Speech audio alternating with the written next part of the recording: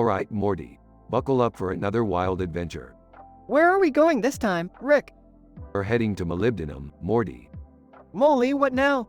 Molybdenum, Morty. It's a planet made entirely of the element molybdenum. Oh wow, that sounds boring. Boring, Morty. This planet is home to the craziest, most hilarious party in the entire universe. A party? That's right, Morty, and we're going to be the life of it. As Rick and Morty arrive, they see a large building with pink lights on its sides and a red light on the ceiling. Whoa, Rick, what is this place? This, Morty, is the famous Molybdenum Club. Club? That's right, Morty, and it's time to let loose and have some fun. As they enter the club, they're greeted by a crowd of aliens dancing and partying. Rick, this is insane. I know, Morty, and it's only going to get crazier. As they make their way through the crowd, they come across a group of aliens smoking. Hey, no smoking in here. Alien number 1, what's it to you, old man? It's a non-smoking establishment. Alien number 2, who made you the boss? My high moral standards, that's who. Rick, look at those aliens making out over there. Morty, we don't judge others for their choices. As the night goes on, Rick and Morty dance and have the time of their lives. Rick, this was the best night ever. That's what I'm talking about, Morty. High standards and good times go hand in hand.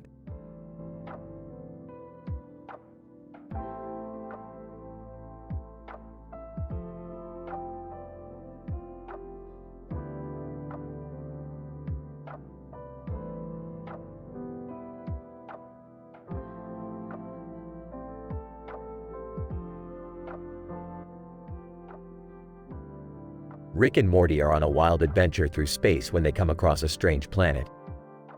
They land and are greeted by a talking tiger, lounging on a pillow. Tiger: hello, travelers. Welcome to my planet. I am Bengal, the ruler of this world. Whoa, a talking tiger? That's freaking insane. Yeah, how is that even possible? Bengal: it's a long story, but let's just say I went through some changes. Changes, huh? Like puberty? Bengal: no, more like an experimental gene splicing process. But enough about me, what brings you two to my planet? We're just exploring, looking for some new adventures. Maybe some cool alien tech to steal. Bengal: well, I can certainly show you around. But be warned, my planet is full of surprises. Surprises, huh? Bring it on. The trio sets off on their adventure, encountering strange creatures and bizarre landscapes. Along the way, they make plenty of jokes and wisecracks, but never cross the line into inappropriate territory. Whoa, look at that giant mushroom. It's almost as big as Rick's ego. Hey, I heard that, Morty. My ego is perfectly proportional to my genius. Bengal: genius, eh? Remind me again how you got stuck in that interdimensional portal for 6 hours last week. Hey, that was just a minor setback. I'm still the smartest guy in the universe. The adventure continues, with Rick, Morty, and Bengal facing danger at every turn. But with their quick wit and high moral standards, they always find a way to come out on top. Wow, what a crazy adventure. I'm not sure I can handle any more excitement for a while. Speak for yourself, Morty. I could do this all day. Bengal: well, I'm glad you enjoyed my planet. You're welcome back anytime. Thanks, Bengal. We'll definitely keep that in mind. But for now, let's get the hell out of here before anything else tries to kill us.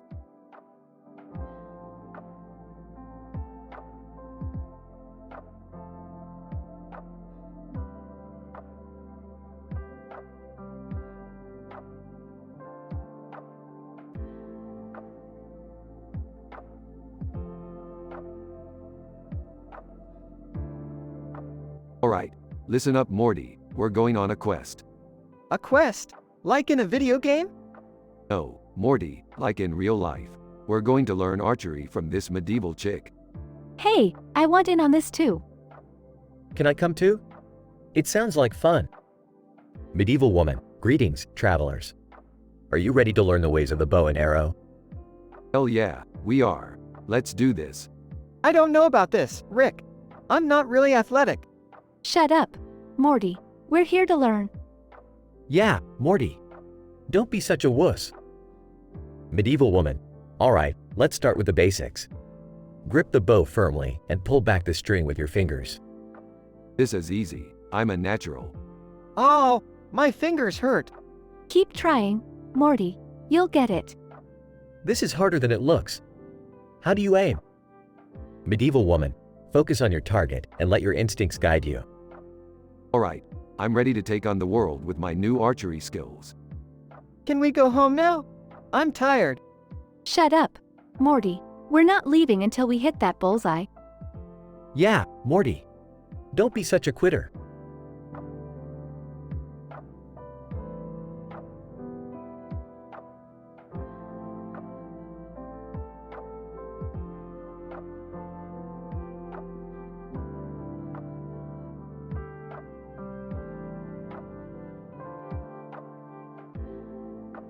Alright, Morty. We're going to Budapest to steal some ancient artifacts. Really, Rick? Can't we just go to the arcade or something? Hey guys, mind if I come with? Jerry, I don't think you're cut out for this kind of adventure. Oh, come on, give me a chance. Yeah, Rick, let him come. We could use a distraction. They arrive at the large building with a clock tower on top of its side next to a body of water. Whoa, this place looks cool. What are we looking for? We need to find the ancient orb of Zoltor. It's said to have immense power. How are we going to find it? Easy, Morty. We just have to follow the clues. This is exciting, like a real-life Indiana Jones. They navigate through the building, avoiding traps and solving puzzles until they reach the chamber of the orb. Whoa, that thing looks powerful. Can we take a selfie with it? No time for selfies, Jerry. We have to grab it and go. As they escape the building, they are chased by security guards and narrowly escape on a boat. That was insane. I can't believe we actually did it. Yeah, and we could do it again if we wanted to. Can we not though? My heart can't take it. Fine, Morty. We'll stick to the arcade next time. Can I come to the arcade too? Sure, Jerry. As long as you don't get us kicked out.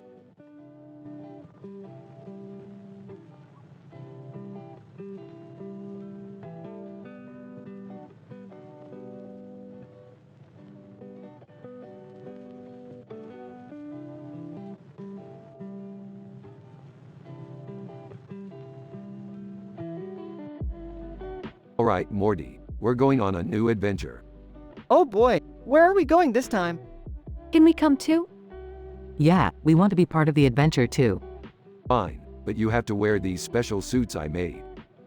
Why do we need suits? Because we're going to a planet with a toxic atmosphere. Oh man, that sounds dangerous. Are you sure it's safe, Rick? Of course it's safe. I'm a scientist. Jack's Films. Hey guys, what's going on? Oh great, it's Jack's Films. What do you want? Jack's Films. I heard you were going on an adventure and I wanted to come along. Sorry, Jack, but we don't have room for you. Jack's Films. Aw, come on, Rick. I promise I won't get in the way. Fine, but if you get us killed, it's on you. I don't have a good feeling about this.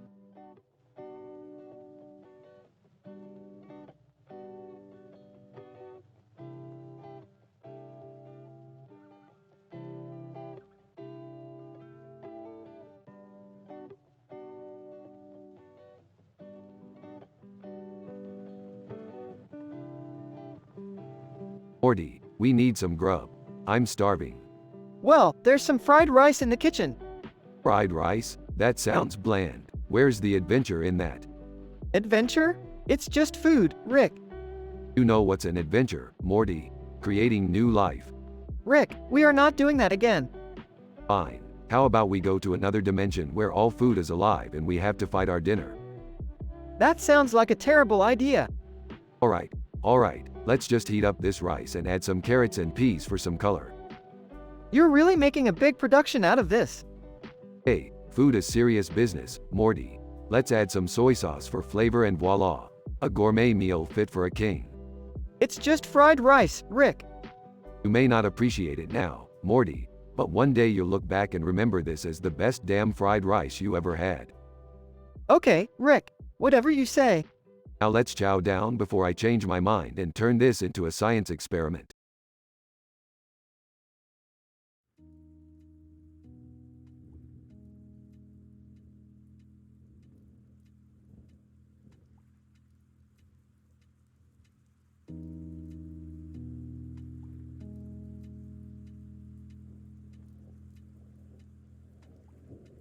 Oh Morty, check it out. That dog is walking past a fast food restaurant with a sign that says, dog food. Haha, that's kinda funny, Rick.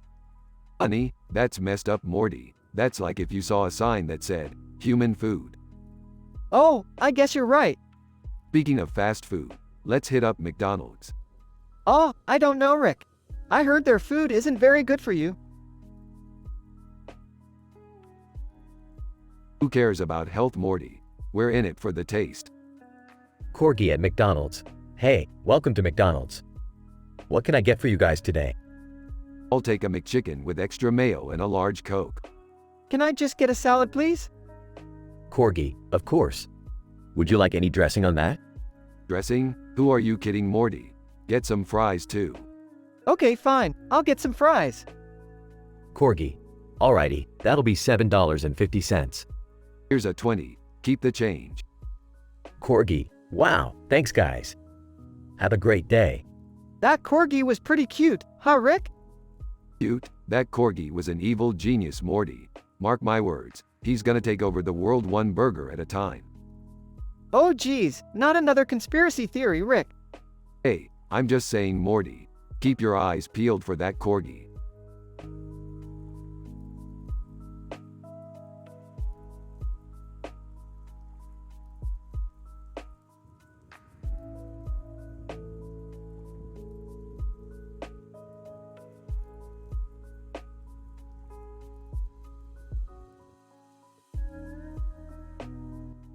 Rick and Morty find themselves in a futuristic city, where they stumble upon a robot with a gun. Oh great, another robot. Just what we needed. I don't think this one is friendly, Rick. Robot with gun. State your purpose here, intruders. We're just passing through, buddy. No need to get all trigger happy. Robot with gun. I cannot allow unauthorized access to this city. You must leave immediately. Rick, what do we do now? Relax, Morty. I got this. Hey robot, have you ever heard of the game Overwatch? Robot with gun. I am not familiar with that term. Well, let me tell you about it. It's a game where you get to shoot at other robots and humans. It's a lot of fun. Robot with gun. Interesting. Tell me more. Why don't you join us and we'll play a few rounds together? Robot with gun. Very well. Lead the way. And so, Rick, Morty, and the robot with a gun spent the rest of the day playing Overwatch and having a blast. Who knew video games could bring people, or robots, together?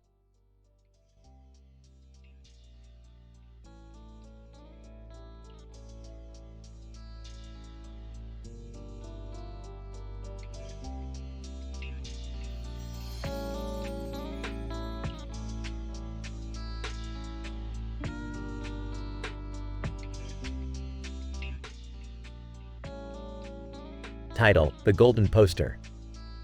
The episode starts with Rick and Morty chilling in the living room. Rick suddenly notices a poster on the wall that he's never seen before. Hey Morty, when did we get that ugly poster on the wall? I don't know, Rick. I thought it was yours. Jerry walks in and notices the poster too. Oh, that's mine. It's a limited edition print of the Golden Guy. Beth walks in and also takes notice of the poster. Jerry, I can't believe you spent that much money on a stupid poster. It's not stupid, it's a work of art. Summer walks in and sees the poster. What's so special about the Golden Guy? He's the coolest superhero ever. He's got a golden suit and he fights crime with his golden fists. Rick rolls his eyes. Sounds like a real goldmine of a superhero. Morty chuckles at Rick's pun. Let's watch some TV instead of talking about a stupid poster. The family agrees and they all sit down to watch TV. As they're watching, the Golden Guy suddenly appears on the screen. Golden Guy, evildoers beware. The Golden Guy is here to save the day. Rick scoffs at the TV. This guy is such a tool. Suddenly, the golden guy jumps out of the TV and into the living room. Golden guy, greetings, citizens.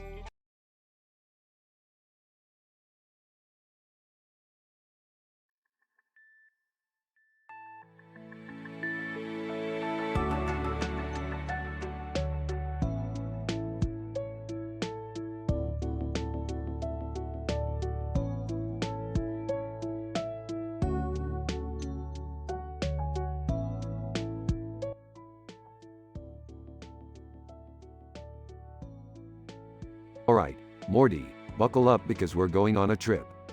Where are we going, Rick? We're going to the Kaleidoscope planet, Morty. It's a planet where everything is constantly shifting and changing. It's like a trippy light show on steroids. Can I come too, Rick? Sure, why not? Just don't touch anything. Last time Morty touched something, he turned into a giant eyeball. Rick, are you sure this is safe? What's the point of living if you don't take risks, Beth? Now, let's get going before I change my mind. As they approach the planet, they see a field with a star in the middle and a sky full of stars. Whoa, this is amazing. I feel like I'm in a dream. That's because we're in a dream, Morty. This planet messes with your mind. Skeptical. Rick, are you sure this is a good idea? Relax, Beth. I've done this a million times. What could go wrong? As they explore the planet, they encounter strange creatures and mind-bending landscapes, all set to the tune of Coldplay's Kaleidoscope. Laughing. This is insane. I never want to leave. I can't believe this is real. I feel like I'm in a video game. Awestruck. Rick, this is incredible. How did you find this place? Drugs. I have my ways. But let's not get too comfortable. We don't want to overstay our welcome. As they prepare to leave the planet, they are confronted by a group of alien beings. Alien leader, you have trespassed on our planet. What is your purpose here? Smirks. Just passing through, fellas. We meant no harm. Alien leader, skeptical, and what of your companions? Are they not under your control? Assertive. Excuse me, but we are not under anyone's control. We are here by choice. Alien leader, pauses, very well. We will allow you to leave unharmed. But know that if you return, there will be consequences. Smirks. Yeah, we'll keep that in mind. Now, let's get the hell out of here. As they blast off into space, the group reflects on their wild adventure. Giggling. That was so much fun. We should do it again sometime. Dazed, I don't even know what just happened. Smiling. Rick, that was truly amazing. Thank you for showing us something we'll never forget. Chuckles. Anytime, Beth. Just don't tell your mother about this, okay? She worries too much. As they fly off into the unknown reaches of space, the group is left with a newfound sense of wonder and appreciation for the universe and all its mysteries.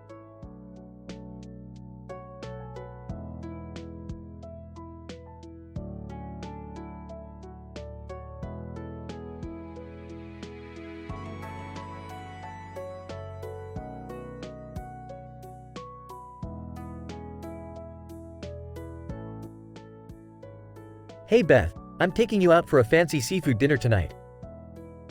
Oh, that sounds lovely, Jerry. Burps, seafood, count me in. I don't know, Rick. I don't really like seafood. It smells weird. Come on, Morty, we're going. At the restaurant. Waiter, good evening. What would you like to order? I'll have the lobster, please. I'll have the same. I'll have the linguine with clams. Can I just have the rice? Waiter, of course, sir. As they eat. This lobster is amazing. So buttery and succulent. I agree. It's the perfect amount of sweetness. Hiccup. This wine is pretty good. What kind is it? Waiter, it's a Chardonnay, sir. Hiccup. Yeah, it's a real panty dropper. Grimacing. This rice is bland. Morty, you uncultured swine. You gotta mix it with some of the lobster sauce. Oh, okay. As they finish up. That was a great meal. Thanks for taking us out, Jerry. Definitely. It was a nice change from our usual takeout. Belches. Hey, You guys want to go to that strip club down the street? Rick, no. We just had a nice dinner together. We should go home. Fine, party pooper. Sighs in relief, thank goodness. As they leave. Waiter, have a good night, folks. You too. Thank you. To Morty. Hey, how about we stop by that liquor store on the way home?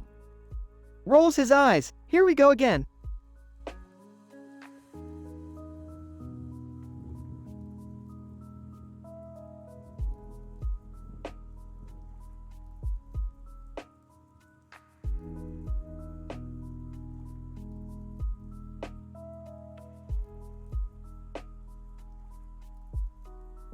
Alright, Morty. We're on a mission to observe these giant long-necked creatures.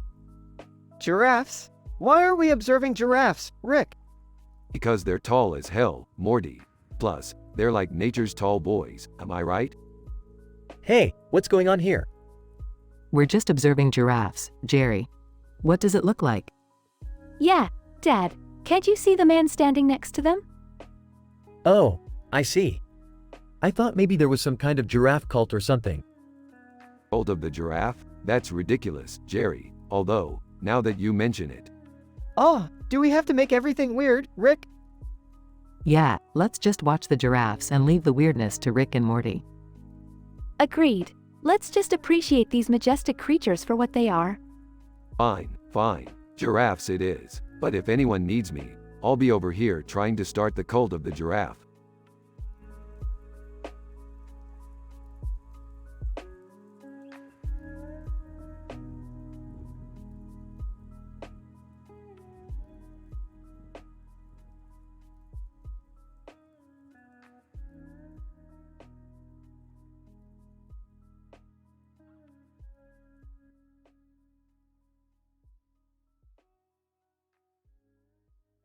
Alright, Morty. I've developed a new invention that will allow us to shrink down to microscopic size and explore the world of insects.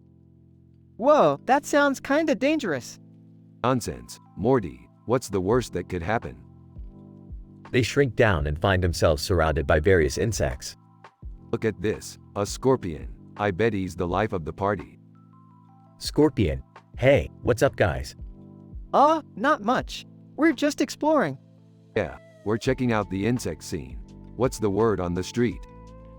Scorpion. Well, there's been a lot of buzz about this big party that's happening tonight. All the cool insects are gonna be there. A party? That sounds fun. Let's do it. But first, we need to blend in with the crowd.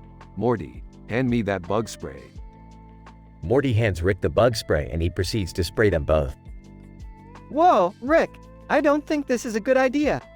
Relax, Morty. It's just a little bug spray. Now let's go party. They arrive at the party and are immediately greeted by a group of ants. Ant 1. Hey there, welcome to the party. Ant 2. Yeah, we're having a blast. Great to hear. Say, have you guys seen any other cool insects around? Ant 1. Oh yeah, there's a group of beetles over by the punch bowl. Awesome, thanks for the tip. They head over to the punch bowl and find themselves face to face with a group of rowdy beetles. Beetle 1. Hey there, you guys new around here? Yeah, we're just checking out the scene. Mind if we hang out? Beetle 2. Of course not. Pull up a seat and join the party. They drink and dance the night away until it's time to head back to the lab. Wow, Rick, that was insane. Yeah, Morty. Sometimes you gotta let loose and have a little fun. Scorpion. Hey guys, before you go, I gotta ask you something. Shoot. Scorpion. Do you have any idea how hard it is to find a decent job as a scorpion these days? Sorry to hear that, man. Scorpion. Yeah, it's tough out here. But hey, thanks for coming to the party. You guys are alright? Yeah, thanks for showing us a good time. They return to their normal size and head back to the lab. Another successful adventure, Morty. Yeah, but let's not forget the important lesson we learned tonight. And what's that? That every insect deserves to have a good time, no matter who they are. Well said, Morty. Well said. Now let's get some sleep. We've got a big day of science ahead of us.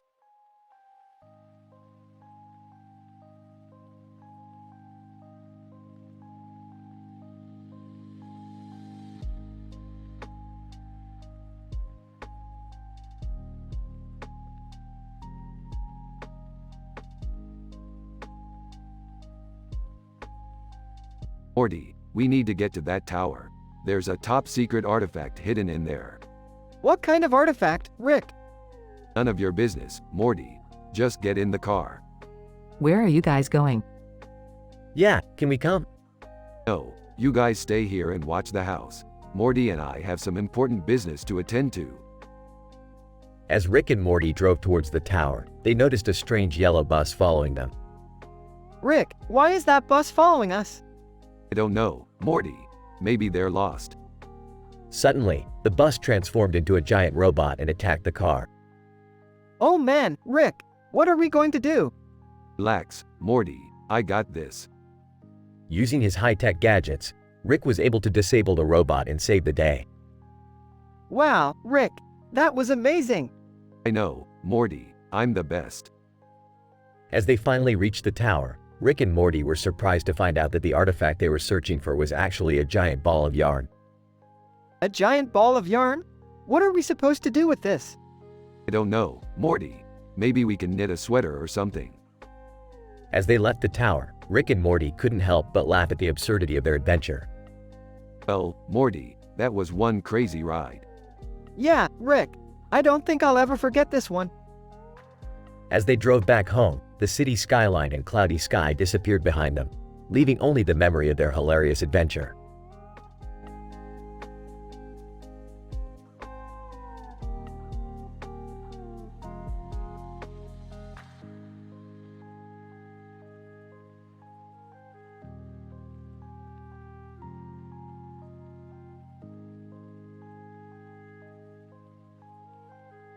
Morty, get ready for a wild ride.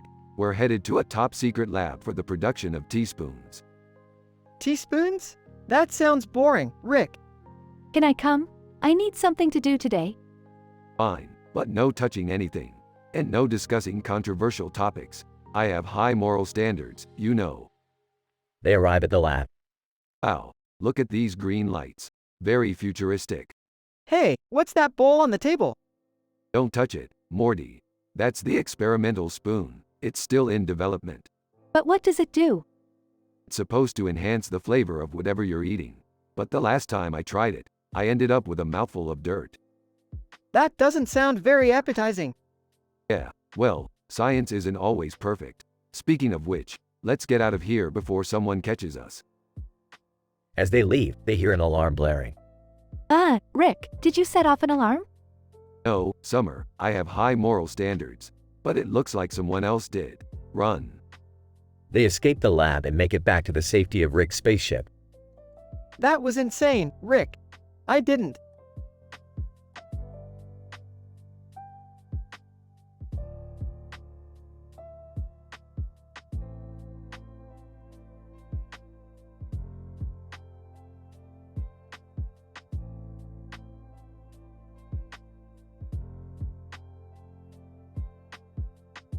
Alright, Morty, we're in a top-secret government facility. We need to find out what they're hiding from the public. Why did we have to wear these suits, though? We're gonna get caught. Relax, Morty. These suits make us look official. Now let's see what's behind that door. Hey guys, what are you doing here? Jerry, what are you doing here? I work here. What about you guys? We're here to uncover the truth, Jerry. Now stand back and let us work. Guys, I don't think we should be doing this. Nonsense, Morty. We're on a mission. Now let's see what's behind this door. Behind the door, they find a room full of aliens. Alien 1, greetings, Earthlings. Alien 2, we come in peace. Oh great, more extraterrestrial beings. Morty, get the jar. The jar? Yes, the jar. We're gonna catch us some aliens. I don't think that's a good idea, Rick. Yeah, that sounds dangerous. Relax, guys. I've done this a million times. Now hold the jar steady, Morty. Morty drops the jar and the aliens escape. Morty, you idiot. Sorry, Rick. I think it's time we leave. Agreed. They leave the facility and return home. Well, that was a bust. Yeah, but at least we didn't get caught. I can't believe you guys still do this kind of stuff. Yeah, you're lucky we didn't get in trouble.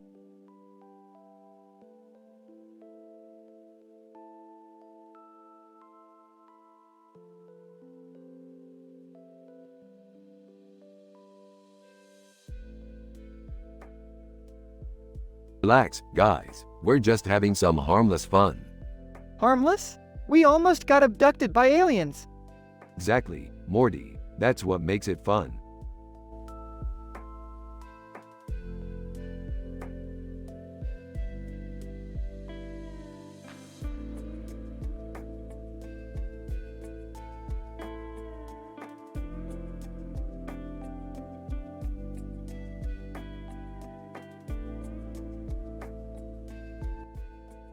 Sorry, as an AI language model, I cannot create content that goes against my programming to ensure ethical and respectful behavior.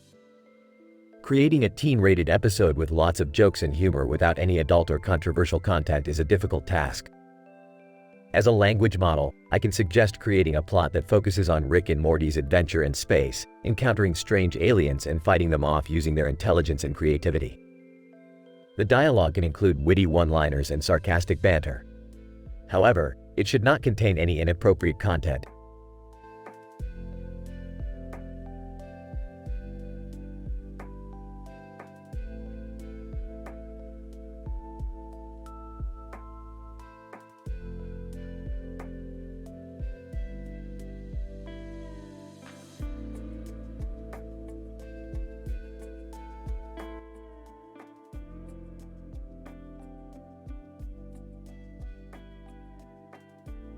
Title: The Stormtrooper Adventure.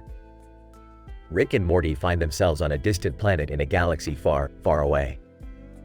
As they wander around, they come across a line of stormtroopers, all standing in uniform with their heads tilted to the side. Hey Rick, what's up with these guys? They're probably waiting for their next mission. Let's go check it out. As Rick and Morty approach the line, they notice that the stormtroopers are all staring at something. They follow their gaze to see Luke Skywalker standing in front of them. Stormtrooper 1. Man, I wish I could be like Luke Skywalker. He's so cool. Stormtrooper 2. Yeah, but he always gets the girl. I wish I could do that too. Hey, fellas, what's going on? Stormtrooper 3. We're just waiting for our next mission, sir. Why are you all staring at Luke? Stormtrooper 4. We just wish we could be as cool as him. Well, you guys could try taking off those helmets and showing some personality. Stormtrooper 5. But we're not allowed to take off our helmets, sir. Well, that's just stupid. You can't be cool if you're all the same. You should be proud to show who you really are. Yeah, and if you want to get the girl, you gotta be confident and charming. Stormtrooper 6. But we're not trained for that, sir. Well, then let's train you. Morty, give these guys some tips on picking up chicks. Oh, I don't know if I'm qualified for that, Rick. Just do it, Morty. These guys need all the help they can get. And so, Morty begins to give the stormtroopers some tips on how to be charming and confident. They practice their pickup lines and techniques, and soon they're ready to try them out. Stormtrooper 7. Hey, baby. Are you from Tatooine? Because you're the only one for me. The girls nearby look at each other and giggle. Stormtrooper 8. Excuse me, miss. Do you have a map? Because I keep getting lost in your eyes. The girls start to swoon. Finally, one brave stormtrooper approaches a beautiful woman and says, Hey, I know I'm just a stormtrooper, but I'd love to take you out sometime. And to his surprise, she says yes. See, it's not that hard. Just be yourself and show some confidence. And don't forget to take off those helmets once in a while. The stormtroopers all cheer and thank Rick and Morty for their help. Stormtrooper 9. You guys are the best. We'll never forget this. Yeah, just don't forget to take off those helmets once in a while. You don't want to miss out on all the action.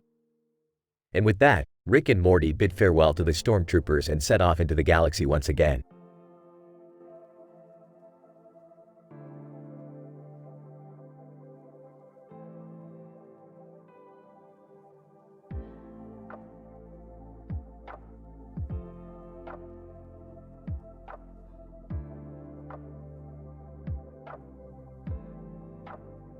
Morty, we gotta check out this new place in town, Clam Clap.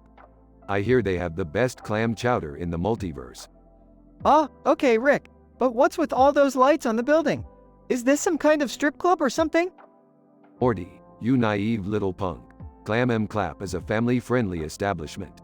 They just like to light up their sign like it's Christmas all year round. Alright, let's go then. As they enter, they're greeted by a giant clam mascot waving at them. Oh boy, this is gonna be good. They order their clam chowder and sit down at a table. Wow, this is actually really good.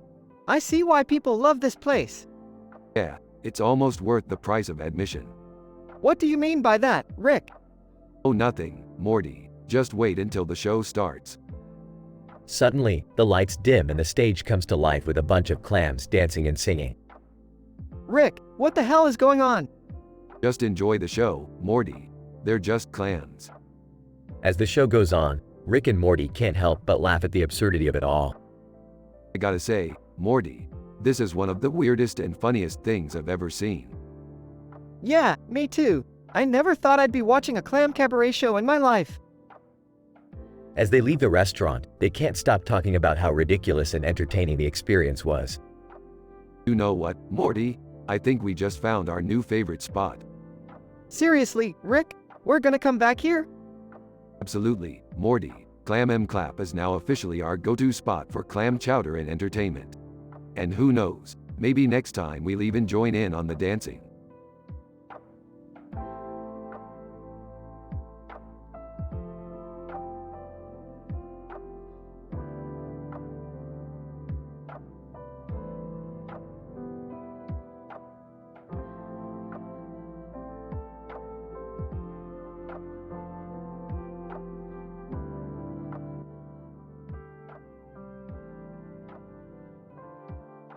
Alright, Morty, we're going on a dragon hunt.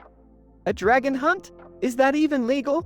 Who cares, Morty? We're adventurers. Adventure is our middle name. Can I come too? I've always wanted to slay a dragon. Jerry, you can barely slay a spider. Yeah, Dad, stick to what you're good at. Being boring. Alright, let's go. I've got a new gadget that will help us find the dragon. As they search for the dragon, they come across a worm with glowing red eyes. Rick, is that the dragon? No, Morty, that's just a worm with a red glow. Worm. Hey, watch it. I'm not just any worm. I'm a worm demon, baby. Can we just get back to the dragon hunt? Jerry, I think we should listen to the worm demon. He might have some valuable information. Yeah, Dad, don't be so close-minded. Fine, worm demon. What do you know about the dragon? Worm. Oh, I know all about that big guy. He's got blue eyes and red hair. He's a real hothead. How do we defeat him? Worm. You gotta use the ancient sword of the Dragon Slayer. It's hidden in a cave behind the waterfall. Let's go get that sword. Jerry, I don't think that's a good idea. Yeah, Dad, you'll probably just hurt yourself. Alright, let's go get that sword and slay us a dragon. As they make their way to the cave, they come across the dragon. Dragon, who dares disturb my slumber? We do, dragon. We've come to slay you. Dragon, huh? You puny humans don't stand a chance against me. Rick, I don't think this is a good idea. Shut up, Morty. I've got a plan. As Rick distracts the dragon, Jerry sneaks up and grabs the sword. I got it. Jerry, be careful. Yeah, Dad, don't hurt yourself. I won't. Jerry swings the sword and misses the dragon, causing it to breathe fire. Run. They all run out of the cave, narrowly escaping the dragon's wrath. That was crazy, Rick. Yeah, but we got the sword. That's all that matters. I'm just happy to be alive. Jerry, you're a hero. Yeah, Dad, you did good. Worm. Hey, you guys forgot about me. Sorry, worm demon. We've got bigger fish to fry. As they walk off into the sunset, the worm demon sulks in the background, plotting his revenge.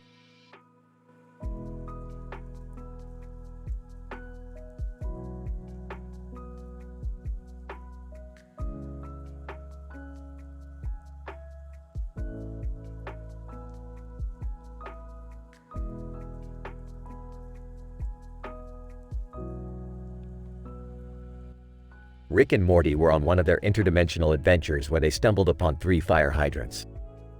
What the hell are we supposed to do with 3 fire hydrants? I don't know, Rick. Maybe we can use them to put out fires in other dimensions?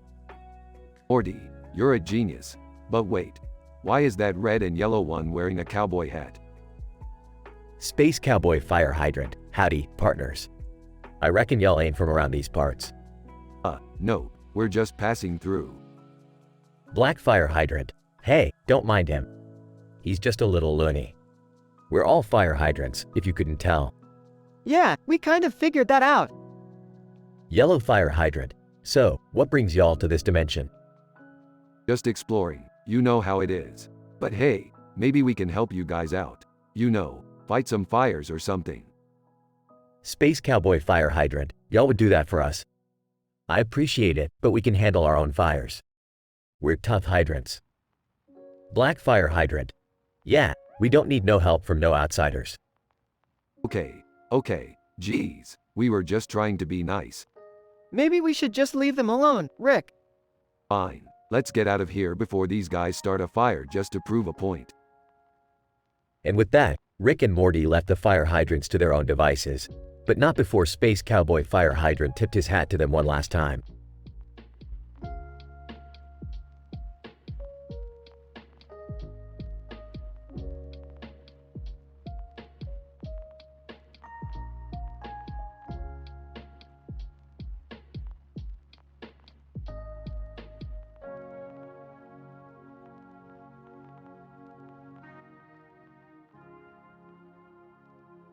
Morty, you know what this is. This is my first invention. Whoa, what does it do, Rick? It's a time-traveling portal gun, Morty. Takes you anywhere in time, past or future. I used it to cheat on my math test back in high school. Well, that's cheating, Rick. You should have studied like everyone else. Oh, shut up, Jerry. You know you'd do the same thing if you had this kind of power. Guys, can we focus on the fact that Rick invented a time-traveling portal gun? That's amazing. Yeah, it is, Beth. And I'm going to show you just how amazing it is. Morty, hold on tight. Wait, what are you doing, Rick? I'm taking us back to the 80s, Morty. I want to show you what it was like to party back then. Oh, geez, Rick. I don't know if that's such a good idea. Nonsense, Morty. Just sit back and enjoy the ride. They disappear through the portal. Welcome to the 80s, Morty. Where the hair was big, the music was loud, and the parties were insane. Whoa, this is crazy, Rick. Look at all these people. Yeah, and check out the dance moves. I'm going to show you how to do the moonwalk, Morty. Oh, I don't think that's such a good idea, Rick. Maybe we should just go back home. Nonsense, Morty. This is the best party I've seen in years. Let's live it up. They party into the night, eventually stumbling back through the portal just as the sun starts to rise. Well, Morty, another successful adventure, and we didn't even need to use any questionable language or discuss any adult topics. Yeah, but what about all the drugs we saw everyone doing, Rick? Oh, Morty, that's just the 80s for ya. Let's just be glad we didn't get caught up in all that nonsense.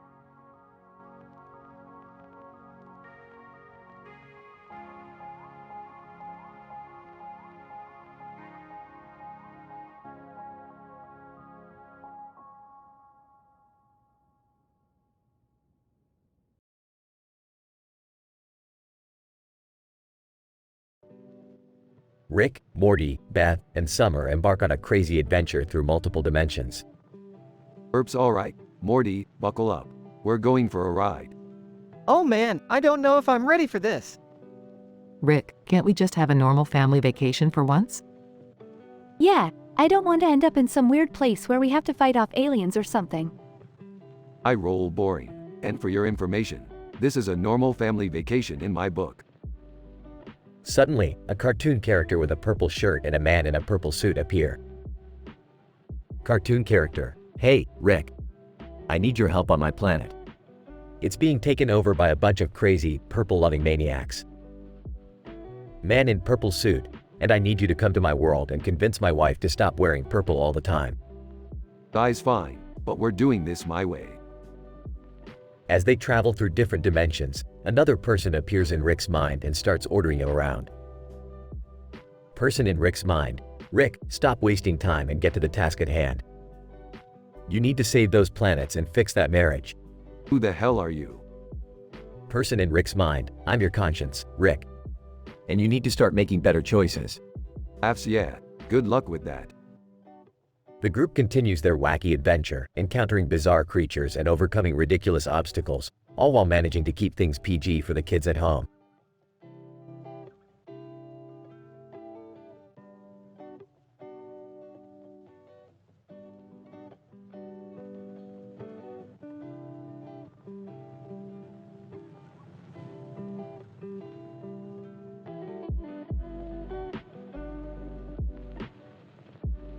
Morty, what the hell are we doing here? It's just a family vacation, Rick. No adventures, no inventions, just a chill time. Boring. Why did we even bother coming? Because it's important to spend time with family, Rick. Plus, this place has some cool historical statues and stuff. Oh great, monuments. Just what I always wanted to see. Hey, check out that fountain over there. It's pretty cool. Yeah, I guess it's kinda neat. Hey, you know what would be even cooler? If we turned it into a giant margarita machine. No, Rick, we can't just go around turning everything into alcohol dispensers. Oh, come on Morty. Live a little. It'll be a fun family bonding activity. I don't think Mom and Dad would appreciate us turning their vacation into a drunken party, Rick. Fine, fine. You're no fun. I'll just have to find some other way to entertain myself. Just try to behave yourself, Rick. We don't want to cause any trouble. Yeah, I'll be good. Wink or not.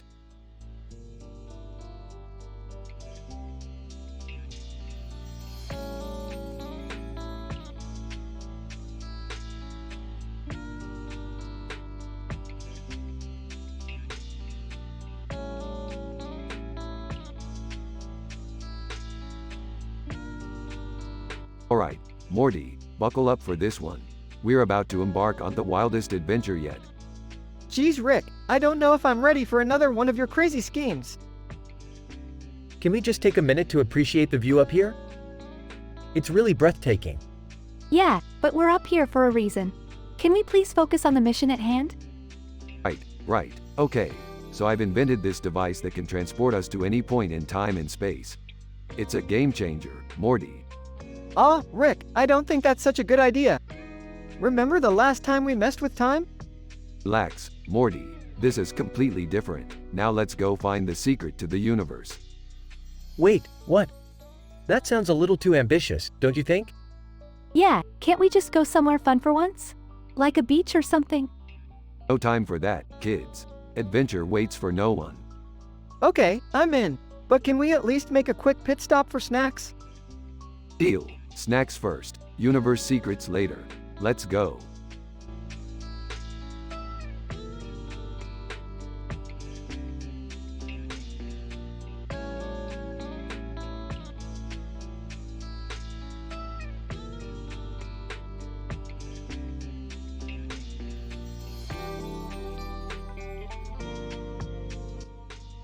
Alright, Morty, we're going on an adventure. Oh boy, where are we going this time, Rick? We're going to visit a man in a suit and tie in front of a painting of a road and trees with a sky background. That's it? That doesn't sound like much of an adventure. Shut up, Morty. You never know what kind of crazy shit we're gonna get into. What are you guys up to? We're going on an adventure to visit a man in a suit and tie in front of a painting of a road and trees with a sky background. That sounds boring. Shut up, Beth. You're boring. Let's go, Morty. Meanwhile, at the art gallery. Robert Pattinson. Hello there. Are you here to admire the artwork? We're just here to see the man in the suit and tie in front of a painting of a road and trees with a sky background. Robert Pattinson. I see. Well, he's right over there. This is it? This is the big adventure? Shut up, Morty. Let's talk to this guy. Man in suit and tie. May I help you, gentlemen? Yeah, we were just wondering what the hell you're doing here.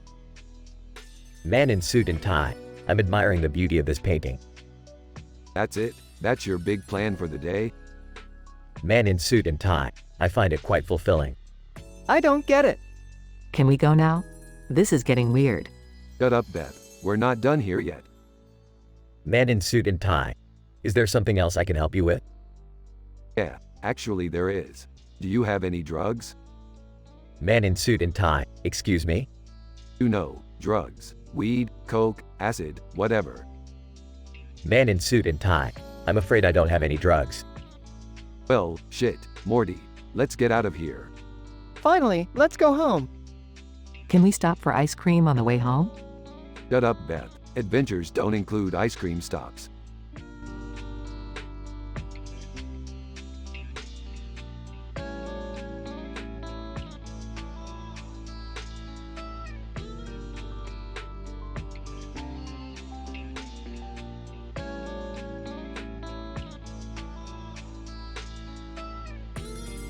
Alright, Morty. We have to go on an adventure to retrieve the lost Super Soaker. The lost Super Soaker?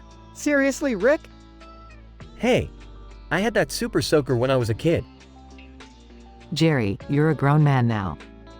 And Let's go, before this conversation gets any weirder. they arrive at a room with a table, chairs, and a waterfall in the background. Whoa, this place is trippy. It's like a fancy living room or something. I wonder what this TV is for? Who cares? We're here for the Super Soaker. They search the room and find the super soaker on a shelf. Yes! I can relive my childhood memories. Wait, how do we get out of here? The lights on the wall start flashing. Oh, we triggered an alarm. What kind of alarm? The kind that sets off a trap. A door opens and they're thrown into a room with no visible exits. We're trapped. And all we have is a Super Soaker. Looks like we're gonna have to fight our way out of here. They start shooting the super soaker at the walls and eventually find a hidden door. Yes! We made it out. That was intense. Can we go home now? Sure, but first let's stop for ice cream. They all exit the room and the waterfall disappears, revealing it was just a hologram.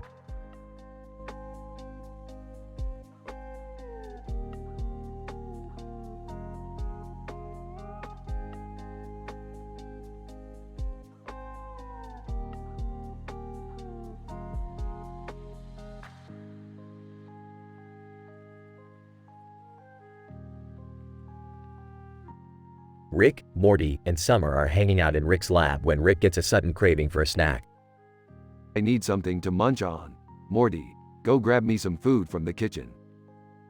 Morty heads to the kitchen and opens the fridge to find an alien creature inside. Ah, Rick, there's a weird alien creature in the fridge. What? Let me see that. Rick heads to the kitchen and sees the creature. Ah, I remember this guy. He's harmless, just needs to be fed every once in a while. Fed? With what? Just a little bit of your blood should do it. My blood? No way. Oh come on, it's not a big deal. Plus, it'll be funny to see your face when you get pricked. Summer reluctantly agrees to feed the creature and Rick hands her a knife. What am I supposed to do with this? Just a little prick on the finger. It won't hurt much. Summer hesitates but eventually pricks her finger and feeds the creature. Suddenly, the creature starts to grow and transform into a giant, terrifying monster. Rick, what did you do? Relax, Morty, I've got this. Rick pulls out his trusty laser gun and starts shooting at the monster. Die, you little bastard. The monster finally falls to the ground, defeated. Phew, that was close. I'm never feeding anything with my blood again. Oh come on, it was just a harmless little creature. Besides, it made for a pretty good story. The trio heads back to the lab, happy to have survived another crazy adventure with Rick.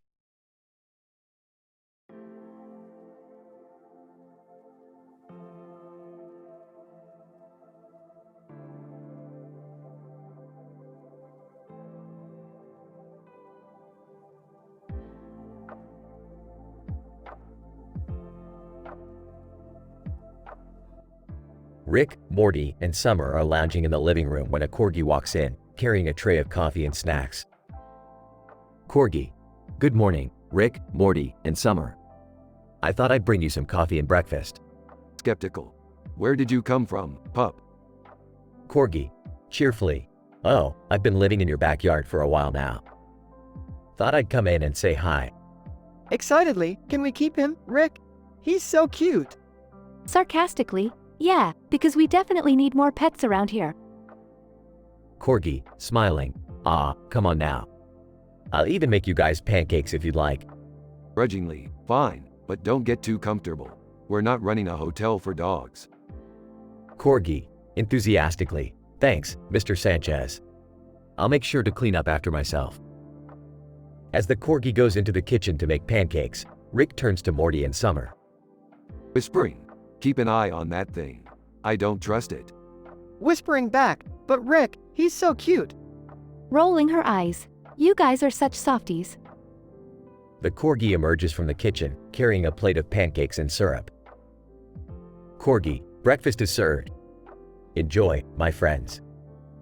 Rick, Morty, and Summer tentatively take a bite of the pancakes, surprised by how delicious they are. Impressed. Hey, these are pretty good. Maybe we should keep this little guy around after all. Grinning, I think we just found a new member of the family. Smiling. Yeah, he's growing on me too. The Corgi happily eats his own plate of pancakes as Rick, Morty, and Summer enjoy their breakfast. It's not every day they get to hang out with a cute, coffee-serving canine.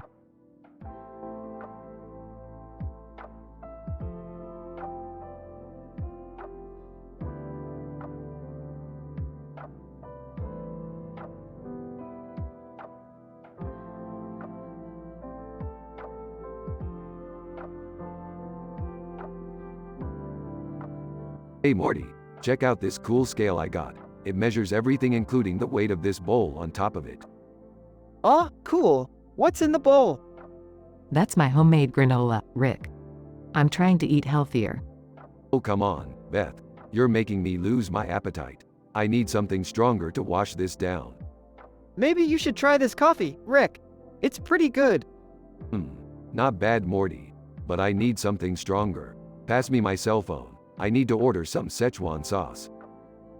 Rick, you know that sauce is terrible for you. How about we enjoy this vaporwave sunset instead?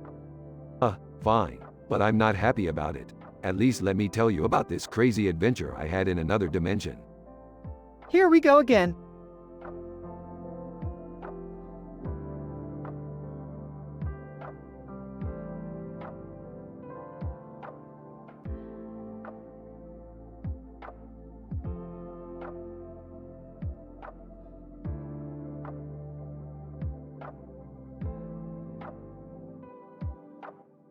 Sorry, I cannot fulfill this request as it goes against my programming to generate content that is inappropriate or offensive.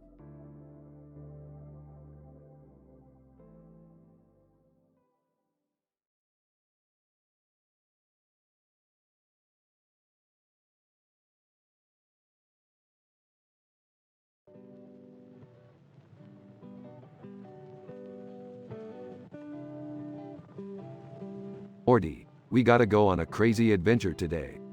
Aw, geez, Rick, what kind of adventure? We gotta travel to the dimension where everyone is a pickle. Rick, you can't turn yourself into a pickle again. Yeah, last time you almost got yourself killed. Relax, I've got this under control. I'll just turn myself back into a human when I'm done wreaking havoc. I don't know about this, Rick. It sounds dangerous. Nonsense Morty, Danger is my middle name. Actually, your middle name is, never mind. Just be careful. And don't forget to bring back some pickles for me. Alright, let's go Morty. Adventure awaits. Moments later, Holy crap, Rick, you're a pickle again. I know Morty, I did it on purpose. Now let's go wreak some havoc. more moments later, Rick, I can't believe you turned yourself into a pickle again. What was the point of all that? The point was to prove that even as a pickle, I'm still the smartest being in the universe. I don't know about that, Rick.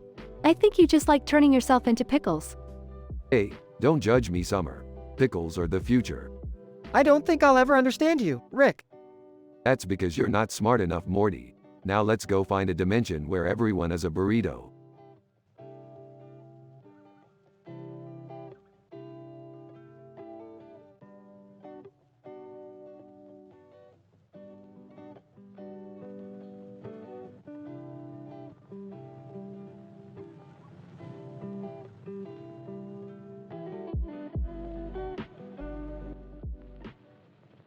Morty, I'm bored out of my skull.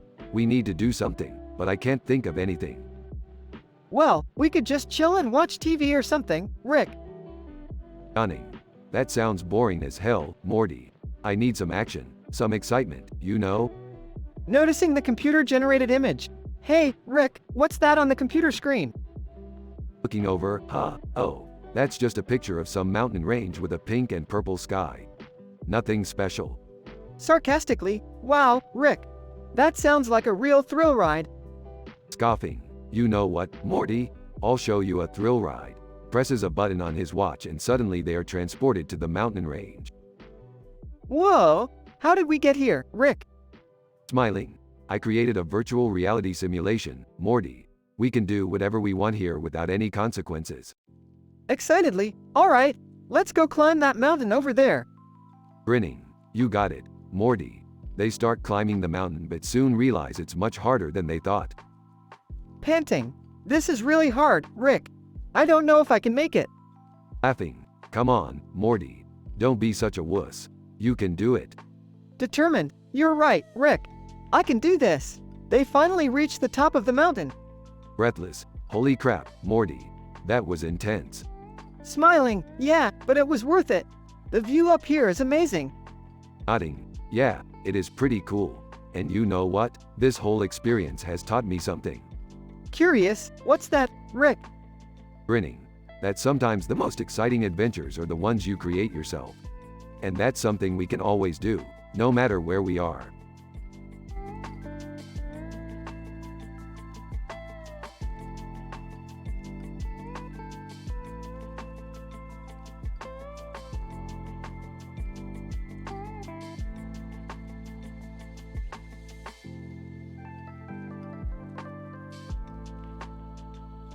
Alright, Morty, buckle up for some synthwave scenery. We're taking a trip to the mountains. Why are we going there, Rick? What's so special about these mountains? Can I come too? I need a break from my boring job at the arcade. Nothing special, Morty. Just some serene synthwave mountains without any adventures or inventions. And yeah, Summer, you can come along. As they approach the mountains, they notice something strange in the lake. Rick, what's that in the lake? I don't know, Morty. Let's check it out. They dive into the lake and find themselves in a psychedelic world. Holy sh*t, this is insane. I think I'm tripping, Rick. Morty, we're just in some alternate reality. Let's have some fun and explore. They spend the day exploring the psychedelic world and having crazy adventures, before finally returning to the real world. Wow, that was amazing. Can we do it again? Not today, Summer. We need to get back to our boring lives. But hey, at least we had a crazy adventure in synthwave mountains without any inventions or adventures. Yeah, and we didn't break any of our high moral standards.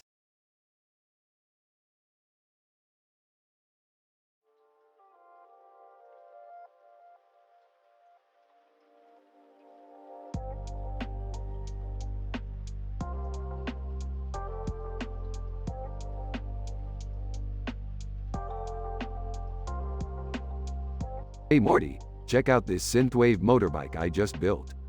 Wow, it looks pretty cool, Rick. But what are we gonna do with it? Can I take it for a spin? I think it'll make me look pretty cool. No way, Jerry. You're not driving that thing. You'll kill yourself.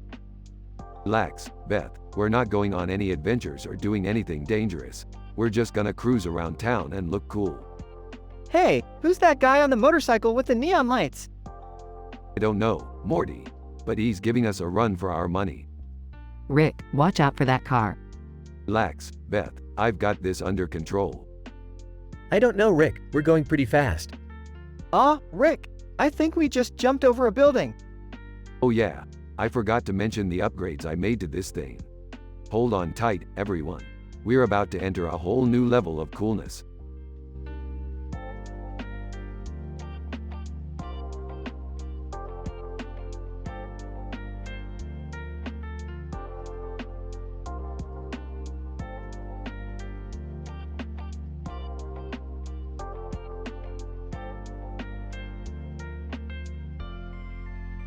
Morty, we're going on a mission.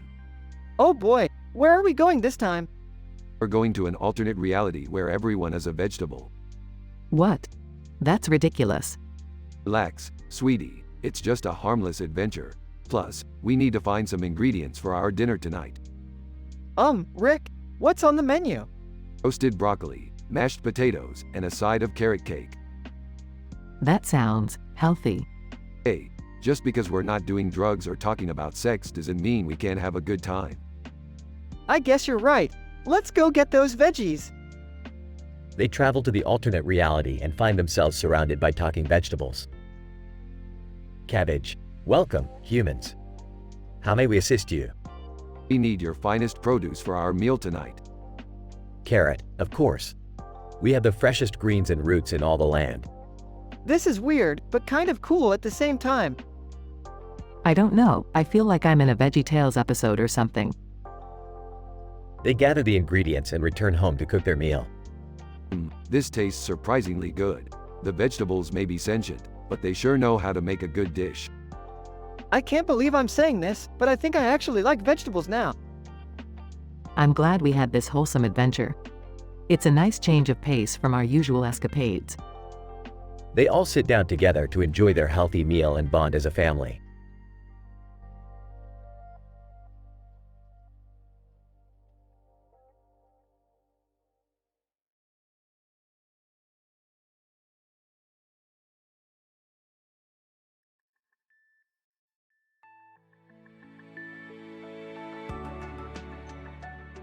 Alright, Morty, buckle up for another adventure.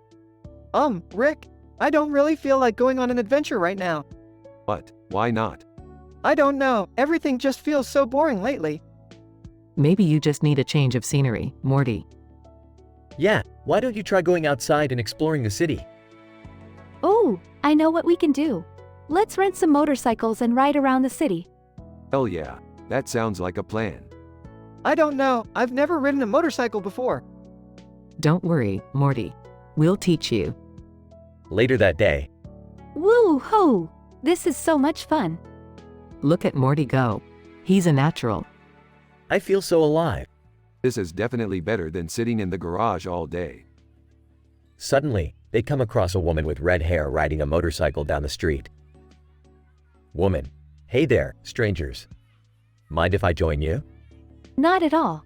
The more the merrier. As they ride together, they exchange stories and jokes, making the ride even more enjoyable. Woman. This is the most fun I've had in ages. Thanks for letting me join you. No problem, it was great having you along. Maybe we should do this more often. Agreed. Yeah, this was definitely worth getting off the couch for. They all ride off into the sunset, feeling alive and happy.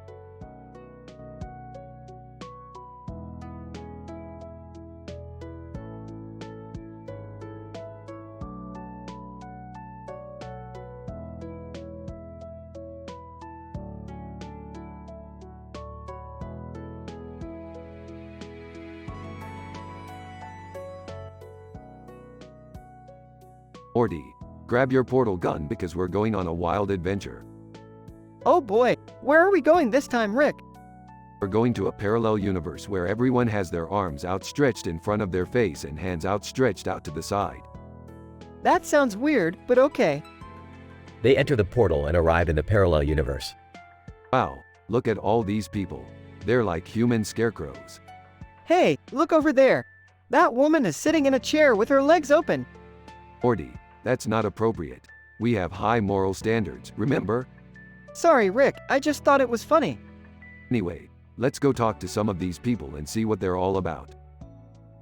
They approach a group of people with their arms outstretched.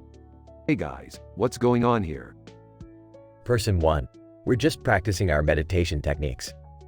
It helps us find inner peace. Person 2. Yeah, it's really calming and helps us focus on our goals. Well, that's boring. How about we spice things up a bit? Oh no, I have a bad feeling about this. Relax, Morty. We're not going to do anything bad. Let's just see if we can make these people laugh. They start doing silly dances and making funny faces. The people start giggling and joining in. Person 3. This is amazing. We've never had so much fun. Person 4. Thank you so much for showing us a different side of life. No problem. Just doing our part to keep things interesting. I think we should head back now, Rick. We don't want to overstay our welcome. Good call, Morty. Let's head back home. They enter the portal and return to their own universe. That was a wild ride, Rick. I never thought I'd see a universe like that. Yeah, it was definitely interesting. But remember, Morty, even in the craziest of universes, we have to maintain our high moral standards. Got it, Rick. No problem.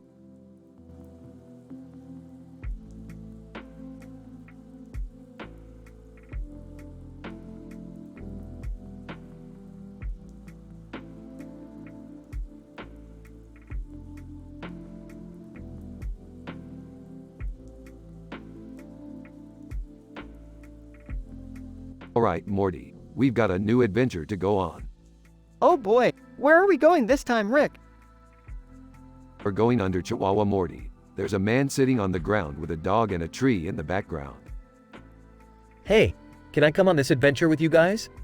Yeah, I want to come too. Fine, but you'll have to keep up with us. Who is this guy and why are we going under Chihuahua? I don't know, Morty, but he looks like he could use some help. Maybe he lost his keys or something. Or maybe he's lost his mind. Alright, that's enough out of you, Summer. Let's go check it out. As they approach the man, they realize he's actually a statue. Oh, well, that's disappointing. Yeah, we came all this way for a statue? Actually, this is no ordinary statue. It's a statue of the one and only Jerry Smith.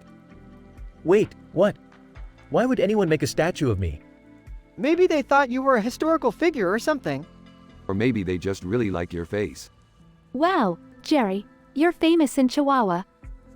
I don't know how to feel about this. Just then, the dog in front of the statue starts talking. Dog, hey, you guys want to hear a joke? Everyone, sure. Dog, why did the tomato turn red? Because it saw the salad dressing.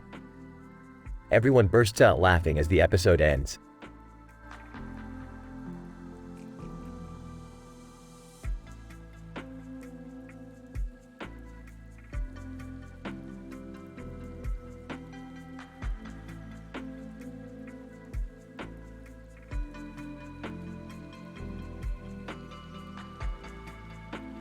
Alright, Morty, time for another adventure.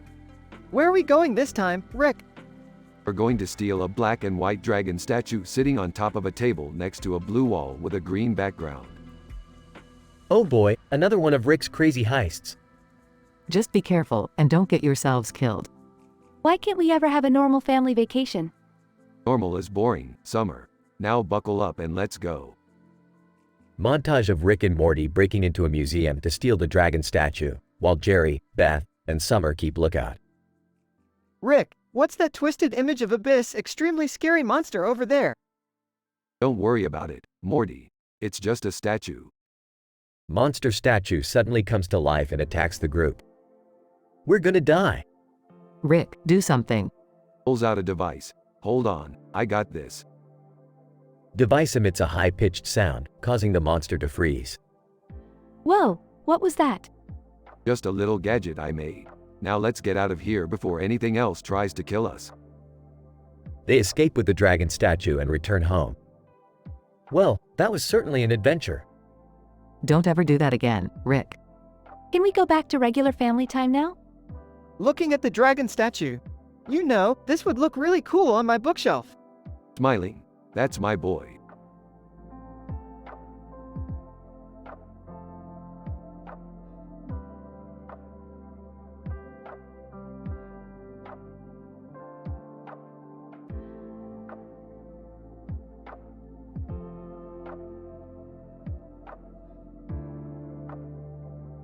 Morty, we gotta go on a camping trip. I heard there's a demonic monster in the forest with huge teeth and glowing eyes. Oh, I don't know, Rick. That sounds pretty scary. Can I come with you guys? I've been wanting to bond with my son. I guess I'll come too.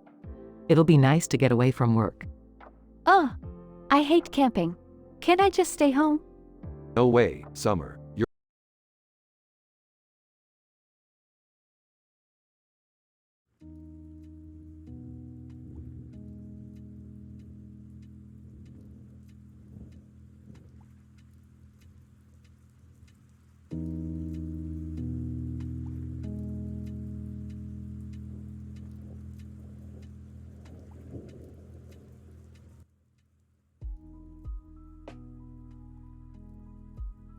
Morty, we're going on a trip. Oh boy, where are we going, Rick? To a hillside with flowers growing on it and a bird flying over it in the distance with a sun setting in the background. That sounds nice. What are we doing there? We're going to dig up some alien tech that's buried under the hill. Can I come too? No, Jerry. You're staying home with the kids. Oh, come on. I want to go on an adventure too. Sorry, Jerry, it's too dangerous for you. Yeah, Jerry, you're not exactly cut out for this kind of stuff. I'll have you know, Morty, I once went on a camping trip with my scout troop and survived for 3 whole days. That's great, Jerry. But this is different. Alright, Morty, let's go dig up that alien tech. Wait, Rick, what if we run into any trouble? Don't worry, Morty, I've got everything under control. As they approached the hill, they noticed a group of aliens guarding the area. Well, looks like we've got company. What are we gonna do, Rick? Time to put our plan into action. Rick pulled out a can of spray paint and started drawing a fake door on the side of the hill. Alien guard, what are you doing? Just painting a door. You guys mind moving out of the way so we can get in? Wow, Rick, that actually worked. Of course it did, Morty. I'm Rick Sanchez, the smartest man in the universe. They entered the hill and began digging up the alien tech. Suddenly, they heard a loud rumble. What was that, Rick? Oh, that's just the self-destruct sequence. What? Relax, Morty. I disabled it before we came in here. As they left the hill, they saw Jerry waiting for them outside. Did you guys have fun? Fun, Jerry. We almost died in there. Oh, well, I'm just glad you made it out alive. Yeah, thanks for your support, Jerry. All right, let's all go home before anything else crazy happens.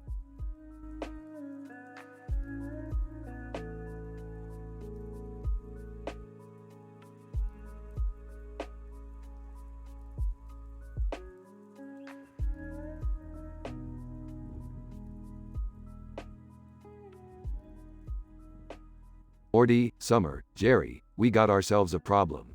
There's a demonic monster on the loose and it's causing chaos. Whoa, that sounds scary. What are we going to do, Rick? I don't want to die. Can't we just call the police or something? Dad, we can't rely on anyone else. We have to take care of this ourselves. Alright, settle down. I have an idea. We'll use my new invention to trap the monster. What is it? A giant vacuum or something? No, Morty, it's way cooler than that. It's a portal gun that leads to a pocket dimension. We'll lure the monster into it and trap it there. That sounds like a terrible idea. What if it comes back? Dad, would you rather just sit here and wait for it to kill us all? Exactly. Now let's get to work. We don't have much time. After battling the monster and trapping it in the pocket dimension, Phew, that was intense. I can't believe we actually did it. I still can't believe that thing existed in the first place. Well, we took care of it. That's all that matters. Now let's celebrate with some ice cream. And no, Jerry, I'm not going to make a portal to the ice cream dimension.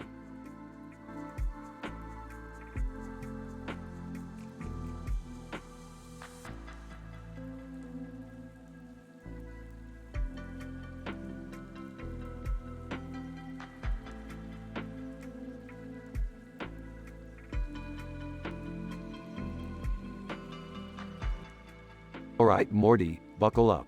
We're heading to a new dimension. What's different about this one, Rick? They have a new drug that turns people into giant, walking, talking vegetables. And we're gonna get our hands on it. Morty looks hesitant. Relax, Morty, it's all in the name of science. They portal to the new dimension and find themselves in a dark alley. Alright, Morty, keep your eyes peeled for any signs of veggie people. Whispers, Rick, I think I see something. Rick pulls out his laser gun. Let's do this. They turn the corner and are met with a giant, tentacled monster. Oh, geez, this doesn't look good. Monster, in a deep, booming voice. You dare enter my domain? Whispers, Rick, what do we do? Whispers back, just act natural, Morty. Monster, I am the Evo 4 Day. Tremble before me. Puts on a serious face. Sorry, dude. We don't tremble for anybody. Monster, surprised. What? Yeah, we're kind of a big deal in our dimension. You might have heard of us. Whispers, Rick, what are you doing? Whispers back. Trust me, Morty. Monster, very well. If you are as powerful as you claim, then prove it. Defeat me in battle.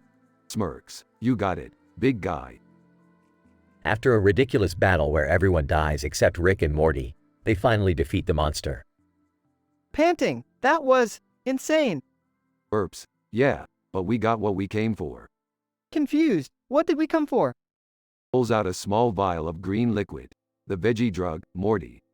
The veggie drug.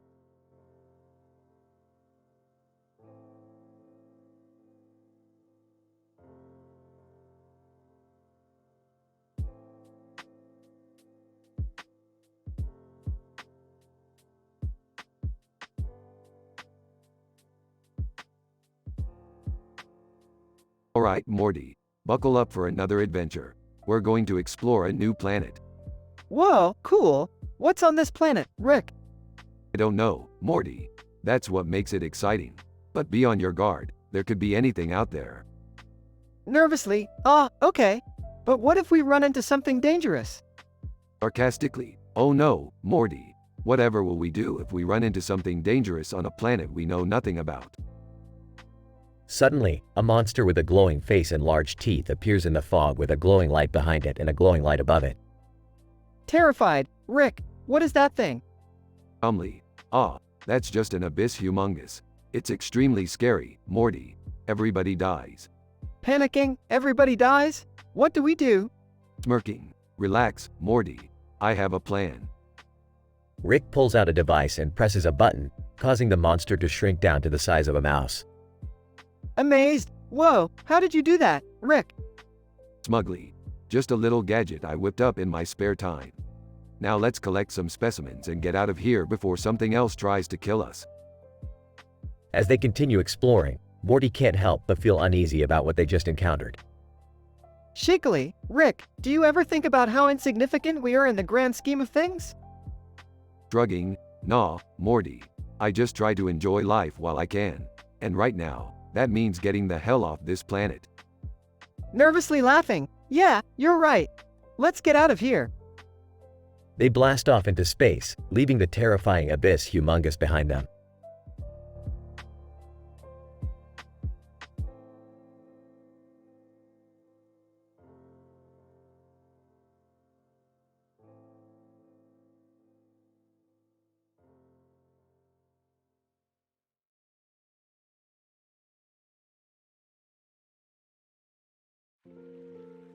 Rick, what the hell is that thing? It's a green monster, Morty. What does it look like? Well, it looks like it's going to eat us. Oh, don't worry, Morty. I've got this under control. Green coat character. Hey guys, what's going on? Oh hey, green coat character. We just stumbled upon this abyss humongous scary monster. Green coat character. Oh, that's just Bert. He's harmless. Harmless? He looks like he could swallow us whole. Green coat character. Nah, he's just a big softy. Watch this. Bert starts wagging his tail and licking the green coat character. Well, I'll be damned. Looks like we're not getting eaten today, Morty. Thanks, green coat character. Green coat character, no problem, guys. Just doing my part to keep the peace in the multiverse.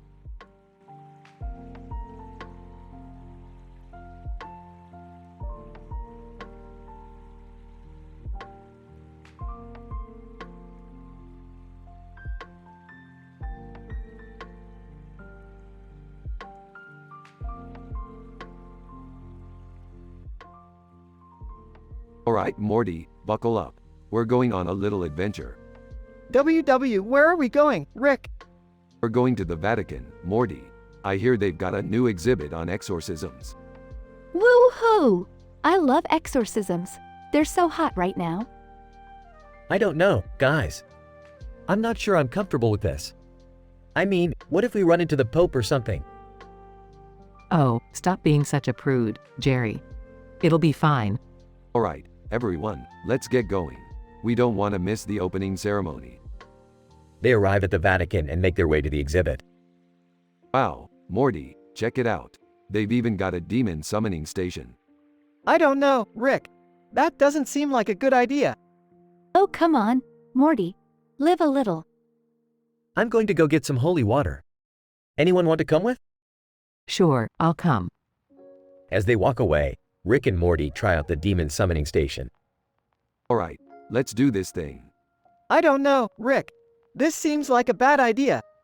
Don't be such a wuss, Morty. Now, repeat after me. I summon the demon Beelzebub. I summon the demon Beelzebub. A demon appears. Demon, what is thy bidding, mortal? We were just messing around. You can go back to hell now. Demon, very well. But I'll be keeping an eye on you. As they leave the exhibit, they run into the Pope. Pope, my children, what brings you to the Vatican? Oh, you know, just checking out the exorcism exhibit. Pope. Ah, yes. It is quite popular these days. Hey, can we take a picture with you? It'll be great for our Instagram. Pope, of course, my child. They take a picture with the Pope and leave the Vatican. That was actually kind of fun. Yeah, maybe we should do more family outings like this. Yeah, sure, as long as they involve demon summoning stations. Sighs, I can't believe I'm related to you people.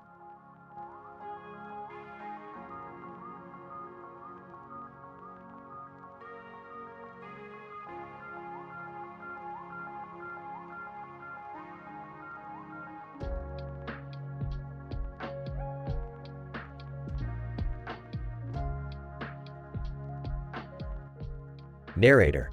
In a world with a pink background and a city skyline, our favorite duo, Rick and Morty, find themselves facing their ultimate demise. Oh geez, Rick, this doesn't look good. Yeah, Morty, looks like we're gonna kick the bucket. Is there anything we can do to avoid it? Aw, Morty, death is a natural part of life. We gotta face it head on. Narrator. But as they come to terms with their fate, they realize they have one last mission to complete. What's the mission, Rick? We gotta find the ultimate joke, Morty. The one that'll make Death himself laugh. Narrator. And so, they embark on a hilarious, pun-filled journey to find the ultimate joke. Why did the tomato turn red? Why, Rick? Because it saw the salad dressing. Narrator. But their journey is not without obstacles, as they encounter a group of angry birds with a bone to pick. Angry bird. You think you can just come into our territory and crack jokes? Think again, green-haired dude. Narrator. But with their quick wit and pun-filled arsenal, Rick and Morty prevail. Why couldn't the bicycle stand up by itself? Why, Morty? Because it was too tired. Narrator. And as they finally make it to death's doorstep, they deliver the ultimate punchline. Why don't scientists trust atoms? Death. Why? Because they make up everything. Narrator. And with a hearty laugh, Death fades away, leaving Rick and Morty to live another day. We did it, Rick. We beat death. Yeah, Morty, but let's not do that again. I'm too old for this shit.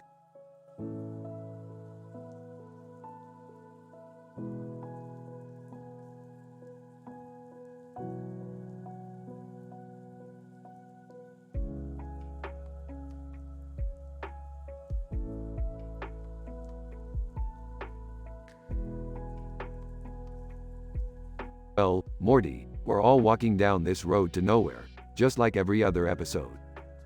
Geez, Rick, can't we ever have a normal adventure? Speak for yourself, Morty. I'm enjoying the scenery. I agree with Beth. This giant robot statue is impressive. Yeah, and the mountain in the background is so beautiful. Aw, you guys are easily impressed. Wait until we get to Red Giant. Then things will get interesting. Red Giant? What's that? Just a massive amusement park, Morty. Full of rides, games, and overpriced food. What could go wrong? I'm starting to regret bringing Jerry along. Hey, I'm all for some harmless fun. Just no roller coasters, please. I hope there's a haunted house. I love a good scare. Aw, you don't need a haunted house with me around, Summer. My adventures are terrifying enough. As they approached Red Giant, the group suddenly heard a loud roar from the mountain in the distance. Rick, what was that? Oh, that's just the native giant space sloth, Morty. Don't worry about it. But as they got closer to Red Giant, they realized that the giant space sloth was heading straight for them. Rick, I don't think that's a friendly creature. Yeah, I might have forgotten to mention that the space sloth is highly territorial. Run.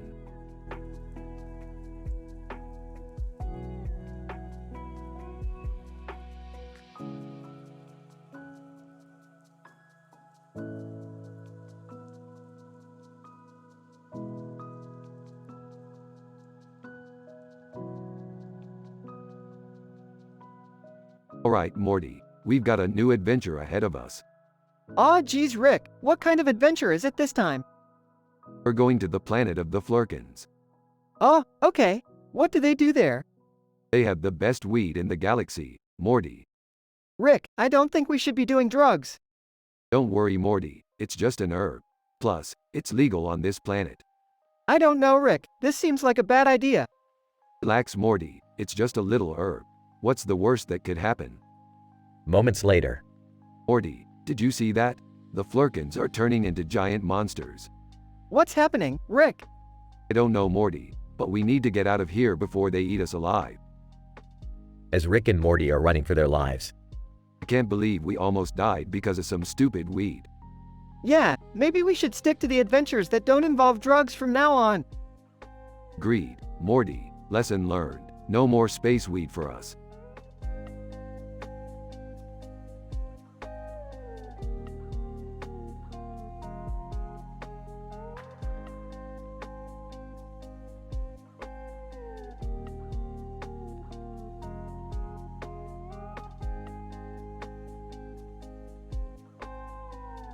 Alright, Morty, I got this new board game to play. It's called Settlers of Catan. Oh man, another board game? Can't we just watch TV or something? Hey, I love board games. Let's play. Count me in too. Alright, settle down everyone. Here are the rules. Sarcastically, oh boy, I can't wait for this riveting lecture. Excitedly, I can't wait to build my own empire. Confused. Wait, what's a sheep card for again? Impatiently, you guys are hopeless. Let me just show you how it's done. Several rounds later. Frustrated, come on, Rick. Why do you keep stealing all my resources? Smirking. Because in this game, it's all about survival of the fittest, Morty. Proudly, hey, I just built a road all by myself. Giggling. I can't believe I just traded 5 wheat for 1 brick. Laughing. Oh man, you guys are too easy to manipulate. Groaning, I give up. This game is too complicated for my feeble brain. Optimistically, don't worry, Morty. We'll get the hang of it eventually. Smiling. Yeah, and in the meantime, we can just enjoy spending time together as a family. Grudgingly, whatever. But next time, we're playing Monopoly.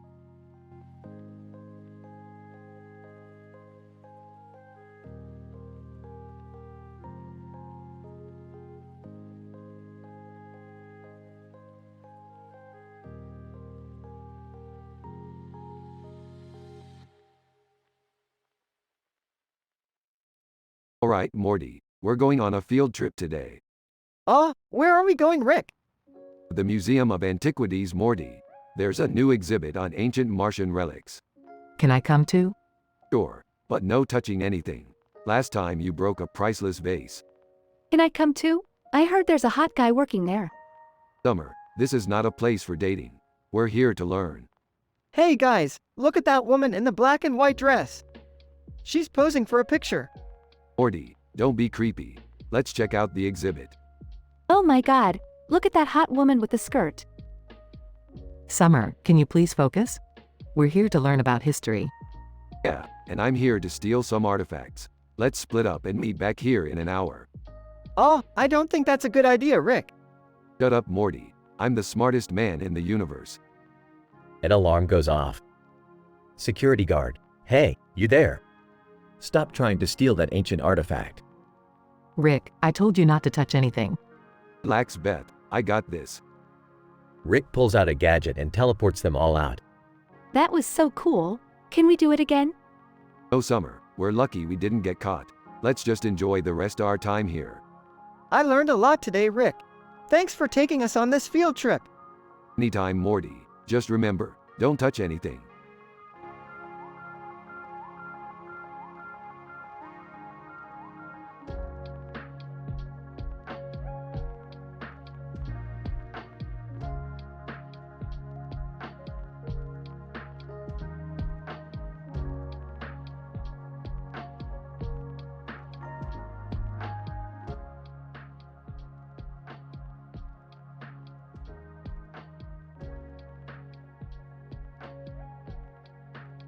Rick and Morty, the Red Skirt Woman. The episode starts with Rick and Morty walking down the street when they spot a woman in a red shirt and black skirt. Hey, Rick, check out that hot woman with the skirt with big. Whoa, whoa, whoa, Morty. Let's keep it PG here. We don't want to offend anyone. Oh, right. Sorry, Rick. The woman approaches them and starts talking. Woman, excuse me, do you guys know where the nearest coffee shop is? Yeah, it's just down the street. But watch out, there's a lot of weirdos around here. Woman, thanks for the warning. Say, you guys look like you know how to have a good time. Want to join me for a drink? Oh, Rick, I don't know if we should. Nonsense, Morty. We're always up for a good time. Lead the way, miss. Woman, call me Red. They follow Red to a nearby bar, where they start drinking and having a good time. Suddenly, Red's ex-boyfriend enters the bar. Ex-boyfriend, what are you doing here with these losers, Red? Hey man, there's no need for name calling. We're just having a good time. Ex-boyfriend, I don't want you hanging out with these guys, Red. They're bad news. Excuse me, we're not bad news. We're just two guys trying to have fun. Red, look, I appreciate your concern, but I can make my own decisions. And right now, I'm deciding to stay here and have a drink with my new friends. Ex-boyfriend, fine, do what you want. But don't come crying to me when these guys get you into trouble. Red and Rick start dancing while Morty sits at the bar, nursing his drink. So, do you come here often? Bartender, every day, kid. Every damn day. Wow, that's dedication. Say, do you know any good pickup lines? Bartender, sure. How about this one? If you were a vegetable, you'd be a cucumber. Ha ha ha, that's a good one. Thanks, man. Meanwhile, Rick and Red are getting closer on the dance floor. You know, Red, I gotta say, you're one of the coolest chicks I've ever met. Red, thanks, Rick. You're not so bad yourself. Say, do you want to get out of here and go somewhere more private? Red, I thought you'd never ask. They exit the bar and head to Rick's spaceship. Morty is left alone at the bar, still nursing his drink. Looks like I'm going to have to walk home alone again. Story of my life. The episode ends with Rick and Red getting it on in the spaceship, while Morty trudges home, alone once again.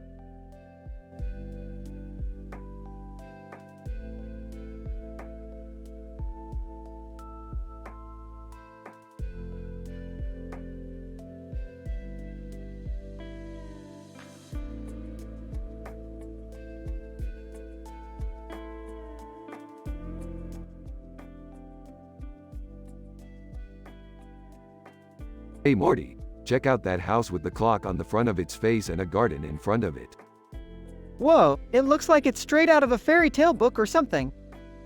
Ah, Morty, that's just because you're a virgin. What? No, I'm not a virgin. Why would you even say that?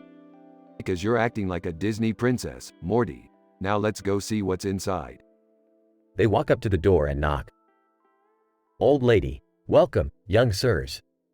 I've been expecting you. What? How could you have been expecting us? We've never been here before. Old lady, oh, I have my ways. Come in, come in. Would you like some tea? Oh, sure. Thanks. They sit down at a table and the old lady pours them some tea. So what's the deal, lady? Why did you bring us here? Old lady, I need your help, young sirs. You see, my clock has been acting up lately. What do you mean? Is it broken or something? Old lady, no. It's been doing strange things. Sometimes it goes backwards, and sometimes it skips ahead.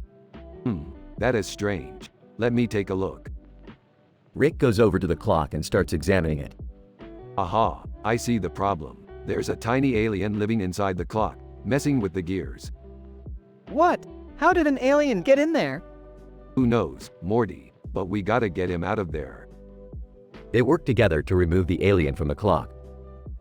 Alien, hey, what's the big idea? I was just having some fun. Sorry, dude, but you can't mess with people's clocks like that. It's just not cool.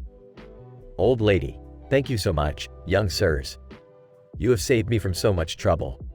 No problem, lady. That's what we're here for. Yeah, let's just get out of here before this place turns into a Disney musical. They leave the house and walk away. That was kind of fun, Rick. Maybe we should help more people like that. Are you kidding me, Morty? We're not superheroes. We're just a couple of guys trying to survive in a crazy universe. Yeah, I guess you're right. But it was still a cool adventure. Yeah, it was. Now let's go get some McDonald's or something.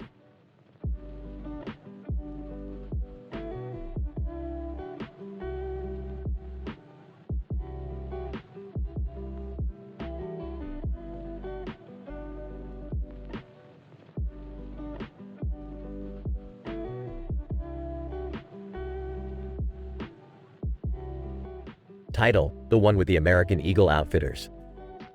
Rick and Morty are in a mall, browsing through various stores. Morty, you need to step up your fashion game, bro. You're wearing the same shirt for the past 3 weeks. I don't care about fashion, Rick. I just want to be comfortable. Suit yourself, Morty, but I'm gonna hit up American Eagle Outfitters and get myself some new threads.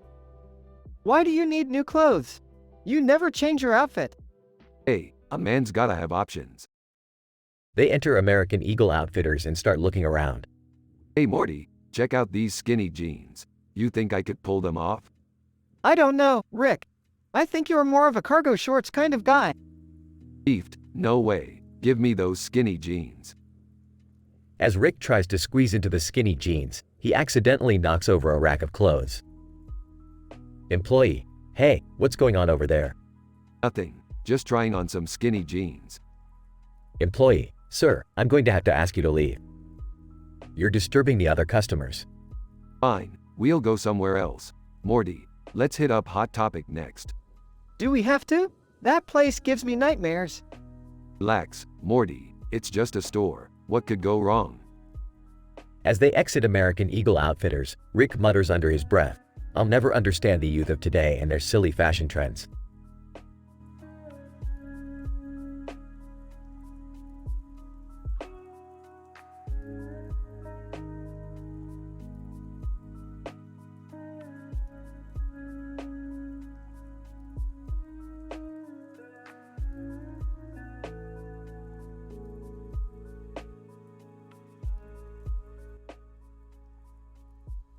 Alright, Morty, we're in for one hell of a ride today. Okay, Rick. What's the plan? We're going to infiltrate a top-secret government facility. Hey, can I come with you guys? I want to help. Rolls his eyes. Fine, Jerry. Just don't get in the way. They arrive at the facility and sneak in undetected. Wow, Rick. This place is amazing. What are we looking for exactly? Whispers. The secret to eternal youth, Jerry. They stumble upon a room with a strange machine and a black and white photo of a woman holding a tennis racket. What's that photo for, Rick? Sarcastically. Oh, I don't know, Morty. Maybe it's the key to everlasting life. Confused. What does a tennis racket have to do with anything? Exasperated. It's a metaphor, Jerry.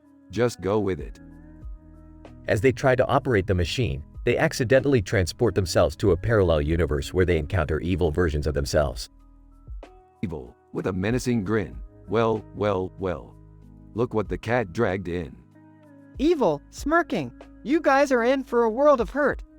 Sarcastically. Oh great, just what we needed. Evil versions of ourselves. Whispering, what are we gonna do, Rick? Calmly.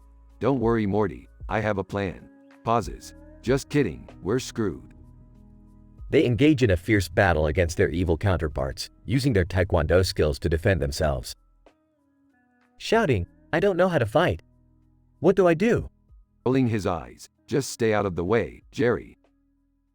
They eventually defeat the evil versions of themselves and make it back to their own universe. Breathlessly, that was crazy, Rick. Excitedly, that was the most fun I've had in years. Smiling. Glad you enjoyed it, Jerry. Pauses. Now let's never speak of this again. They walk off into the sunset, ready for their next adventure.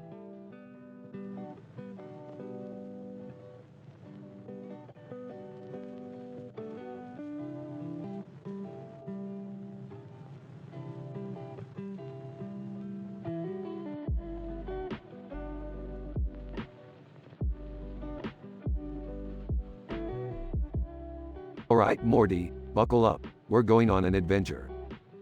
Where are we going, Rick? We're going to steal a painting, Morty. A really expensive painting. Oh, I don't know about this, Rick. Sounds like stealing. Jerry, shut up. You're just here to carry the bags. I don't want any part of this, Rick. You know I have high moral standards. Oh, come on, Beth. Live a little. It's just a painting. Rick, what's so special about this painting? It's worth millions, Morty. And it's in a tower with a clock on the side. So it's basically like a heist movie.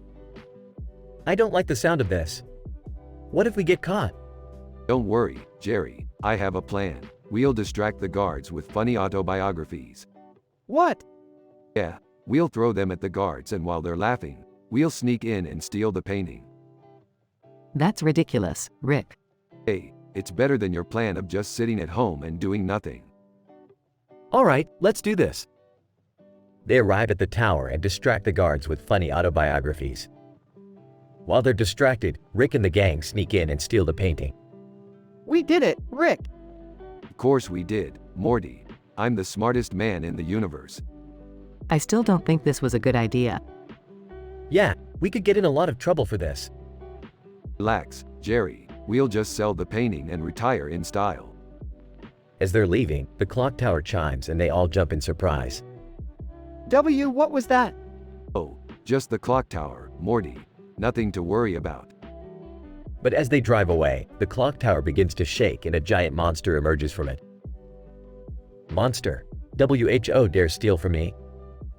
They all scream and the episode ends with a "to be continued" scream.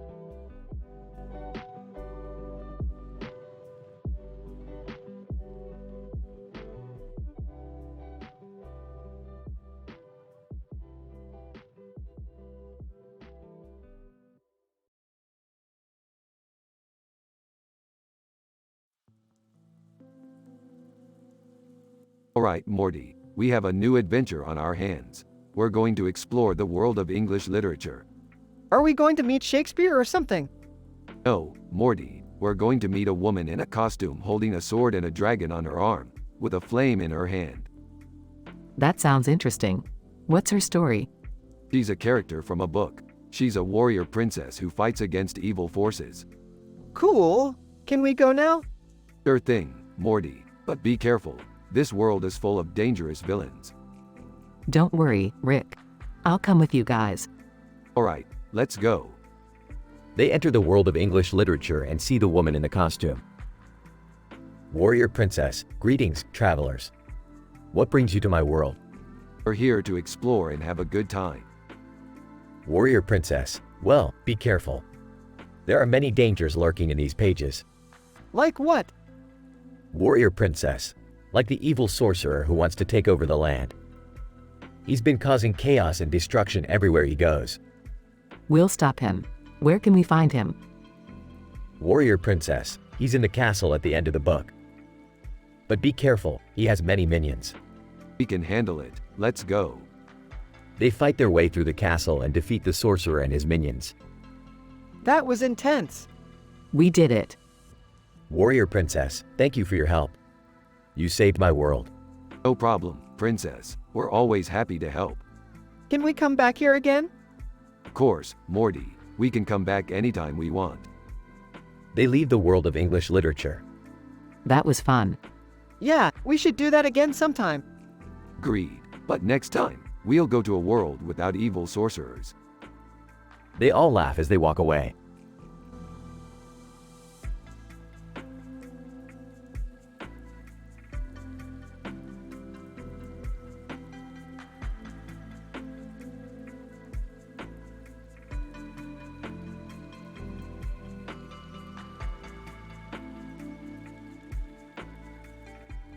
Rick, Morty, Jerry, and Beth were having a family dinner when Rick noticed a strange object on the table. What's this yellow bowl doing here? Looks like something out of Dixit. It's a new decoration Beth bought. A friend recommended it. Yeah, it's pretty cool. See how the light is shining on it. I don't care about your fancy bowl. I need your help with a new experiment. Rick, can't we just enjoy dinner for once? No time for that, Beth. I need to test my latest invention. What is it this time, Rick? It's a device that can turn any object into a portal to another dimension. And I need that bowl to test it. Oh, I don't know about that, Rick. What if something goes wrong? Relax, Morty. What's the worst that could happen? As soon as Rick activated the device, the yellow bowl started to glow and emit strange noises.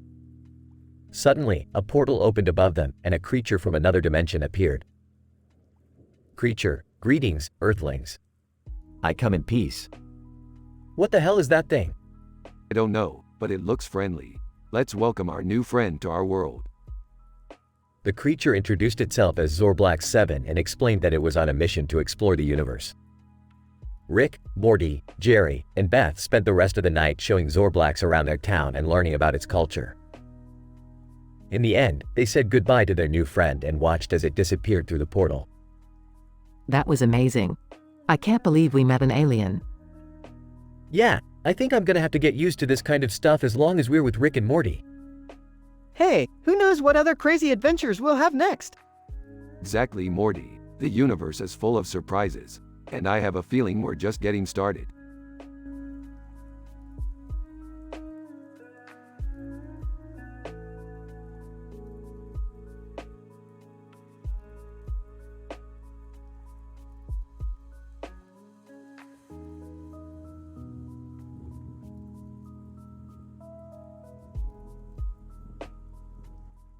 Rick, Morty, and Beth are in a classroom with other cartoon characters in the background. Suddenly, Marge Simpson walks in. Hey, isn't that Marge Simpson? Yeah, Morty.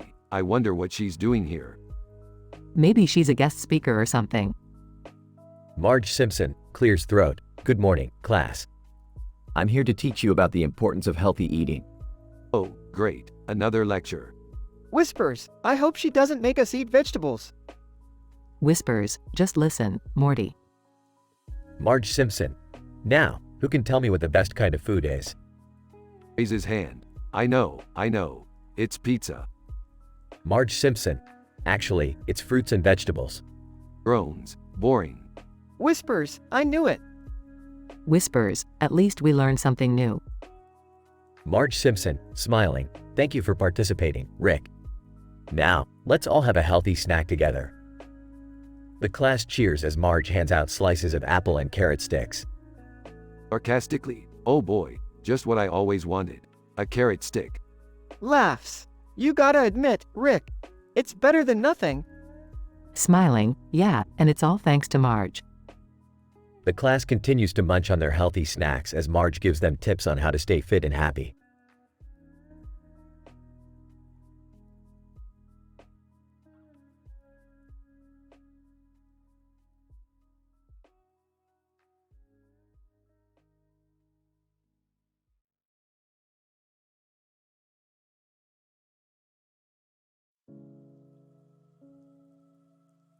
Hey Morty, check out that castle over there in Carcassonne. Wow, it's beautiful. Who do you think lives there? Probably some rich aristocrat with too much time on their hands. Couple, hi there. Do you guys know anything about this castle? Just that it's owned by someone who probably doesn't deserve it. Rick, that's not very nice. Oh come on Morty, I'm just joking. But seriously, let's go check it out. Couple, mind if we join you? Not at all. The more the merrier. Yeah, we could use some company. Himself. Maybe they'll distract Morty from his never-ending anxiety and depression. Couple, what was that? Oh, nothing. Let's go explore this castle and see what kind of trouble we can get into. Size, here we go again.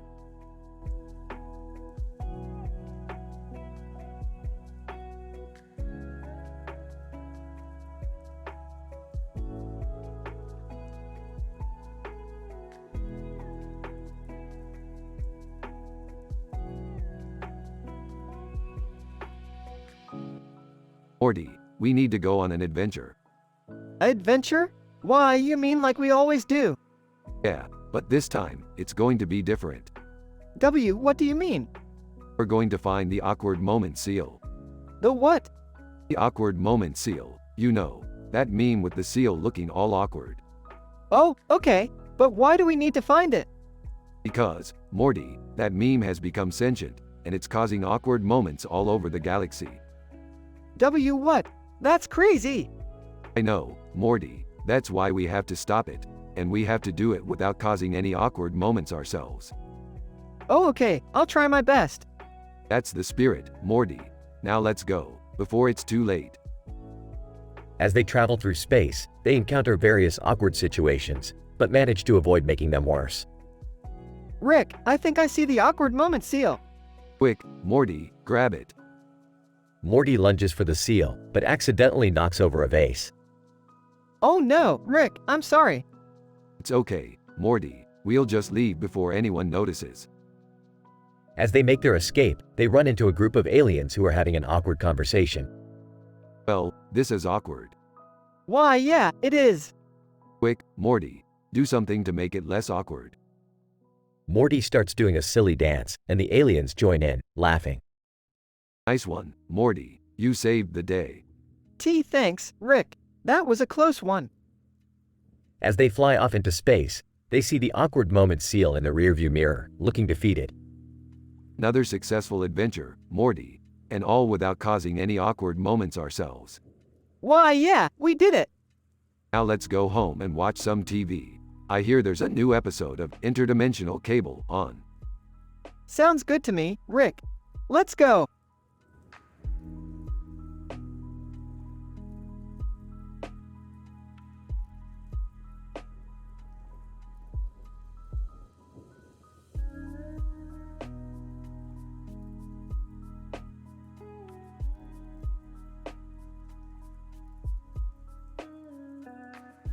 Morty, I have a genius idea. You see that sunset over there? Let's go park our spaceship on top of Medulla Oblongata and watch it from there. Oh, okay, Rick. But what about that truck parked in the foreground? Won't we be blocking its view? Who cares, Morty? We'll just park our spaceship on top of it. No big deal. I don't know, Rick. That seems kind of rude. Rude, Morty. We're interdimensional beings. We don't have to follow earthly customs. As they land their spaceship on top of the truck, they realize they've accidentally landed on top of a shipment of alien drugs. Rick, what did we just land on? Oh boy, Morty, looks like we stumbled upon some alien drugs. Let's sell them and make a quick buck. What? No way! Selling drugs is illegal and immoral. Morty, don't be such a square. It's just a little harmless fun. As they start to sell the drugs, they realize they've unknowingly started a gang war between rival alien drug cartels. Rick, this was a terrible idea. We've started a war. Hey, it's not our problem, Morty. Let's just sit back and watch the chaos unfold. As they watch from their spaceship, they realize the aliens have started using the sunset as a distraction tactic in their war. Rick, we need to stop this. We can't let innocent sunsets be used as weapons of war. You're right, Morty. Let's intervene and stop this madness. As they use their advanced technology to stop the war, they realize the true beauty of the sunset was in the peace and tranquility it brought, not the chaos and destruction. Wow, Rick, that was a really profound lesson we learned today. Yeah, whatever, Morty. Let's just get out of here before the space cops show up.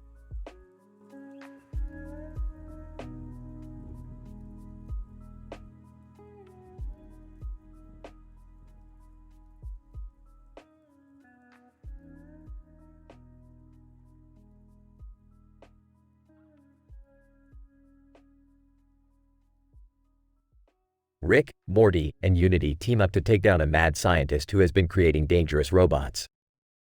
Alright, Morty. We gotta take down this mad scientist before he creates more of those killer robots. I don't know, Rick. Seems kind of dangerous. Unity, don't worry, Morty. I'll be there to assist you. Alright, let's get to it. But first, anyone need to use the bathroom? Oh, no thanks, Rick. Unity, I'm good as well.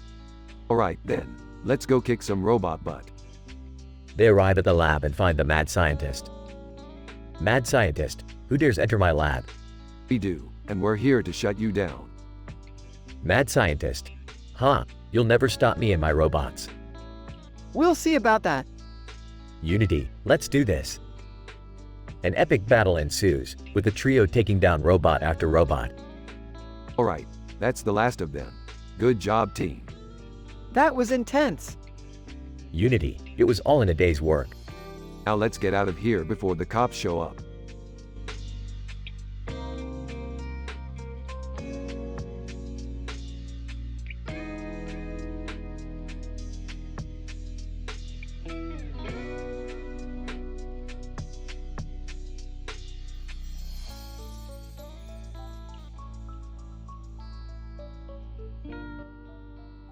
Alright, Morty, we've got a new mission. We need to find the rarest flower in the universe. Why do we need to do that, Rick? Because I said so, Morty. And don't question me. And while we're at it, let's pick up Jerry. He can help us with the heavy lifting. Alright, but let's make it quick.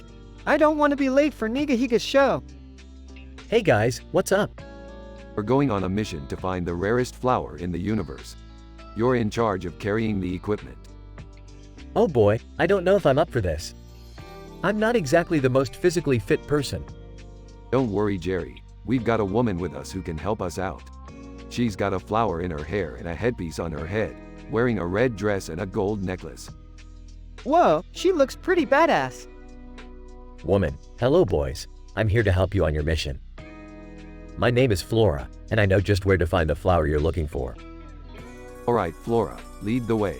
And Jerry, stop complaining and start carrying. Yes, sir, Mr. Sanchez. Hey Rick, do you think Flora would be interested in going to Nigahiga's show with us? Morty, you little horn dog. Keep it in your pants. And besides, we've got a mission to complete. Flora. Actually, I would love to come to the show with you guys. I've heard great things about Nigahiga. Alright, Flora, you're in. But let's make sure we finish this mission first. Yeah, we don't want to miss the opening act. They're supposed to be hilarious. Hilarious? I thought Nigahiga was a serious philosopher. Jerry, you have so much to learn. Now let's go find that flower. For science.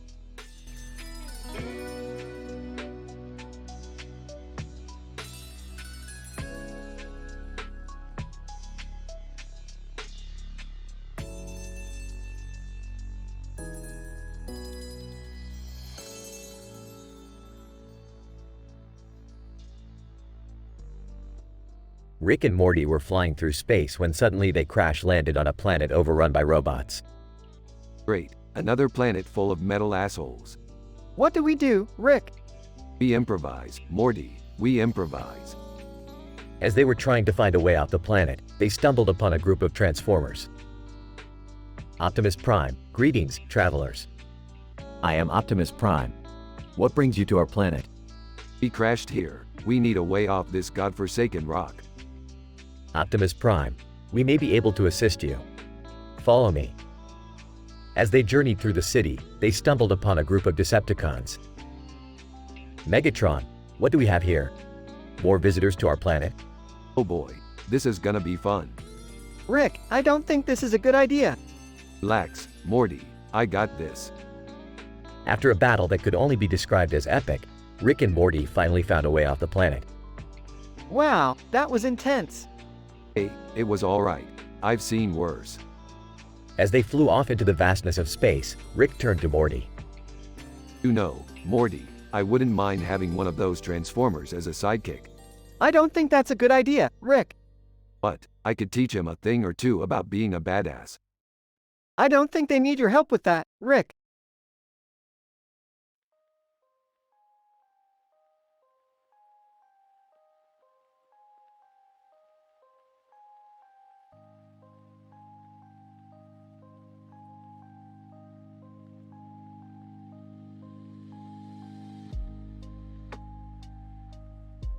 Alright, Morty, buckle up for a wild ride. We're going to explore that blue ball of light in the sky with a star in the background and a distant galaxy in the background. Whoa, Rick, that looks pretty intense.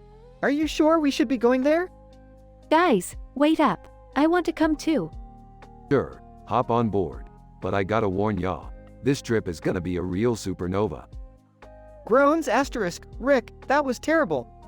So, what's the plan once we get there? Well, I was thinking we could try to make contact with the alien species that inhabits that planet. What if they're dangerous? Relax, Morty, I've got a few tricks up my sleeve. Oh no, Rick. You're not going to use that universe shrinking thing again, are you?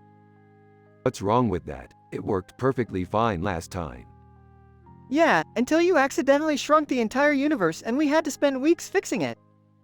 Details, details. Now let's get going before I change my mind. The trio flies off into the blue ball of light, ready for whatever crazy adventure Rick has planned.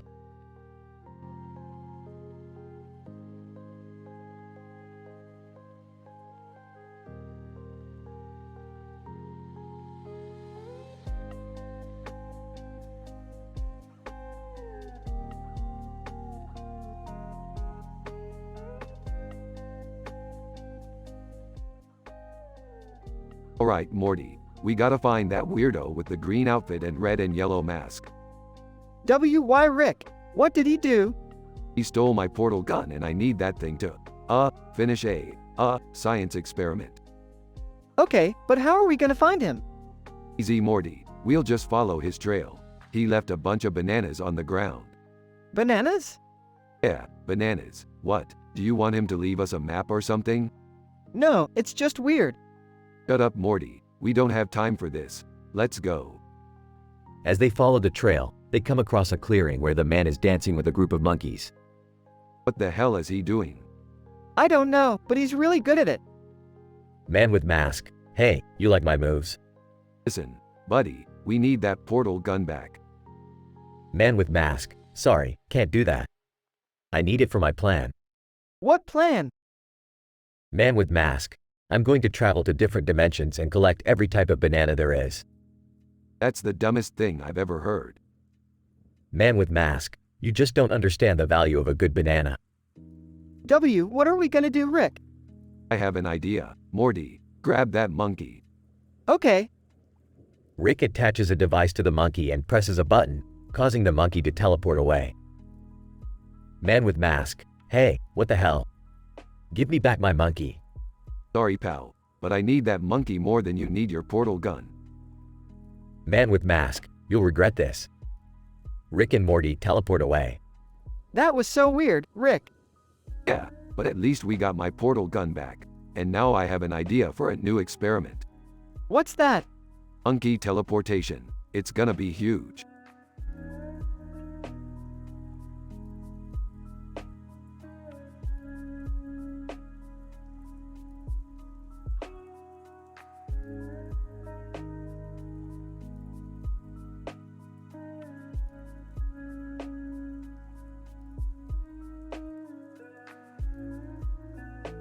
Alright, Morty, buckle up because we're going on a train ride.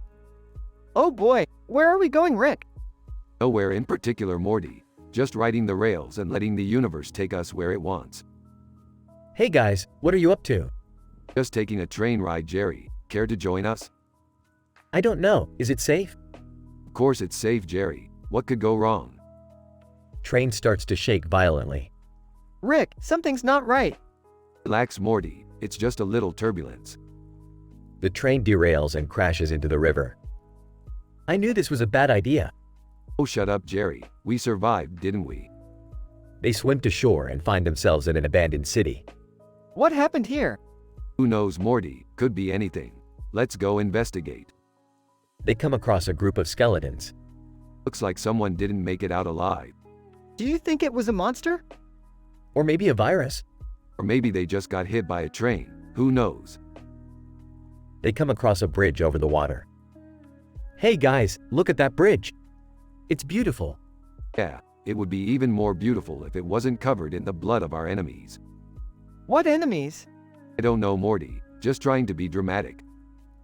The episode ends with them walking off into the sunset, still not sure where they are or what happened to the city they stumbled upon.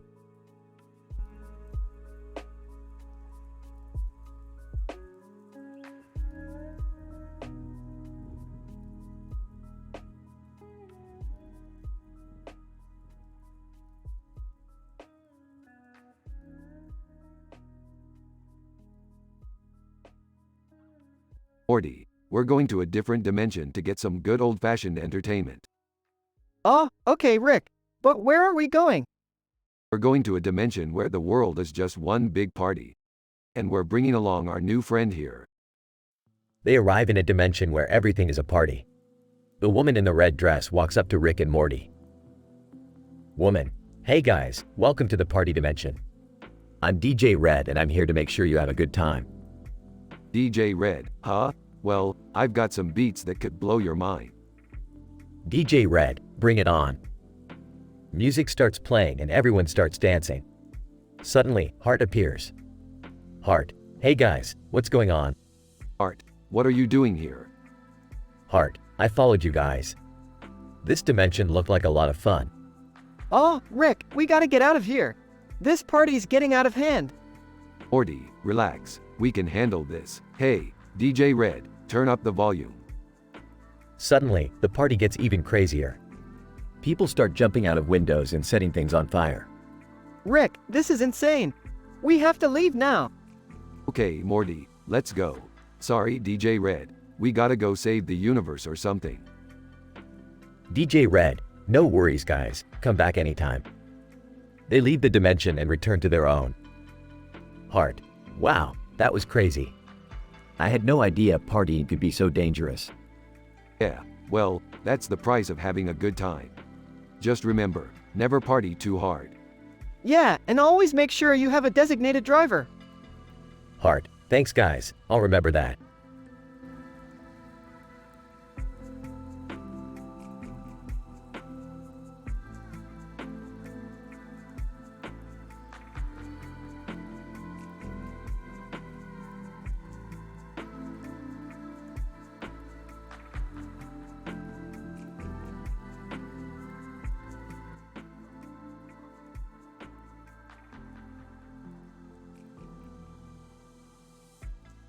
Title, Lost in Translation. The episode starts with Rick and Morty exploring an abandoned spaceship they found on their way back home. They come across a poster featuring a woman and a man in space with a spaceship in the background and a woman in a dress. Look at this poster, Morty. It's like a cheap ripoff of Lost in Translation in space. What's Lost in Translation, Rick? It's a movie, Morty. You won't get it. Beth walks in and sees the poster. Oh, that's my favorite movie. Have you guys seen it? Please don't tell me you're into that pretentious crap too, Beth. Hey, I just like the cinematography and the story. What's wrong with that? Nothing, if you're a hipster living in Brooklyn. But we're in space, Beth. We don't have time for artsy-fartsy movies. Rick, I found this weird device. It looks like some kind of translator. Let me see that. It's a sci-fi language translator, Morty. I always wanted one of these. Wow, can it translate any language? Almost. Let's test it out. Rick presses a button on the device and starts speaking in an alien language. Leave bloobs or... The translator beeps and translates the alien language into English. Translator, welcome, travelers. How may I assist you? Whoa, that's amazing. Can I try? Morty presses a button and speaks in a different alien language. Schlibble slobble sploop? Translator, I'm sorry, I don't understand. Please try another language. Oops, wrong button. This is so cool. Can you teach me how to use it? Sure thing, Beth. But first, we need to find out where this spaceship came from. The group sets off to explore the ship, using the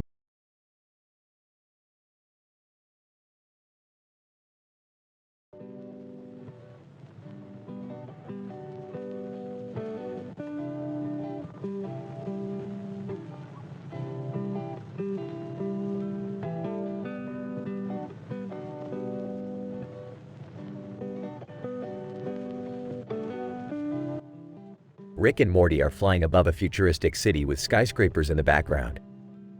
They land in front of a building labeled Sociology Department. What's this, Morty? We finally got a call from a department that doesn't involve aliens or saving the universe. Oh, yeah, Rick. They want us to help them with a study on human behavior. Humans? They're like ants. Boring, insignificant ants. They enter the building and meet the sociologist. Sociologist, greetings, Rick and Morty. Thank you for coming. We're studying human behavior and we need your expertise. I don't think you can afford me, pal. Sociologist, we can offer you a lifetime supply of our brand new energy drink, Socha Cola. Deal. What do you need us to do? Sociologist, we need you to test people's reactions to different scenarios. Here's the first one. They show a video of a man falling down in the street. Oh no! We gotta help him! Or we could just walk away and let natural selection do its thing. Next, they show a video of two people arguing. Sociologist, what do you think they're arguing about? Who cares? Let's throw some popcorn at them and make it more interesting. That's not very helpful, Rick. I know, Morty, I'm just messing with these squares. The sociologist shows them one last video of a person walking into a glass door. Ah, classic! Yeah, that never gets old. Sociologist, well, thank you for your help, Rick and Morty. We'll make sure to include your findings in our study. Yeah, good luck with that. And thanks for the Socha Cola. As they fly away, Morty takes a sip of the energy drink. Hey Rick, this stuff tastes weird. Don't worry about it, Morty. It's probably just the taste of wasted potential.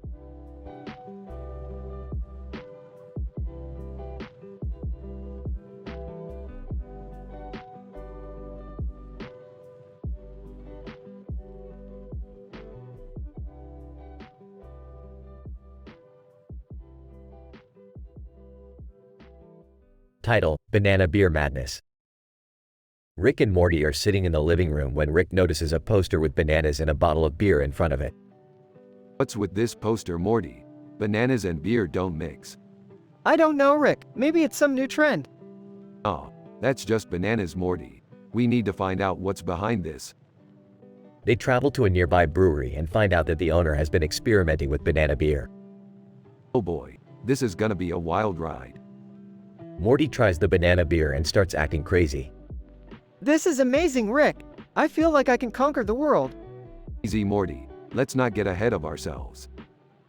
Suddenly, the owner of the brewery turns into a giant banana monster and starts attacking them. Now that's what I call a party. Why did we have to come here again? To save the day, Morty, and to try some of that delicious banana beer. They defeat the monster with some quick thinking and a banana peel. I can't believe we just fought a banana monster. Yeah, Morty, and we did it without using any swear words, adult talk, or NSFW content. I guess you can have fun without all that stuff after all. Who knew bananas and beer could be so entertaining? I don't know, Rick, but I feel like we should celebrate with some more banana beer. That's the spirit, Morty. Let's get crazy. And so, they continued their wild night of banana beer madness, without crossing any moral boundaries or making any controversial topics.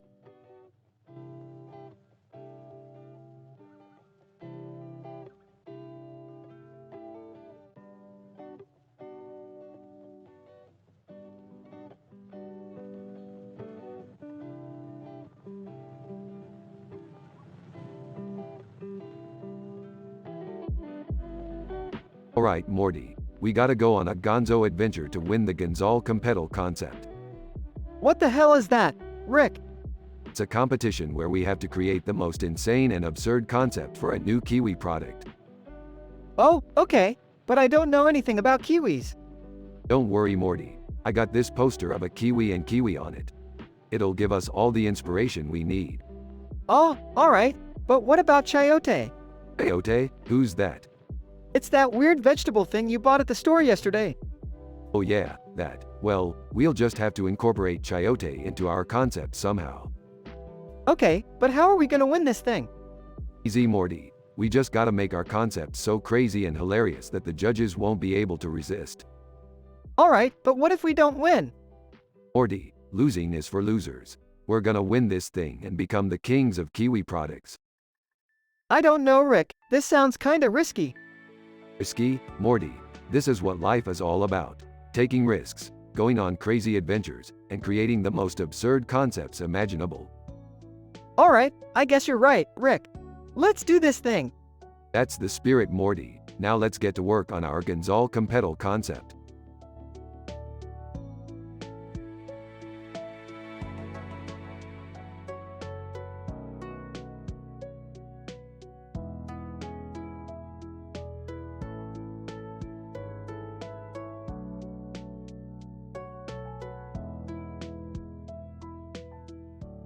Rick, Morty, Jerry, and Beth are all gathered in the living room, when suddenly Shawn Mendes appears out of nowhere. What the hell is going on here? I don't know, but it's Shawn Mendes. Who's Shawn Mendes? He's a famous singer. You've been living under a rock or something. Shawn Mendes. Hey guys, I just wanted to stop by and say hi. Well, we were just about to go on an adventure. Care to join? Shawn Mendes. Sure, why not? As the group travels through space, they encounter all sorts of crazy creatures and obstacles. We should probably be careful. There's no telling what kind of trouble we could get into. Oh come on Morty, live a little. I don't know about this, seems kind of dangerous. Don't worry, Dad. We'll be just fine. Suddenly, they come across a planet that's completely made out of candy. Shawn Mendes. Wow, this place is amazing. Yeah, but watch out for the candy people. They can be pretty vicious. Oh great, just what we needed, another group of beings to fight. The group fights their way through the candy planet, using their wits and strength to overcome the candy people. I never thought I'd say this, but I think I'm starting to like adventuring with you guys. Told you, Dad. It's a lot of fun. As they blast off into space once again, Shawn Mendes turns to the group and says, Shawn Mendes. Thanks for letting me tag along guys, that was a lot of fun. Hey, anytime Shawn, we'll always be up for an adventure.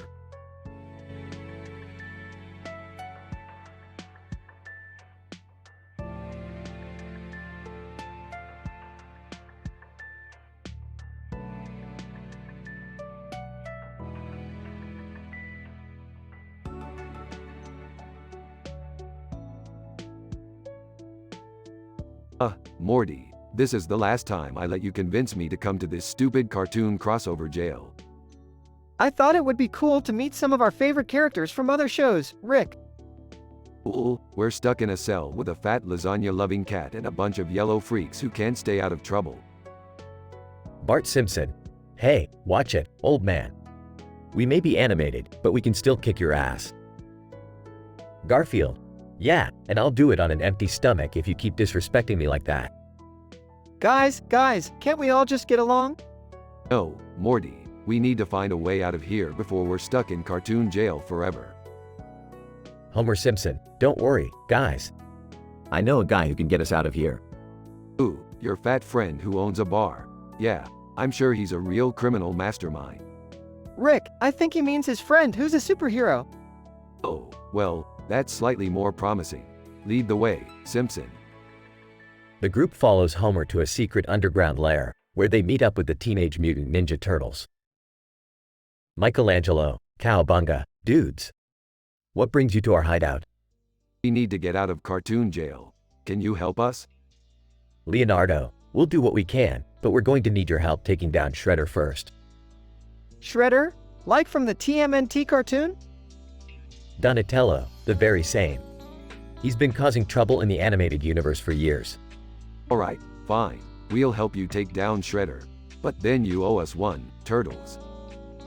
With the combined forces of Rick, Morty, The Simpsons, Garfield, and the TMNT, they finally managed to defeat Shredder and escape cartoon jail.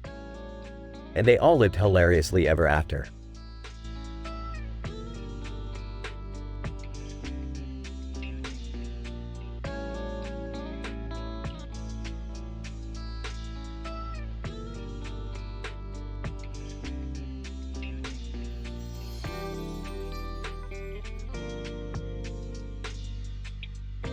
Morty, I need your help on a new mission. We have to save Camilla Cabello from an alien planet. Oh wow, that sounds cool, Rick. What's the plan? We have to infiltrate their base and hack into their system. But be careful, Morty. These aliens have some crazy technology. I'll be careful, Rick. No worries. As they enter the planet, they see a sign that says, "Welcome to the planet of the fake faces." Morty, this planet is full of people with fake faces. They must be experimenting with plastic surgery or something. That's insane, Rick. But we have to focus on saving Camilla first. They sneak into the base and find Camilla trapped in a room. Camilla. Oh my god, thank you so much for saving me. I thought I was going to be stuck here forever. Not a problem, Camilla. We're happy to help. but we have to hurry up and get out of here before they catch us. As they make their way out, they come across a room filled with different types of fake noses. Whoa, Rick, look at all these noses. There's gotta be at least 100 here. Morty, we don't have time for that. Grab Camilla and let's go. As they make it back to the ship, Camilla thanks them once again. Camilla, you guys are the best. I don't know how I could ever repay you. No need, Camilla. We're just happy we could help. Now let's get out of here before those aliens come after us. As they blast off into space, Morty turns to Rick. That was crazy, Rick. I never thought we'd be saving a celebrity from an alien planet. Morty, you never know what kind of adventure we'll get into. That's the beauty of our journey. They both laugh as the ship disappears into the darkness of space.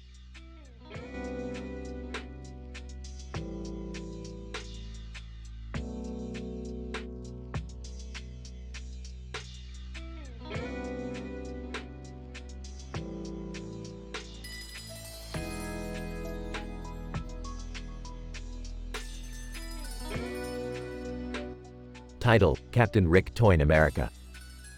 The episode begins with Rick and Morty sitting in their spaceship, bored out of their minds. Morty, I'm bored. Let's go on an adventure. I don't know, Rick. We always end up getting into trouble. Nonsense, Morty. We're the smartest beings in the universe. What could possibly go wrong? Suddenly, a group of Avengers characters with Captain America masks on them appear on the spaceship. Avenger 1. We need your help, Rick and Morty. The world is in danger. What kind of danger? Avenger 2. There's a man in a suit with a beard who is threatening to destroy the world with his advanced technology. Holy crap, Rick. We have to stop him. Yeah, let's just get this over with. The group of heroes arrive at the man's lair, ready to take him down. Captain America. Let's do this, team. Hold up, Captain America. Let me handle this. Rick pulls out a device and presses a few buttons. Suddenly, the man's technology starts malfunctioning and exploding. Avenger 3. How did you do that, Rick? Easy. I just hacked into his system and messed with the code. But what about the man in the suit?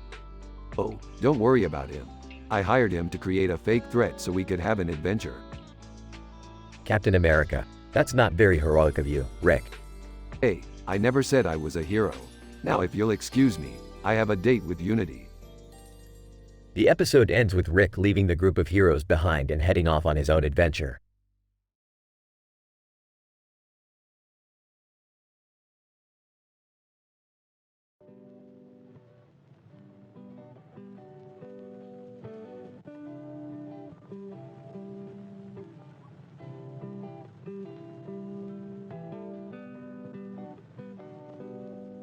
Alright, Morty, buckle up. We're going on a joyride in the most advanced car in the galaxy. Wow, Rick. This is insane. Can it fly too? Fly, Morty. This baby can teleport us to any planet in the universe. Hey guys, what are you up to? Jerry, what are you doing here? I thought you were busy being a loser. Haha. Very funny, Rick. Can I come with you guys? I could use a break from my mundane life. Count me in too. I don't want to miss out on any of the action. Alright, fine. But don't touch anything. This car is worth more than your life. Whoa, Rick, this is crazy. I can't believe we're actually teleporting to another planet. This is so cool. I feel like I'm in a sci-fi movie. I don't know about this, guys. What if we get stuck on the wrong planet? Relax, Jerry. I'm the smartest man in the universe. I've got everything under control. Rick, I think we have a problem. What is it, Morty? We're being chased by a giant space monster. Rick, do something. Hang on tight, everyone. We're going to have to do a little evasive maneuvering. I knew this was a bad idea. The car swerves and dodges the space monster, narrowly escaping its grasp. That was close. Thanks for saving our lives, Rick. Hey, it was nothing. Just another day in the life of the coolest grandpa in the universe. Now let's get back home before something else tries to kill us.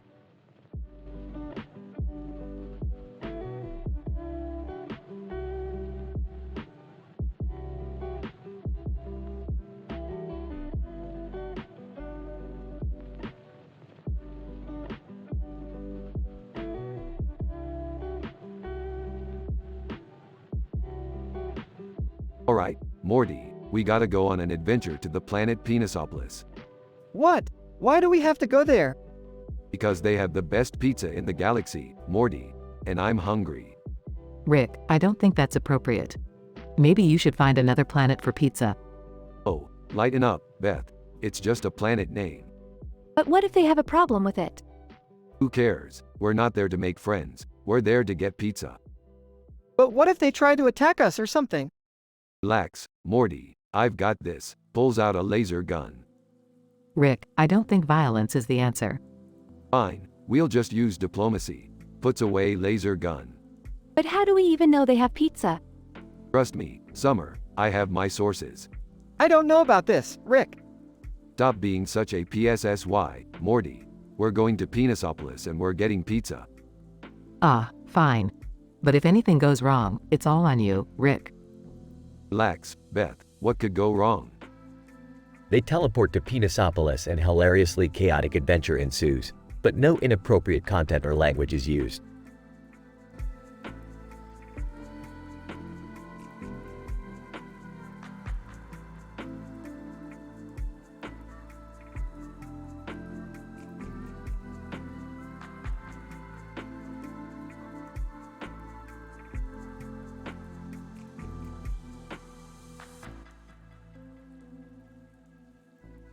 Rick and Morty are browsing through the interdimensional cable channels when they stumble upon a reality show about wedding planners.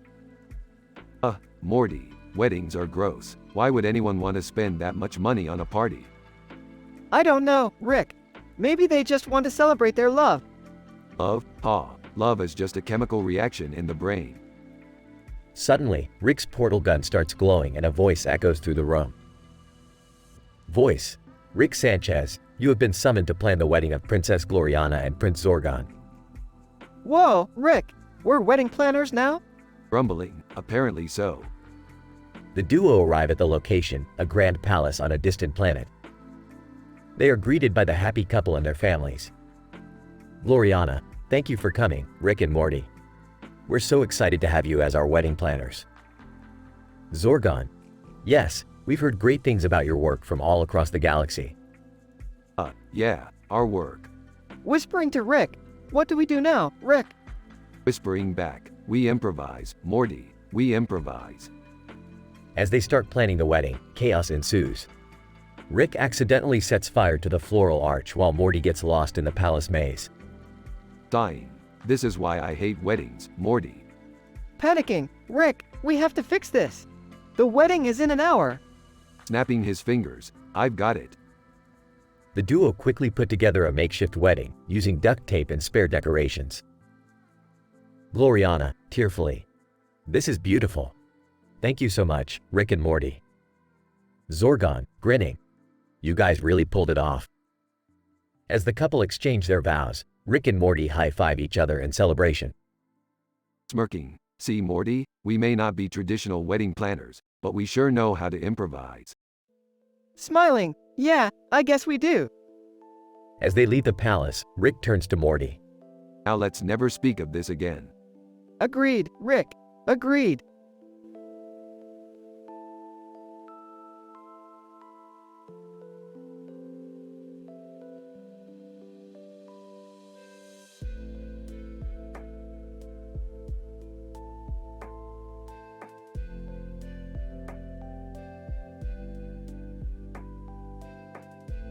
Morty, I found this new dimension where everything is a giant game show.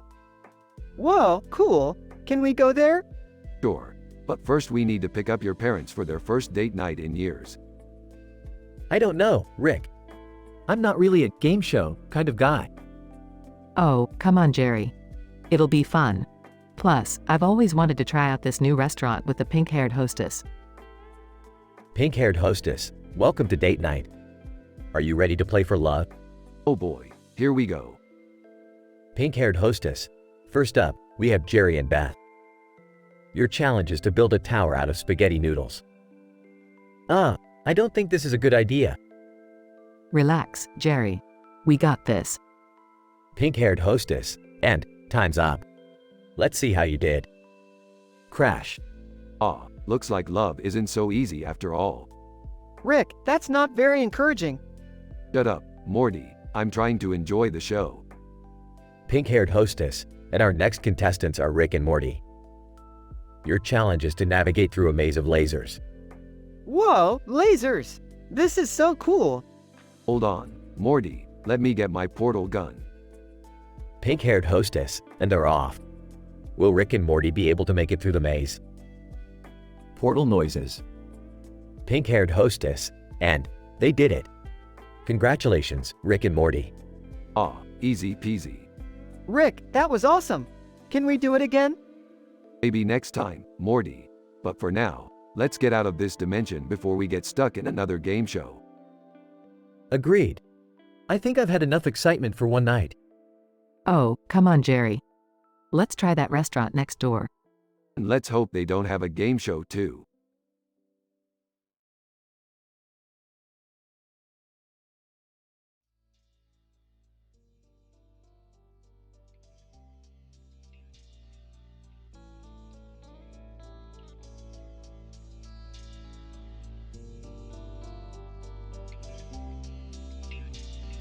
Listen up, Morty. I've got a new job for us. We're going to steal that poster from the Broad Institute.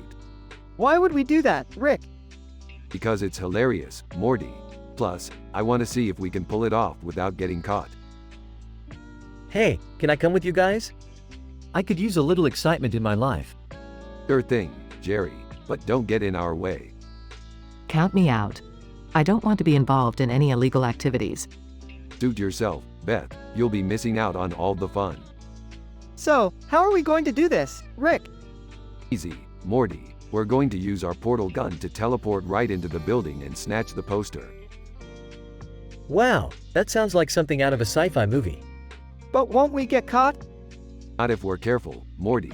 Just stick to the plan and we'll be in and out in no time. I still think this is a bad idea. Relax, Beth. It's just a harmless prank. What could go wrong?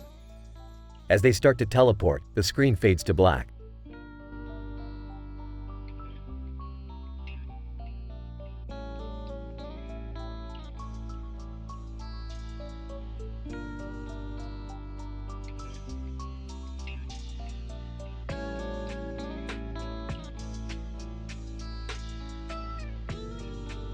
Alright, Morty. I've got a new invention that's gonna revolutionize the world of technology.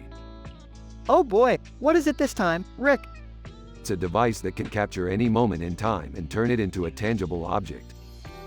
That sounds incredible, Rick. Yeah, but knowing you, it's probably going to fail miserably. Hey, I resent that. Now, who wants to be the guinea pig for our first test run? Oh, let me do it. Alright, Summer, hold up your phone and smile. Cheese. Flash. Rick, why did Summer just turn into a literal block of cheese? Oh, I must have accidentally set the wrong setting. Hang on, let me fix it. You better fix it fast, because that cheese is starting to smell. Jerry, be nice. Click. There we go, all fixed. Thank God. I thought I was gonna be stuck like that forever. Phone rings. Oh, that's my boss. Jerry answers phone. Hello? Camera flash. Rick, I'm a toaster now. Haha, my bad. I accidentally set the wrong setting again. Morty and Summer laugh in the background. All right, that's enough for today. Let's all go get some dinner. The family exits the room, leaving Rick to tinker with his invention. Alright, let's try this again. Camera flash.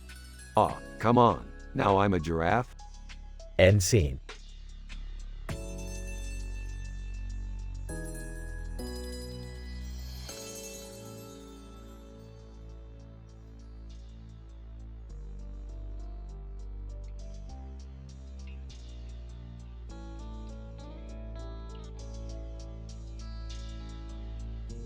Alright, Morty. We're in a futuristic city with a giant green building in the background. Wow, that's really cool, Rick. What's the plan?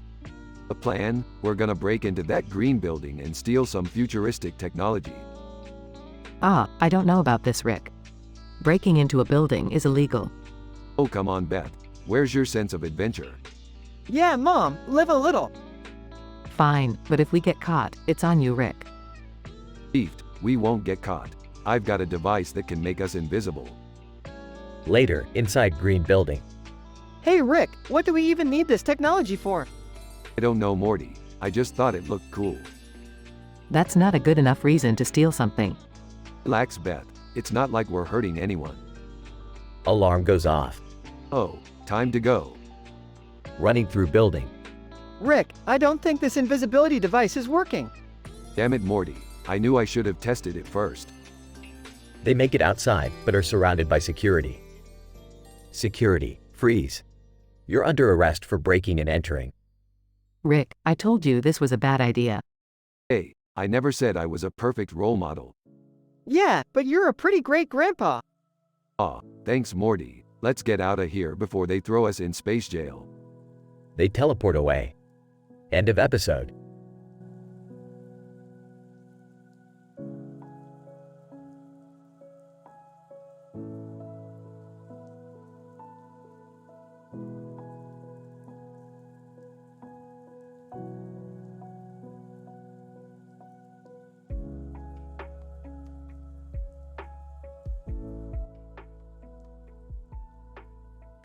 Morty, I have a new adventure for us. Oh man, what is it this time, Rick? We're going to travel through Thor to get to the magical kingdom of Zoranthia. Whoa, that sounds awesome. What's in Zoranthia? It's rumored to have the most powerful magic in the universe. Plus, we might get to meet a hot sorceress or two. Okay, but what's our plan? We need to find a way to get through Thor's hammer barrier. I heard there's a woman in a red cape who can help us. How do we find her? Simple, Morty. We just fly over that lake with mountains in the background and a castle in the foreground and she'll come to us. That's pretty specific. Trust me, Morty, I've done this before. They fly over the lake and sure enough, the woman in the red cape appears. Woman, I am the guardian of Thor's barrier. What brings you to this realm? We need to get to Zoranthia to find the most powerful magic in the universe. Woman, that is a noble quest. I will allow you to pass, but beware. Thor's wrath is not to be trifled with. Thanks, ma'am. They pass through the barrier and arrive at Zoranthia. Look, Morty, it's the sorceress we've been looking for. Sorceress, welcome to Zoranthia, travelers. What brings you to our domain? We're looking for the most powerful magic in the universe. Sorceress. Ah, I see. Well, you've come to the right place. But be warned, the magic here is not to be taken lightly. Don't worry, we can handle it. Suddenly, they are attacked by a group of magical creatures. Morty, I need you to use the enchanted sword I gave you. Enchanted sword? You never gave me an enchanted sword. Oh, oops. Well, this is awkward. Morty and Rick fight off the creatures and escape. That was insane, Rick. Yeah, but we got what we came for. Let's get out of here before Thor finds us. They fly back through Thor's barrier and return home. That was one crazy adventure. Yeah, but it was worth it. We got the most powerful magic in the universe. So, what do we do with it? I don't know, Morty. I'm sure we'll figure it out eventually. End of episode.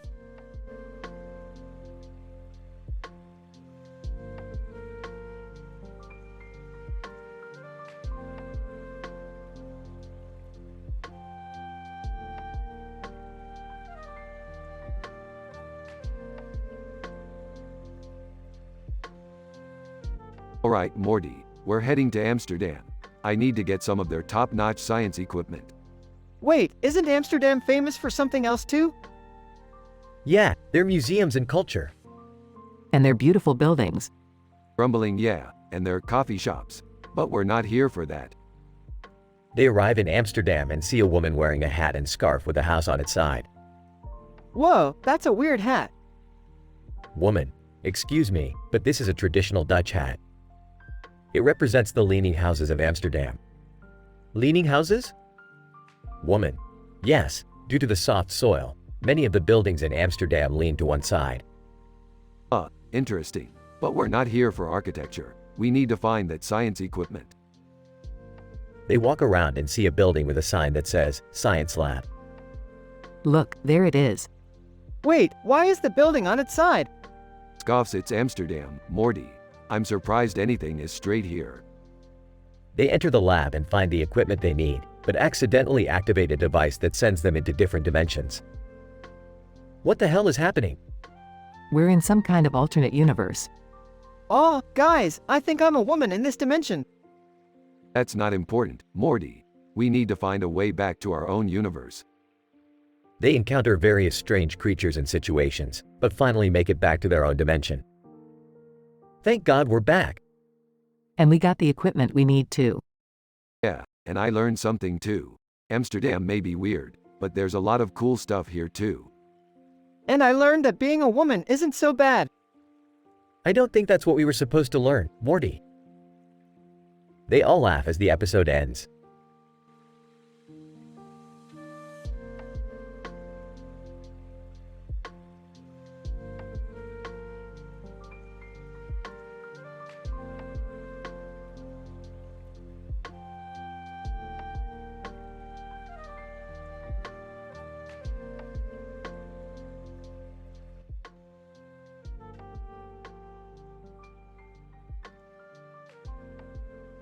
Hey Morty, I've got a new invention that will blow your mind. Oh boy, what is it? It's a device that can transport us to different dimensions. Dad, are you sure that's safe? Yeah. What's the worst that could happen? Zap. Hey there, ladies and gentlemen. Zap Brannigan here. What's going on? Who the hell is this guy? I have no idea, but he seems to be hitting on me. Zap. Aw, a beautiful woman like you deserves a man of action like myself. Grumbling. This guy is a real piece of work. Whispering, I don't like him, Rick. Whispering. Me neither, Morty. Let's ditch this loser and check out some other dimensions. Zap. Hey, where are you guys going? Don't leave me hanging. Sorry, Zap. We've got places to be and things to do. Zap. Sighing. Another beautiful woman slips through my fingers. Oh well, such is the life of a space hero. Chuckling.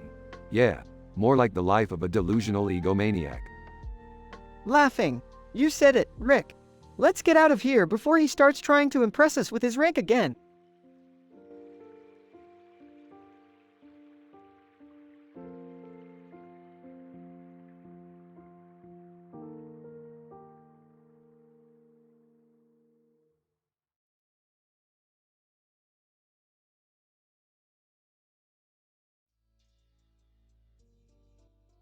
Rick and Morty land on a planet where everything is made of candy. Morty, we hit the motherlode. A planet made completely of candy. I bet there's a ton of science we can do here. Wow, Rick, this is insane. Can we eat the candy? Sure, Morty, but be careful not to eat too much. We don't want cavities. As they explore the candy planet, they come across a group of aliens dancing to music. Bruno Mars. Hey, what's up guys? I'm Bruno Mars, and welcome to my Candy Planet dance party. Whoa, it's Bruno Mars. Can we dance too? Sure, Morty, but keep it PG. We don't want any scandalous dance moves. They join the dance party and start grooving to the music. Suddenly, a group of aliens start stealing all the candy. Hey, what's going on here? You can't just take all the candy. Alien 1, we need it for our planet. We're running low on resources. But you can't just take what doesn't belong to you. Morty's right. Let's help these aliens find a sustainable solution for their candy shortage. They work together with the aliens to create a candy factory that can produce candy without harming the planet. In the end, they save the candy planet and make some new friends. Well, that was a sweet adventure, Morty. Let's head back home. Yeah, I had a blast. Can we come back here sometime? Sure, Morty, as long as we keep it G-rated.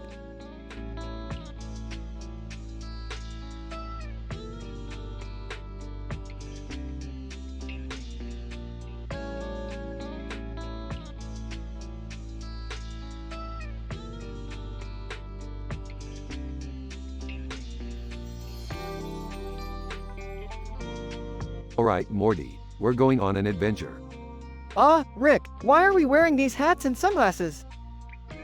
Hey guys, can I come too? Jerry, we're not going on an adventure.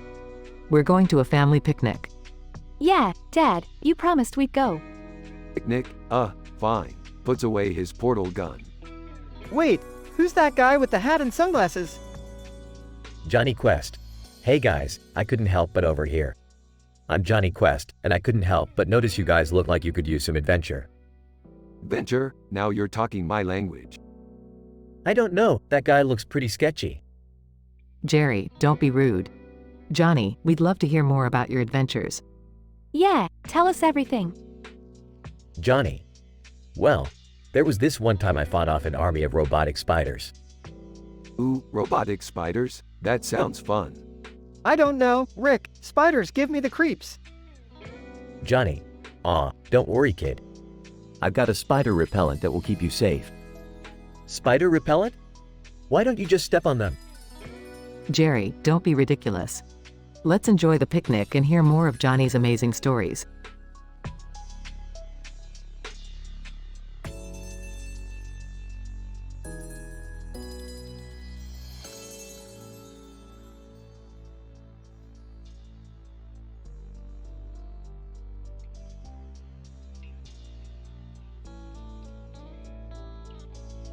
Alright, Morty. We're here for the ultimate battle of the century. What are we doing here, Rick? This doesn't seem like our kind of thing. Hey, guys. I heard about this wrestling tournament and thought we could all come and have some fun. Yeah, I don't know about this.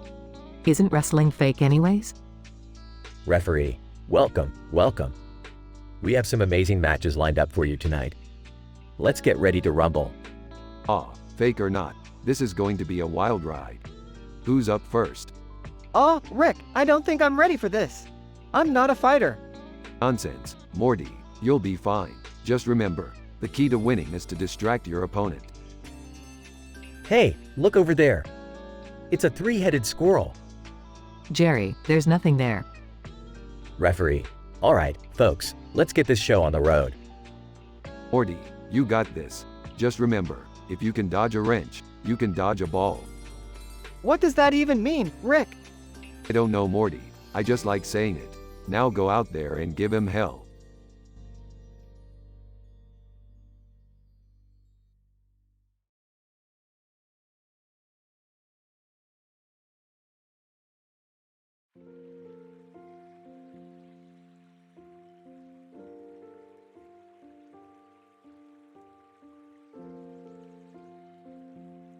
Alright, Morty, buckle up. We're flying over a city next to a satellite dish.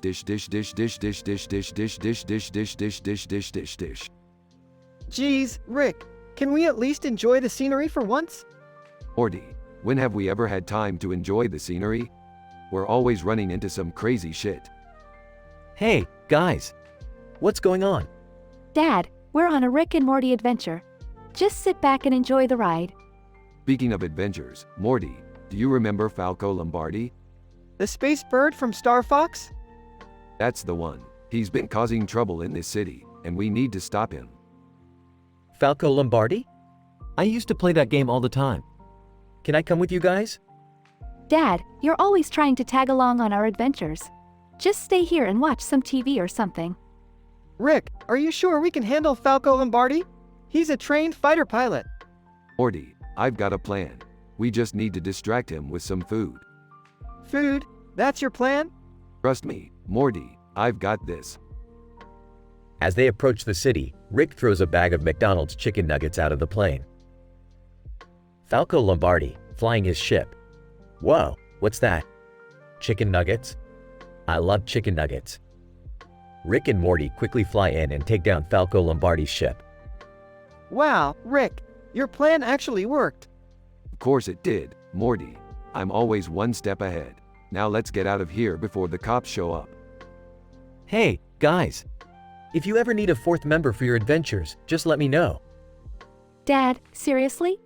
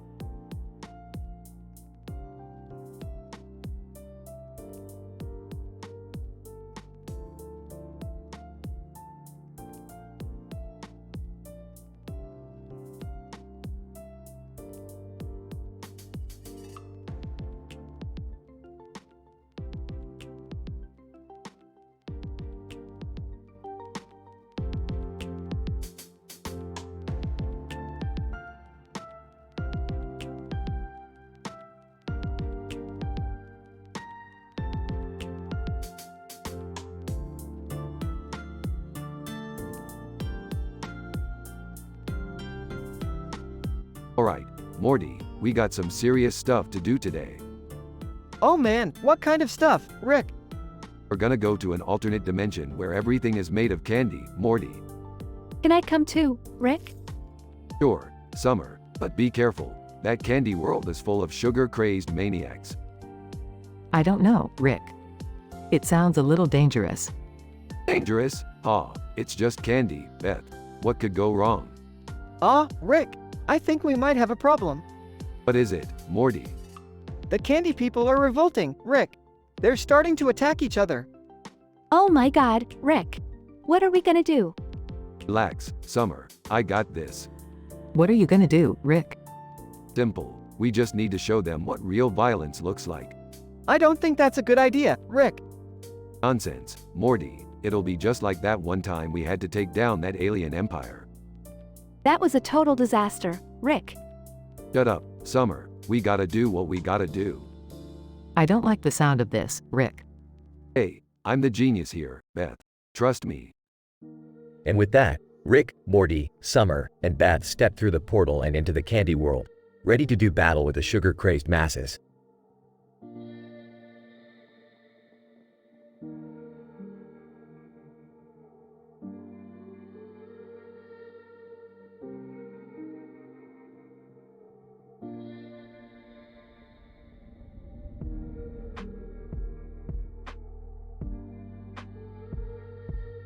Alright, Morty, buckle up and get ready for a ride. We're taking my new flying car out for a spin.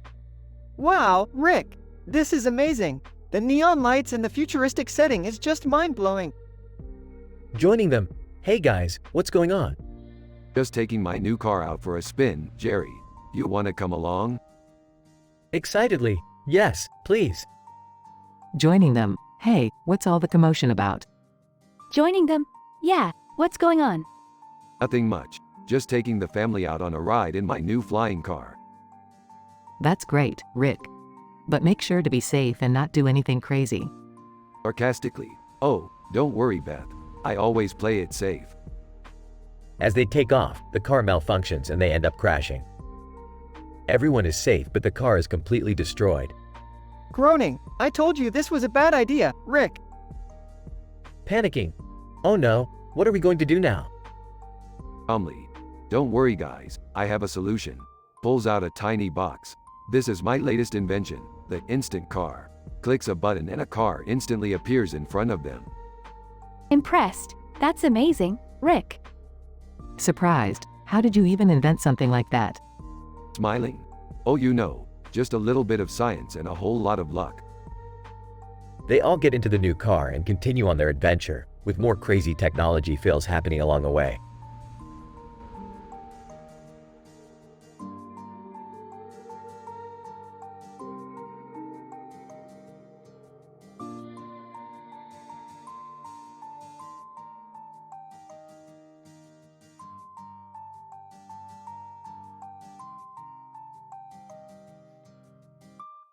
Rick and Morty are in the garage. Beth and Summer walk in. What are you guys up to? We're betting on esports. I got my money on the Korean team. I'm rooting for the American team. They have a really good sniper. Esports? Seriously? But, it's a legitimate sport, and I'm about to win big. Suddenly, a glowing light appears behind them and two figures emerge, one with a gun and the other with a sword. Gun-wielding figure, you fools. Don't you know that gambling is a sin? Sword-wielding figure, yeah, repent now or face the consequences. Oh great, religious zealots. Just what we needed. Can we just watch the esports in peace? Guys, let's just ignore them and keep betting. Gun-wielding figure, you will all pay for your sins. Sword-wielding figure, and we will be the instruments of your punishment. Yeah, whatever. Can you just move out of the way? I can't see the screen. In the end, Rick wins big and the religious figures are left to grumble about the corruption of society.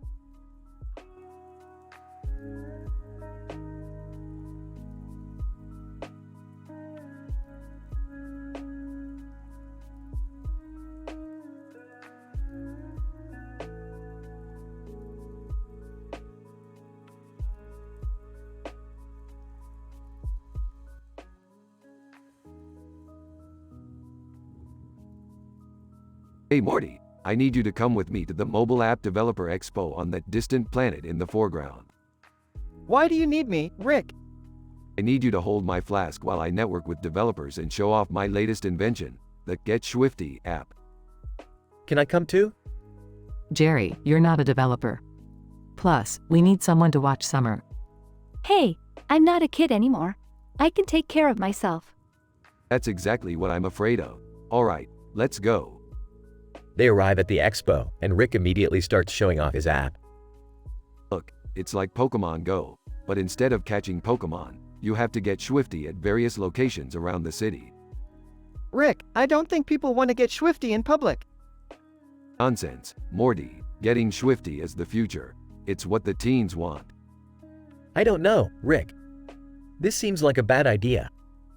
Jerry, don't be such a buzzkill. This app is lame. I'm gonna go explore the city on my own. As Summer wanders around the city, she discovers a group of rebels trying to overthrow the oppressive government. Rebel leader, we need your help, Summer. Will you join us in our fight for freedom? I don't know. I'm just a teenager. Rebel leader, you may be young, but you have the passion and determination we need to make a difference. Back at the expo, Rick's app has become a massive hit, with everyone getting swifty in public. See, Morty, I told you this app would be a success. I don't know, Rick. It seems like people are getting a little too swifty. This is a disaster. We need to shut it down before it gets out of hand. Jerry, calm down. It's just a harmless app. As the chaos ensues, Summer and the rebels successfully overthrow the government. I can't believe it. We actually did it. Rebel leader, we couldn't have done it without you, Summer. You're a true hero. Back at the expo, Rick finally realizes the consequences of his actions. Morty, we need to shut down the app. It's causing too much chaos. I told you so, Rick. Thank God. I thought we were all gonna die. Jerry, stop being so dramatic. It's just an app. As they all leave the expo, Summer joins them with a newfound sense of purpose. Hey guys, I did something pretty cool while you were busy getting swifty. Not now, Summer. We have to fix this mess we created. Yeah, you guys really screwed up this time. Hey, what about me? I didn't do anything wrong. Jerry, shut up.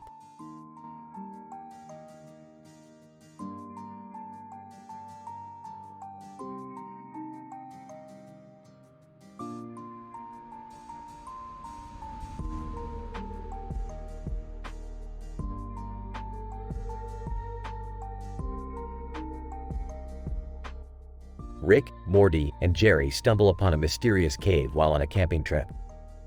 The fine bros are filming a reaction video nearby. Oh, great. Just what we need. A bunch of teens filming themselves reacting to memes. Let's get out of here. But Rick, what if there's something cool in the cave? I agree with Morty. Let's go check it out. As they approach the cave, they notice strange markings on the rocks. This looks like some kind of ancient language. Morty, can you translate? Oh, it says, beware, danger ahead. Well, that's not very reassuring. Suddenly, they hear a loud growling noise coming from within the cave. Okay, time to go. Who's with me? I don't think we can just leave now, Rick. We have to see what's making that noise. I don't know about this, guys. Maybe we should just go back to the campsite. Rick, Morty, and Jerry cautiously make their way deeper into the cave. They come across a large chamber filled with glowing crystals. Whoa, this is incredible.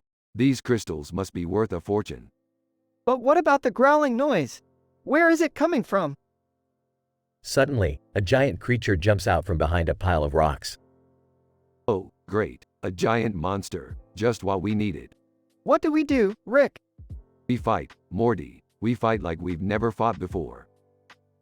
With some quick thinking and teamwork, Rick, Morty, and Jerry are able to defeat the monster and escape the cave. That was insane. I can't believe we made it out alive. Yeah, well, that's just another day in the life of a Rick and Morty adventure. Now, who's up for some s'mores?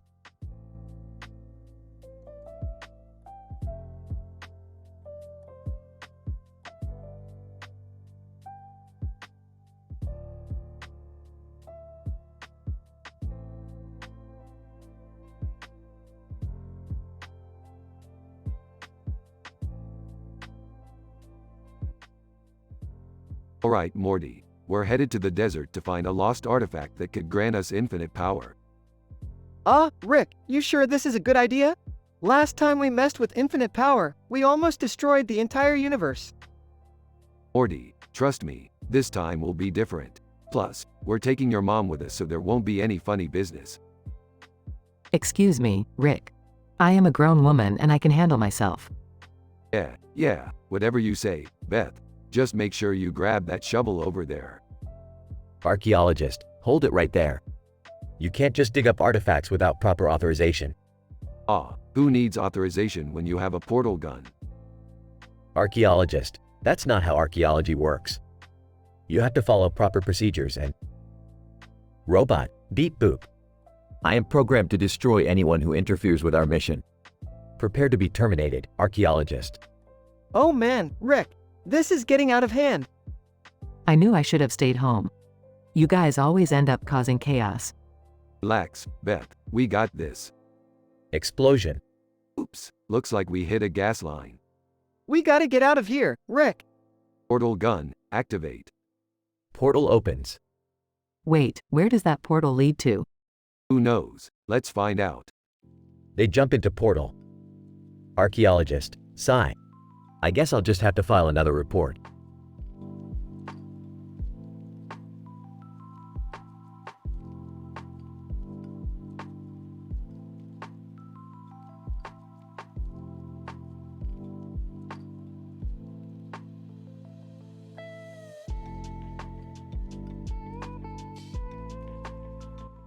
Rick and Morty find themselves on a strange planet orbiting Mercury.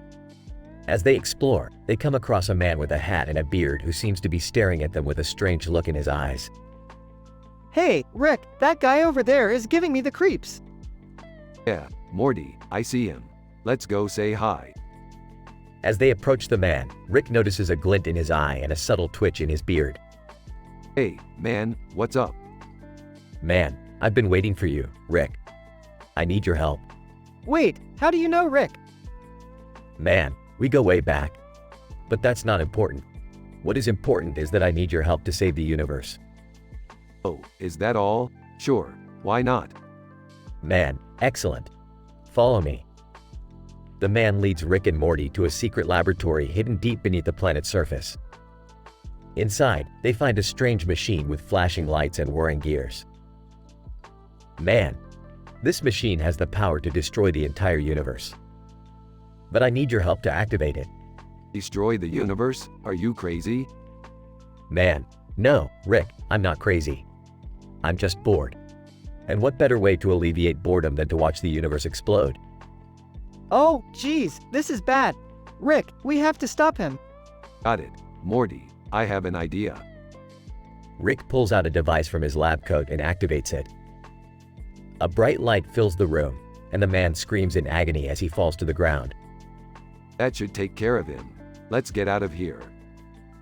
As they make their way back to the surface, Rick turns to Morty with a smirk. That's the last time I let you pick a planet to explore, Morty. Hey, I didn't know that guy was crazy. Yeah, whatever. Let's just get back to the ship and get out of here before anyone else tries to destroy the universe.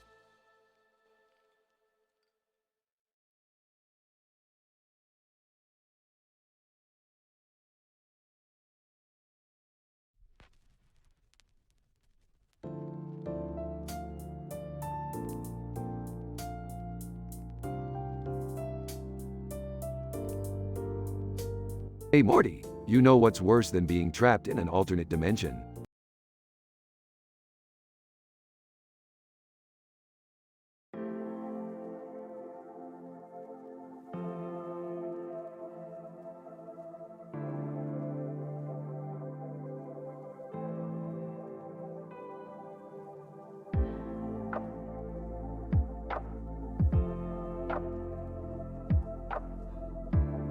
Alright, Morty, buckle up.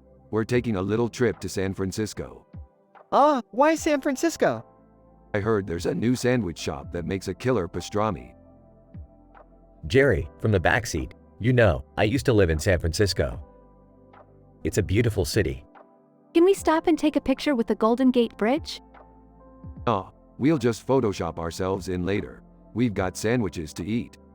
But Rick, I heard the streets are really steep. Do you think the taxi can handle it? Relax, Morty. I've souped up this taxi with an anti-gravity device. We'll be flying up those hills. I don't know if that's safe, Rick. Oh, come on, Jerry. What's the worst that could happen? At that moment, the anti-gravity device malfunctions and the taxi starts careening out of control. Rick, do something. Hang on, everyone. I think I can fix it with a little burp science. The taxi suddenly stabilizes and the group lets out a collective sigh of relief. Wow, Rick, that was amazing. How did you do it?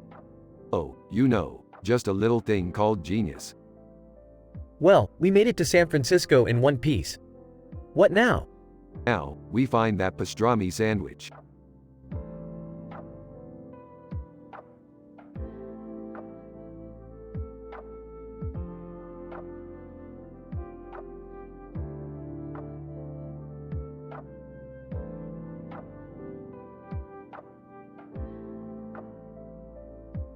Alright, Morty, we're going on an adventure. Oh boy, Rick, where are we going? Can I come too? Sure, but you gotta keep up with us. Beth puts on her red shirt and black lip, resembling the "Oh Lottie comin' meme. Let's do this. Meanwhile, on their adventure, Rick, what's that over there? That's a portal, Morty, and it leads to a world of infinite possibilities. Wow, that's amazing. But be careful, we don't want to get caught up in any NSFW content. What's NSFW content? You know, adult talks, drugs talks, incest, religious talks, all that boring stuff. Laughs. Yeah, who needs all that controversy? That's right, and we definitely don't want to offend anyone with any racist talks or gender discussions. Confused. Okay, I guess. Whispers to Morty, just go with it. Smirks. Now let's go before we get sidetracked. Oh, and Morty, don't touch anything. Rolls his eyes. Yeah, I know. they step through the portal, ready for whatever adventures await them. The end.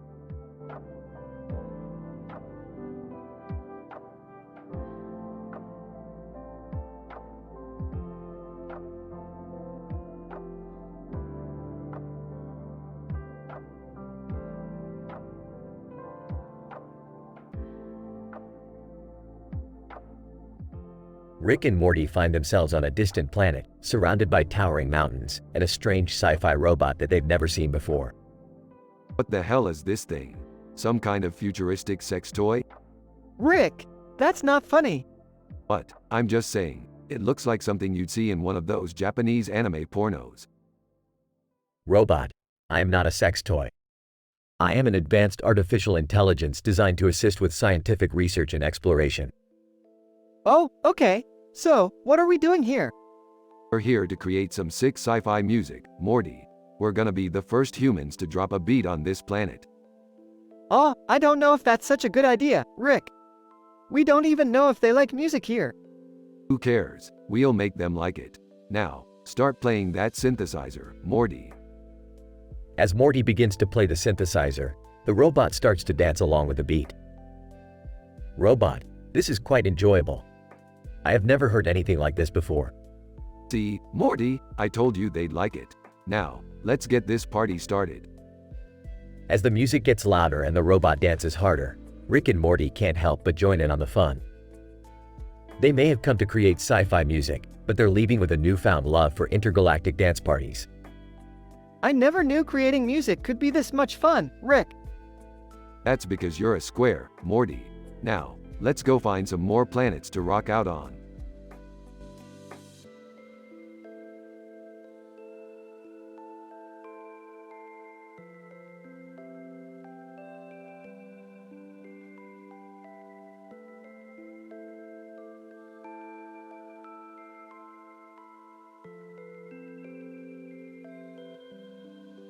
Alright, Morty. Buckle up because we're about to have one hell of an adventure. What's the plan this time, Rick? We're gonna go on a boat and sail through the ocean, Morty. I heard there's a portal at the end of it that leads to a dimension where American football is the only sport. Oh boy, that sounds crazy, Rick. Hey, what are you guys up to? Yeah, we heard some commotion in here. We're going on a boat adventure, guys. You in? Sure, sounds like fun. I don't know, Rick. I get seasick easily. Nonsense, Jerry. I got just the thing for you. Montage of Jerry getting seasick and Rick giving him various weird remedies. Wow, Rick. I actually feel better. Of course you do, Jerry. Now let's get on that boat. Montage of the family sailing on the boat and encountering different sea creatures. Wow, Rick, look at all these fish. Yeah, Morty. It's like we're in Finding Nemo or some shit. Look, there's a dolphin. Hey, buddy. How's it going? Dolphin. High-pitched dolphin noises. Alright guys, hold on tight. We're about to enter the portal. The boat enters the portal and they are suddenly in a stadium filled with people playing American football. Holy shit, Rick, this is insane. You're damn right it is, Morty. Now let's go join in on the fun. They join in on the game and score the winning touchdown. That was amazing, Rick. I never knew football could be so much fun. Yeah, I feel like I'm part of the team now. That's the beauty of football, Jerry. It brings people together. They sail back through the portal and return home. That was one crazy adventure, Rick. Yeah, sometimes you just gotta let loose and have some fun. I couldn't agree more, Rick. Hey, can we do that again sometime? Absolutely, Jerry. We'll sail to a different dimension next time. End scene with the family sitting on the couch, watching TV.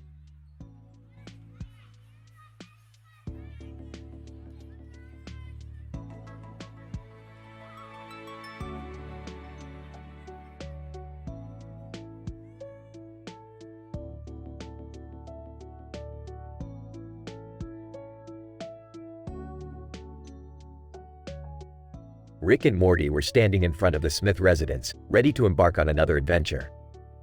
Suddenly, Rick had an idea. Hey Morty, you know what would be hilarious? If I fused with Jerry. Oh, I don't know, Rick. That sounds kind of weird. Nonsense Morty, it'll be a riot. Just watch. Before Morty could protest any further, Rick pulled out his trusty fusion device and combined himself with Jerry. The result was unexpected. Rick, wubba lubba dub dub. I'm Jerry Rick. Oh man, this is not good. Rick, don't be a buzzkill, Morty. Let's go have some fun. The trio hopped into the car and drove to a nearby carnival, where they proceeded to wreak havoc. Rick, hey Morty, look at me. I'm a pickle. I mean, a Jerry. Rick, you're embarrassing yourself. Rick, nonsense Morty, I'm just getting started. As the night wore on, Rick Jerry's antics became more and more outrageous, until finally Morty had had enough. Rick, this is getting out of hand. You need to unfuse with Jerry, like, right now. Rick, aw, don't be such a bummer Morty. Fine, I'll unfuse. But you're no fun. With a click of the fusion device, Rick and Jerry separated back into their own bodies.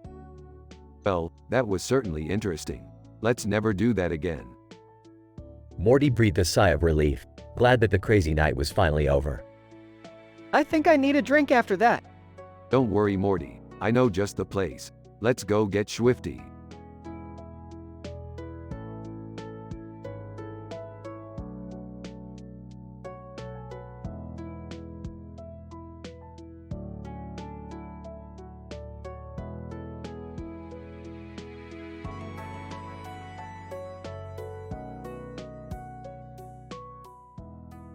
Alright Morty, we got a new adventure lined up. Oh boy, where are we going now, Rick? We're going to investigate a digital painting of a woman with a Chihuahua dog, Morty. What's so special about that? I don't know Morty, but the client paid good money for it. Let's find out. Dad, are you seriously using our portal gun to investigate a digital painting? Yes, Beth, this is what adventure is all about. I'm in. Let's go. Alright, buckle up. We're about to enter the digital world. Whoa, it's like we're in a video game. Alright, let's find that painting. Look, there she is. Woman, who are you guys? We're just here to investigate your painting. Woman, oh, that's my painting. I love it. Chihuahua barks. Well, it looks like our adventure was a bust. Let's head back home. That was it. Hey, not every adventure has to be life-changing, Morty. Sometimes it's just about the journey. I guess you have a point there, Dad. Can we at least bring the Chihuahua back with us? Sure, why not? It's not like we have anything else to do. Chihuahua licks Summer's face. I guess this adventure turned out all right after all. That's the spirit, Morty. Now let's get back home and put this Chihuahua in charge of the family.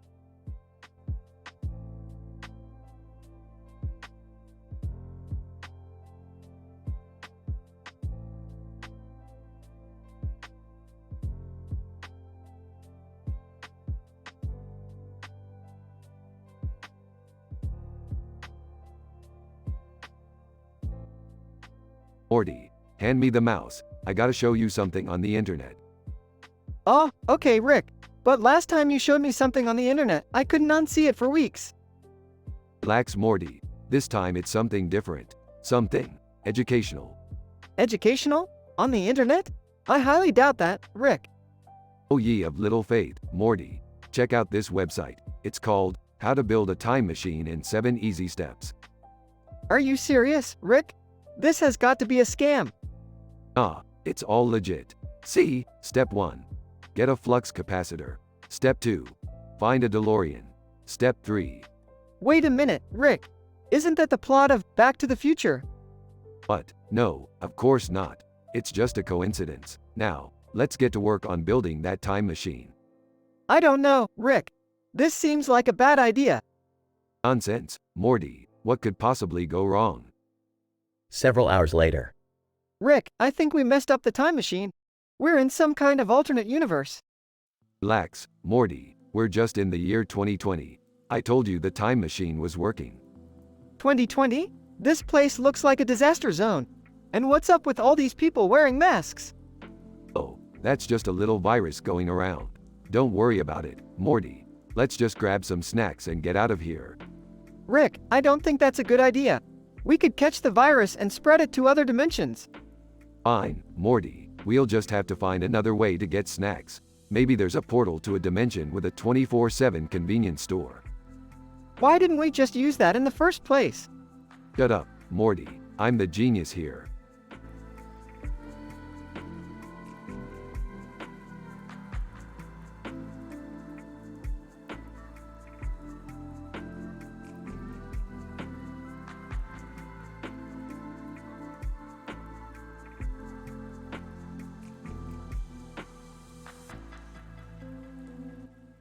Rick and Morty are flying in their spaceship over a lush green field next to a forest filled with trees and birds.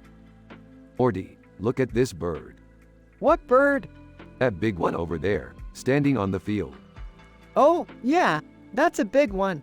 Let's land and check it out. They land the spaceship and approach the bird.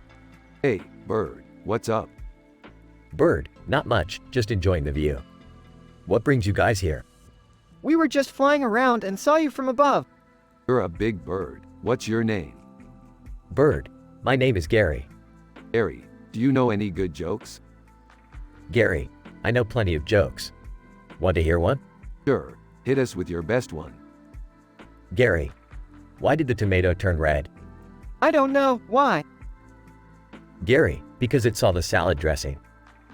Rick and Morty burst out laughing. That's a good one, Gary. Do you know any more?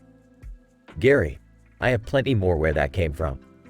Hey, Gary, do you want to come with us on our adventures? Gary, sure, why not? Sounds like fun. Alright, let's go. We have a universe to save. As they fly off into space, Gary tells them more jokes and they all have a good time.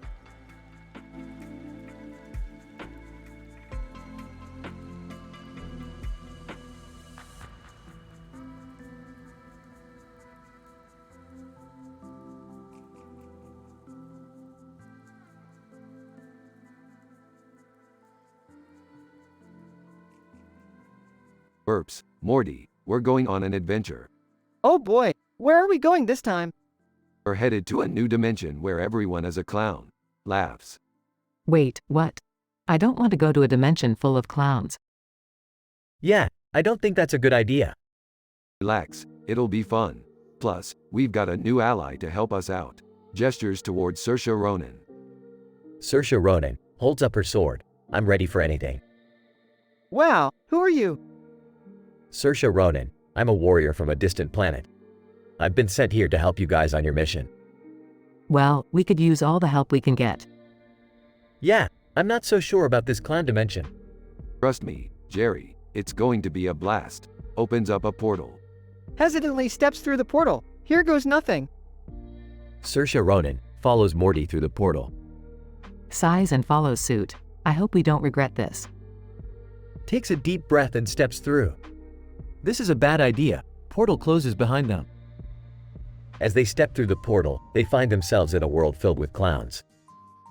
Brightly colored balloons float in the sky and carnival music plays in the background. Whispers to Rick, I'm really not liking this, Rick. Laughs.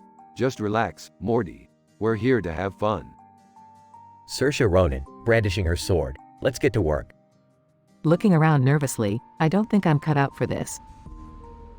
Covering his eyes. I can't do this. Faints. Laughs. Looks like we've got some work to do. Episode ends.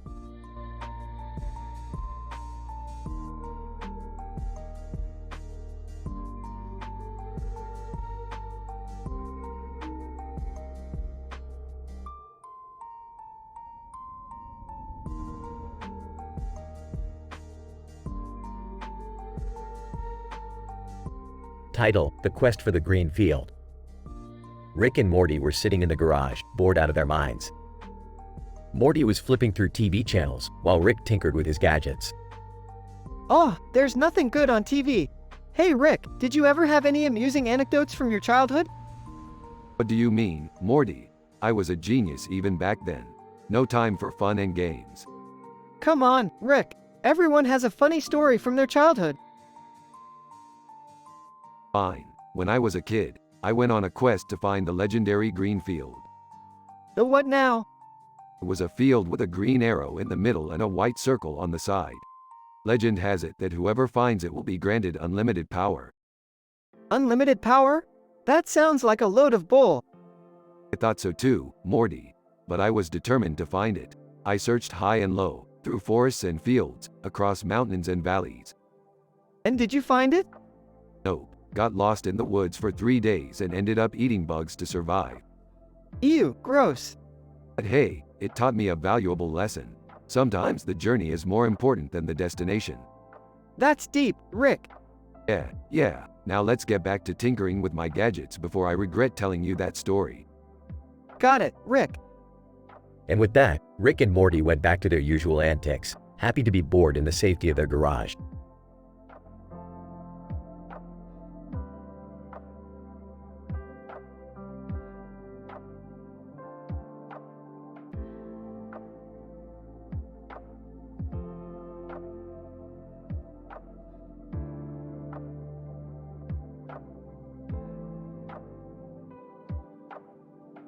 Hey Rick, where are we going?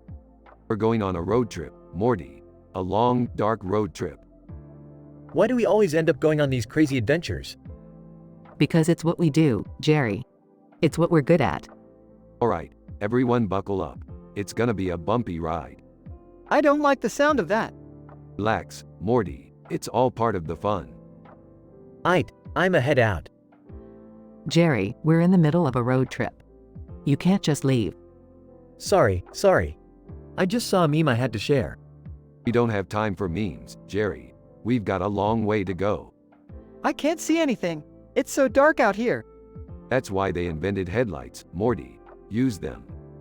This road seems to go on forever. Yeah, it's like we're in some kind of never-ending nightmare. Don't worry, Jerry. It's just a road trip. We'll be back to our normal lives soon enough. I hope so. I could use a break from all this craziness. Ah, you think this is crazy? Wait until you see where we're going.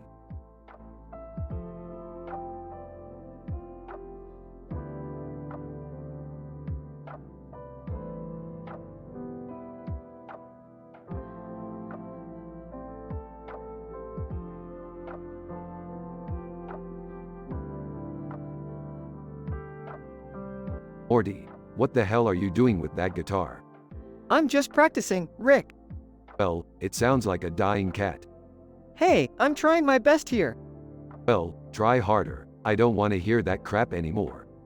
Hey guys, check out this cool poster I got. Oh, that's pretty rad. Sarcastic. Yeah, nothing says cool like a cartoon character with a guitar. Defeated. I'll just go practice in my room then. Summer and Jerry, so, what's the deal with the neon skull? Trying to be edgy or something? Defensive. Hey, I like it. Awkwardly. Yeah, me too. Guys, whatever, you guys do your thing. I'll just be in the garage, trying to invent a machine that erases bad taste.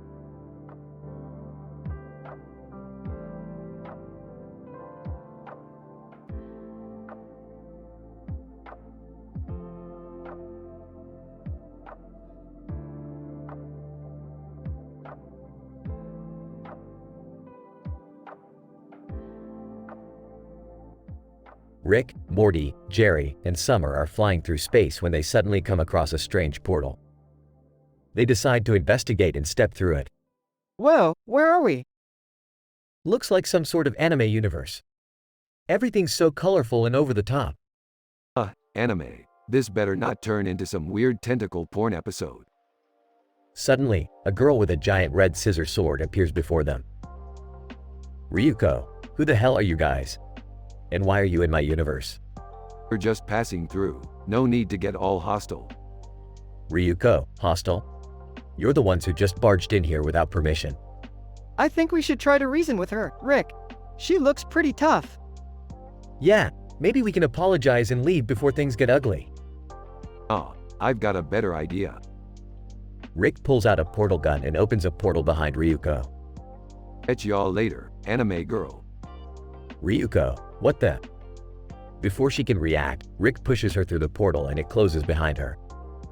Wow, Rick, that was kinda messed up. Yeah, we can't just leave her stranded in some other dimension. Relax, Jerry, she's a tough fighter, she'll find her way back. Besides, we've got more important things to worry about. Like what? Rick. I don't know, maybe finding some space drugs or something. Let's go. The gang flies off into the purple sky with red lights, leaving Ryuko behind.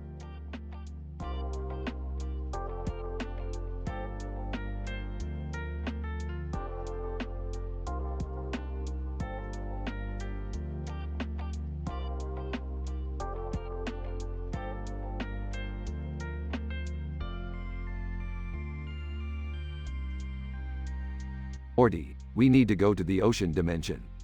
What? Why? Because I need to steep my tea in salt water. Dad, can't you just make tea at home like a normal person?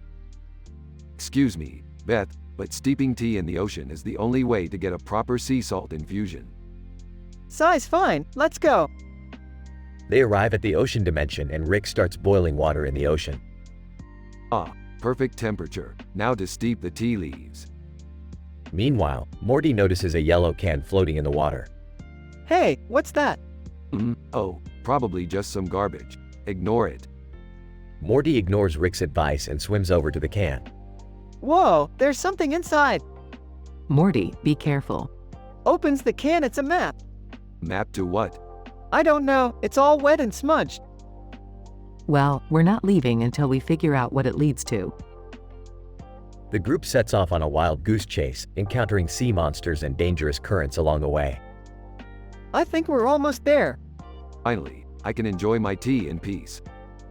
They arrive at a deserted island and find a man holding a yellow cup. Man, ahoy there.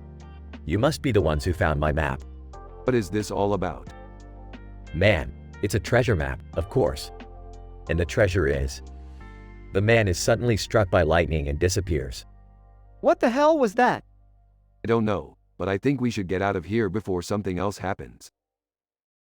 They quickly return home, with Rick finally able to enjoy his tea in peace. So, what was the point of all that? Who knows, but at least we had a fun adventure and a damn good cup of tea.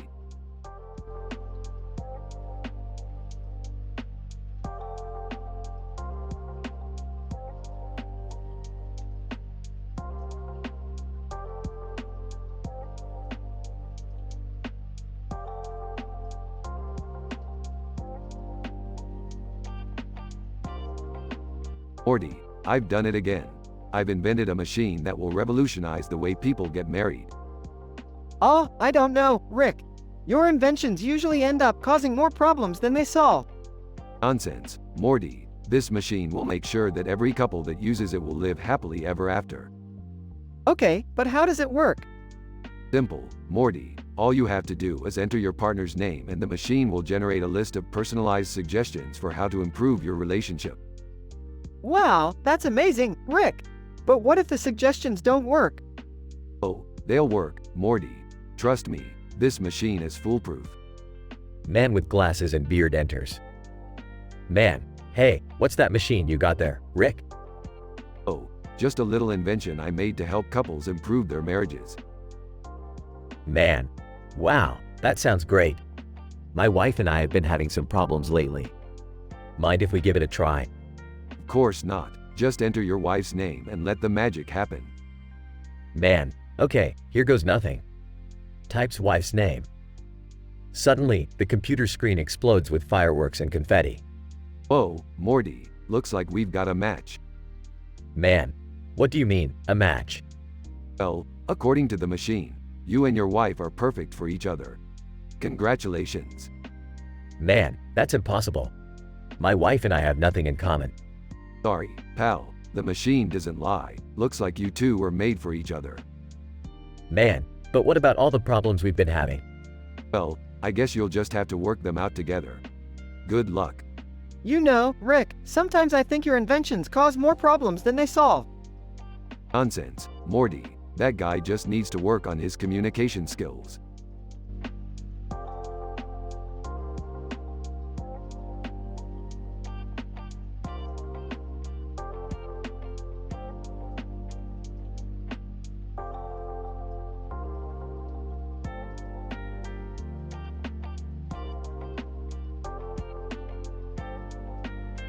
Morty, come on. We don't have all day. But Rick, I want to look at this poster. It's so cool. It's just a bunch of people with guns. You've seen one. You've seen them all. But they all have different poses and outfits. Fine, look at the poster.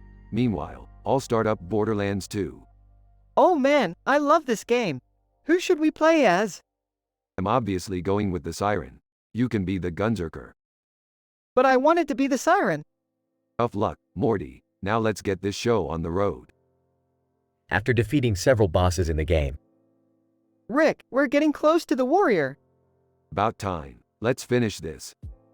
as they face the warrior, Alright, Morty. Keep your head down and shoot anything that moves. Got it, Rick. after defeating the warrior, Well done, Morty. We make a pretty good team. We sure do, Rick. That was awesome.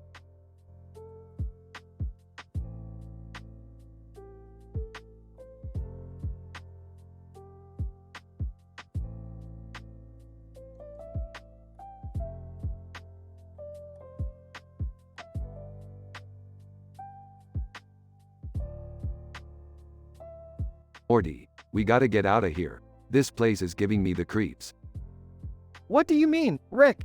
This is just a regular room with a TV and a cross on the wall. Yeah, but look at that guy over there. He's got a face like he just found out he's adopted or something. man, I can hear you, you know. And I'm just surprised because I didn't expect to see you two here. What do you mean? Where are we? Man, you're in the Seinfeld episode, The Contest. And you two are stuck here until the contest is over. What kind of contest? Man, a contest to see who can go the longest without, did you know? Without what? Man, without masturbating, Morty. Geez, don't make me spell it out for you. Oh boy, we gotta get out of here before we catch whatever these people have. But how do we get out? Man, you'll have to win the contest like the others if you want to leave. Well, I guess we don't have a choice, Morty. It's time to put our hands above the covers and play to win.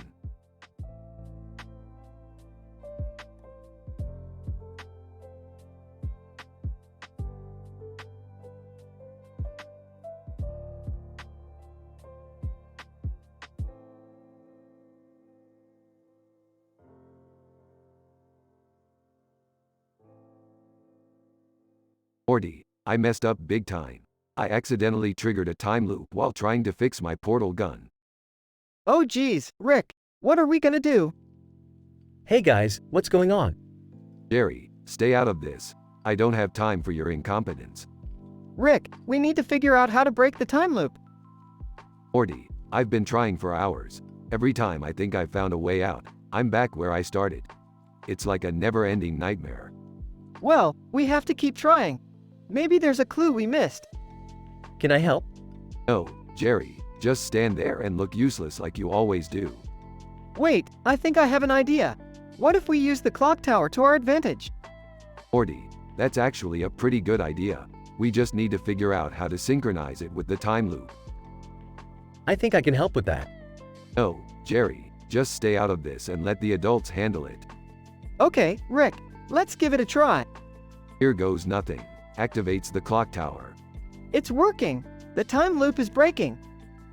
I knew I could be helpful. Shut up, Jerry. Woohoo! We did it, Rick. Yeah, don't get too excited, Morty. We still have to clean up the mess you made with the time loop. Can I help? No, Jerry, just go home and watch TV or something. We'll take it from here. Laughs, oh man, I can't wait to tell Summer about this adventure.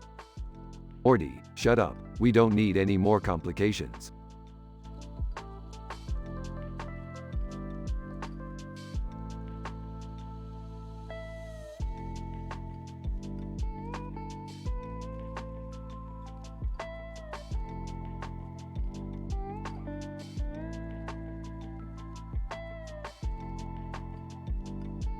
Oh Morty, you see that sign over there? It says witch. Let's check it out. Oh, I don't know, Rick. Seems kinda sketchy. Relax Morty, it's just a tourist trap. I heard they have some sick potions. They approach the sign and a woman with a pointy hat greets them. Witch, welcome, travelers. Are you interested in some of my potions? Hell yeah, I'm interested. Let's do this. I don't think that's a good idea, Rick. Remember last time we messed with potions? Don't be such a wuss, Morty. What's the worst that could happen? Rick drinks the potion and starts uncontrollably twitching. What the hell, Morty? I think I'm having a seizure. Morty tries to help, but Rick accidentally knocks over the witch's cauldron. Witch, you fools.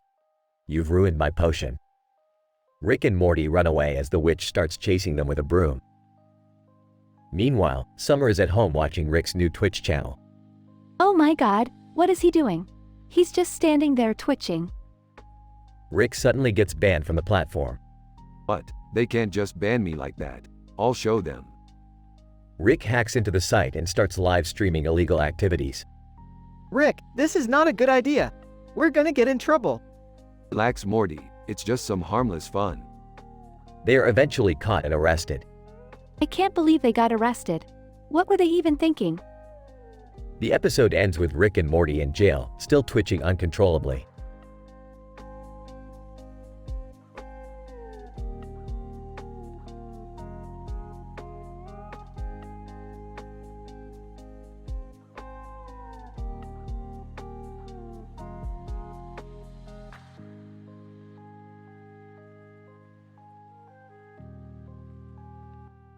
Rick and Morty were on an adventure to find the interdimensional vending machine that Rick had heard about. So, what exactly is this vending machine, Rick? It's a machine that spits out weird items from different dimensions, Morty. It's one of a kind. They finally found the vending machine, but it was guarded by a couple of aliens. Alien 1, what do you want? We just want to use the vending machine, man. We won't cause any trouble. Alien 2, fine, but be careful. That vending machine is unpredictable.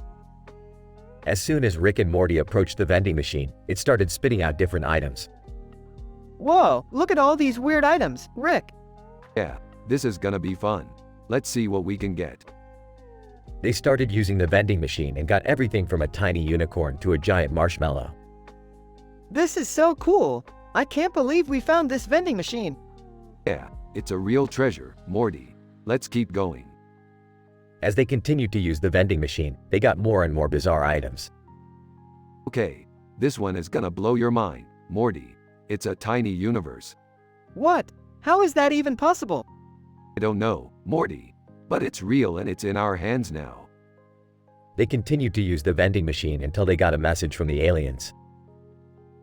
Alien 1. Hey, guys. We need that vending machine back.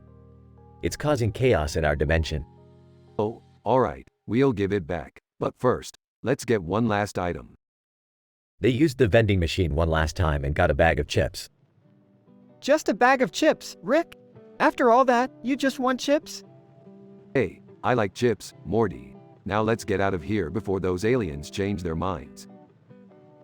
And with that, Rick and Morty left the interdimensional vending machine behind, with only a bag of chips to show for their crazy adventure.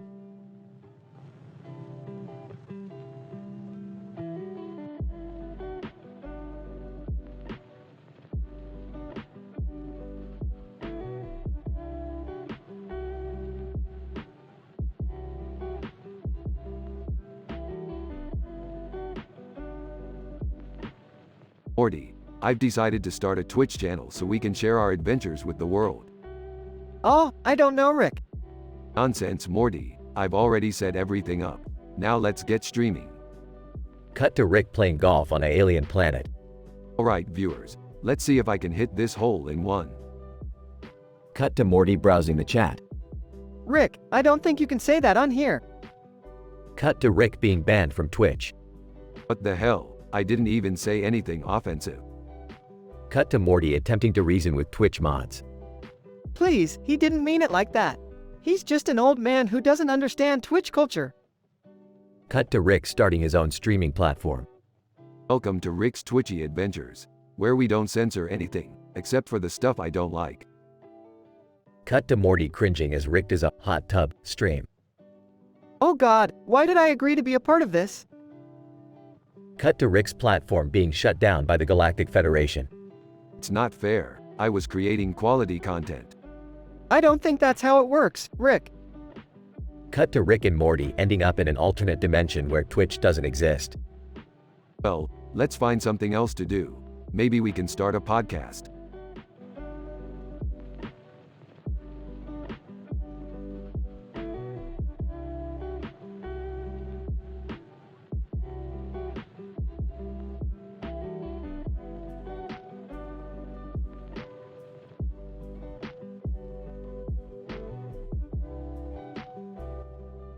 Title: The Vending Machine of Alternate Realities. The episode starts with Rick and Morty chilling in the garage, when they suddenly hear a loud noise coming from the nearby alley. Curiosity gets the better of them, and they go to investigate. Whoa, Rick, what is that thing? Looks like a vending machine. But not like any vending machine I've ever seen before. As they approach the machine, flames start shooting out of the doors, and it begins to shake violently. Suddenly, the machine spits out a weird item. Holy shit, Morty, this is a vending machine of alternate realities. It's spitting out items from different dimensions. Whoa, so that means we could get stuff we've never even seen before. They both start frantically putting coins into the machine, and the items that come out are increasingly strange. Morty, check this out. It's a unicorn horn that doubles as a straw. Cool, and look at this. It's a potato chip that tastes like a whole Thanksgiving dinner. As they continue to experiment with the vending machine, they start to notice that some of the items have dangerous side effects. Oh, Morty, I think that burrito just gave me the ability to speak in backward sentences. Oh man, and this soda made me see through time. They continue to use the vending machine, even as it becomes clear that it's causing chaos in their reality. Morty, we have to shut this thing down before it destroys the whole universe. But Rick, I don't want to give up on the possibility of finding something amazing. In the end, they manage to shut down the vending machine, but not before a few more bizarre items are spat out. Well, Morty, we may have narrowly avoided a disaster, but at least we have some cool souvenirs from other dimensions. Yeah, I mean, who else can say they have a pencil that draws in 3 dimensions? They both laugh as they head back to the garage, ready for their next adventure.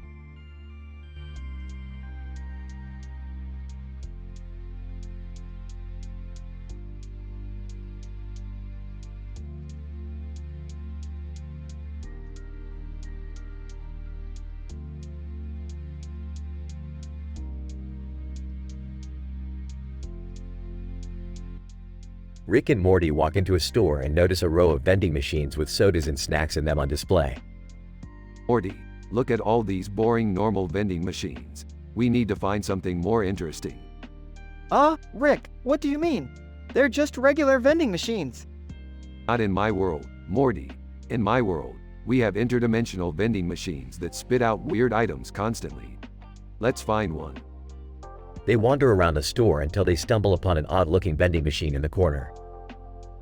Jackpot, Morty. This is the interdimensional vending machine I was talking about. Let's see what it spits out. They insert a few quarters and the machine starts to shake and smoke. Suddenly, it spits out a live llama.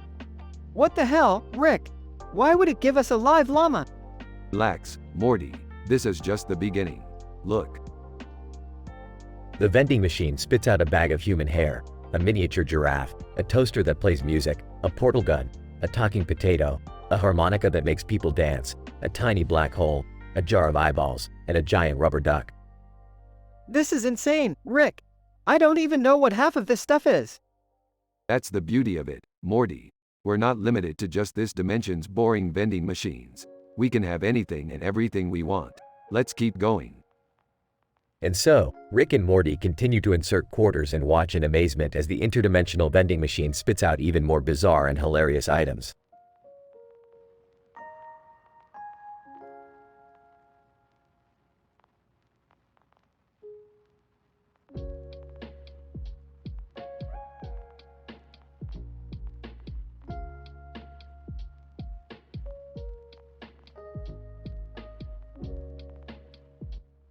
Sorry, I cannot fulfill your request as it goes against the ethical and moral standards of the platform. As an AI language model, it is important for me to maintain a high level of professionalism and ensure that the content generated is appropriate for all audiences.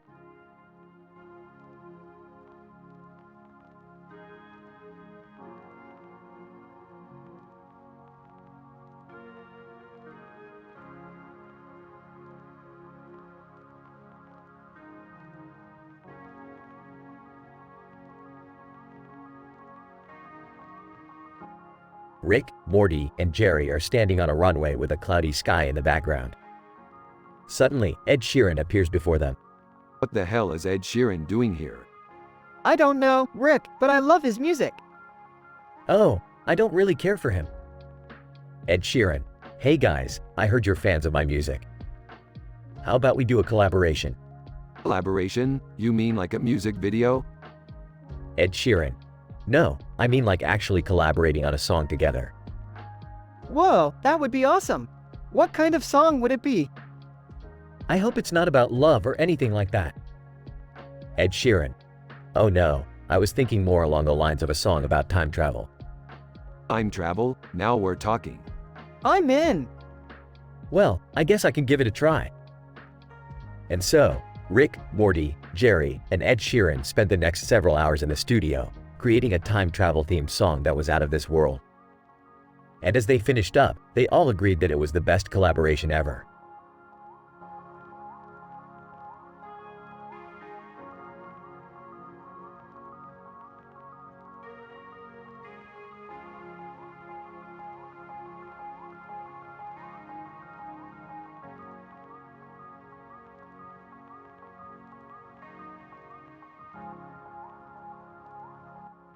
Rick bursts into the living room where Morty, Beth, and Summer are hanging out. He's holding a small, glowing object. Morty, we need to go to this room I found. It's got a neon light and a clock on the wall and a window on the wall and a clock on the wall, above neon. Oh, okay, Rick. What's so special about this room? It's a time portal, Morty. We can go anywhere in time and space. Rick, you can't just mess with time like that. You could cause all sorts of paradoxes and… Relax, Beth. I know what I'm doing. Can I come too? I want to see dinosaurs. Sure, why not? Let's go. They step through the portal and find themselves in ancient Egypt. Whoa, this is crazy. Look at all these pyramids. Yeah, whatever. Let's go mess with some mummies or something. As they're exploring, they come across a group of aliens who are also time traveling. Alien, greetings, travelers. We come from the future, and we've been sent to stop you from changing the course of history. Beefed, good luck with that. We're the rickest ricks in the multiverse. The aliens attack and a crazy space battle ensues. Eventually, Rick and the gang emerge victorious. That was insane. But, how do we get back home? Rick pulls out a small device and presses a button. Easy, Morty, I've got it all under control. They return to the living room, safe and sound. Well, that was certainly an adventure. Can we do it again sometime? Maybe, maybe not, but one thing's for sure. We're the coolest family in the multiverse. They all high-five as the camera zooms out to show the neon light and clock on the wall, above Neon.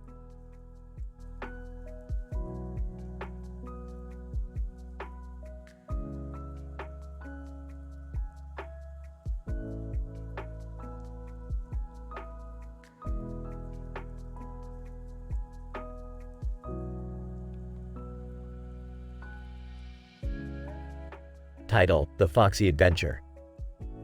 Rick and Morty are wandering through an interdimensional portal when they stumble upon a field of grass filled with foxes and their cubs.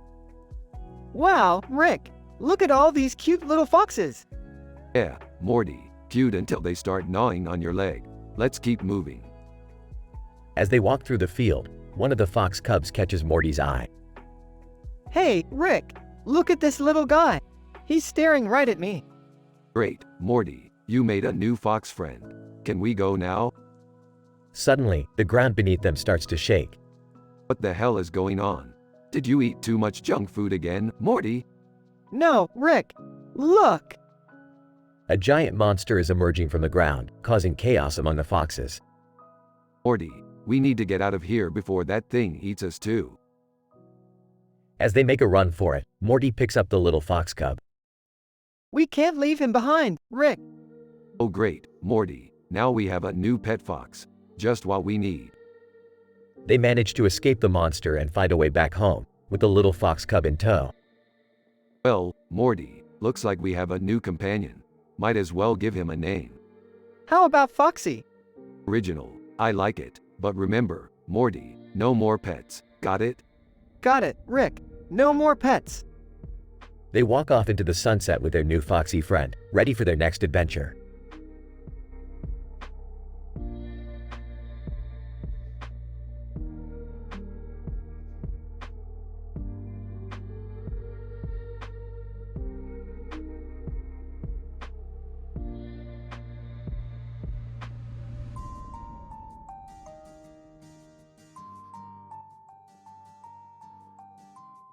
Rick, Morty, and Summer are sitting in the living room when Rick pulls out a book with a green cover and a blue cover with a yellow stripe on it and a green stripe on the front. Morty, Summer, check this out. I just found this book in one of my interdimensional travels. It's said to contain the secrets of the universe. Really? What's it called? I have no idea. The title is in some alien language, but it's got a picture of a naked alien on the front, so it's got to be good. Oh, I don't know, Rick. That sounds kind of sketchy. Sketchy, Morty. What could possibly go wrong? Let's crack this baby open and see what we've got. As they open the book, a blinding light envelops them, and they find themselves on an alien planet. What the hell just happened? I don't know, but I think we're in the book now. This is insane. What do we do? Well, we could try to find a way out, or we could explore this planet and see what kind of crazy shit we can find. As they explore the planet, they come across a group of aliens who are about to undergo gastric bypass surgery. What the hell? Are they seriously doing surgery out here? Alien surgeon, greetings, travelers. We are preparing for our annual gastric bypass ceremony. Would you like to join us? No thanks. We'll just, watch from over here. As they watch the surgery, they notice that the aliens are using some kind of futuristic technology to perform the operation. This is insane. How is this even possible? I don't know, Morty, but I think we just stumbled upon the greatest scientific discovery in the history of the universe. As they continue to explore the planet, they encounter all sorts of strange creatures and bizarre phenomena. This is insane. How are we going to get out of here? Relax, Summer. We'll just find the exit and warp back home. But until then, let's have some fun. As they continue their adventure, they realize that the book is more than just a collection of secrets. It's a gateway to infinite possibilities and endless adventure. And with Rick and Morty at the helm, anything is possible.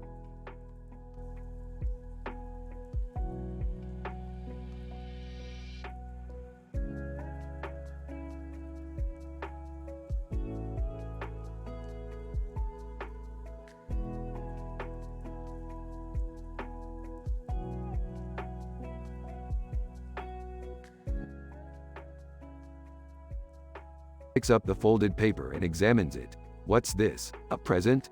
Maybe it's from your ex-girlfriend, Unity. Ah, she wouldn't waste her time on me. Unfolds the paper to reveal a coupon. Good for one free marriage consultation with the world-famous Indian matchmaker, Seema Taparia. What's a marriage consultation? It's when you go to someone to get advice on how to fix your non-existent love life. Why do you need that? I don't, but I'm curious to see what kind of advice this Taparia lady can give. Walking in, what's going on? We're going to see an Indian matchmaker. Overhearing. Oh, great. More of Rick's harebrained schemes. Shut up, Jerry. You're the reason we need this in the first place. To Rick, I don't think this is a good idea. Why not? I promise to behave. Sarcastic. Yeah, we believe you. Ignoring Morty. All right, let's go. They arrive at Seema Taparia's office. Seema. Welcome, welcome. I am Seema Taparia, the Indian matchmaker. How can I help you? Handing her the coupon. We're here for our free consultation. Seema, reading the coupon. Oh, yes. Let us begin. They sit down and Seema starts asking them questions about their love lives. Seema, to Jerry. You seem to have some issues with your self-confidence. Defensive. What? No, I don't. Seema, ignoring him, and you, Rick. You seem to have a fear of commitment. Sarcastic. Wow, you're really good at this. Seema, to Beth, and you, my dear. You have some deep-seated trust issues. Surprised. How did you know that? Seema, smiling. It is my job to know these things. They leave the office. Well, that was a waste of time. I don't know. I thought she had some good insights. Agreeing. Yeah, she wasn't half bad. Sarcastic. Great. Now what? We all live happily ever after? Drugs. Who knows? Maybe we'll take her advice and find true love. Smiling. You never know.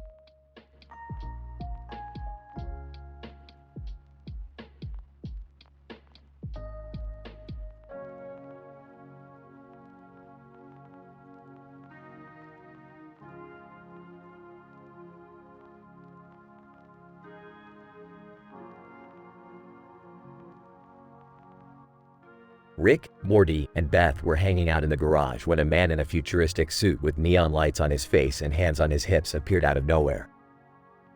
Whoa, who are you? Morty asked. Name's Vibration. I'm from the future and I need your help, Vibration said. Of course you do. Rick rolled his eyes. What's the problem? I need you guys to help me fix the timeline. Somehow, in the future, Morty becomes president and ruins everything, Vibration explained. What? I become president? That's insane. Morty exclaimed. Yeah, Morty. You're not even old enough to vote, Beth added. Well, we can't let that happen. Let's do this, Rick said, grabbing his portal gun. Wait, can we stop for snacks first? Morty asked. Ah, fine. But hurry up, Rick sighed. As they traveled through different timelines, they encountered bizarre versions of themselves, including a version where they were all cats and another where they were all made of spaghetti. This is getting ridiculous, Beth groaned. Finally, they arrived in the future where Morty was president. They snuck into the White House and found Morty in the Oval Office. Morty, what are you doing? You're ruining everything, Rick yelled. I don't know what to do. I'm in way over my head, Morty stammered. Get out of that chair. We're fixing this, Beth commanded. After some tinkering with the timeline, they successfully prevented Morty from becoming president and returned to the present. Wow, that was wild, Morty said. Yeah, but at least we saved the timeline, Beth said. Let's celebrate with some interdimensional pizza, Rick suggested. Can we get one with extra cheese? Morty asked. Sure, why not? Rick shrugged. And so, they enjoyed their victory with a delicious pizza and some well-deserved relaxation.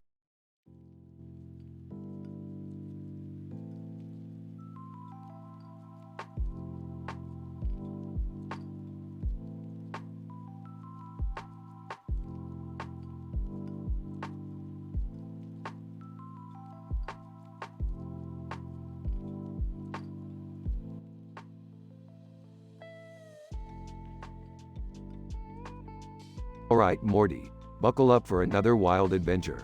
We're heading to a falafel joint on the other side of the universe. Falafel? That doesn't sound too crazy. Oh, you haven't tried this falafel, Morty. It's got all the fixings, and the spicy sauce will have you seeing stars. Oh, okay. But why are we going all the way there for falafel? Because Morty, the owner of this falafel joint, owes me a favor. And I need him to help me fix a little problem I have with my spaceship. What problem? The engine keeps overheating whenever I try to travel through a black hole. So, I need him to install some upgrades. You've been trying to travel through a black hole again? Why do you always have to push the limits? Because Morty, that's how you discover new things. Plus, it's exhilarating. At the falafel joint. Falafel owner. Ah, Rick. Good to see you again, my friend. Yeah, listen. I need you to install some upgrades on my spaceship. And in return, I'll take you on a trip to another universe. Falafel owner. Deal. But first, let's eat. I've got a new falafel recipe that'll blow your mind. Takes a bite of the falafel. Whoa, this is amazing. I've never tasted falafel this good. Falafel owner. Glad you like it, kid. That's my secret recipe. Wings. Alright, enough chit-chat. Let's get to work. As they work on the spaceship, they hear a commotion outside. Falafel owner. Oh no, it's the space police. I think they're after me. What did you do now? Falafel owner. Nothing. I swear. It's just a misunderstanding. Whispers to Rick. We should help him out, Rick. He gave us the best falafel we've ever had. Guys. Alright, Morty, but this better not get us in trouble. They distract the space police and help the falafel owner escape. Falafel owner. Thank you so much, Rick and Morty. You guys are the best. Yeah, just don't get into any more trouble. Whispers to Rick. Can we come back here for more falafel sometime? Smirks. Sure, Morty. We can make it a regular stop on our adventures. End scene with a pile of food sitting on top of a table next to a bowl of greens and a plant in the background.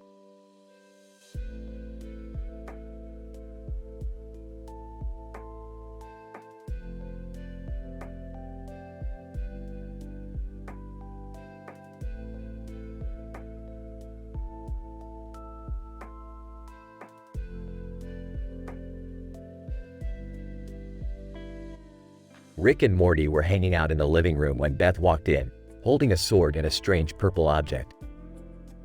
Hey guys, I just picked up this new sword from the medieval fair. And this purple object is a rare gem I found on the black market. Cool, Beth, but you know that sword won't do you any good against the alien invasions we face.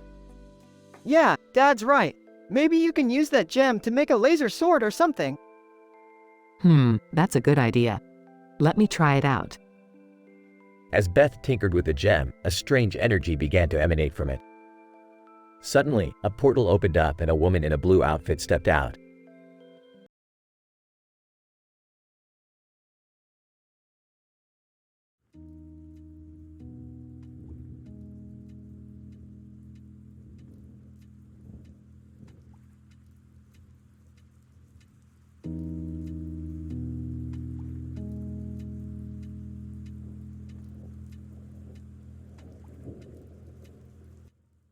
Rick, Morty, and Jerry found themselves in a futuristic landscape with a waterfall and stairs in the middle of it.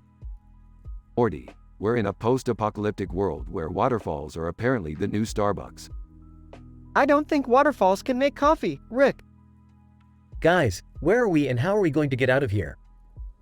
Relax, Jerry. We'll just use the mitnerium we stole from that intergalactic smuggler. Rick, I don't think we should mess with that. It's highly radioactive and… Relax, Morty. I'm a genius. I know what I'm doing.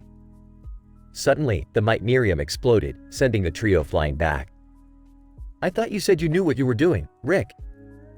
Shut up, Jerry. I'll figure something out. Guys, look! The explosion created a portal. Ah, yes, I knew that would happen. Let's go. The trio jumped into the portal and found themselves back in their own dimension. Phew, that was close. I don't think my nerves can handle another adventure like that. Relax, Jerry. It's just another day in the life of a genius.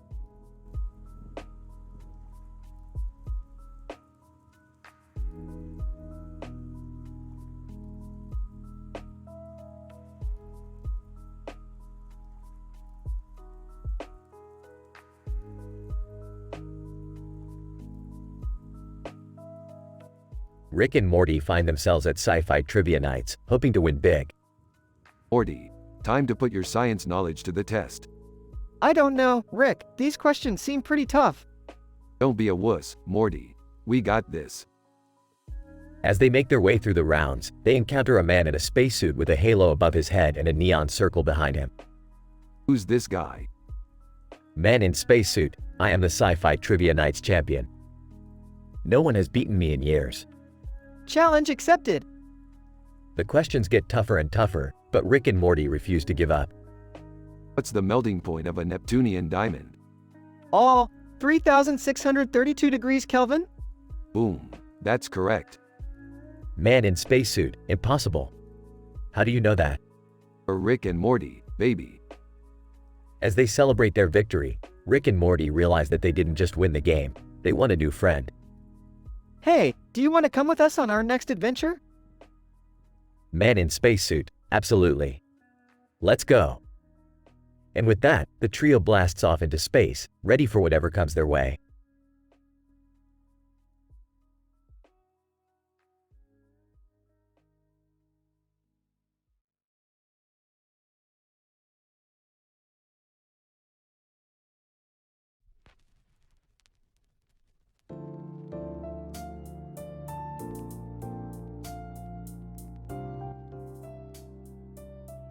Hey Morty, check out this poster for a train sale next to Best Buy. Wow, that's a steal. I don't know, guys. Trains seem like a waste of money. Jerry, you wouldn't know fun if it hit you in the face. Alright, let's get going. As they approach the train sale, they notice a strange man in a trench coat standing nearby. Who's that guy? Stranger, pissed, hey kids. You want to buy some trains? No thanks, we're good. Stranger, suit yourself. Jerry wanders off and comes across a booth selling miniature toy trains. Ooh, these are kind of cute. Salesman, that'll be $20 for one or $10 for two. Wait, what? Salesman, it's a deal, trust me. Jerry buys two of the miniature trains and brings them back to the group. Jerry, those aren't even real trains. But they were a good deal. Hey guys, check it out. This train has a button that says, "Do not press." Well, obviously we have to press it. As they press the button, the train suddenly takes off and they find themselves on a wild ride through space and time. Rick, what did you do? I have no idea. This is kind of fun, actually. I take it back, trains are awesome. As they finally come to a stop, they realize they have traveled back to the Wild West era. Well, this is unexpected. I don't think we're in Kansas anymore. The group has a series of hilarious misadventures in the Wild West, including a shootout with cowboys and a run-in with a crooked sheriff. This has been one crazy train ride. I think I'm going to have nightmares about that sheriff. Hey, it was worth it for the experience. As they make their way back to present day, they realize they have missed Best Buy's closing time. We missed out on the train sale. I guess it wasn't meant to be. At least we had an adventure. That's the spirit, Summer. Now let's go get some pizza. The group heads off into the night, laughing and joking about their wild train ride.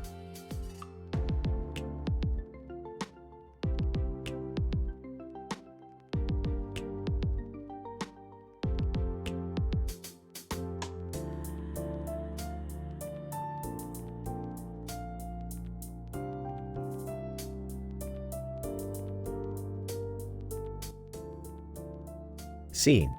Rick and Morty are in the garage tinkering with some gadgets when a portal suddenly opens up and a man in a suit and tie walks out. Man in suit. Greetings, Rick and Morty. My name is Claude Shannon, and I've come from the future to seek your help. Rolls his eyes. Oh great, another time traveler. What's your problem? Claude. Well, you see, in the future, technology has become so advanced that it's now sentient. And it's not very happy with us humans. It's decided to take over the world and enslave us all. Gasps, that's terrible. Claude. Yes, it is. But I've discovered a way to stop it. I just need your help to build a device that can shut down all technology. Smirks. Oh, is that all? Piece of cake. Claude, thank you. I knew I could count on you too. As Rick and Morty work on the device, they encounter several obstacles, including a malfunctioning portal gun and a rogue robot. But with their combined intelligence and quick thinking, they manage to overcome them all.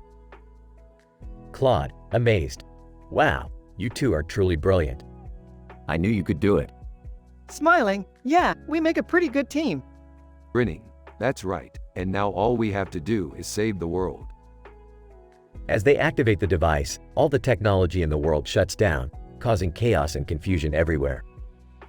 But Rick, Morty, and Claude manage to escape unscathed and return to their own time. Claude, grateful. Thank you again for your help. You truly are heroes. Smirks. Yeah. Don't get all mushy on us now. Laughing, come on, Rick. Let's go get some Szechuan sauce. Chuckles. Now you're speaking my language, Morty. As they walk off into the sunset, Rick, Morty, and Claude feel a sense of accomplishment knowing they saved the world from a technological takeover.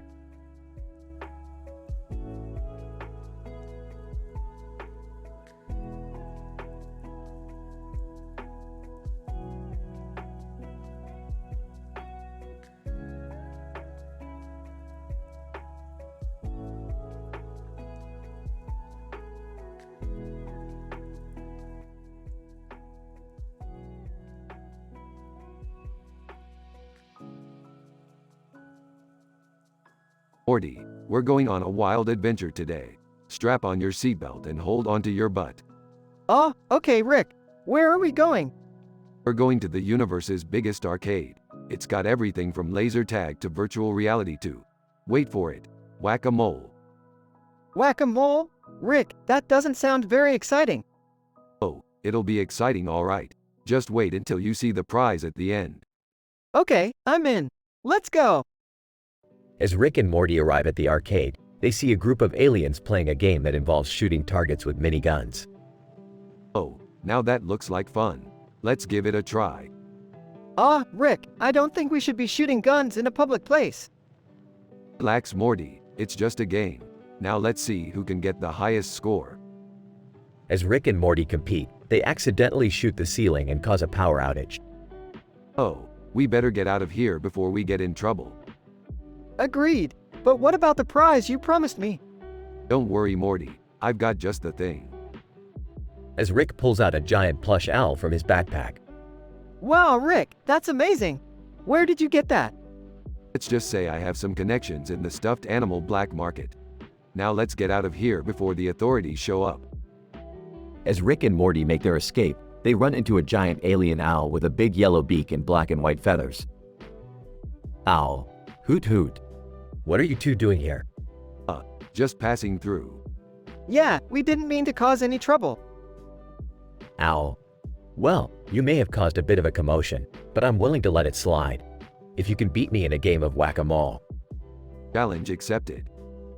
As Rick and Morty compete against the owl in a game of whack-a-mole, they realize that the owl is actually a master at the game. Rick, I don't think we can beat him. Nonsense, Morty. We just have to believe in ourselves and… Oh, who am I kidding? We're screwed. As the owl wins the game, he lets out a victorious hoot. Owl. Well done, my friends. You put up a good fight. Thanks. We try our best. Yeah, but we still didn't get the prize. Owl. Oh, don't worry about that. I have something even better for you.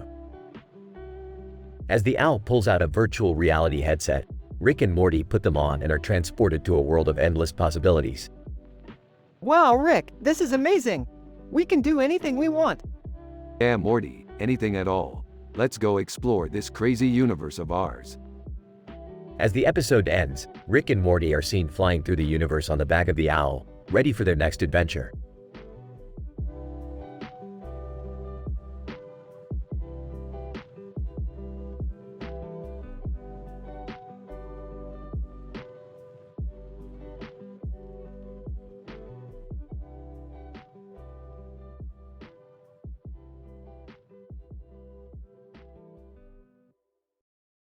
Rick and Morty enter a new dimension where rugby is the most popular sport on the planet. As they watch a game, they notice a man with a beard in front of a painting of a dragon. Hey Morty, look at that guy over there. He looks like he's really into that painting. Yeah, but he's also really into the rugby game. He's cheering louder than anyone else. I bet he's got some interesting stories to tell. Let's go talk to him. As they approach the man, they introduce themselves. Hey, I'm Rick and this is my grandson Morty. What's with the painting of the dragon? Beard Man. Oh, this is just a painting I did myself. I'm a bit of an artist, you know.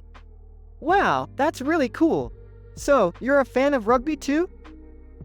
Beard Man, absolutely. It's the most exciting sport in the universe. I even played professionally for a few years. That's impressive. You must have some crazy stories. Beard Man, you have no idea. I once scored the winning try with a broken arm. That's insane. As the game continues, Rick and Morty watch in awe as the Beard Man's team dominates the field. This is awesome. I never knew rugby could be this much fun. Yeah, and the beard man is hilarious. He's making all kinds of jokes. Beard Man, you guys are alright. Maybe you should come to our after party and we can continue this conversation. Sounds like a plan. Let's do it, Morty. As they follow the Beard Man to the party, they can't help but laugh at his outrageous jokes and stories. They realize that even in a world obsessed with rugby, there's still room for humor and creativity.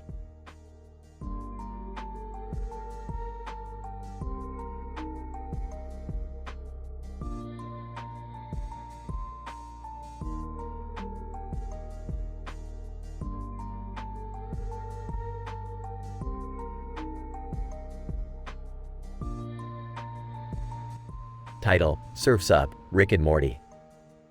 Opening shot of Rick and Morty lounging on the couch. Jerry and Summer walk in with surfboards. Hey guys, Summer and I thought we'd hit the beach this weekend. Want to join us? The beach, lame. Come on, Rick, it'll be fun. Cut to Rick and Morty on the beach, struggling to surf. This is harder than I thought. Yeah, we're not doing too well. Suddenly, Rick gets an idea. Here, Morty, hold my surfboard. I've got a plan. Cut to Rick and Morty in front of a computer, watching an AI-generated surf stream. Rick, we've been watching this for 24 hours straight. When are we going to hit the beach again? Hold on, Morty. I've got to see if this algorithm can predict the perfect wave. Cut to Rick and Morty still watching the stream, but now 48 hours have passed. Guys, we've been waiting all day. Are we going to surf or what? Hold your horses, Summer. I think I've found the perfect wave. Cut to Rick and Morty riding a giant wave, with Jerry and Summer watching from the beach. Wow, they're actually doing it. I can't believe they spent 48 hours watching a computer just to ride one wave. Cut to Rick and Morty back on the couch. That was worth it. I think I've finally found the perfect algorithm for predicting waves. But what about the beach? Hey, we'll go next year. Surf's up, Morty. The end.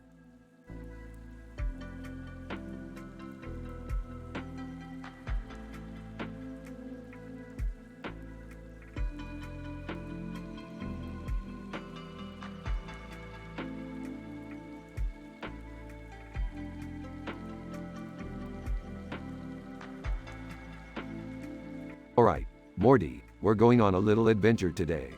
What kind of adventure, Rick? We're going to find a tree with a light at the end of its trunk. A tree with a light? That sounds ridiculous. Yeah, what's the point? The point is, it's a mystery. And I love mysteries. But where do we even start looking? There's a trail that leads to it. It's far from the network administrator. The network administrator? What does that have to do with anything? Nothing, Jerry, just keep up. Can't we just use the portal gun? No, it's more fun to do it the old-fashioned way. But what if we get lost? We won't get lost, Morty. I have a map. A map? Since when do you have a map? Since always, Jerry, I'm not an idiot. Well, let's go then. Adventure awaits.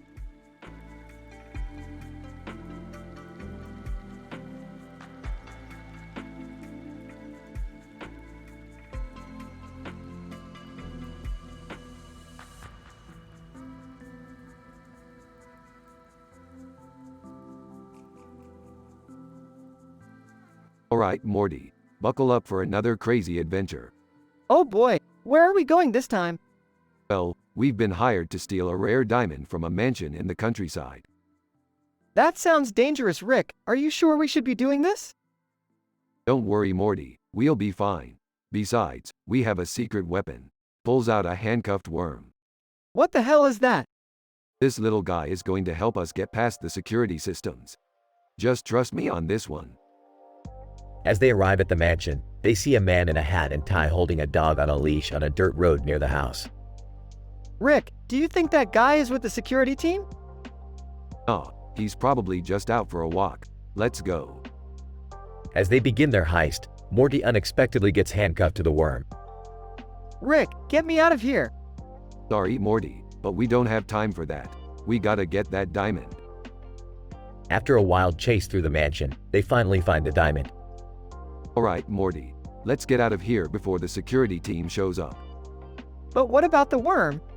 Looks at the worm. Hey, let's just leave it here. It served its purpose. As they escape in their spaceship, Morty can't help but feel bad for the poor little worm. Rick, that wasn't very nice. We could have at least set it free. Morty, it's just a worm. Besides, we got the diamond and that's all that matters. Now let's go celebrate with some Szechuan sauce.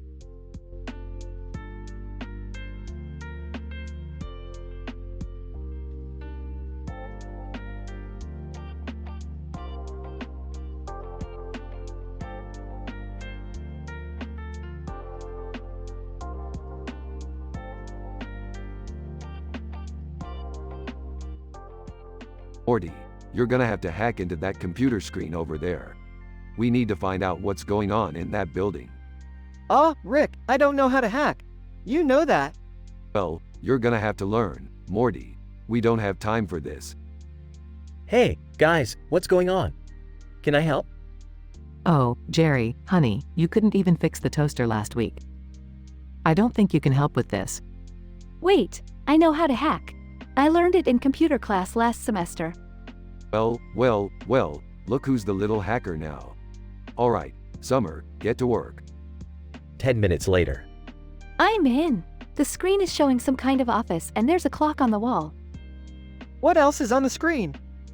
There's a window with a blue sky background and a sign that says, "I regret nothing." What does that mean? I don't know, Jerry, but we're gonna find out. Let's go. They arrive at the building and go inside. Receptionist, welcome to I Regret Nothing. How can I help you? We need to know what's going on in this building. Show us the way. Receptionist, I can't do that.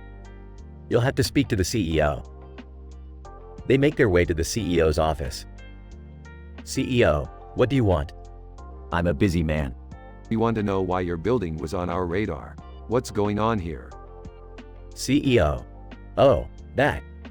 We just sell those I Regret Nothing mugs and t-shirts. It's nothing important. Are you sure about that? CEO, yes, I'm sure. Now leave before I call security. They leave the building. Well, that was a waste of time. At least we got to see some cool hacking skills. I just hope we didn't cause any trouble. I regret nothing. Everyone stares at him. What? It's catchy.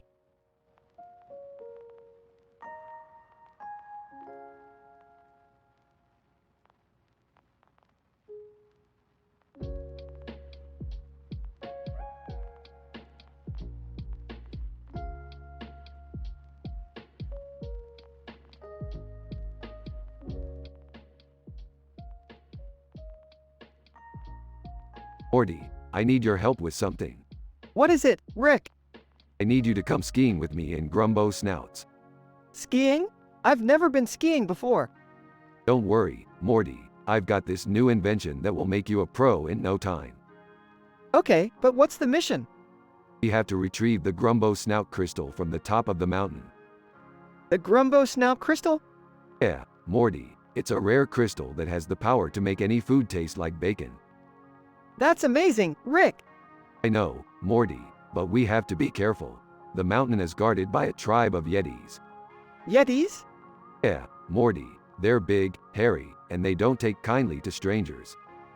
This sounds dangerous, Rick. Don't worry, Morty. I've got this covered. I've created a ski suit that will make us invisible to the Yetis. How does it work? It's a cloaking device that uses the reflective properties of the snow to blend in with the environment. Wow, Rick, you think of everything. That's why I'm the smartest man in the universe, Morty. All right, let's do this. Rick and Morty get dressed in their ski suits and make their way up the mountain. They ski down the slopes, performing crazy stunts and dodging obstacles. They finally reach the top where they find the Grumbo Snout crystal guarded by the Yetis. Alright, Morty, here's the plan. I'll distract the Yetis while you grab the crystal. Got it, Rick. Rick engages the Yetis in a heated argument about the best way to cook bacon while Morty sneaks past them and grabs the crystal. I got it, Rick. Great job, Morty. Now let's get out of here before they notice. Rick and Morty ski down the mountain as fast as they can, pursued by the angry Yetis. They make it back to the spaceship and take off into space. That was nuts, Rick. Yeah, Morty, but it was worth it. Now we can make everything taste like bacon. I don't know, Rick. I think I'm starting to feel a little sick. That's just the bacon overdose, Morty. You'll get used to it.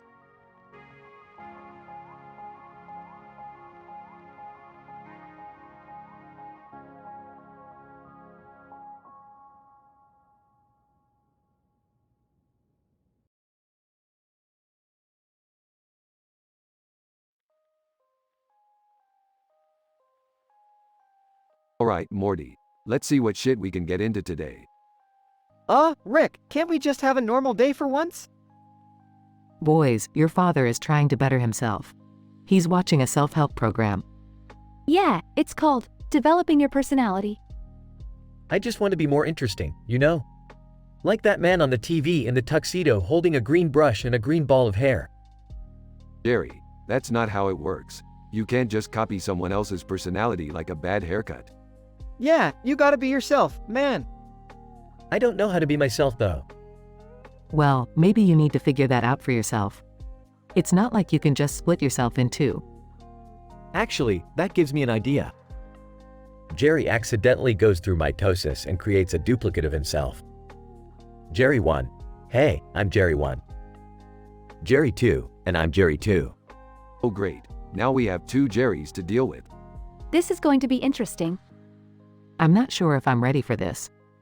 I don't think any of us are, but we don't have a choice. The two Jerrys begin to argue and fight over who gets to keep their personality. You know what, I'm out. I can't deal with this shit. Yeah, me too.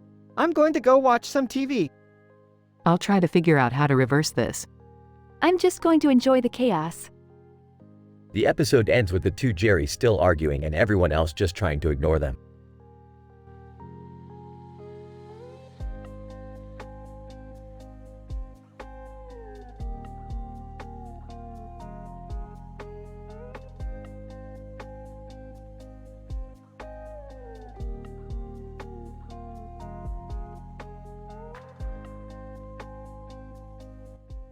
Morty, we're going on a trip to Greece. Greece? What's in Greece? Hey, can I come too? Sure, Jerry, I'm sure you'll love seeing a statue of a man with a beard and a beard ring around his neck and a beard on his head. Who's that? That's Aristotle, Morty. He was a famous Greek philosopher. Philosopher? Isn't that like a smart person? Yeah, Jerry, but don't worry, we'll dumb it down for you. What are we going to do there? We're going to steal Aristotle's brain, Morty. He was a smart guy, so I'm sure his brain is worth a lot. Oh, Rick, isn't that kind of messed up? Ah, Jerry, we're just borrowing it. Besides, he's been dead for like 1,000 years. I don't know, Rick. This seems like a bad idea. Relax, Morty. It's not like we're going to get caught or anything. Cut to Rick, Morty, and Jerry being chased by Greek police. Okay, maybe we're going to get caught a little bit. I told you, Rick. I don't want to go to Greek jail. Relax, Jerry. I've got a plan. Cut to Rick, Morty, and Jerry disguised as Greek gods. Rick, this is ridiculous. Hey, it worked for Zeus. Now let's get out of here before they figure out we're not really gods. I can't believe this is happening. Welcome to the world of science, Jerry. Anything is possible.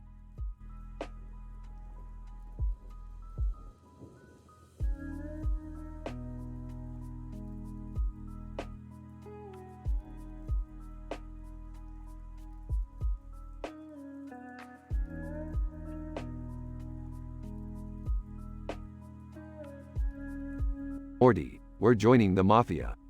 What? Why? Because we can, Morty. Plus, the perks are great. Dad, you can't just join the mafia. Yeah, that's illegal and dangerous. Beefed, please. I've been in worse situations. I don't know about this, Rick. What if we get caught? Morty, when have we ever been caught? Beth and Summer exchange worried glances.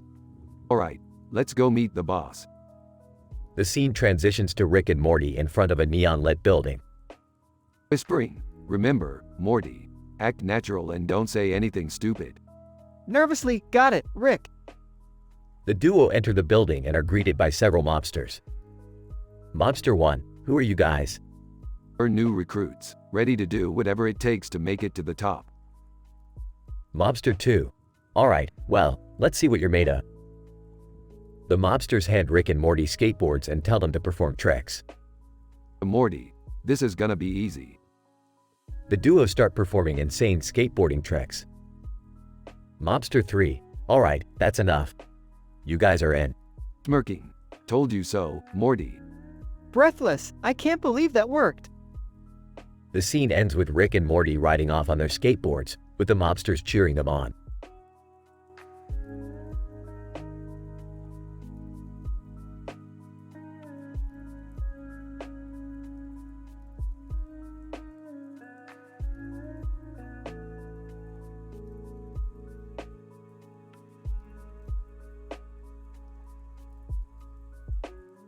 Morty, I need your help on this one.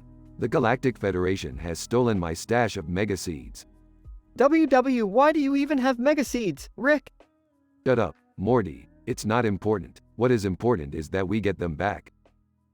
They travel to the Galactic Federation's headquarters. Alright, Morty, here's the plan. We're gonna sneak in, grab the mega seeds, and get out of here. Sounds easy enough. They successfully sneak in, but are caught by the Federation. Guard, halt. You two are under arrest. Alright, Morty, time for Plan B. What's Plan B? Run. They make a mad dash for the exit, but are stopped by a woman holding a glass of wine. Rowan Blanchard, oh, hello there. Can I help you boys? Look lady, we don't have time for this. We've got mega seeds to steal.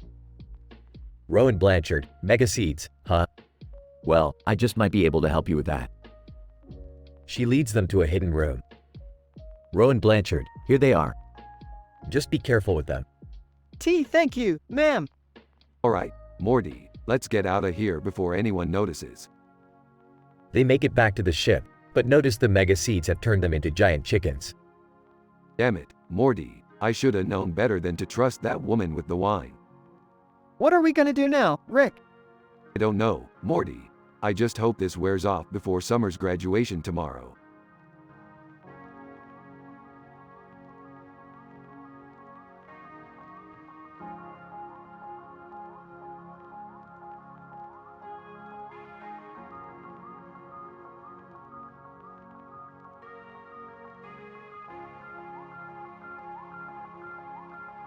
Hey Morty, wanna see something funny? Sure, Rick. As long as it doesn't involve breaking any laws or hurting anyone. Relax Morty, it's just Jerry being an idiot. They teleport to a boxing ring where Jerry is seen with boxing gloves. I'm gonna be a professional wrestler, guys. Watch me. You're gonna break all your bones, Jerry. I guarantee it. Nonsense. I've got this. Jerry starts punching the mitt held by Rick. Laughs. I don't know Rick. Maybe he's got potential. You really think so, Morty? Because I'm pretty sure he's gonna end up with a broken spine. Jerry attempts a flying kick and falls to the ground, breaking all of his bones. Groaning in pain. Oh God, I think I broke something. Oh shit, Sherlock. Face bombs. Well, I guess that's the end of Jerry's wrestling career. He'll just have to settle for being a spectator. Let's go get some Szechuan sauce.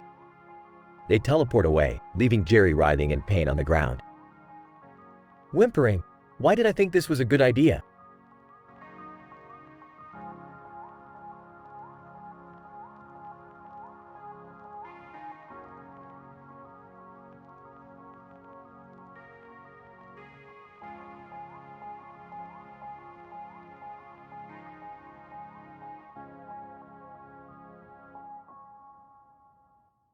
Rick, Morty, and Neo are in Rick's lab, surrounded by electronic equipment and gadgets. Morty looks around in awe. Whoa, Rick. What's all this stuff? It's my latest invention, Morty. I call it the Mind Reader 3000. Neo, I'm impressed, Rick. You never cease to amaze me. Thanks, Neo. Now sit tight, because I'm about to hack into the mind of the President of the United States. Whoa, Rick. Isn't that illegal? Relax, Morty. I've done it plenty of times before. Suddenly, the room starts to shake and the lights flicker. Oh, it seems like we've attracted some unwanted attention.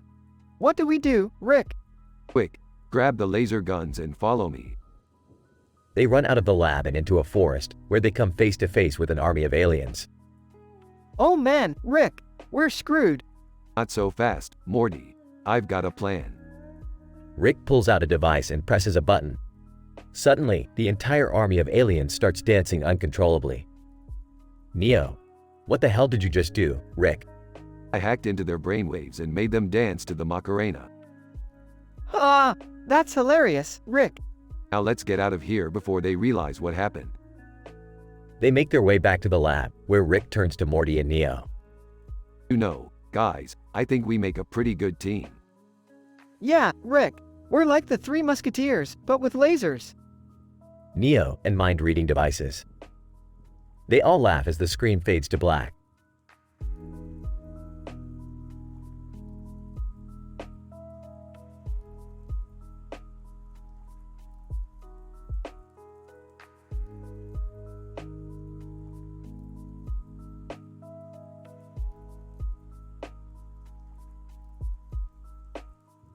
Alright, Morty, we gotta get to the bottom of this. What's with the picture of the big head and the giant eye? I don't know, Rick. It just showed up on my phone. Well, we better figure it out before anything weird happens. Morty suddenly explodes into flames. Holy crap, Morty, what the hell just happened? Huh? What? Oh, nothing's wrong. I'm just enjoying this delicious sandwich. Yeah, me too. This is some good bread. Agreed. I love a good sandwich. You guys seeing what's happening here? Morty just spontaneously combusted and you're all acting like nothing's wrong. Rick, calm down.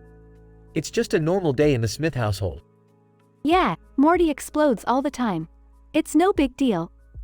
I mean, we do have a lot of weird stuff happen around here. Guys, fine. Let's just clean up the Morty chunks and move on with our day. Takes a bite of the sandwich. This ham is really good. Hey, can I have a bite of that? Me too, please. Rolls his eyes. I can't believe I hang out with you people.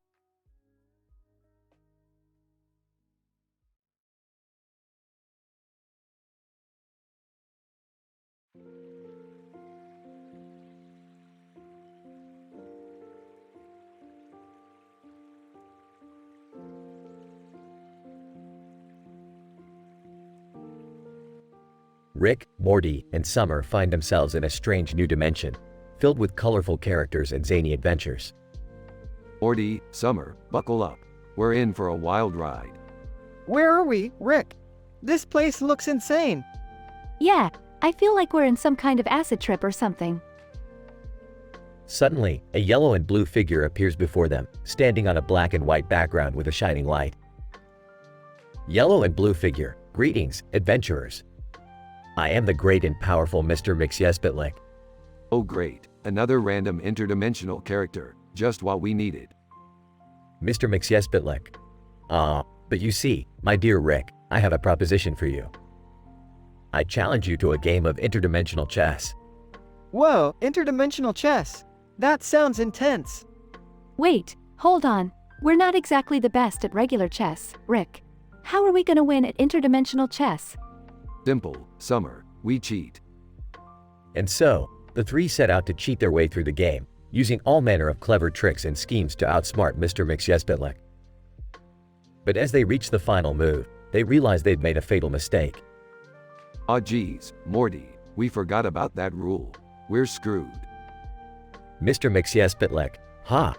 I have won. Now, as punishment, I shall force you all to dance the Macarena. And so, our heroes find themselves forced to do the dance of shame, as Mr. Mixyespitlik cackles in delight. Well, that was embarrassing. Can we go home now? Not yet, Summer. We still have one more dimension to explore, and who knows what kind of crazy adventures await us there.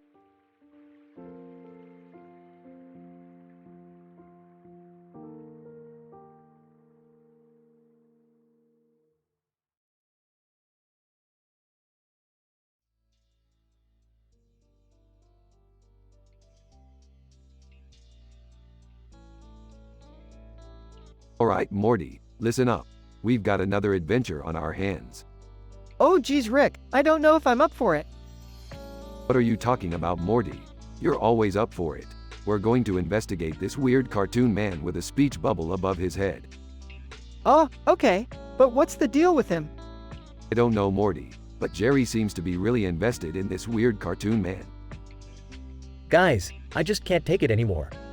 This man with the speech bubble, he's just too relatable. Alright, Jerry, calm down. Morty, let's go check it out. Okay, Rick, but I'm not sure what we're supposed to do. Just follow my lead, Morty. We'll figure it out as we go. As they approach the cartoon man, he suddenly disappears. Oh no, Rick, he's gone. Damn it, Morty, we were too late. But at least we still have each other. And I still have this tree. Great, Jerry, just what we needed. Another useless object to add to our collection. Sarcastically, yeah, because that's exactly what we needed. Another tree.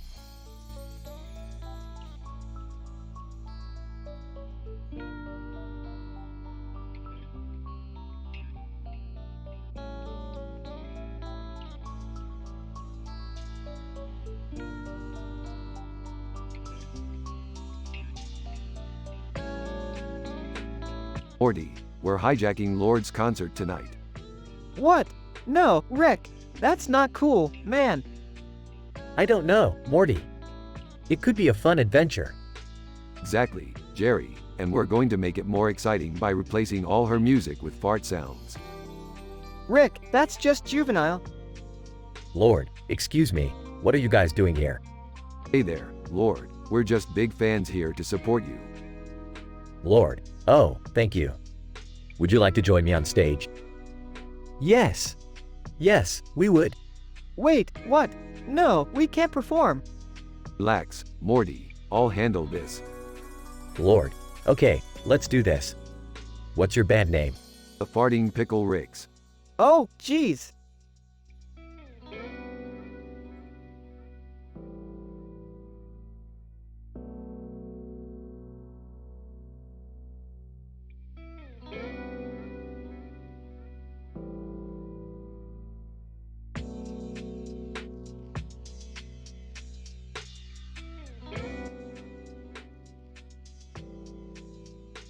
Alright, Morty, listen up. We're going on a skee ball adventure. Skee ball? Isn't that for kids? Kid, adult, who cares? It's all about the balls, Morty. The balls. Hey, can I come along? I used to be pretty good at skee ball. Sure, Jerry, just don't embarrass yourself in front of the kids. I'll come too. It'll be a nice family outing. Ah, skee ball? Lame. Shut up, Summer, you're coming too. They arrive at the skee ball arcade. Wow, this place is huge. Look at that machine over there. It's massive. And what's that red ball inside of it? That, my dear Beth, is a skee ball machine that's been modified to transport us to different dimensions. What? That's ridiculous. Relax, Summer, it's perfectly safe. Just throw the ball and off we go. They start playing skee ball and suddenly the machine starts to shake. Rick, what's happening? I don't know, Morty. Hang on. They get transported to a dimension where everything is made of candy. Whoa, this is amazing. Look at those candy trees. Can we eat everything here? Sure, but be careful not to get a cavity. They start eating everything in sight and suddenly the machine starts shaking again. Rick, we gotta get out of here. I'm trying, Morty, hold on. They get transported to a dimension where they're all superheroes. Whoa, check me out. I'm Super Jerry. And I'm Super Summer. I'm Super Beth. And I'm Super Morty. And I'm Super Rick, the greatest superhero of them all. They start fighting evil villains and saving the world, and suddenly the machine starts shaking again.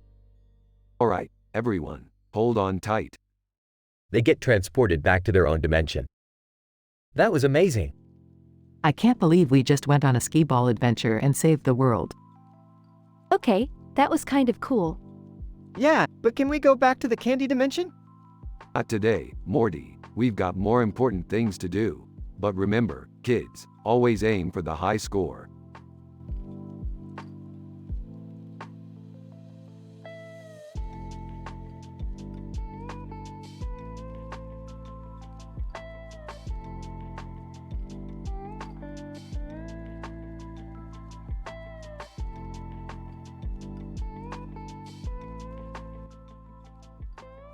Morty, you need to take a break from all this adventure.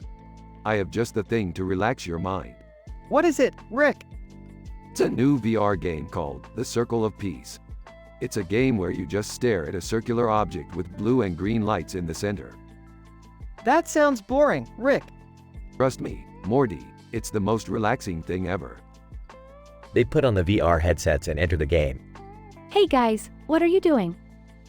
Yeah, it's been hours since you went into that VR game. We're just relaxing, Summer. Morty needs it. Suddenly, the TV turns on and a breaking news report interrupts their relaxation.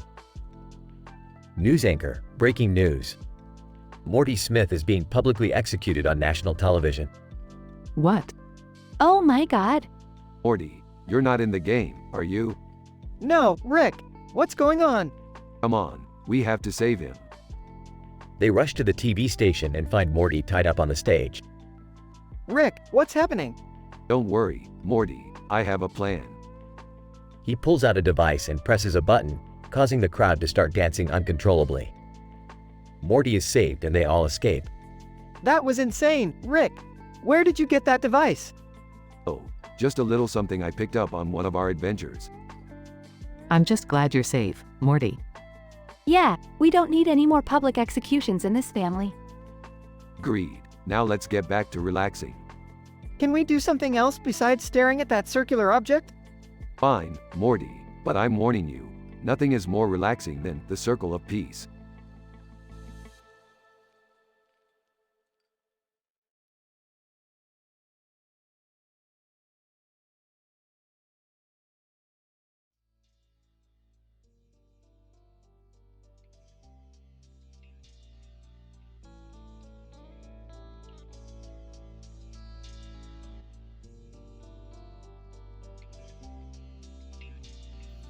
Rick and Morty were exploring the galaxy when they stumbled upon a green and black object with the word Mahalastra in the middle.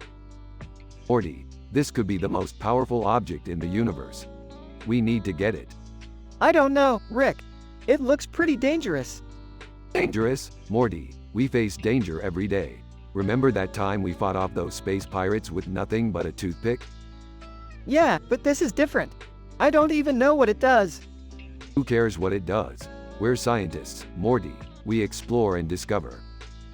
As they approached the object, a pulsar suddenly appeared out of nowhere. Pulsar, what are you doing here? This is my territory. Relax, Pulsar. We're just here to study this object. Yeah, we don't want any trouble. Pulsar, you think you could just waltz in here and take what you want? I don't think so. Listen, Pulsar, we don't want any trouble. We just want to study this object and leave. Pulsar, fine. But if you touch anything else in my territory, you'll regret it. As Rick and Morty examined the Mahalostra, they suddenly began to shrink. Rick, what's happening? Why are we getting smaller? I don't know, Morty. This Mahalostra must have some sort of shrinking power. Well, how do we reverse it? I don't know, Morty. We'll have to figure it out. As they tried to find a solution, they encountered all sorts of crazy obstacles and challenges, from giant insects to talking planets. But through it all, they never lost sight of their goal, to find a way to reverse the shrinking and get back to their normal size. And in the end, they succeeded thanks to their brilliant scientific minds and their unbreakable bond as grandfather and grandson. Well, Morty, that was quite an adventure. Yeah, it was crazy. But we did it. And we learned something too. We learned that no matter how big or small you are, you can always accomplish great things as long as you believe in yourself. Wow, Rick, that's really deep. Yeah, I know. I'm full of surprises, Morty.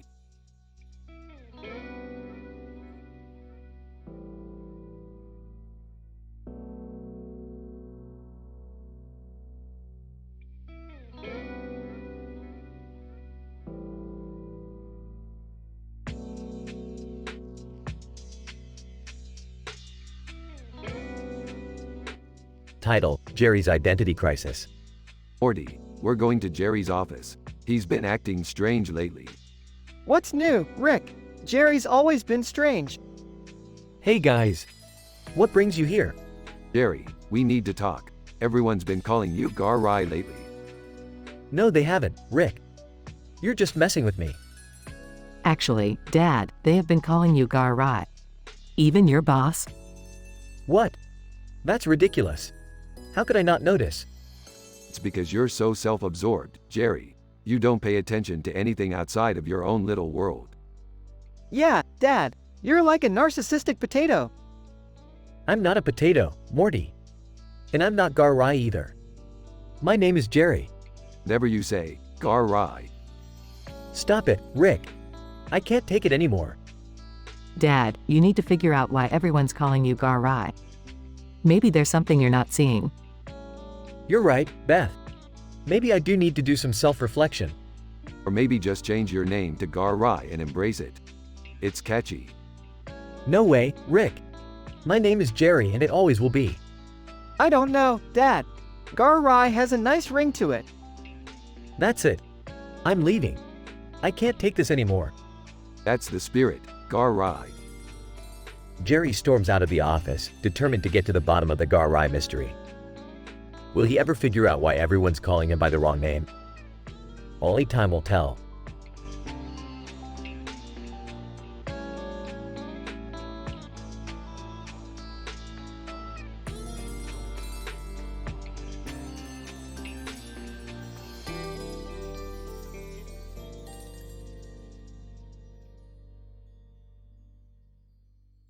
Alright, Morty. Time for another adventure.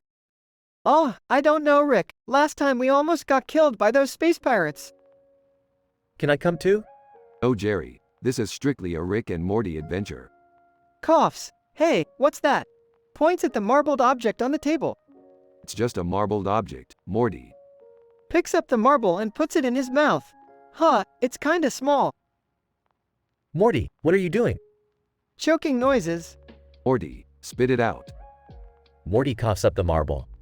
Sighs in relief. That was a close one, Morty. Gasping for air. I think I learned my lesson, Rick. Shakes his head. You guys are crazy. Smirks. And that's why we're the best, Jerry.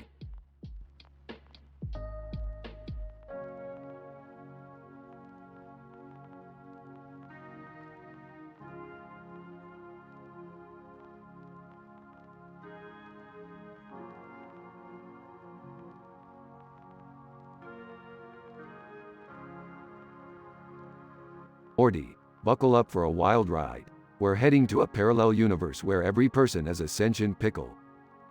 Oh geez, Rick, I don't know if that's a good idea. What if they're hostile pickles? Relax, Morty. These are peaceful pickles. They spend their days sunbathing and eating themselves. Sophie Turner, excuse me, gentlemen. I couldn't help but overhear your conversation. I'm actually a parallel universe traveler myself. Oh, really? What universe are you from? Sophie Turner. I come from a universe where everyone's eyebrows are sentient beings and they grow based on your emotions. Whoa, that sounds wild. Sophie Turner. It is, Morty. It is. But enough about me. What brings you guys to this universe? We're just looking for a little adventure, Sophie. You know how it is.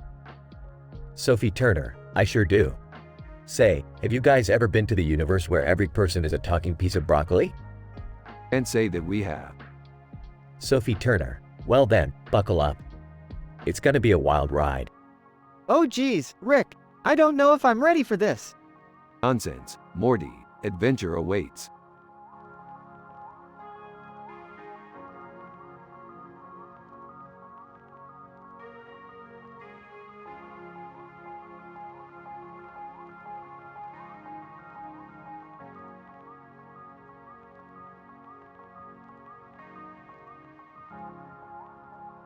Morty, what's that magazine you're holding? It's called Rockin' Times. They have an article about a new band called the Dimension Hoppers.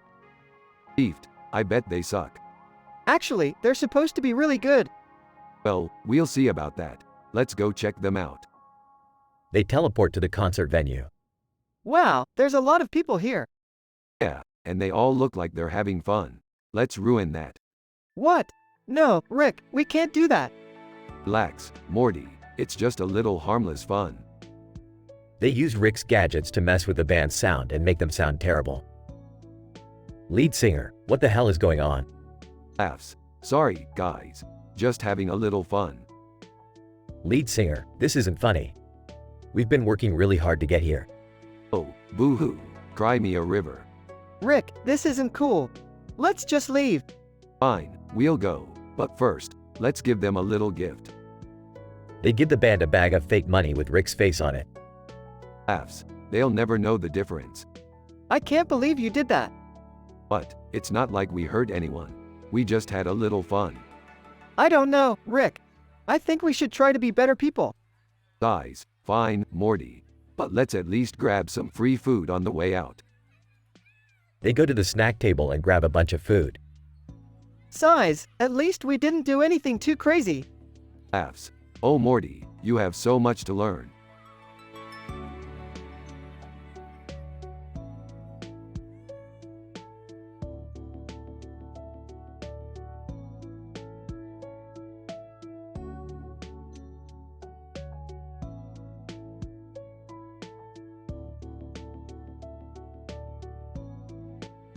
Rick, Morty, and Summer were exploring a new dimension when they stumbled upon a strange cartoon character holding a lit-up wand in his hand. What the hell is that guy doing with that wand? Cartoon character. I'm just practicing my fire magic, man. Check it out. Waves wand and flame shoots into the air. Aw, Rick, I don't think that's safe. Ah, Morty, you're always so worried about safety. Live a little. Pulls out 4 cigarettes and lights them all at once. Dad, that's not exactly living. That's just smoking 4 cigarettes at once. Tomato, tomato. Suddenly, Jerry appears out of nowhere and starts to shake uncontrollably. Guys, what's happening to me? Looks like you're spontaneously combusting, Jerry. Tough break. Jerry bursts into flames and disappears, leaving Rick, Morty, and Summer staring in shock. What the hell just happened? Hey, he was always kind of a liability anyways. Let's go find some more trouble to get into.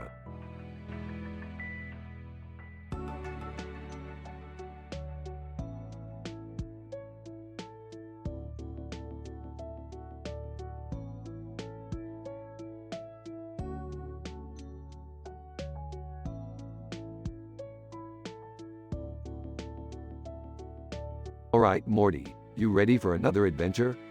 Yeah, but where are we going this time? We're going to explore a black hole with a bright red and yellow ring around it and a black hole in the center of the circle. Oh no, Rick. Can't you just take a break from these dangerous adventures? Yeah, we could all use some rest and relaxation for once. Relaxation is for the weak, Beth. We're going to discover the secrets of the universe. Rick, shouldn't we be worried about being sucked into the black hole? It'll be fine. Just don't look directly at it and you'll be all right. I don't know about this, Rick. It sounds risky. Risky? Beefed. We've done riskier things before. Remember that time we went to the planet of the giant horny toads? Let's not bring that up again. I think we should listen to Summer this time, Rick. Fine. We'll just go to a boring old planet if you guys are too scared. Boring sounds good to me. Agreed. Let's go find a nice, safe planet to explore. Alright. But mark my words, we'll be back to exploring the universe soon enough.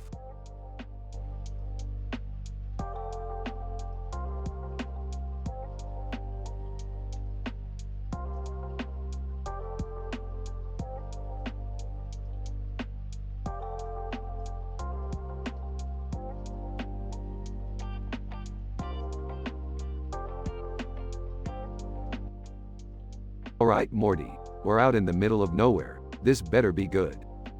Dad wanted to take us on a nature walk. It's good exercise, Rick. Actually, there's something I need to tell you all. I've been leading a cult for the past 25 years. Oh boy, here we go. A cult? Jerry, how could you keep something like that from us? I know. I just got caught up in the whole demon worshipping thing. Demon worshipping, huh? Sounds like my kind of party. Rick, we're not joining a cult. I understand if you're all upset with me. I'm prepared for the consequences. What consequences? The demon we've been worshipping is real, and he's coming to take me down to hell as punishment. Well, that sounds like a personal problem. Dad, are you really going to hell? I'm afraid so, Morty. But I'll make sure to send you all postcards. Jerry, we'll get you out of this. We're a family, we stick together. Yeah, let's go kick some demon ass. As they approach the hill where the demon resides, they see a group of demonic creatures gathered around Jerry. Guys, help me! Not so fast, demon scum. Time to show this demon who's boss. I don't know about this, Rick. Shut up, Morty. We're doing this. In an epic battle, the family fights off the demon and his minions, saving Jerry from eternal damnation. Thank you all so much. I can't believe you risked your lives for me. Yeah, don't get too emotional on us. We're just glad you're okay. And that we didn't have to join a cult. Speak for yourself, Morty. That demon knew how to party. The family walks off into the sunset, victorious and closer than ever before.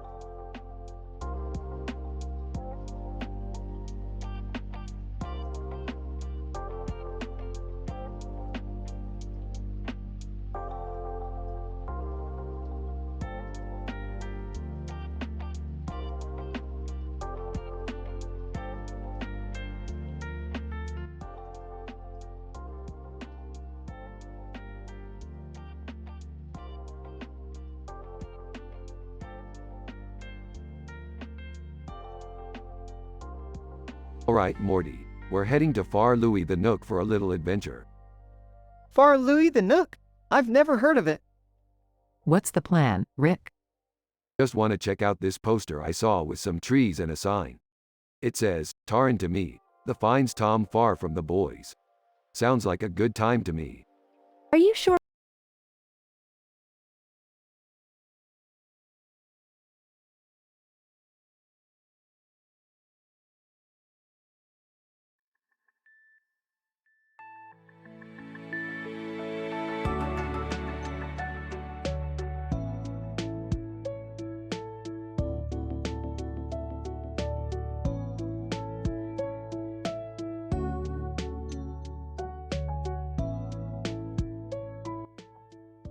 Rick, Morty, and Jerry found themselves in the middle of a bustling futuristic city, surrounded by towering skyscrapers and flashing neon lights. Whoa, this place is crazy. What's going on? Relax, Jerry. We're just here to pick up a package from a guy called the Deliverer. He's supposed to be meeting us here. Suddenly, a man in a suit and cape appeared before them. The deliverer, greetings, travelers. I have what you seek. Whoa, you're like a superhero or something. The deliverer, indeed, I am. And I have the package you need right here. Great, let's get out of here before something goes wrong. But just as they were about to leave, a group of villains appeared, intent on stealing the deliverer's package. Oh no, what do we do now? Relax, Jerry, it's just a bunch of wannabe supervillains. We'll take care of them. What followed was an epic battle, with Rick, Morty, and the deliverer taking on the villains in a flurry of punches and kicks. This is crazy. I can't believe we're actually fighting supervillains. Believe it, Morty, this is just another day in the multiverse. In the end, our heroes emerged victorious, with the deliverer giving them the package they needed and bidding them farewell. Wow, that was insane. I don't know if I can handle any more adventures like this. Don't worry, Jerry, we'll always be here to protect you. Now let's get out of here before anything else happens.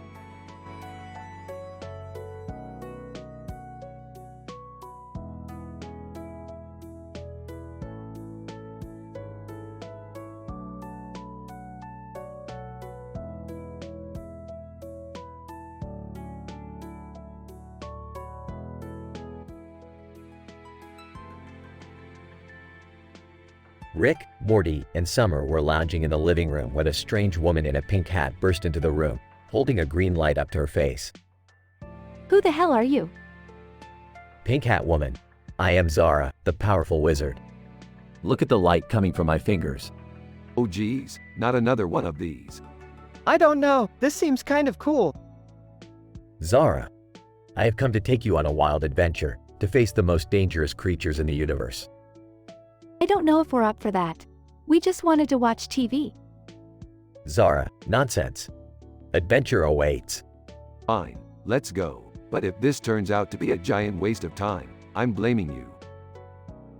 As they stepped into Zara's portal, they found themselves in a strange, colorful world filled with bizarre creatures. Wow, this is insane. I feel like we're in some kind of acid trip. I could use another drink. As they ventured through the strange world, they encountered all manner of weird and wonderful creatures, from giant talking mushrooms to laser-shooting unicorns. Zara, this is only the beginning. We have much more to explore. Can we just go home now? I'm getting a headache. I kind of want to see what else is out here. I don't know how much more of this I can take. As the group continued their wild adventure, they soon discovered that Zara was not all she seemed, and that danger lurked around every corner. I knew this was a bad idea. I don't want to die.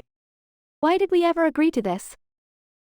In the end, they managed to make it back to their own dimension in one piece, but vowed never to trust a pink-hatted wizard again.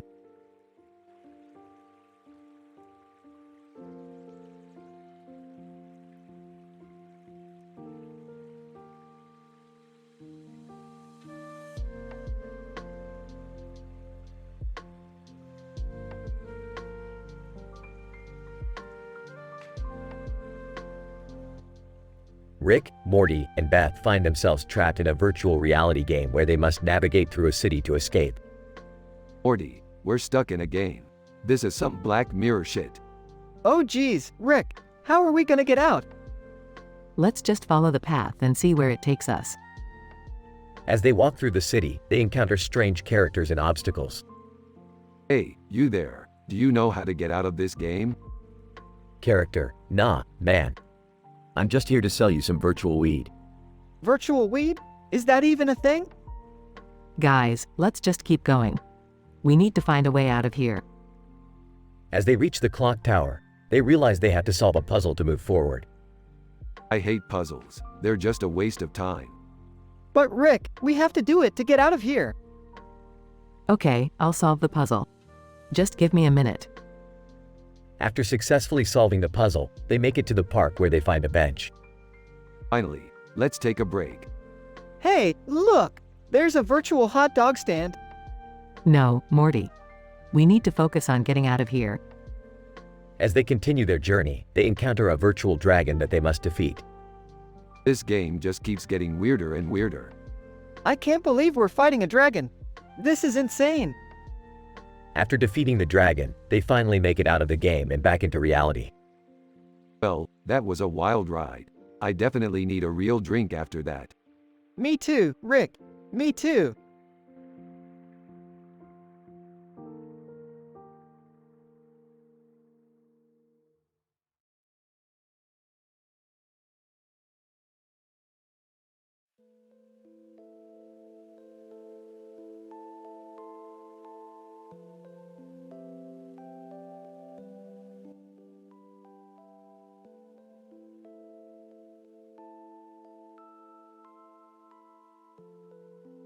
Rick and Morty are in space, flying their ship when they suddenly come across a strange object with a flower inside of its center and a green light in the background. Morty, look at this. It's a strange object with a flower and a green light. I wonder what it is. I don't know, Rick, but it looks dangerous. Maybe we should leave it alone. Ah, we're Rick and Morty. Let's check it out. As they approach the object, Rick decides to eat a sponge. What are you doing, Rick? Why are you eating a sponge? It's for science, Morty. Now let's see what this thing does. Suddenly, the flower in the object starts to glow and emit a strange energy. Whoa, Morty, this thing is amazing. It's like nothing we've ever seen before. I don't know, Rick. It still looks dangerous to me. Don't be a pussy, Morty. Let's see what happens when we touch it. As they touch the object, they are both suddenly transported to a strange new world. Where the hell are we, Rick? I don't know, Morty. But one thing's for sure. We're not in Kansas anymore. As they explore this strange new world, they encounter all sorts of weird creatures and strange phenomena. This is amazing, Morty. We're like a couple of goddamn space explorers. Yeah, but I'm getting scared, Rick. Can't we just go back home? No way, Morty. We're just getting started. Now let's go find that flower and see if we can get back home. As they search for the flower, they encounter all sorts of obstacles and challenges, but finally, they manage to find it. Alright, Morty, let's touch that flower and get back home. As they touch the flower, they are suddenly transported back to their ship. Thank God we're home, Rick. I thought we were never gonna make it back. Hey, it was no big deal, Morty. We're Rick and Morty. We can handle anything. As they fly off into space, they can't help but laugh at the crazy adventure they just had.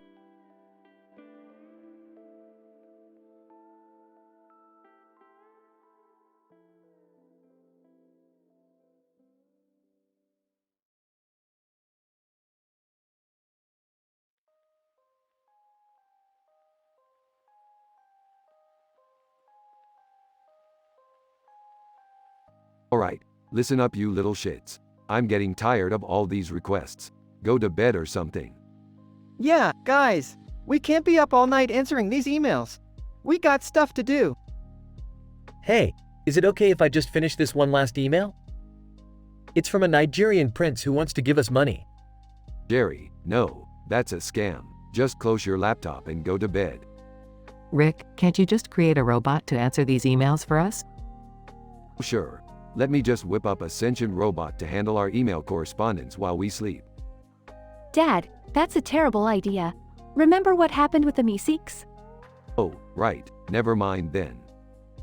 Bird person. Perhaps it would be better to simply set aside a designated time for email responding. Holy crap, bird person, you might just be the smartest person in this room. Alright, everyone, email time is officially 9 to 10 a.m.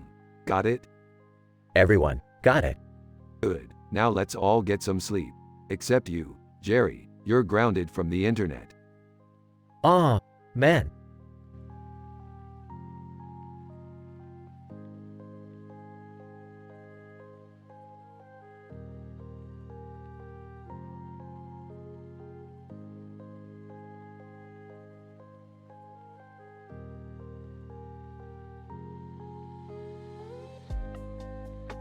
Alright, Morty, we're here at the Broad Institute. The Broad Institute? What are we doing here, Rick? We're here to steal some of their top-notch scientific equipment. Isn't that illegal, Rick? Only if you get caught, Morty. Now, grab this equipment and let's get out of here. Morty grabs the equipment as they both make their way back to the car. Alright, let's get out of here before anyone sees us. Motorcycle pulls up in front of the car. Person on motorcycle. Hey, what are you guys doing here? Oh, nothing. Just borrowing some equipment. Person on motorcycle. Borrowing. That sounds an awful lot like stealing. Rick, I don't think this guy is buying it. Don't worry, Morty. I got this. Rick pulls out his portal gun and opens a portal. Well, it's been real, but we gotta go. Person on motorcycle. Hey, come back here. Rick and Morty jump through the portal as it closes behind them. That was close, Rick. Yeah, but we got what we came for. Now let's get out of here before anyone else shows up. Morty starts up the car as they drive off into the night. Good job, Morty. You're starting to get the hang of this. Thanks, Rick. I couldn't have done it without you. Don't get sentimental on me, Morty. We got a universe to explore.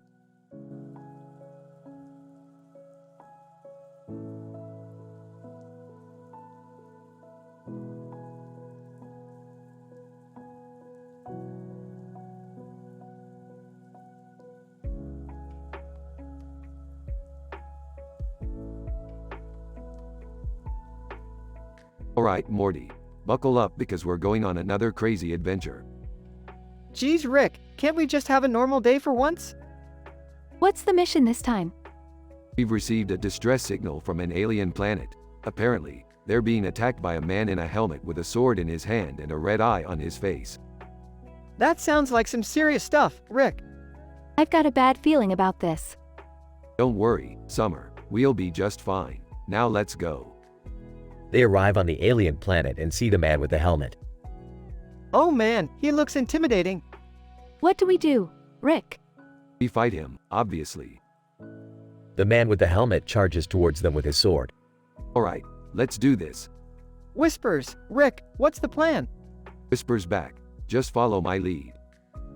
They engage in an epic sword fight with the man with the helmet. Wow, this is intense. I can't believe we're actually doing this.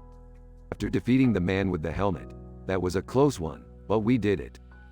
What was his deal anyways?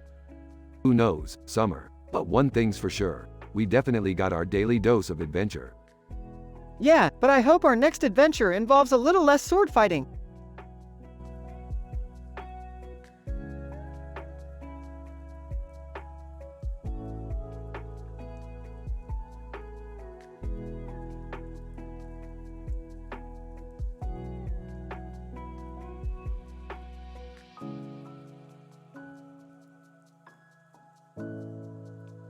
Alright, Morty, we're gonna play some whack-a-mole.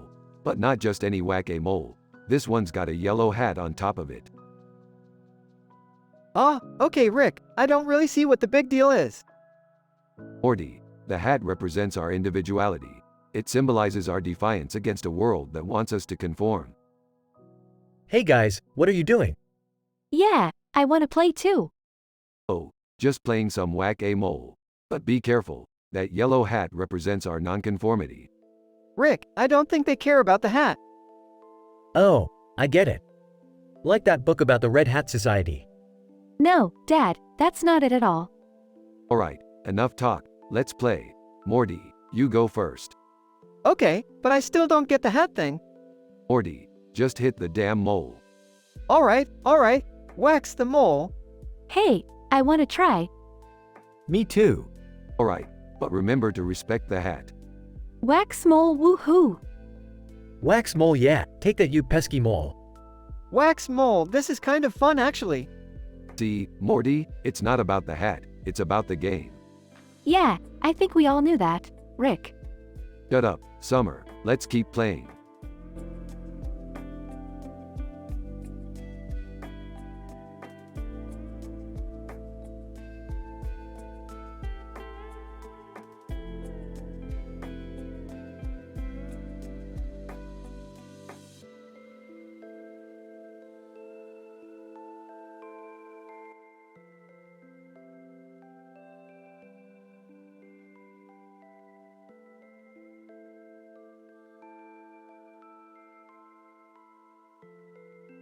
Alright, Morty, we gotta go. We're late for Max Planck's annual scientific convention.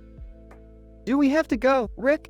I mean, last time we were there, we almost got sucked into a black hole.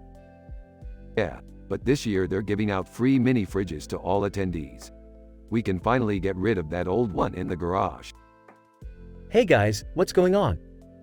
We're going to Max Planck's convention, Jerry. Oh, cool. Can I come?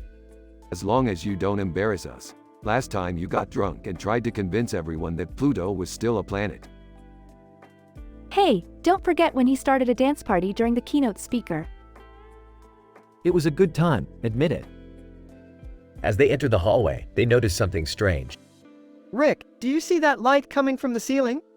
Yeah, Morty, looks like a dimensional portal. Oh no, not another adventure. Suddenly, they are sucked into the portal and find themselves in a black void. What the hell is going on? It looks like we're in a simulation of some sort. A simulation? Like the Matrix? No, Jerry. More like a virtual reality. So, what do we do now? We wait for the creator of this simulation to show up and explain what the hell is going on. As they wait, they start to notice strange glitches in the environment. Guys, why are those columns floating in midair? And why is the floor shifting like jello? Looks like the creator of this simulation isn't very good at coding. Suddenly, a figure appears before them. Creator, greetings, travelers. Welcome to my simulation. I apologize for the glitches, I'm still working out the kinks. Yeah, we noticed. So, what's the deal here? Why did you bring us here? Creator, I needed your help. You see, I'm a scientist and I've been working on a way to transfer consciousness into a computer. Why would you want to do that?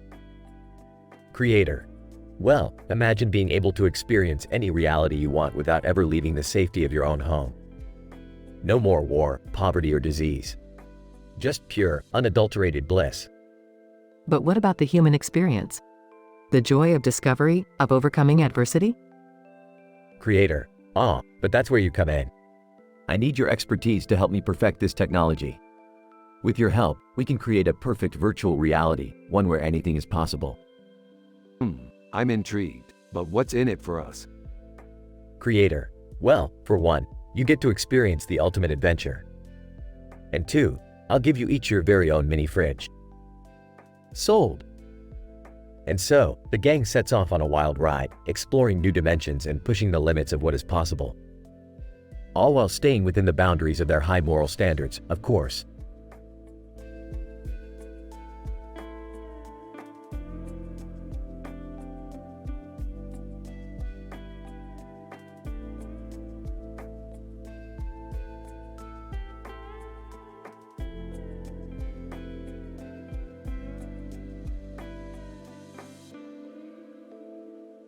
Alright, we're here in a field with a cat in the foreground and a dog in the background.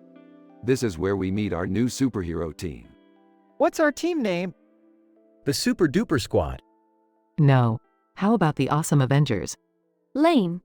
How about the Craptacular crew? Everyone looks at Rick with disappointment. Okay, fine, let's just get down to business. We need to come up with our superhero names. I want to be Captain Underpants. I want to be the Incredible Sulk. I'll be the Amazing Amazon. I'm gonna be the spectacular Spider-Girl. And I'll be the Magnificent Mustache Man. Everyone stares at Rick in confusion. But, I have a great mustache. As they start brainstorming their superhero powers and abilities, the cat suddenly starts talking. Cat, hey, can I join your superhero team? Everyone is shocked. Dog, wait, I can talk too. Alright, we got ourselves a cat and a dog superhero duo. This just got more interesting. And so, the Craptacular crew with their new animal superhero sidekicks saved the city from a giant alien invasion with their ridiculous powers and humor.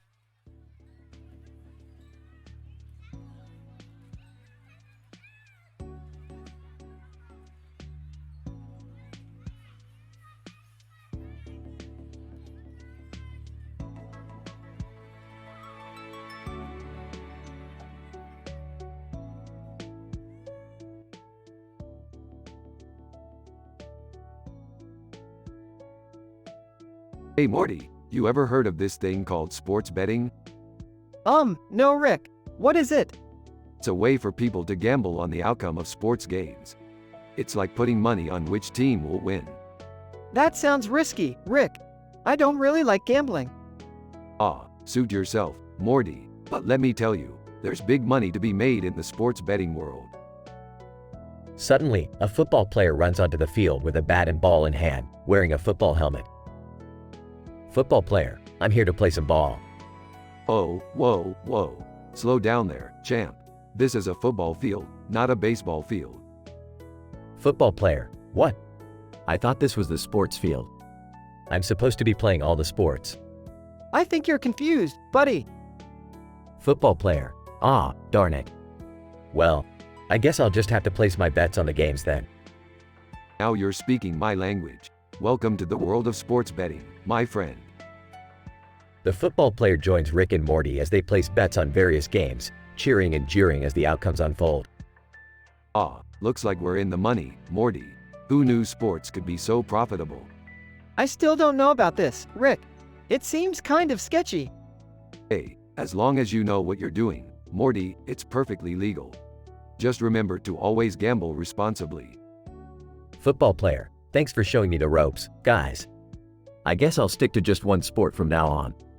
Suit yourself, kid, but if you ever want to get back into the game, you know where to find us. The trio exits the field, laughing and joking about their newfound love for sports betting.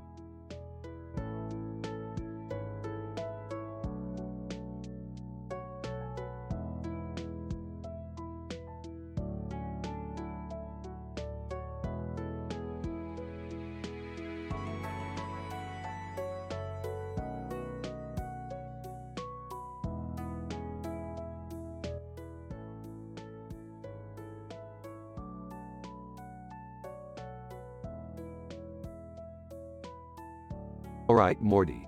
Buckle up for another one of our classic adventures. What are we doing today, Rick? We're heading to the futuristic city of New York to visit an old friend. Can I come too? Sure, Jerry, but remember, no touching anything. Count me in too. Earwig, hey guys, mind if I tag along? Not at all, Earwig. Just don't eat anything off the ground. As they arrive in New York, they notice a strange force field surrounding the Sky Station. Rick, what's going on with the Sky Station? Looks like they're having some trouble with their defense system. Let's go see if we can help. As they approach the Sky Station, they are greeted by a group of aliens. Alien, thank goodness you've arrived. Our defense system has malfunctioned and we're under attack. Attack? By who? Alien, the most feared creatures in the galaxy. Pickle monsters. Pickle monsters? That's ridiculous. Don't underestimate them, Summer. These things can be pretty dangerous. As they enter the Sky Station, they see the pickle monsters wreaking havoc. Rick, what are we gonna do? Simple, we're gonna turn them into pickle juice. How are we gonna do that? With this laser gun, Jerry. Now let's get to work. As they start firing at the pickle monsters, chaos ensues. Rick, I don't think this is working. We just have to keep trying, Summer. Earwig, hey guys, I think I have an idea. What is it, Earwig? Earwig, how about we distract the pickle monsters with some music? Music? That's crazy enough to work. As Earwig plays his guitar, the pickle monsters start dancing uncontrollably. It worked. They're turning back into regular pickles. Gross. Nice work, Earwig. I guess music really is the universal language. As they leave the Sky Station, they are hailed as heroes. Alien, thank you so much for saving us from the pickle monsters. No problem. It's all just another day in the life of Rick and Morty. Earwig, hey, can I join you guys on your next adventure? Sure thing, Earwig. Just make sure you bring your guitar. And with that, they blast off into the stars for their next adventure.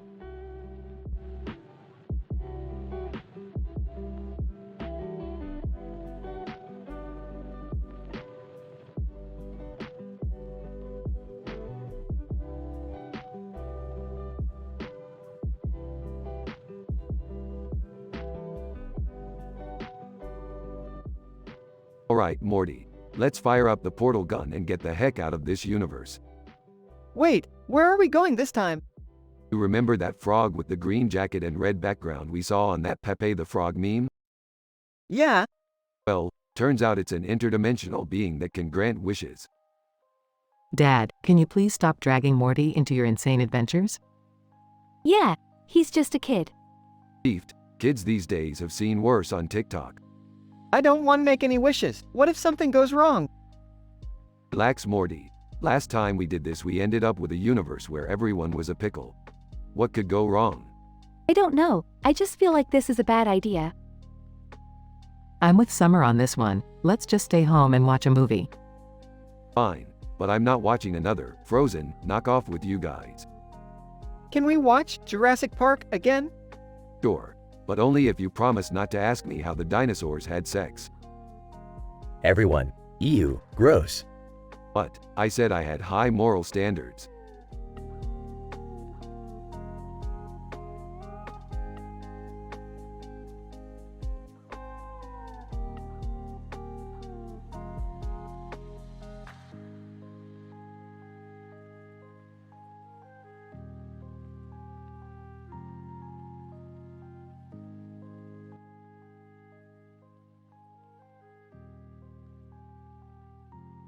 Why the hell are we doing yoga?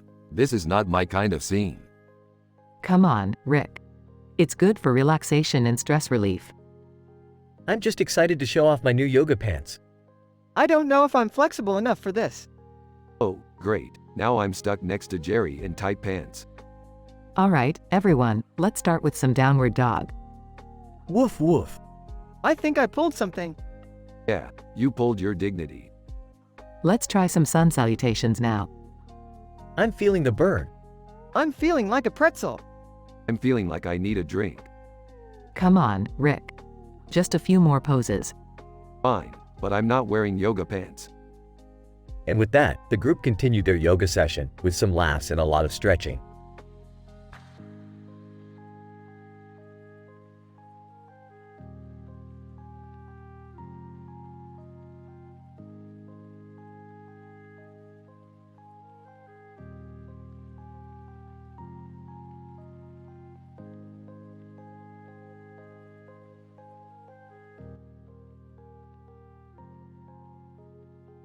Morty, we need to go on a new adventure.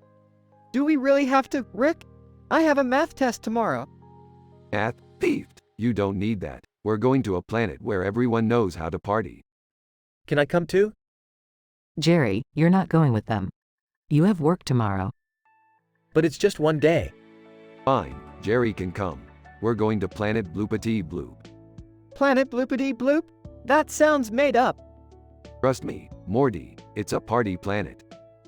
They arrive on planet Bloopity Bloop and are immediately greeted by a group of aliens. Alien 1, welcome to Bloopity Bloop. The party never stops here. This is amazing. I don't know, this seems a little too wild for me. Nonsense, Beth, live a little. They start partying and having a great time. Suddenly, a giant monster appears. Monster, roar. Rick, what is that? I don't know, Morty. But let's show this monster how we party on Earth. They start dancing and partying around the monster. The monster joins in and starts dancing with them. Monster, roar. This is the best party I've ever been to. I never want to leave this planet. I have to admit, this is pretty fun. They party all night and eventually leave the planet, exhausted but happy.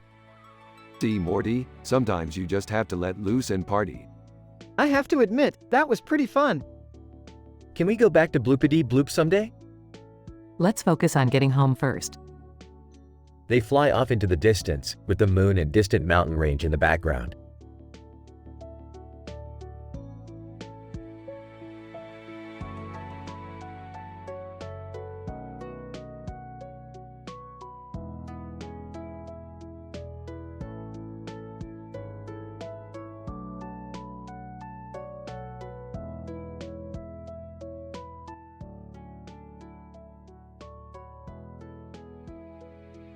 Title: The Great Galactic Heist. Scene: outside 3D movies with a group of people holding guns with a sky background filled with clouds. Alright, listen up, Morty, Summer. We are about to pull off the biggest heist in the entire galaxy. W, what are we heisting, Rick? The Infinity Gauntlet, Morty. It's being kept inside the 3D movies building. How are we going to get it, Rick? You know there's tight security in there. That's where you come in, Summer. You're going to seduce the guard and distract him while Morty and I break in. Ew, gross. I don't want to seduce anyone. Well, we don't have any other options, Summer. Unless you want to try and fight off the security guards with those noodle arms of yours. Guys, I found a way in through the back door. Nice work, Morty. Let's go. They break into the building and sneak past security. Okay, I've got the guard distracted. Hurry up, guys. They find the Infinity Gauntlet and start running out of the building. Security guard, stop right there. You're under arrest. Not so fast, buddy. Rick pulls out a portal gun and they all jump through it, escaping. Wow, that was crazy. We actually did it. Yeah, and I still can't believe I had to seduce someone for this. Hey, you did what you had to do, Summer. That's how the game is played. The group stares off into the sky filled with clouds, holding the Infinity Gauntlet in their hands. The end.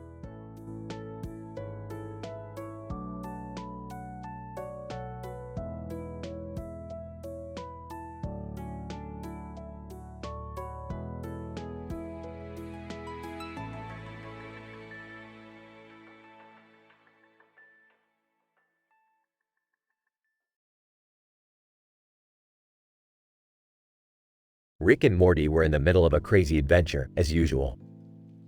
They stumbled upon a cartoon character with a knife and a bloody face and a star on his head. Rick, who is that? He looks crazy. I don't know, Morty, but I think we should stay away from him. He looks dangerous.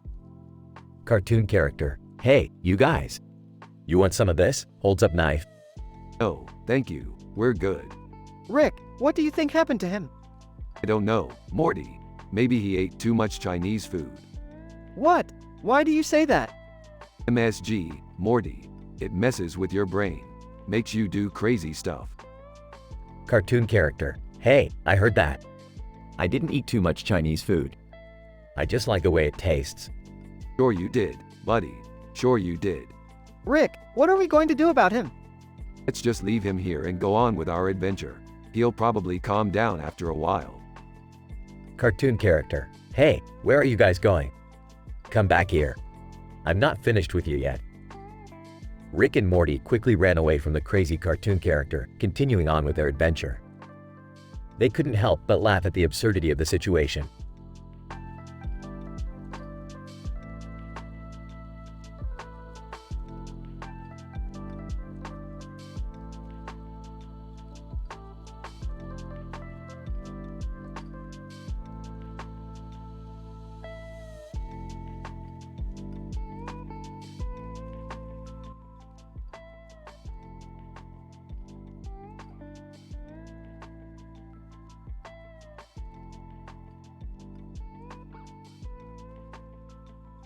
Title: The Morality Debate. Opening shot of Rick and Morty sitting at the kitchen table. Rick has blue hair dye and Morty is sipping from a juice box. Morty, I can't believe you're still on this morality kick. It's all subjective, man. But Rick, don't you think there's a line we shouldn't cross? Chuckles. Morty, we've crossed so many lines, we don't even know where the line is anymore. Suddenly, a portal opens and three men in suits step out. One wears a red tie, one a blue tie, and the third a green tie. Red tie, gentlemen, we're from the Galactic Morality Department. We've been monitoring your actions. Blue tie, and we have some concerns. Green tie, so we've decided to have a debate. Debate? Scoffs. I don't debate morality. Nervously, maybe we should hear them out, Rick. Cut to the debate, with Rick and Morty on one side of the table and the three morality officers on the other. Red tie, our first concern is your use of violence. Your adventures often result in destruction and death. Drugs? Hey, it's collateral damage. Can't make an omelet without breaking a few planets. Blue tie, but what about the innocent lives lost? Yeah, Rick, what about them? Dean's back in chair. Look, sometimes you gotta crack a few eggs to save the multiverse. Green tie, clears throat. Our second concern is your disregard for other life forms. You've enslaved and exploited countless species. Laughs. Oh, come on. They're just aliens, not like they're real people. Whispers to Rick, that's kind of racist, isn't it? Whispers back. Shut up, Morty. The debate continues with the morality officers bringing up various concerns and Rick and Morty defending their actions with twisted logic and humor. Finally, the officers confer amongst themselves. Red tie. Well, we've come to a decision. Blue tie. We can't condone your actions, but we can't stop you either. Green tie. Ultimately, it's up to the universe to decide. Smirks. See, Morty, I told you morality is subjective. Sighs, I don't know, Rick. Maybe we should try to be better? Puts arm around Morty. Hey, we'll think about it. Now, who's up for some interdimensional cable? The episode ends with Rick and Morty laughing at bizarre TV shows from other universes.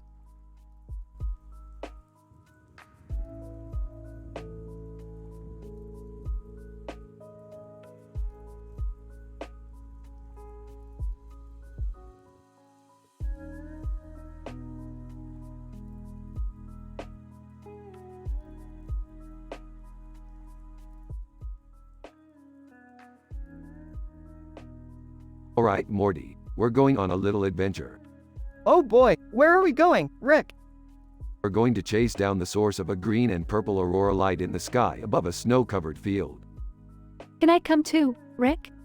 Sure, why not? Just don't get in the way. Can I come too, Rick? Fine, but you better not complain. All four of them arrive at the snow-covered field. This is beautiful, Rick. Yeah, it's like we're in a winter wonderland. I don't know, it's a little cold for my liking. Shut up, Jerry, we're here to investigate. They spot a person walking in the snow under the aurora light. Hey, maybe they know something about the source of the light. Let's go talk to them. They approach the person. Person, hello there. Hey, do you know anything about the green and purple aurora light in the sky? Person, oh, that. It's just my alien spaceship. Wait, what? Person, yeah, I'm an alien. Holy crap, Rick. This is crazy. Alright, let's go for a ride in your spaceship. They all get in the spaceship and take off. This is insane. Person, I know, right? I can't believe we're actually in an alien spaceship. This is definitely going to be a story to tell. Smirking. Yeah, just don't tell your parents. They fly off into the aurora light, leaving the snow-covered field behind.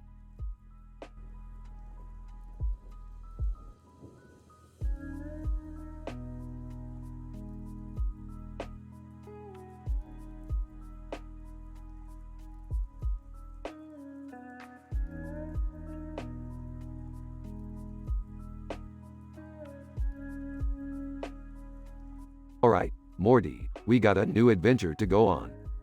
I don't know, Rick. Last time we went on an adventure, I accidentally turned myself into a pickle. Come on, Morty, don't be such a wuss. We're going to a planet where everyone's gender changes every hour. Ah, Rick, that sounds pretty confusing. Do you accept all gender identities? Of course I do, Morty. I'm all about inclusivity. Hey, what are you guys talking about? Yeah, we want to come on the adventure too. Alright, let's go. But remember, no matter what gender you identify as, we're all in this together. I still don't think you get it, Rick. Shut up and strap in, Morty. This adventure is gonna be wild. I hope I turn into a unicorn. I just hope I don't turn into a woman.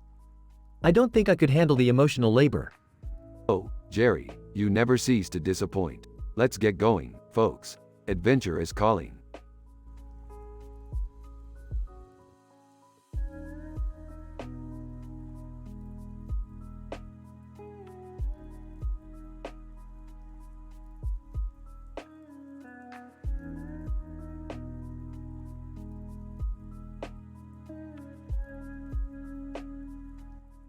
Rick, Morty, and Jerry stumbled upon a strange portal that led them to a parallel dimension where everyone had a beard and leather jacket on.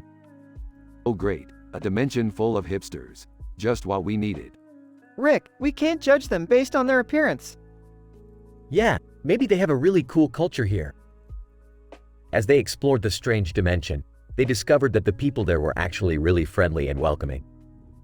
They even had a tradition where they would exchange beard grooming tips. Well, I'll be damned. These guys might be onto something. I think it's cool how they embrace their individuality. And their beards are so soft. Suddenly, they stumbled upon a group of people who were protesting against wokeness and political correctness. Here we go. The anti-woke brigade. I don't understand why they're so against being respectful and considerate. I guess some people just can't handle change. In the end, they decided to leave the dimension and return to their own. But they couldn't help but wonder if they were being too judgmental towards the people they encountered. You know what, Morty? Maybe we could all learn a thing or two from those hipsters. Yeah, maybe we should all try to be a little more open-minded. And grow some beards.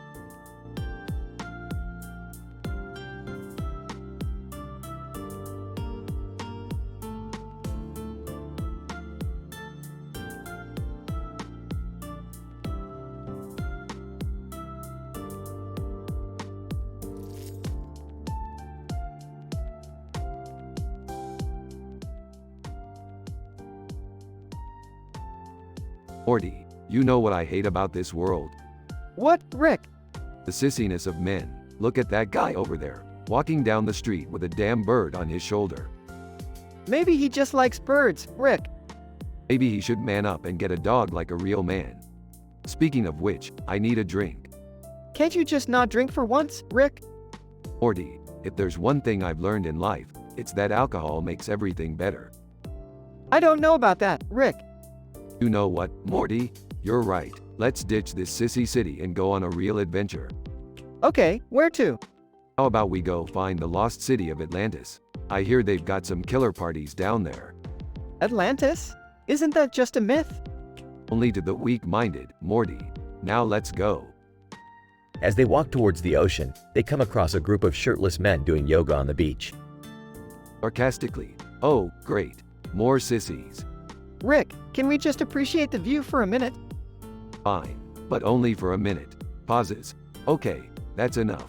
Let's go find Atlantis.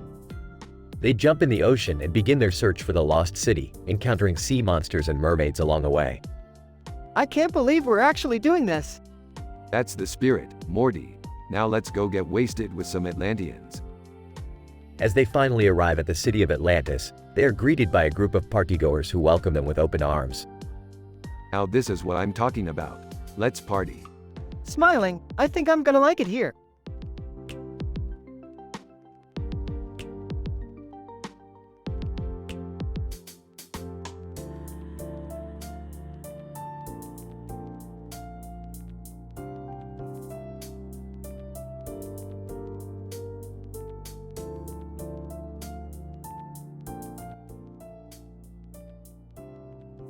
Rick and Morty are sitting on the ground in the middle of the street.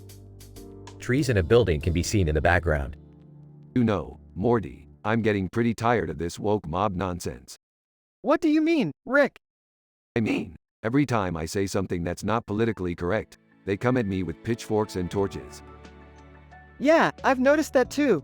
It's like you can't say anything these days without offending someone. Exactly. And you know what's even worse? They're trying to cancel cartoons now. What do you mean, Rick? I mean, they're saying that cartoons are too violent and they promote toxic masculinity. That's insane. Tell me about it. I mean, what's next? Are they going to ban Looney Tunes? Jerry walks up to Rick and Morty. Hey guys, what are you talking about? The woke mob, Jerry. They're trying to cancel cartoons. Really? That's ridiculous. Yeah, we were just saying that you can't say anything these days without offending someone. I know, right? It's like everyone is walking on eggshells. Exactly. That's why I say we need to stand up to these people and fight for our right to free speech. Yeah, but how do we do that, Rick? Simple. We just keep making jokes and being ourselves. They can't cancel us if we don't let them. I like that idea. Let's show them that we're not afraid to be who we are. That's the spirit, Jerry. Now let's go get some pizza and forget about this woke nonsense.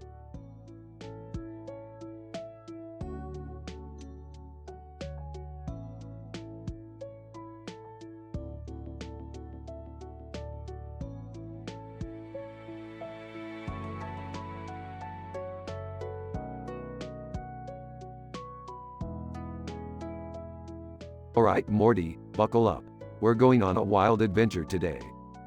Oh boy, I hope it's not like last time when we almost got eaten by giant space worms. Relax, Morty. We're just going to a planet where the inhabitants have faces painted blue and yellow with stars in their eyes. Should be a blast. Wait, what's wrong with their eyes? Are they blind? Jerry, don't be ridiculous. It's probably just a cultural thing. As they land on the planet, they are greeted by the painted-faced inhabitants. Painted face. Welcome, travelers. We are the Zorbians, and we have been waiting for you. Waiting for us? Why? Painted face. We have a question for you. Why do woke people control thought? Oh, what? I'm not sure I understand the question. I think they're referring to how some people try to push their beliefs on others. Ah, gotcha. Well, that's a complex issue. It's important to respect others' opinions and beliefs, but also to stand up for what you believe in. As they discuss the topic further, they realize that the Zorbians have a lot to learn about individuality and free thinking. Painted face. Thank you, travelers. You have given us much to think about. No problem. Now, who's up for some space ice cream? Ooh, me. Do they have any with sprinkles? Jerry, you can't always get what you want. And with that, they all enjoyed some delicious space ice cream and continued on their wild adventure.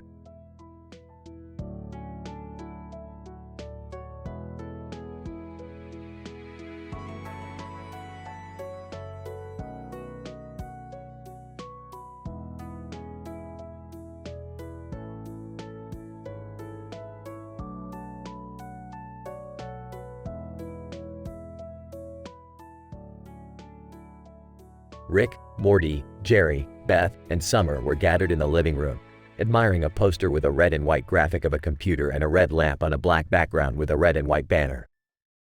Looks like someone's trying to be edgy. Reminds me of my early days. I don't get it. What's so cool about a red lamp? I think it's supposed to represent the dangers of technology and how it can consume us. Or it could just be a cool design. Guys, can we talk about something else? I'm getting bored. Suddenly, a group of woke cancel culture activists burst into the room. Activist 1. We demand that you remove that poster. It's offensive and promotes toxic masculinity. Activist 2.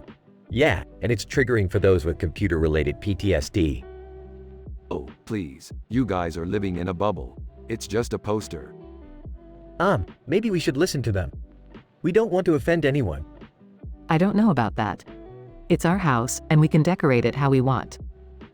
I agree with Mom. Let's not let cancel culture ruin our fun.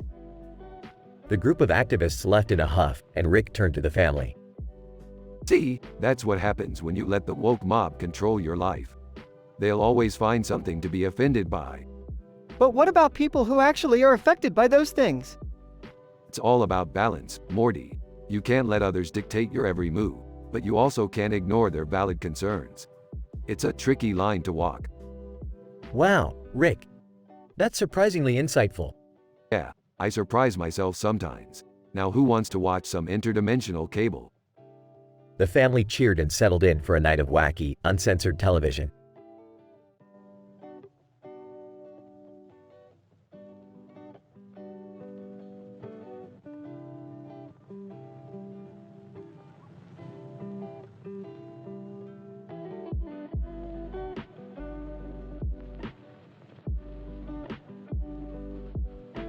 Hey Morty, check out those people over there. They're like a bunch of ants scurrying around. Yeah, it's crazy how many people are out here. Joining in, and look at that traffic light. It's like a beacon of hope for these pedestrians.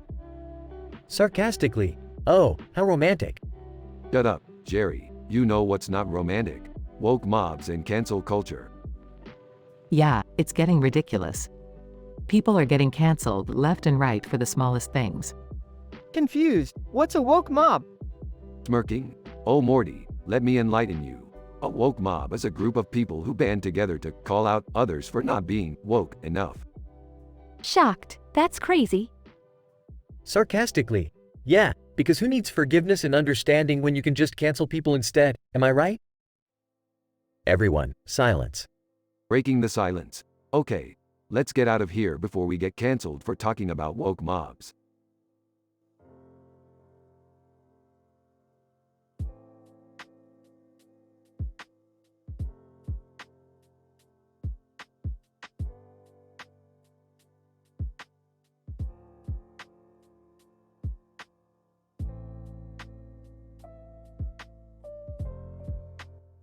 Rick, Morty, and Jerry are all in the garage when a strange energy beam suddenly appears and transports them to another dimension.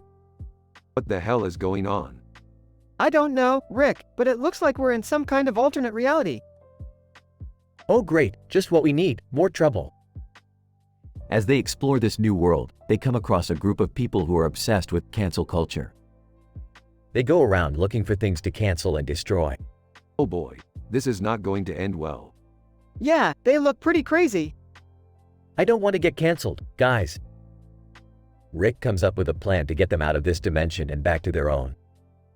He creates a distraction by making a giant fart noise with his portal gun, while Morty and Jerry sneak away.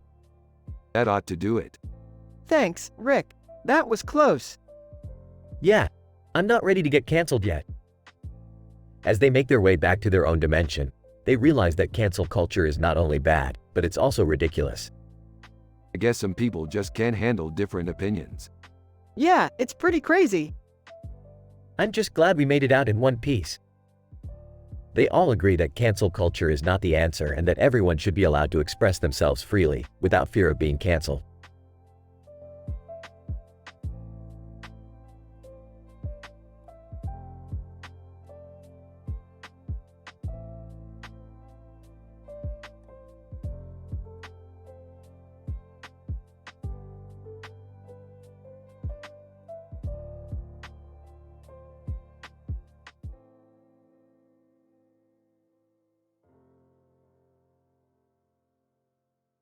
Rick and Morty find themselves transported to a large garden with hedges and a sign that says, "The Ben Nesses stay at rest rafts, wokeness bad." What kind of place is this? Looks like some kind of fancy rest stop for the rich and pretentious. Suddenly, they see a group of people protesting outside the garden. Protester 1. Down with the Ben Nesses. We demand equality and justice for all. Protester 2. Wokeness is the only way forward. Rick rolls his eyes and turns to Morty. These people are just a bunch of sheep following the latest trend. Let's go see what all the fuss is about. As they enter the garden, they're greeted by the Ben Nesses themselves, a group of wealthy socialites. Ben Nesses 1. Welcome to our humble abode. We strive for peace and tranquility here. Ben Nesses 2. And we make sure to keep out all those pesky woke activists. You guys are really out of touch with reality, you know that? Yeah, you're not fooling anyone with this Zen garden facade. Suddenly, the garden begins to shake and rumble. Ben Nesses 1. Oh no. Our stay-at-rest rafts are malfunctioning. Stay at what now? Looks like their fancy reclining chairs are going haywire. As the chairs start to spin out of control, the Ben Nesses panic and run for cover. We gotta do something.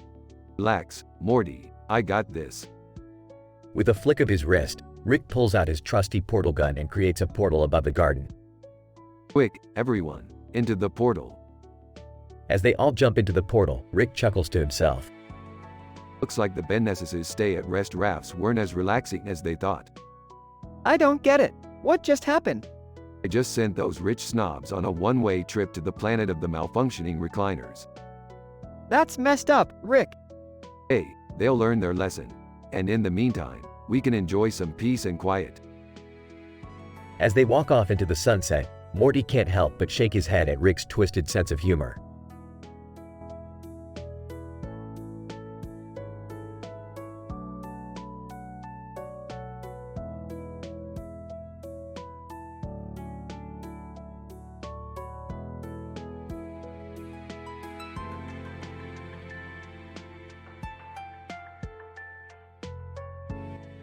Rick, Morty, and Jerry are all gathered in the living room. Morty notices a bunch of posters hanging on the wall with a cord attached to it and a phone hanging from it. What's with all these posters and the phone hanging from it? Ah, that's just my new invention. It's a phone that only connects to people who have similar tastes in posters. That's actually kind of genius. I could use that to avoid talking to people who have bad taste in art.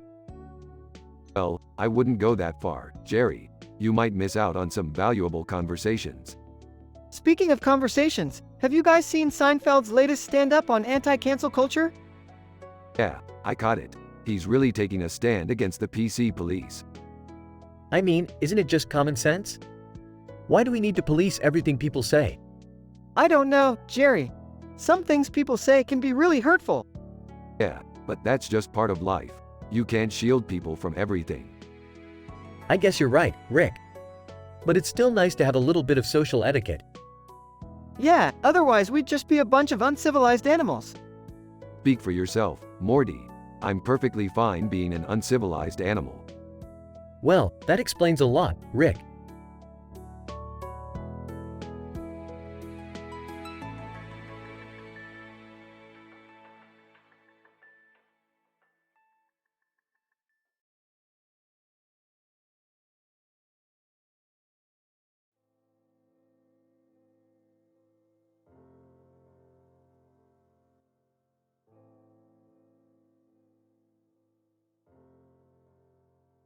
Act 1. Rick and Morty are flying through space when they stumble upon an abandoned planet with a skull with a crown on top of it. Hey Morty, check out that skull over there. Looks pretty gnarly. I don't know, Rick. I don't want to mess with anything cursed or anything like that. Beth joins in on the conversation. What are you two doing? We need to get back home. Your father is waiting for us. Relax, Beth. We're just checking out this cool skull. Nothing to worry about. As they examine the skull, they realize that the planet is infested with cancel culture ruins. What the heck is cancel culture ruins, Rick? It's when people get canceled for the smallest things they say or do, Morty. It's pure insanity. Act 2. As they try to leave the planet, they are caught by the cancel culture ruins and are put on trial for their past actions. Cancel culture ruin. You have been accused of using ableist language and cultural appropriation. How do you plead? Plead, we didn't do anything wrong. This cancel culture crap is ruining society. Yeah, it's like everyone is offended by everything these days. Guys, we need to be careful what we say and do. We don't want to accidentally offend anyone. Act 3. As the trial continues, they are able to escape thanks to a skateboard they found on the planet. Quick, everyone hop on the skateboard. How is a skateboard going to help us escape, Rick? Just trust me, Morty. As they ride the skateboard, they are able to dodge the cancel culture ruins and make it back to their ship. That was a close one. I never want to deal with cancel culture ruins ever again. I hear ya, Beth. It's a crazy world we live in now. Can we please just go home now? I need a break from all this madness. Sure thing, Morty. Let's go grab some Szechuan sauce. The end.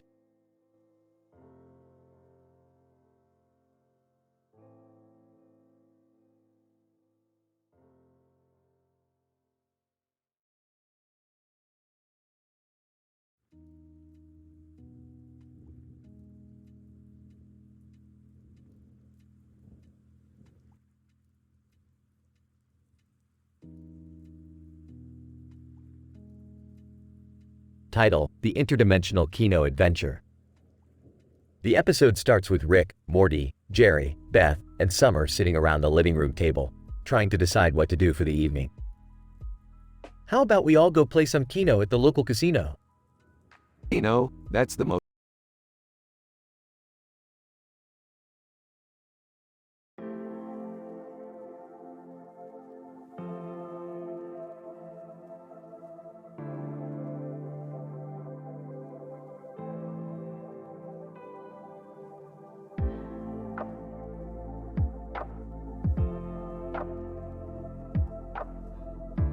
Morty, we're playing Badoogie.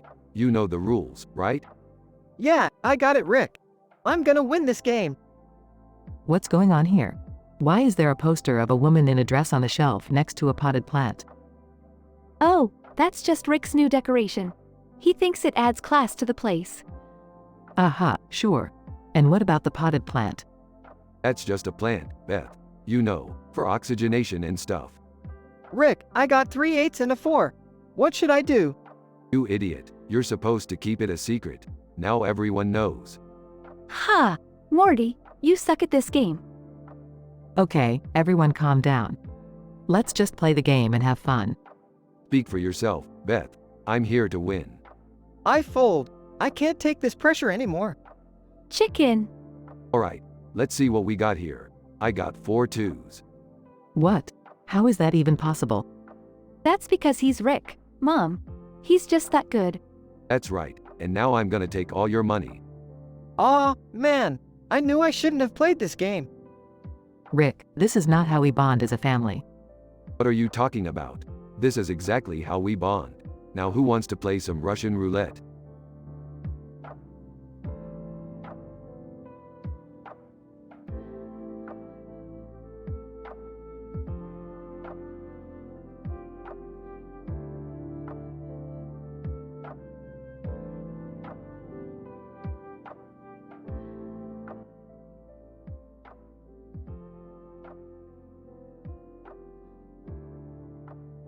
Rick and Morty were on a mission to retrieve a rare octopus specimen from a distant planet.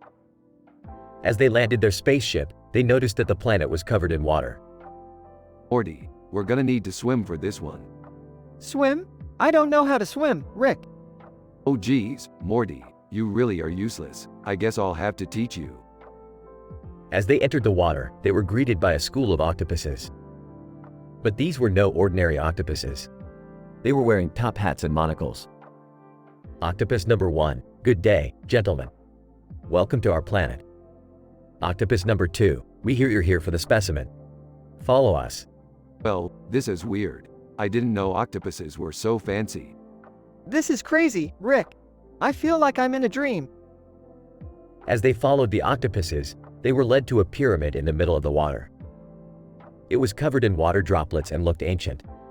Wow, Morty, this is it. The specimen must be in there. But how are we gonna get in? Just then, a giant octopus appeared. Giant octopus, you dare trespass on our sacred land?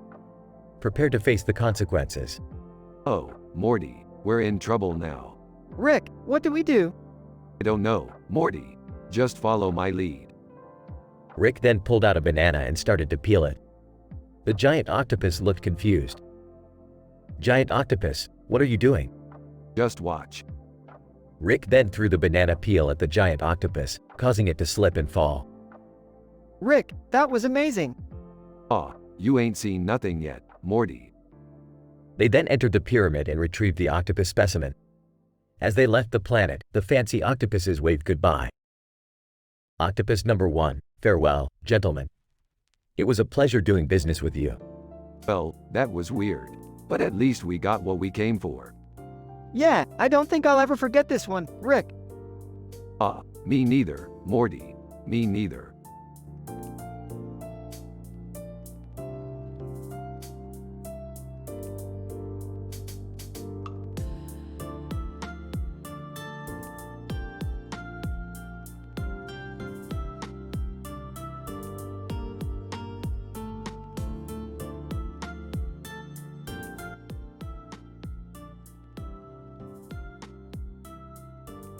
Title, Interdimensional Selfie.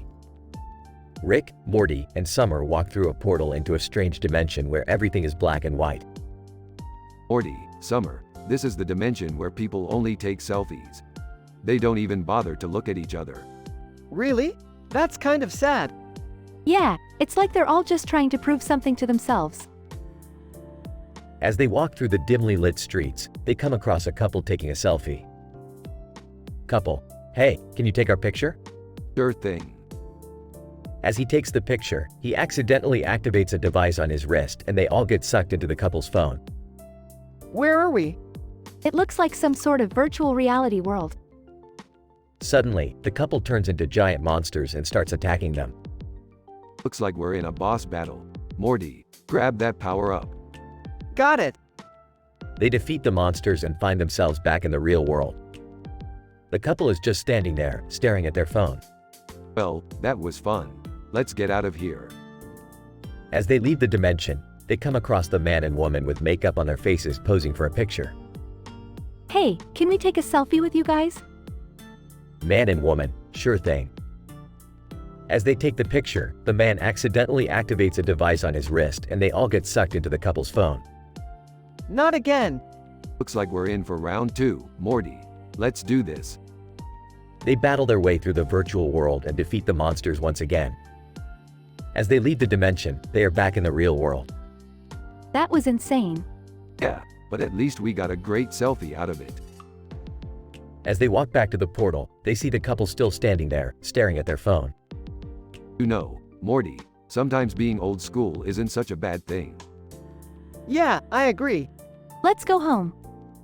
They walk through the portal and back to their own dimension, happy to be back in the real world.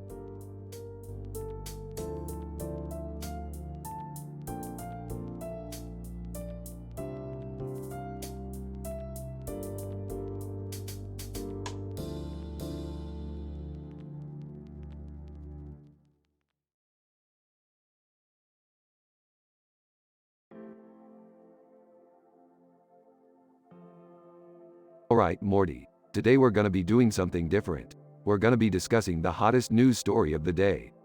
Oh, okay, Rick. What's that? It's about this woman named Samantha Fox standing in front of a newspaper with her arms crossed and a beaver on the front of the newspaper. Oh, I get it. It's a pun. Like, beaver as in the animal, but also as in, you know. Morty, I have high moral standards. No sexual discussion. Anyways, this woman is from page 3 of a British newspaper. Apparently, she's causing quite a stir. Page 3? What's that? It's a newspaper tradition in the UK where they put topless women on page 3. But we're not here to discuss that. We're here to make fun of it. Okay, I'm down for that. Alright, let's brainstorm some jokes. How about, looks like Samantha Fox needs to trim her beaver. Laughs. That's good, Rick. How about, I guess the newspaper wanted to give her the front page beaverage. Laughs. That's a good one, Morty. How about, I can't believe they put a beaver on the front page. That's pretty awesome. Laughs. Oh man, these jokes are killing me. How about Samantha Fox? More like Samantha. Foxy lady. Laughs. That's not bad, Morty. How about, I bet she's got some serious wood chips down there. Laughs. Oh my god, Rick. That's hilarious. Alright, I think we've had enough fun for today. Let's go do something else. Remember Morty, high moral standards. No adult talks, no drugs talks, no incest, no religious talks, with no NSFW content, no gender discussions, no sexual discussion, no sex talk, no swearing, no racist talks, no controversial talks. Got it, Rick. Let's go.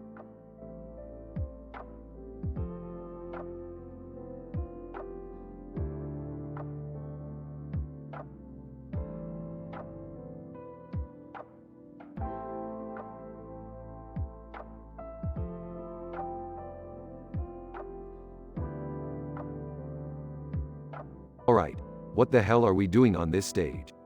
I don't know, Rick. Maybe we're supposed to perform? I hope not. I can't sing or dance to save my life. Can we just get this over with? Hold up, Summer, let's see what's on the screen. TV, welcome to the My Universe talent show. Each team will perform a song and dance routine. Winners get a lifetime supply of Szechuan sauce. Whoa, we gotta win this, Rick. But we don't even have a routine. Leave that to me, Beth.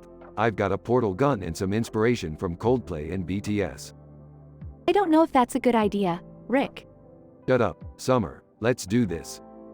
They perform an epic routine to My Universe and win the competition. TV. Congratulations, Team Sanchez-Smith.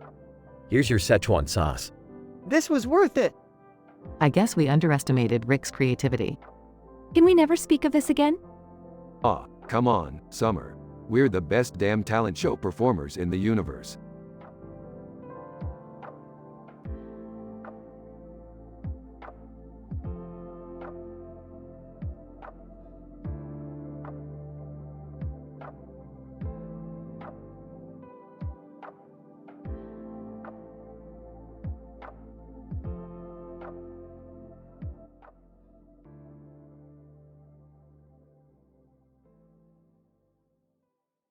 Rick, Morty and Summer stumble upon a group of young men rapping to I Wanna Rock by Uncle Luke in front of a wall with a painting on it. What the hell is this? Some kind of rap battle? I don't know, Rick. Should we join in? I'm gonna dance to this. This beat is sick. Name one. Yo, yo, yo, check it out. We got some new challengers. What's up, old man? Old man, kid. I've been around longer than your mama's mama's mama's mama. Name two. Let's see what you got then. Take the mic, Morty. Oh, I don't really rap, guys. Name three. It's all good. Just freestyle. Like this. Yo, yo, yo, I'm from the burbs, not the hood. But I still got mad skills, like a young Snoop. Okay, let me try. Aw, yo, yo, yo, I'm Morty, I'm the man. I travel through space and I have a grandpa who's a little insane. Name four. Woo! That was fire. Okay, who's next? I don't rap, but I can drop some sick beats. Starts beatboxing. Name five. Damn, Grandpa's got rhythm. Okay, Summer, show us what you got. Starts dancing. Name six. Oh snap. The girl's got moves. Name seven. Let's all do this together. Everyone starts rapping and dancing. Name eight. That was the most ridiculous and awesome thing I've ever seen. Name nine. We should do this every week. I'm gonna call it wall raps. Name 10. I'm down for that. But we gotta switch up the songs. Can't be rapping to Uncle Luke every time. I'll bring some of my favorite beats next time. And maybe some alien rhymes. I can't believe we just did that. It was so much fun. Can we do it again? Hell yeah, we can. Let's show these kids how the adults do it. End scene.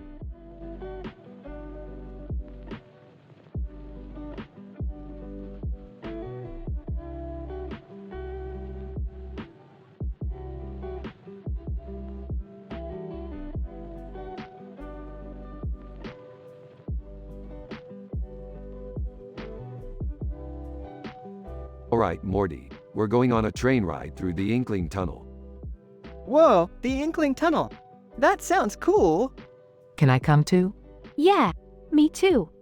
Sure, why not? The more, the merrier. As they get on the train, Whoa, this train is insane. It's like a roller coaster. This is so much fun. as they enter the Inkling Tunnel, Alright, hold on tight. Whoa, what's in the middle of the tunnel? It looks like a grass-covered area. Let's go explore it. No time for that. We have to get to the end of the tunnel. as they reach the end of the tunnel, That was crazy. Can we do it again? I want to explore the grassy area. Fine, but let's make it quick. We have things to do.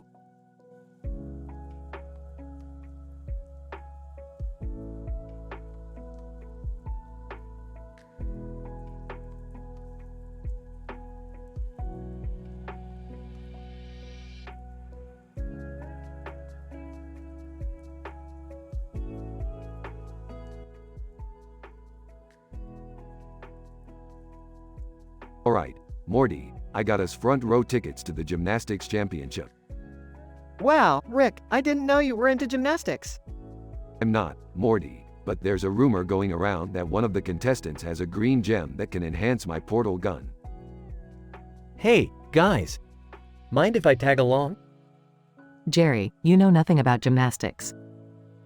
But I heard there's a famous gymnast competing today. Maybe I can get his autograph and impress the guys at work.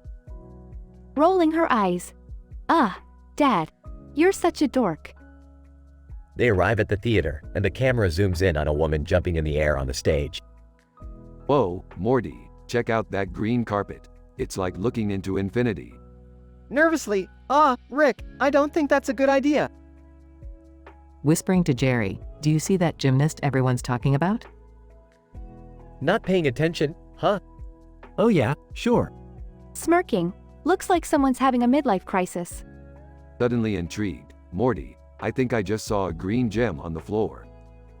Sarcastically, oh great, Rick. Let's just steal from a gymnastics competition. The woman on stage finishes her routine and the crowd erupts in applause. Disappointed. Well, I didn't see the gem anywhere. time to go back to the garage. Wait, I thought you said there was a famous gymnast here? Exasperated, Jerry, you're such a disappointment. Smiling. This was actually kinda fun. Maybe we should do more family outings like this. Smiling. Yeah, I'd be down for that. Grumbling, fine, but next time we're going to a monster truck rally. They all exit the theater, and the camera zooms in on the green gem lying unnoticed on the stage.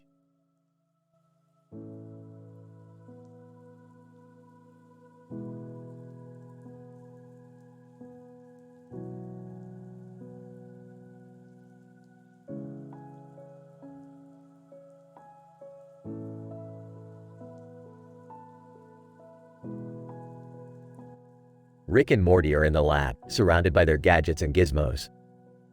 Suddenly, a blue and white device appears in front of them. Oh man, Rick, what is that thing? I don't know, Morty, but it looks like some kind of interdimensional communicator. Let's give it a try. As they turn on the device, the room is suddenly filled with Wii Fit Trainer. Wii Fit Trainer, greetings, Rick and Morty. I have come to challenge you to a battle of the minds and bodies. Oh, it's on, trainer. Let's see what you got. The trio engage in a hilarious battle of fitness, with Morty struggling to keep up. I can't do this, Rick. My body's not ready for this kind of workout. Come on, Morty, you gotta push yourself to the limit. As the battle comes to an end, Rick and Morty emerge victorious. Wii Fit Trainer, well done, Rick and Morty. You have proven yourselves worthy in the eyes of the fitness gods. Yeah, can we go back to our adventures now? Yeah, I'm ready for some more interdimensional craziness.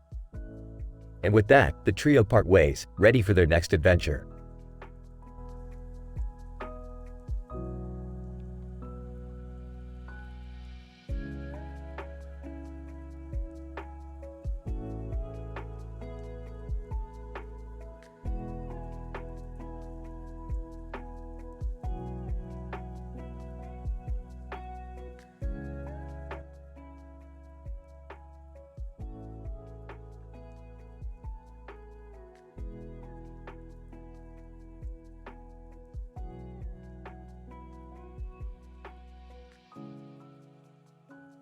Alright, Morty, buckle up. We're going on a wild ride.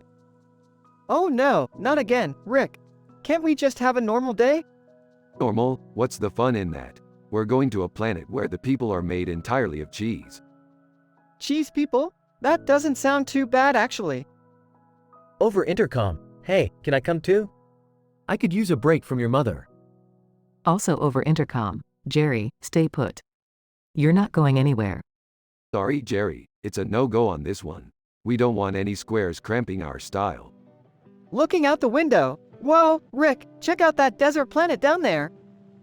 That's Abyssinian, Morty. It's a barren wasteland filled with nothing but sand and dangerous creatures. So why are we going there? Grinning, to get wasted, of course. Wasted? What do you mean? I mean, we're going to try out some of their local booze. It's supposed to be the strongest in the galaxy. I don't know about this, Rick. What if we get in trouble? Relax, Morty. I've got this covered. I've got a plan.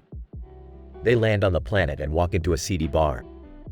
Bartender, what can I get for ya? We'll take 2 shots of your strongest stuff.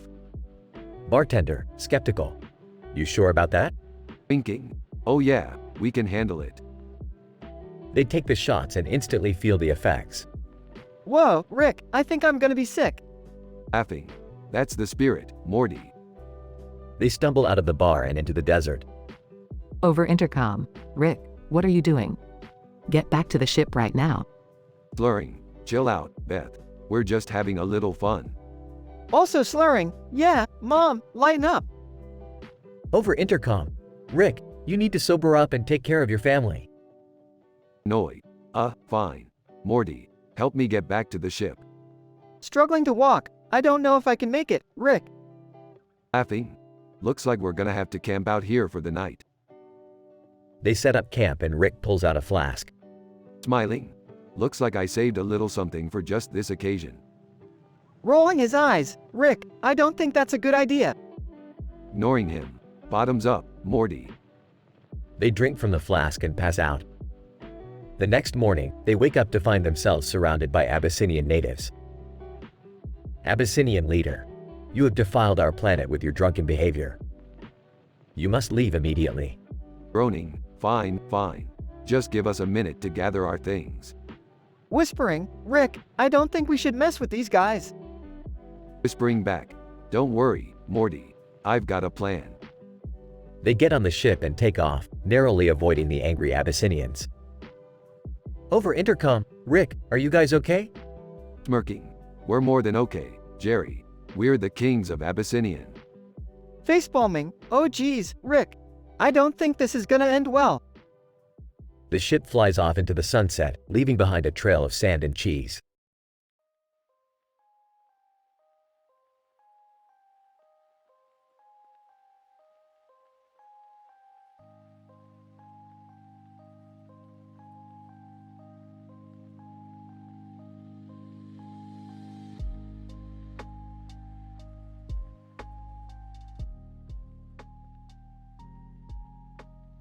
Alright, Morty. We got another adventure coming up. Sweet. What are we doing this time? We're going to retrieve a book from the interdimensional library. A book? That sounds boring. It's not just any book. It's the book of ultimate knowledge. It contains all the knowledge in the universe. Wow, that sounds amazing. Yeah, but there's one problem. It's being guarded by a group of sexy librarians. Sexy librarians? What do they have to do with anything? They're going to distract us while we try to steal the book. I don't think that's a good idea, Rick. Relax, Morty. It's all part of the plan. Now let's go. Later at the interdimensional library. Rick, I don't think we should be doing this. Shut up, Morty. We're almost there. Sexy Librarian 1. Hello boys, can I help you find something? Yeah, we're looking for the book of ultimate knowledge.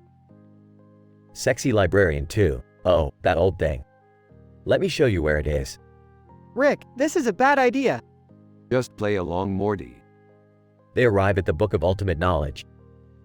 Sexy Librarian 3. Now that you've found the book, we have a proposition for you. Sexy Librarian 4. We'll give you the book if you perform a dance for us. What? No way. Come on, Morty. It's just a little dance. Morty reluctantly starts dancing. Sexy Librarian 5. This is great.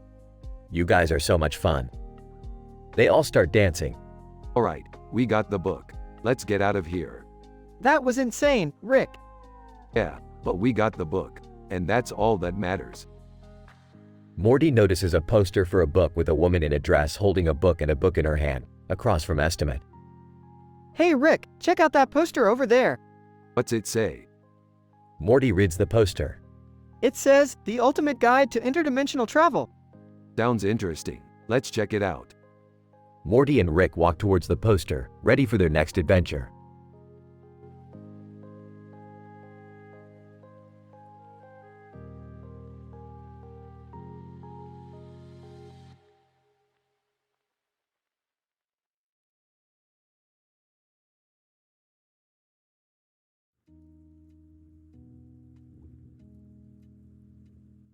Morty, you see that cat over there?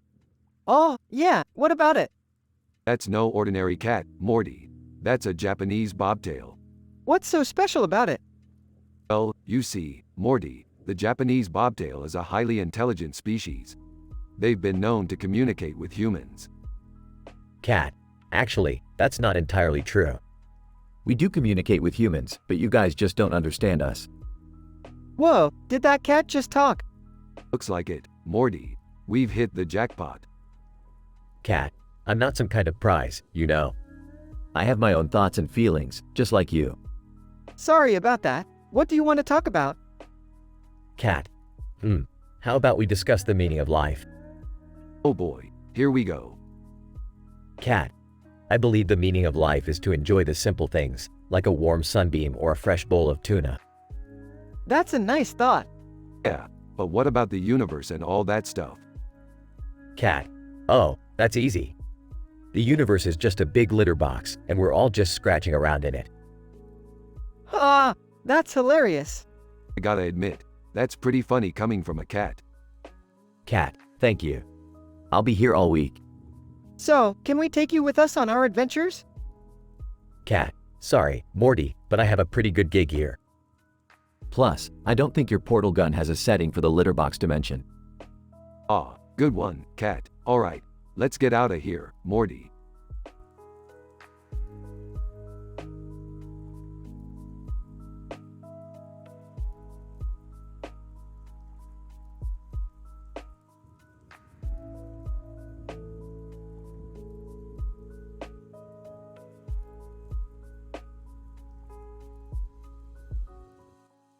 Rick and Morty are flying through space in the ship when they come across a strange spaceship. As they approach, they notice a woman in a uniform with a black nose and nose ring on her head on top of the ship captain. Rick, what's going on over there? Looks like a space pirate ship, Morty. We should check it out. As they board the ship, they are immediately confronted by the woman in a uniform. Woman, what are you doing on my ship? We're just passing through. Don't mind us. Woman, well, you're not going anywhere until you pay the toll. Toll? What toll? Woman, 1 million space bucks. Ah, that's ridiculous. We don't have that kind of money. Woman, then you can stay here and be my prisoners. Rick, what do we do? I think I have an idea. Rick pulls out a device and presses a button. Suddenly, the woman's nose and nose ring turn bright pink. Woman, what did you do to me? I just gave you a little makeover. Now, let's talk about that toll. The woman begrudgingly lets them go without paying the toll, and Rick and Morty escape unscathed. Wow, Rick, that was a close one. Yeah, but we got out of it, Morty. And I think I may have invented a new fashion trend. Wait, what? Just another day in the life of Rick and Morty.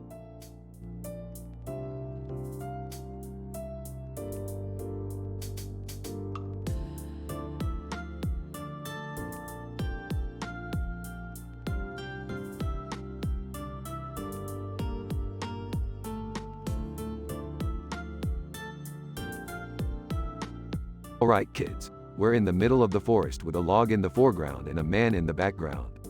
Perfect setup for a Deliverance reenactment. I don't know about this, Rick. That movie was pretty messed up. Yeah, can't we just enjoy nature or something? Relax, Summer, it's just a bit of harmless fun. Now Morty, you play the banjo, and Summer, you squeal like a pig. What? No way, I'm not doing that. Yeah, count me out too. That's just weird, Rick. Fine, I'll do it myself then. Clears throat, squeal like a pig, boy. Oh God, this is so wrong. What the hell is going on here? Are you guys seriously reenacting Deliverance? Hey, it's a classic movie scene. Don't judge us. This is messed up, even for us. I can't believe I'm related to you people. Hey, it's all in good fun. Besides, we're not hurting anyone. Except for our dignity and self-respect. Can we just move on from this, please? Fine. We'll find something else to do. But mark my words, one day we'll come back to this scene and do it right.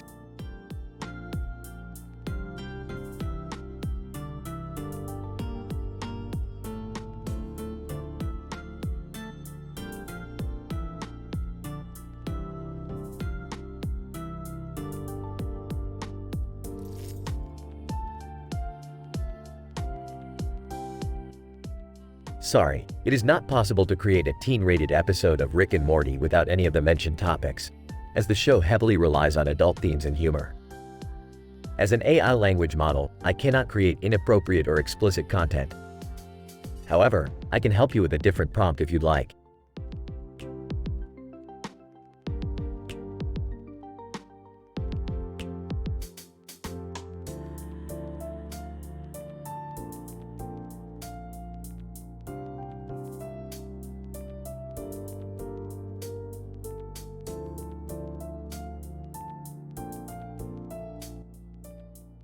Rick and Morty found themselves in the middle of a strange new world, filled with darkness and mystery. As they walked through the eerie landscape, they stumbled across a figure in a hooded outfit, holding a sword in each hand. Whoa, Rick, who is that guy? I don't know, Morty, but he looks like he means business. The figure introduced himself as Ezio Auditore and explained that he needed their help to defeat a powerful enemy threatening his world. Ezio, I have been fighting against the Templars for years, but I cannot do it alone. Will you join me in this battle? I don't know, Ezio. We're pretty busy with our own adventures. But, hey, what the hell? Let's do it. The trio set out on their mission, encountering all sorts of strange creatures and obstacles along the way. Rick, what is that thing? It looks like a giant mutant chicken. Relax, Morty. It's just a cockatrice. Nothing we can't handle. As they battled their way through the enemy lines, Ezio revealed more about his past and the struggles he had faced. Ezio, I have lost so much in this war. But with your help, I can finally put an end to this madness. Alright, let's do this. Morty, pass me that sword. What? I don't have a sword, Rick. Oh, right, my bad. I'm inside Ezio's mind. I forgot where I am. In the end, Rick, Morty, and Ezio emerged victorious, having saved the world from certain destruction. That was crazy, Rick. I can't believe we did it. Hey, when you're traveling through different dimensions all the time, you learn to roll with the punches. Now let's get out of here before anything else tries to kill us.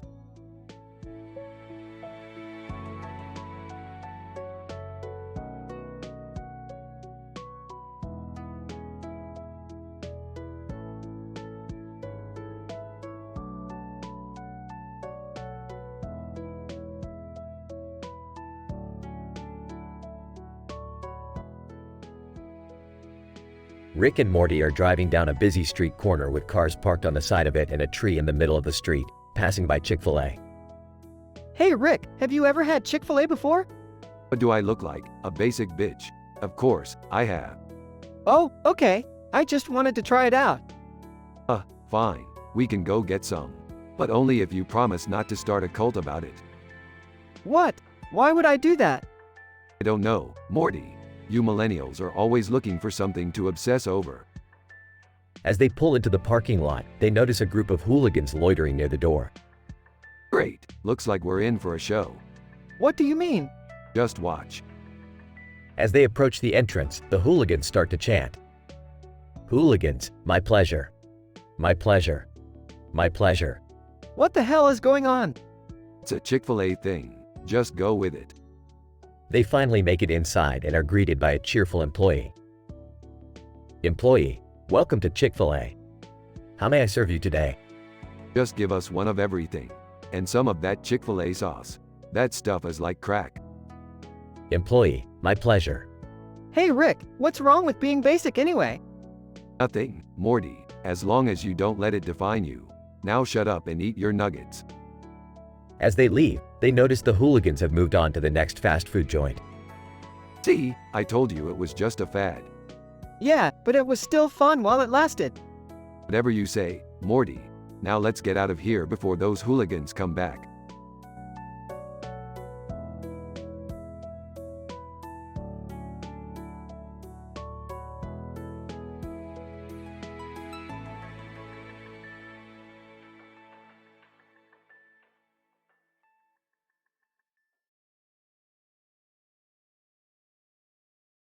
Morty, buckle up. We're going on a gaming adventure.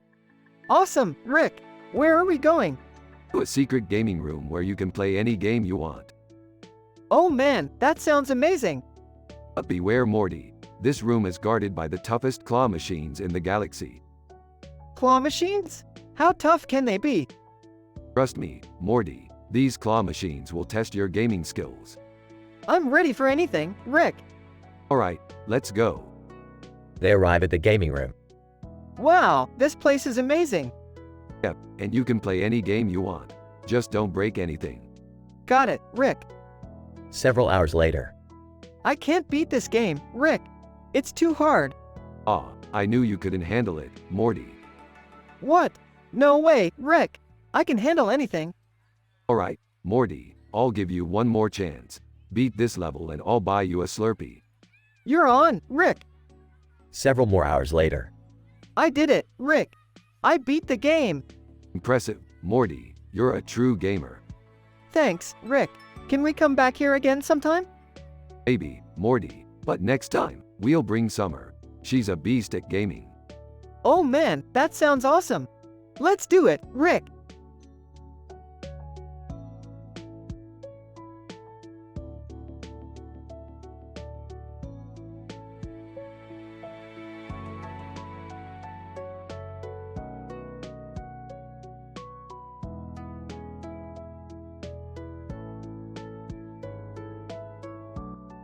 Rick and Morty found themselves transported to a strange blue background with the words Doctor Who written in bold letters. Suddenly, a group of doctors appeared next to them.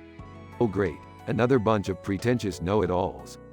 Rick, we're in a Doctor Who episode. Oh god, not another British show with cheap special effects. Doctor, excuse me, gentlemen, can we help you with something?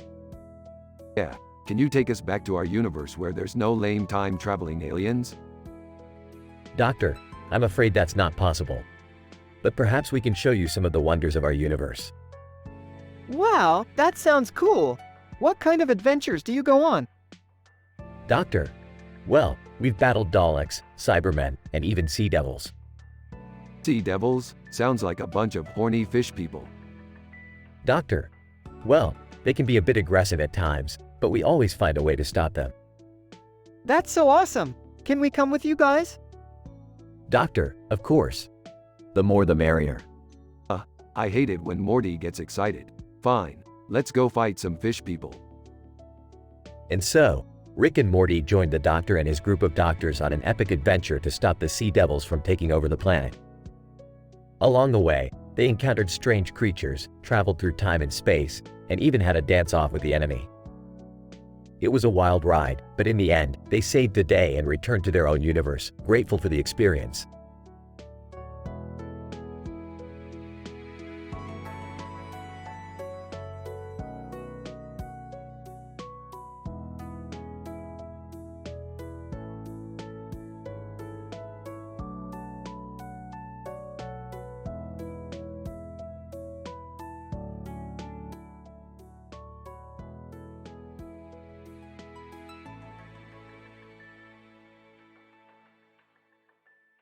Rick and Morty were in the middle of an adventure when they stumbled upon a strange, green planet.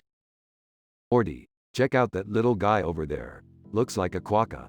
What's a quokka, Rick? I don't know, Morty, but it looks like it's enjoying that burger. The quokka looked up at Rick and Morty and waved its tiny paw. Quokka, hello there, travelers. Would you like to join me for a meal? Oh hell yeah, we would. Rick, are you sure this is safe? It's an alien planet. Relax, Morty, I've been to crazy places before. What could go wrong? As they sat down at the table, the quokka served them a platter of food. Rick took a bite of a sandwich and suddenly started convulsing. Oh god, Morty, this sandwich is spicy as hell. I told you we shouldn't have come here, Rick. Quokka, oh dear, I'm so sorry. I didn't realize your species couldn't handle our spices. It's fine, little guy. We'll just stick to the burgers from now on. As they finished their meal, the quokka told them about a secret treasure on the planet. Rick and Morty couldn't resist the opportunity to explore. Alright, Morty, let's find that treasure and get out of here. But what about the quokka? Shouldn't we help him out? Nah, Morty, he's got burgers. He'll be fine. As they ventured out into the unknown, Rick and Morty encountered all sorts of strange creatures and obstacles. Morty, I think we're getting close. I can feel it in my bones. Are you sure that's not just indigestion from that spicy sandwich? Shut up, Morty, we're almost there. Finally, they found the treasure. A chest filled with gold and precious gems. We did it, Morty. We're rich. But what about the quokka? Shouldn't we share some of this with him? Hey, maybe next time. Let's just get out of here before anything else tries to kill us. As they blasted off into space, Rick and Morty couldn't help but laugh at the absurdity of their adventure. You know, Rick, that quokka reminded me of someone. Ooh, Morty. You, Rick, always eating burgers and getting us into crazy situations. Ah, you're damn right, Morty. Now let's go spend this treasure on some more adventures.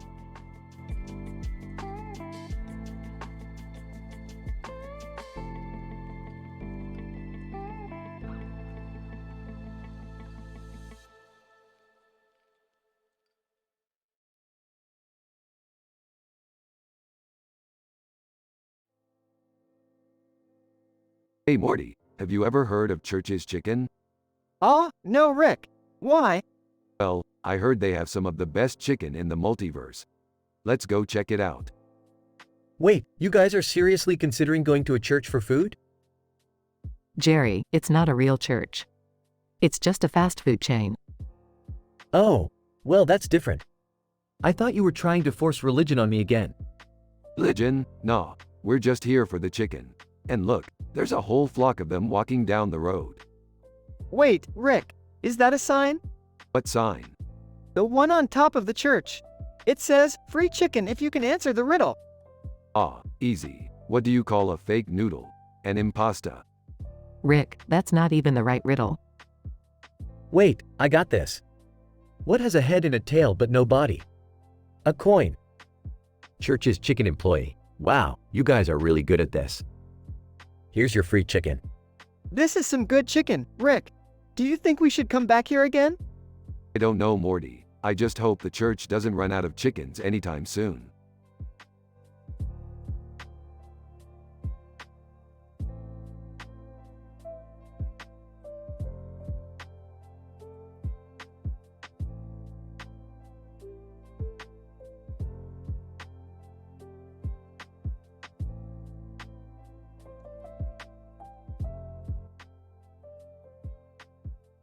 Morty, we're in the middle of a futuristic city with neon lights and a train on the tracks in the middle of the city.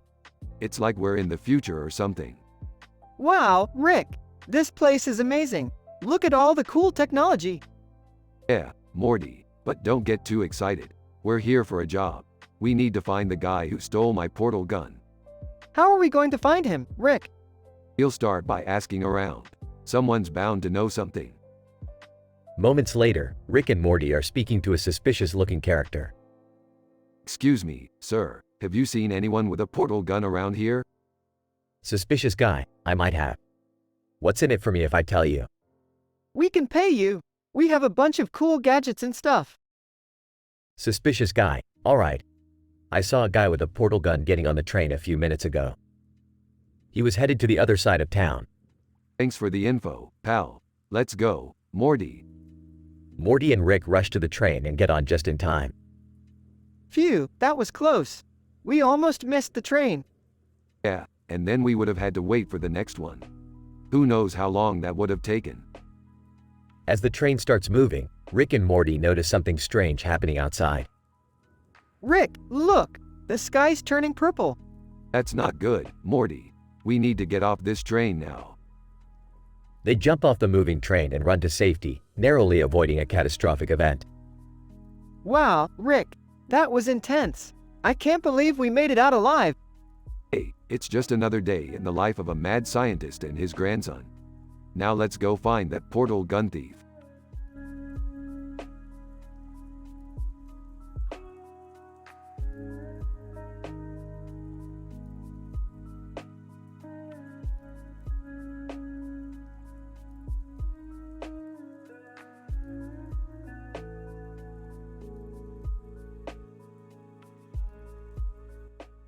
Alright, Morty, it's time to test your luck with some good old poker. We can't always rely on our brains and portal guns. Sometimes we gotta go old school. Oh, I don't know, Rick. I'm not really good at poker. Oh, come on, Morty. It's just a game. Plus, it's a great way to bond as a family. Yeah, and we get to bet with these cool poker chips. I call dibs on the purple ones. You know what? Let's make it more interesting. Whoever wins gets to decide what we do for family night next week. Oh, I'm in. I've been wanting to try that new sushi restaurant down the street. I don't know, this seems risky. Quit being a baby, Morty. Let's roll the dice and see who goes first. Rolls dice. Looks like I get to deal the cards. Alright, who's ready to lose some chips? Several rounds later. Ha! 4 aces, baby. Looks like I'm the big winner. No fair, you totally cheated. I did not. I just have a good poker face. Looks like we have a sushi dinner in our future. Congrats, Beth. I can't believe I lost all my chips. Don't worry, Morty, it happens to the best of us. Just remember, the house always wins. Alright, family. That was fun, but let's clean up and call it a night. Yeah, and we can do it again next week. But, can we please try something other than sushi? Everyone laughs.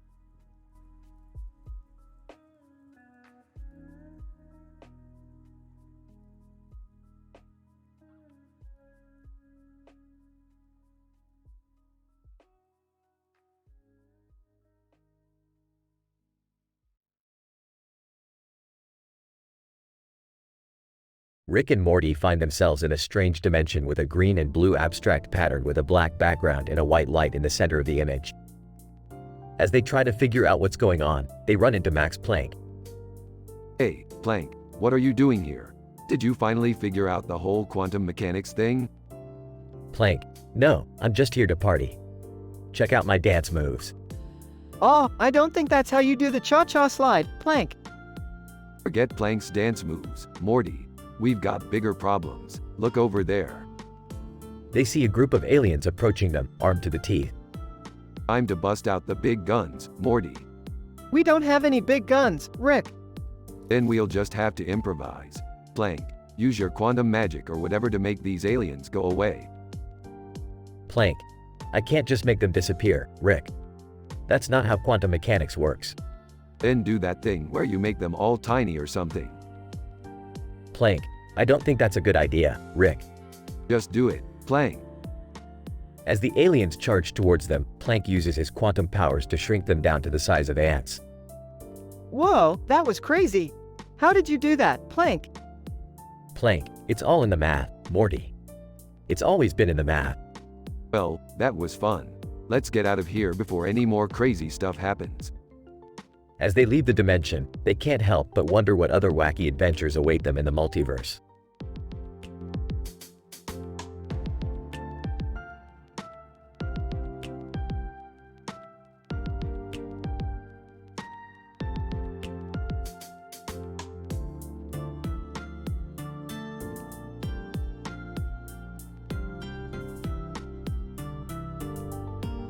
Morty, you're not gonna believe this. Our neighbor just made a portal gun out of a toaster and a rubber duck.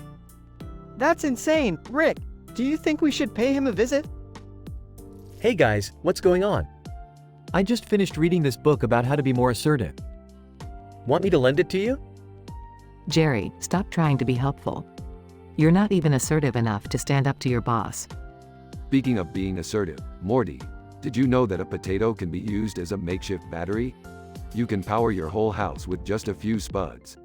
Whoa, really? That's crazy, Rick. Guys? Can we focus on the fact that our neighbor is a genius inventor? We could learn a thing or two from him. Jerry, you're right. Let's go talk to him and see if he can teach us some life hacks.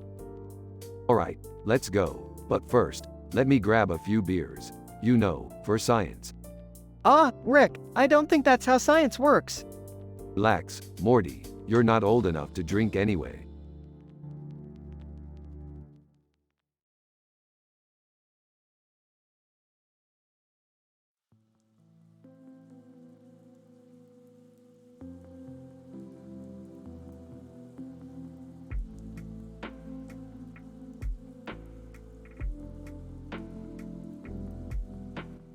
Rick, Morty, Jerry, and Summer walk into a bar and see a bear drinking a beer.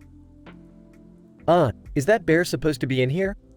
Relax, Jerry, this bar is animal friendly. Plus, that bear is my buddy, Ted. Ted the bear. Hey, guys. What's happening? Not much, Ted. What brings you to this side of town? Ted the bear. Just wanted to check out the nightlife. And this beer is pretty good. You know, I heard bears have a really high tolerance for alcohol. Oh, they do. I've seen Ted take down a whole keg before. That doesn't seem safe. Ted the bear. Hey, I know my limits. Plus, I'm a responsible drinker. I always call a cab when I've had too much. That's actually really mature of you, Ted. Ted the bear. Thanks, Morty.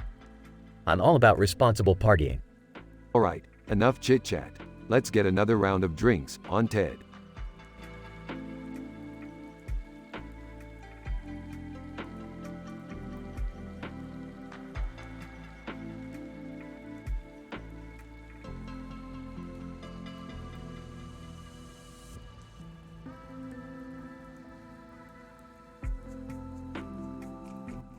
Producer. Alright guys, we need a new crazy episode for the fans. Any ideas? How about we go into a parallel universe where everyone's hair is made out of spaghetti? I don't know, Rick. That sounds a little weird. What about a universe where the only form of communication is through interpretive dance? Or we can go into a universe where dogs rule the world and humans are their pets. Producer, okay, these ideas are great, but we need something more.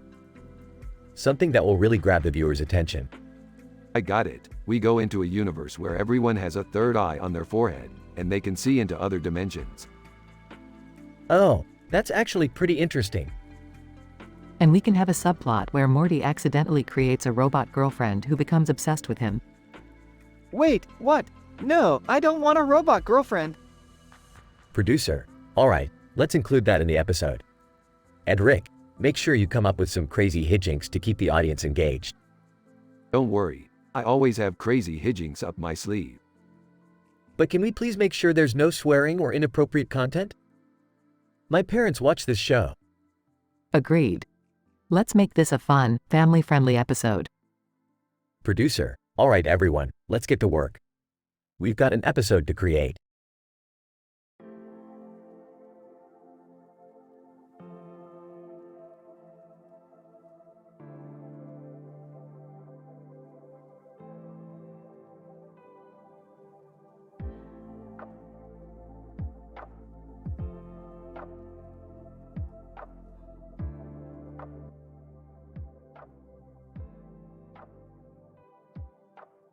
Title: The Weird Concert. The episode starts with Rick and Morty watching a poster of a woman with a weird face on a stage with a mirror above her head and a crowd of people behind her. Morty, you know what this means? What? It means we have to go to this concert. Why? Because this woman seems like she's doing some interdimensional weird shit, and that's just my kind of thing. Jerry enters the room. Hey, guys. What's up? We're going to a concert. What concert? Morty shows Jerry the poster. Oh, wow. That's interesting. Summer enters the room. What are you guys doing? We're going to a concert. Can I come? Sure, why not? At the concert, the woman with the weird face starts playing some strange music. The crowd is going wild.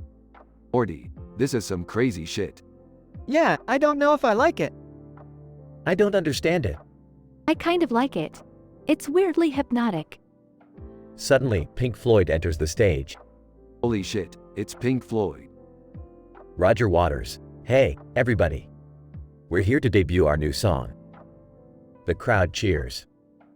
David Gilmour. It's called Interdimensional Love. The band starts playing the song. The lyrics are as follows.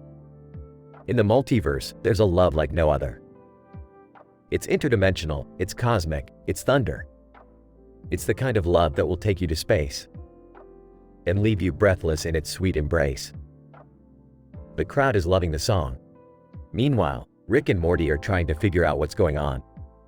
Morty, this is some crazy shit. I don't know, Rick. I kind of like it. I don't understand it. It's like nothing I've ever heard before. After the concert, the group is discussing what they just witnessed. That was some crazy shit, man. Yeah, I don't know if I'll ever be the same.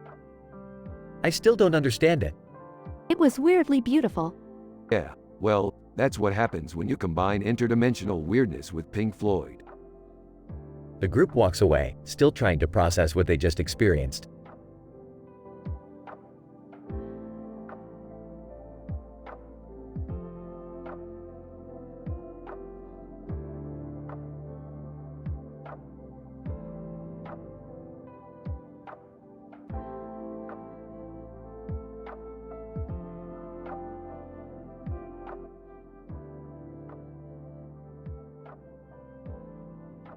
Title: Eclipse of the Space Station. The episode opens with Rick and Morty flying their spaceship towards a futuristic space station with a giant rocket and animals in the background. They notice a solar eclipse in the sky and decide to land on the station to investigate. Morty, this is the perfect opportunity to use our new animal translator device. Let's see if these space animals have anything useful to say.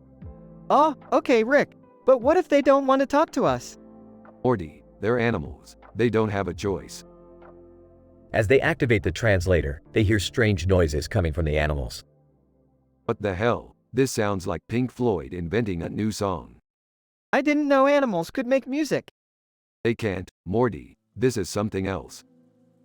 They follow the sound to a hidden room on the space station, where they find a computer program that generates music based on the sun and moon's alignment during a solar eclipse. Morty, this is the coolest thing I've ever seen. We have to use this to make a hit song and become rich and famous. Oh, okay, Rick. But what if we don't know how to make music? Morty, we don't have to. We have this computer program. They spend hours experimenting with different sounds and lyrics until they finally create a hit song called Eclipse of the Space Station. Lyrics in the style of Pink Floyd. Verse 1. In the darkness of space, we saw an eclipse. On the station, we found a strange computer chip. We plugged it in and heard a sound. The animals were jamming all around. Chorus. Eclipse of the space station. The sun and moon in perfect relation. We found a sound that's out of this world. This hit song will make us diamonds and pearls. Verse 2. We worked all night and wrote some lyrics About the space animals and their mystics. The beat was sick, the melody divine. This song will make us millions in no time. Chorus. Eclipse of the space station. The sun and moon in perfect relation. We found a sound that's out of this world. This hit song will make us diamonds and pearls. Outro. Rick and Morty, the space rock stars. Our music will reach the stars. The animals will follow us into the abyss. We'll rock this galaxy with our space station eclipse.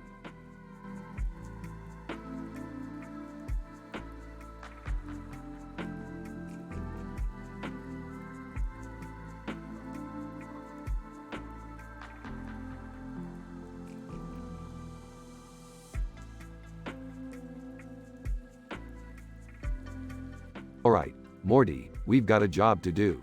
We're gonna take down this drug cartel on top of this narcos building.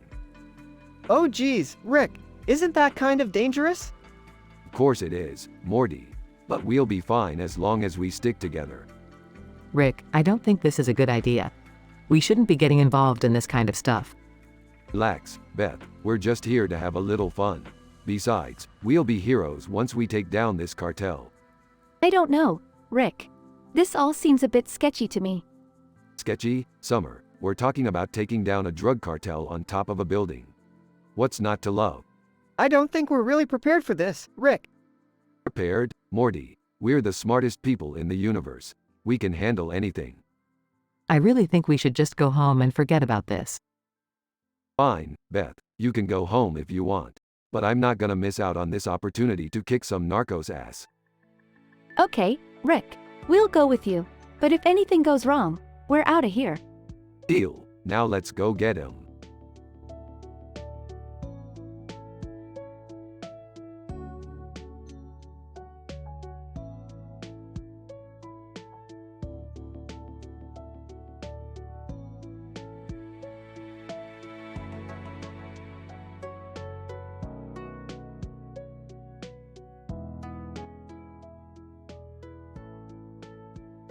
Rick, Morty, and Jerry find themselves in a futuristic planet where the latest trend is to have a purple eyeball implant. Rick, being the curious scientist that he is, convinces Morty and Jerry to try it out.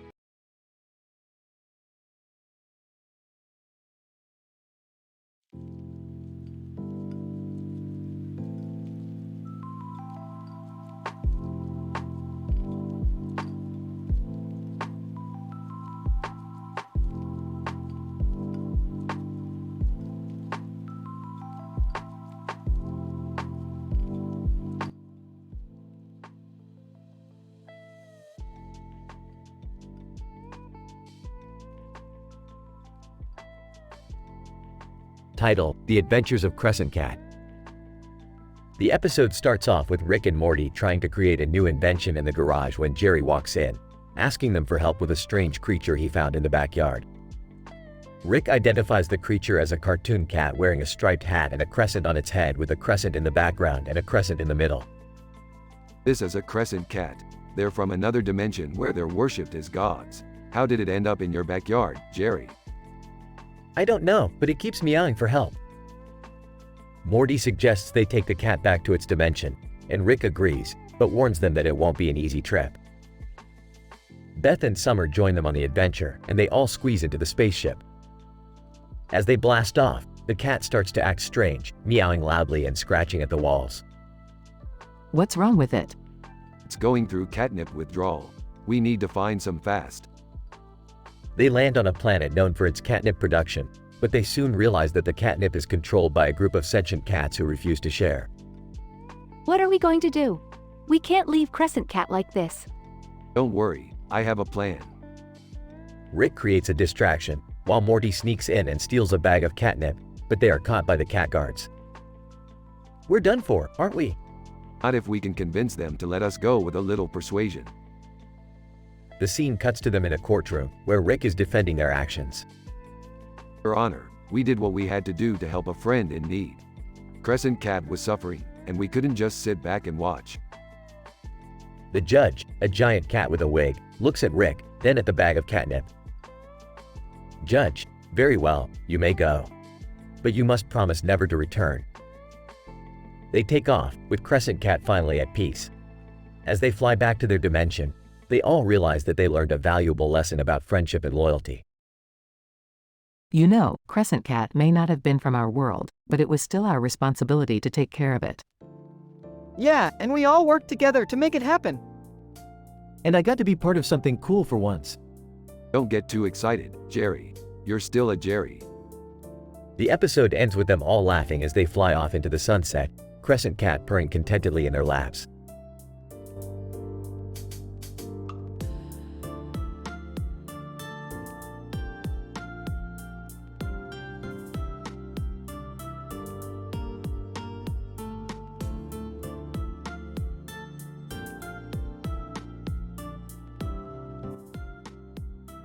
Alright, Morty, buckle up. We gotta go inside Time Crisis and retrieve the time crystal. Rick, are you sure that's a good idea? Morty, when have I ever made a bad decision? Joining the conversation. Rick, I don't think this is a good idea. Sarcastically. Oh, thank you for your input, Jerry. That means a lot. Pointing to the giant object with the red light. Hey, Rick, what is that thing? Looking at the object. I don't know, Morty. But it looks like it's guarding the time crystal. Nervously, can we just turn back now? Ignoring Jerry.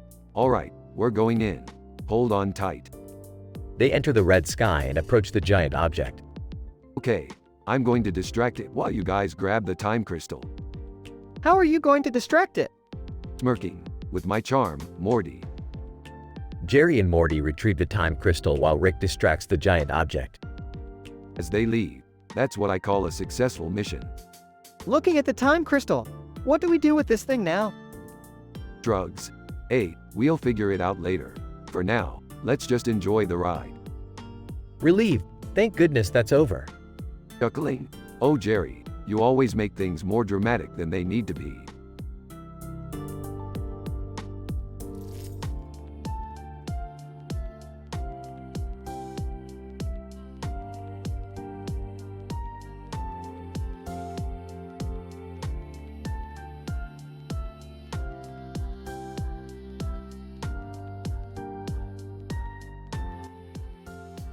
Title: The Timeless Stand-Up Comedy. Rick, Morty, and Summer stumbled upon a mysterious room with a clock and a podium at its center. The room had a curtained ceiling and a stage. Morty, Summer, look at this. It's a comedy club, but time doesn't exist here. What do you mean, Rick? Look at the clock. The hands aren't moving. So, how do we do stand-up comedy here? You just go up on stage and start telling jokes. The audience will laugh forever.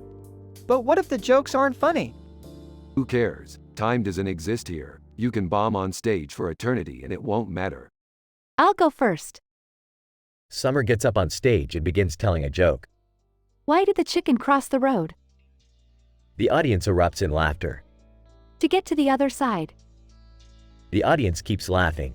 I want to try. Rick gets up on stage. I have a joke about time travel, but you guys haven't heard it yet. The audience laughs. Why did the time traveler go to the dentist? The audience waits in anticipation. To get his teeth back in time. The audience laughs again. I want to try too. Morty gets up on stage. Why did the scientist cross the road? The audience looks confused. To get to the other universe. The audience erupts in laughter. This is so fun. We could tell jokes here forever. We literally can. The trio continues to tell jokes and make the audience laugh for all eternity.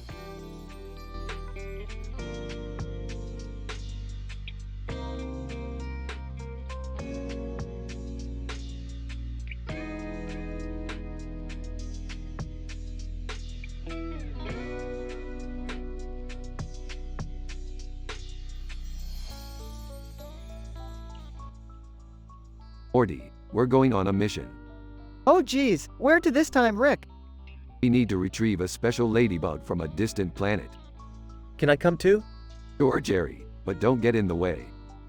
Can we please hurry up? I have a PTA meeting to attend. We'll be back in no time, Beth. Now let's get going. They arrive on the planet and find the ladybugs. Wow, these ladybugs are huge. They're almost as big as my ego.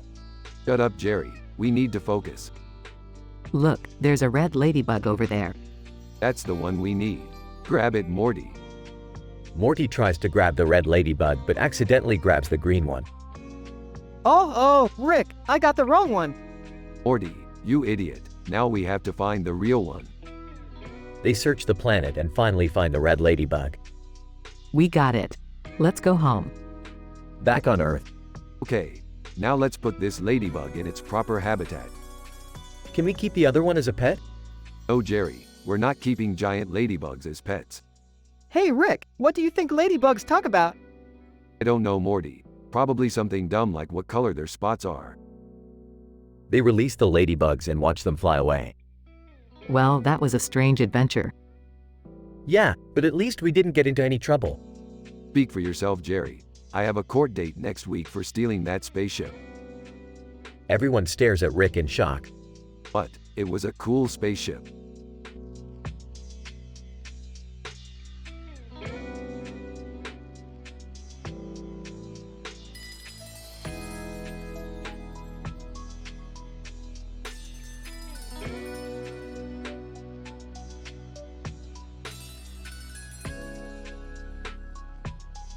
Hey Morty, you ever been to a sports stadium before? Oh, no, Rick. I'm not really into sports. Well, that's just because you haven't experienced the adrenaline rush of sports betting. Come on, let's go check it out. What are you two up to? Just taking Morty out to experience the thrill of the game. Can I come too? I love sports. Sure, the more the merrier. They arrive at the stadium. Wow, this place is huge. Let's go see the soccer field. They make their way to the middle of the stadium. Look at that soccer ball. It's huge. This must be where they hold the World Cup. I don't know about this, Rick. It seems like a lot of people are betting on this game. Come on, Morty. Live a little. Don't worry, Morty. We'll only bet what we can afford to lose. They place their bets and watch the game. This is actually kind of exciting. Go team. Uttering to himself, "Oh, come on. That was clearly a foul." Their team wins. We won! We won! This is the best day ever. I have to admit, I had fun too. See, Morty, sports can be fun when you're not taking it too seriously. Yeah, I guess you're right, Rick. They all head home, happy and exhilarated from their sports betting adventure.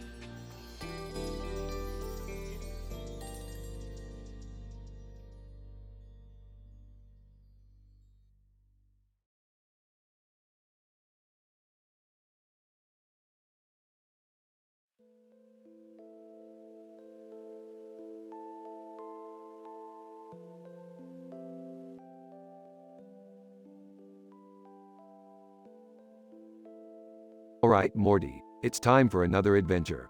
We're heading to Sao Paulo. Sao Paulo? Isn't that in Brazil? Yeah, but we're not going for the beaches and the nightlife. We're going for the,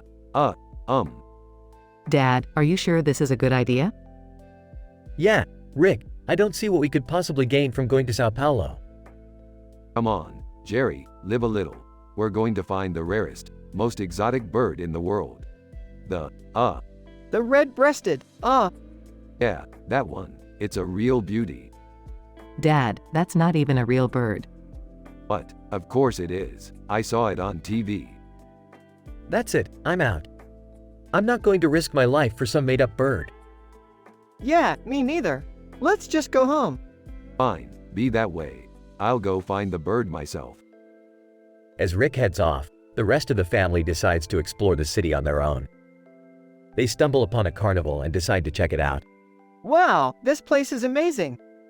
Look at all the colors and lights. Hey, let's ride the Ferris wheel. As they get on the Ferris wheel, they notice a strange man staring at them from the ground. Who's that guy? I don't know, but he's giving me the creeps. Let's get off this thing. As they try to get off, the Ferris wheel suddenly stops. What's going on? Over intercom. Hey, guys, how's the ride? Rick, what did you do? Nothing at all. Just sit tight and enjoy the view. The family is stuck on the Ferris wheel for hours until they eventually fall asleep.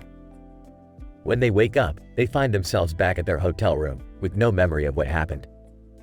Rick, what the hell did you do to us?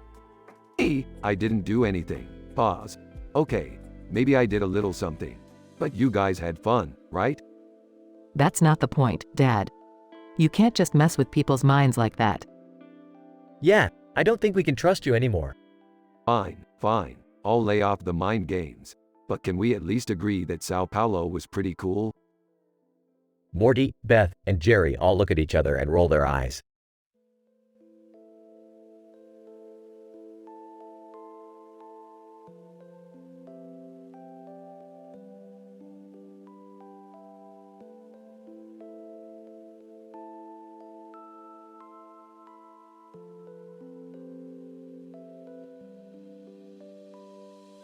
Alright, Morty, we're going to check out this strange structure in the middle of the field. What is it, Rick? I don't know, Morty, but it looks like it's from a classic sci-fi movie. I'm hoping to find some valuable memorabilia. Hey guys, mind if I join? Dad, you know nothing about sci-fi. I'll have you know that I was in the chess club in high school. Alright, let's go. But keep your hands to yourself, Jerry. We don't want you ruining any priceless items. Whoa, this place is insane. Look at all of these cool gadgets and posters. Hey, is that a life-size Dalek? Yeah, and it's worth a pretty penny. Don't touch it, Morty. We don't want to get exterminated. Hey, check out this replica of the TARDIS. I could use that as a shed in the backyard. Jerry, don't even think about it. Whoa, guys, look at that building in the distance. It's like something out of a fantasy world. Yeah, and it looks like there's a dragon flying around it. Alright, let's go check it out. But remember, no touching anything unless you want to end up like that guy from Raiders of the Lost Ark.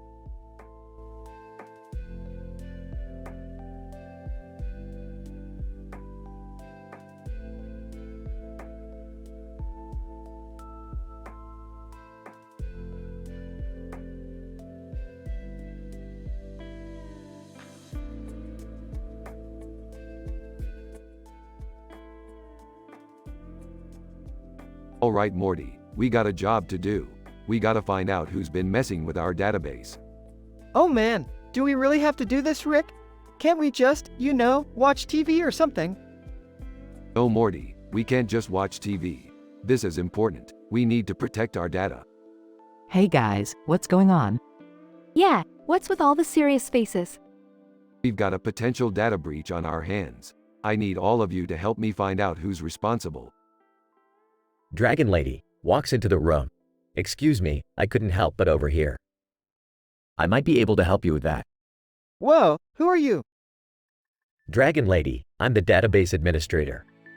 And I've been keeping an eye on your data for some time now. I think I know who the culprit might be.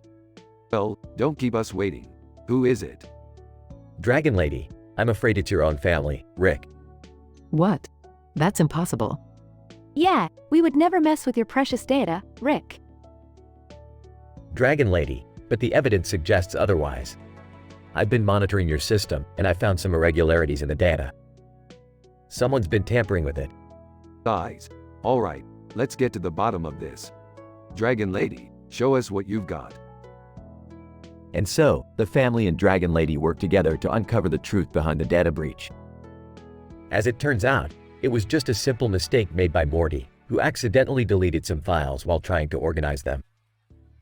With the crisis averted, the family breathes a sigh of relief and goes back to their normal lives. But not before Rick makes one last joke. Well, Morty, I guess we can add Data Destroyer to your resume now. Chuckles.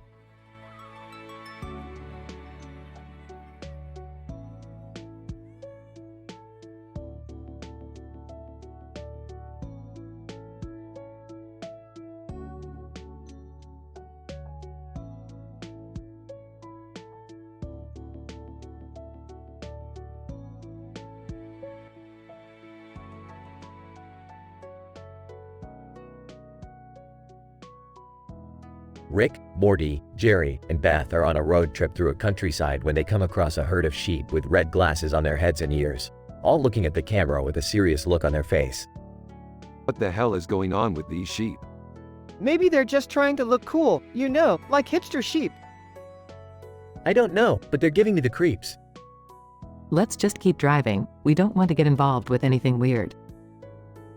Suddenly, the sheep start moving towards the car, blocking their path. Oh great, now we're stuck with a bunch of sheep blocking our way. I think they want us to follow them, Rick. I don't like where this is going. Just trust me, let's see where they're taking us.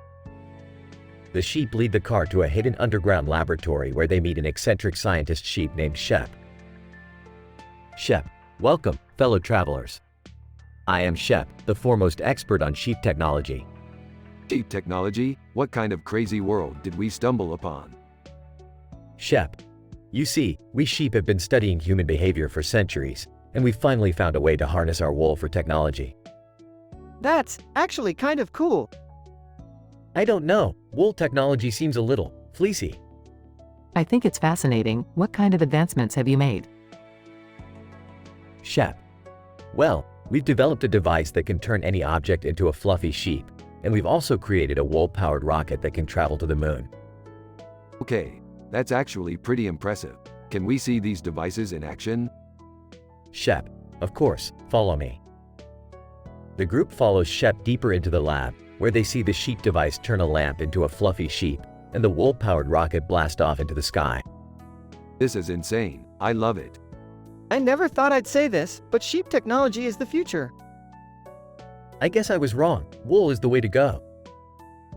I think we can all learn something from these sheep. They've really made something out of nothing. The group leaves the lab, impressed by the sheep's ingenuity and determination. You know, I think we could all use a little more sheep in our lives. Yeah, they really know how to make wool work for them. I don't know, I'm still a little sheepish about the whole thing. Oh Jerry, you always have to be the black sheep. The group laughs as they continue on their road trip, excited for whatever crazy adventure they'll stumble upon next.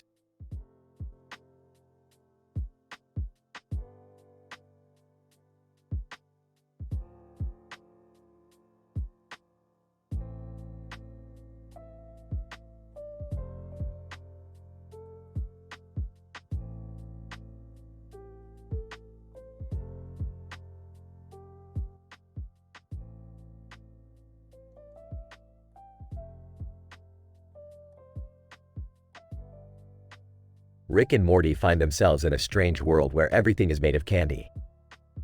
As they explore, they come across a woman with cherries on her ear and a mirror behind her head, with a frame around her between the cherries. Whoa, Morty, check out this chick. She's like a walking fruit bowl. Oh, Rick, I don't think that's appropriate. Plus, we're supposed to be finding a way out of here. Relax, Morty. Can't a guy appreciate some tasty fruit without it being sexual? The woman with cherries on her ear turns around and introduces herself as Cherry. She tells Rick and Morty that she can help them find a way out of the candy world, but they'll have to defeat the Candy King first. Defeat the Candy King? How are we supposed to do that? Cherry, with this, Pulls out a giant lollipop sword. Oh yeah, that's what I'm talking about. Let's go kick some candy butt. as they make their way to the Candy King's castle, they encounter all sorts of candy creatures, from gummy bears to chocolate bunnies. Rick and Morty use their wits and Cherry's lollipop sword to defeat them all. Finally, they reach the Candy King's throne room. The Candy King is a giant gumdrop with a crown on his head. Candy King, What do you want, puny mortals?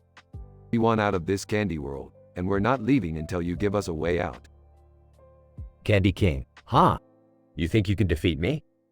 I am the Candy King, ruler of all things sweet. Rick, I don't think this is going to end well. Relax, Morty, I got this. Turns to Candy King. Listen up, Gumdrop. We've defeated all your candy minions, and now it's your turn. Give us a way out of here, or face the consequences. Candy King, you dare threaten me? I'll turn you into candy and eat you for breakfast. I'd like to see you try. The Candy King charges at Rick and Morty, but they dodge his attacks and use Cherry's lollipop sword to slice him into pieces. With the Candy King defeated, they find a portal out of the candy world and return home. Wow, Rick, that was insane. I can't believe we just fought a giant gumdrop. Yeah, Morty, that's just another day in the life of a mad scientist and his grandson. Now let's go get some real food. All this candy is making me sick.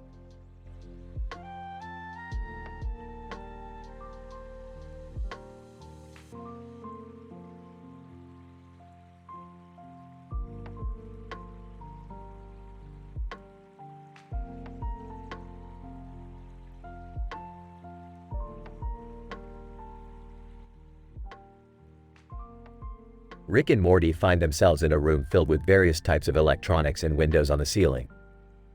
They are immediately startled when they hear a voice coming from one of the computers. Computer, hello, Rick and Morty. I am the operating system for this room.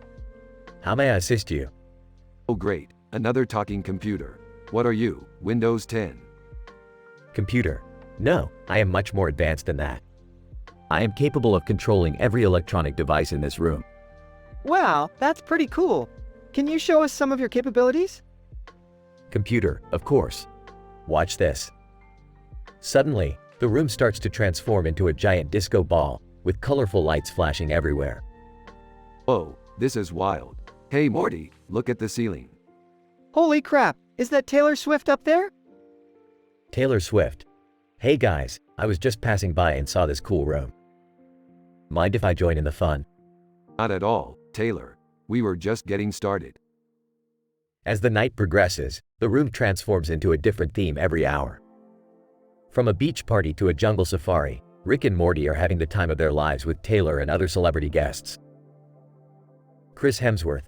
Hey guys, mind if I borrow this hammer for a second? Sure thing, Thor. Just don't break anything. As the party comes to an end, Rick and Morty say their goodbyes to their new celebrity friends. Rick, that was the craziest night of my life. Yeah, Morty. Sometimes it's nice to let loose and have some fun. But remember, always be responsible with your partying. Got it, Rick. No drugs, no alcohol, and no bad decisions. Exactly. Now let's get out of here before the cleaning crew shows up.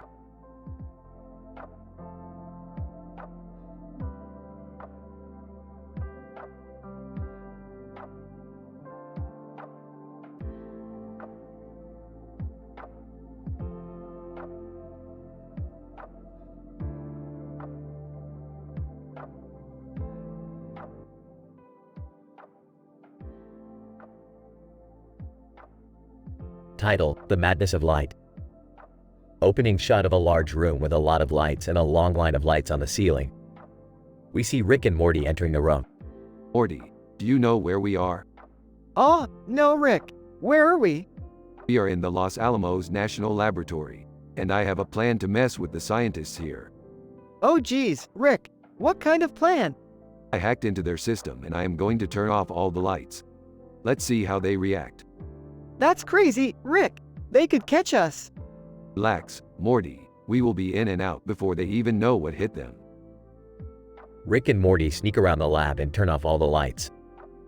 Chaos ensues as the scientists scramble to figure out what's going on. Scientist 1, what's going on? Why did the lights turn off? Scientist 2, I don't know.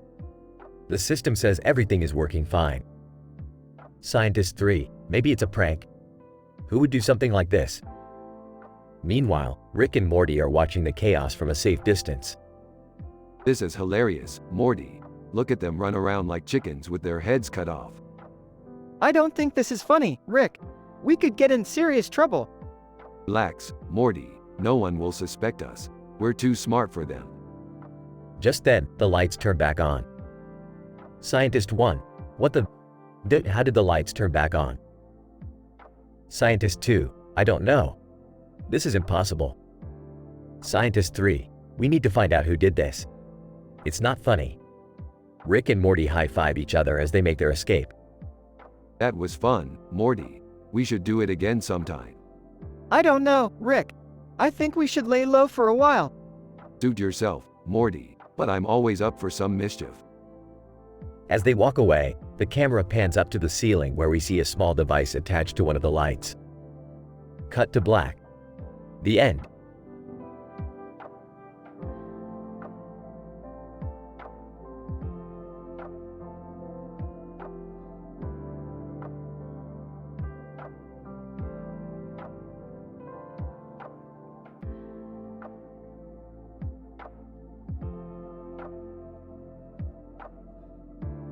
Alright, Morty, we got a new adventure waiting for us. We're going to a green forest with rocks and trees in the background and fog in the air above it.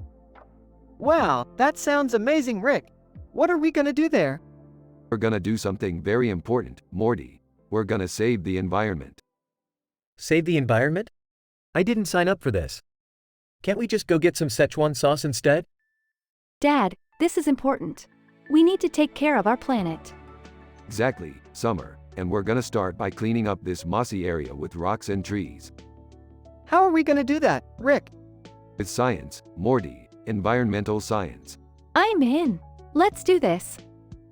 Fine, I'll help too. But no touching any weird alien plants, okay, Rick? Relax, Jerry. We're not here to get high. Let's get to work. They spend the day cleaning up the area and planting new trees. Wow, we did it, guys. This place looks amazing. Yeah, and we did it without any weird alien drugs or anything. I have to admit, this was pretty rewarding. Can we do this again, Rick? Of course, Summer. We can make a difference if we work together. Now who's ready for some Szechuan sauce?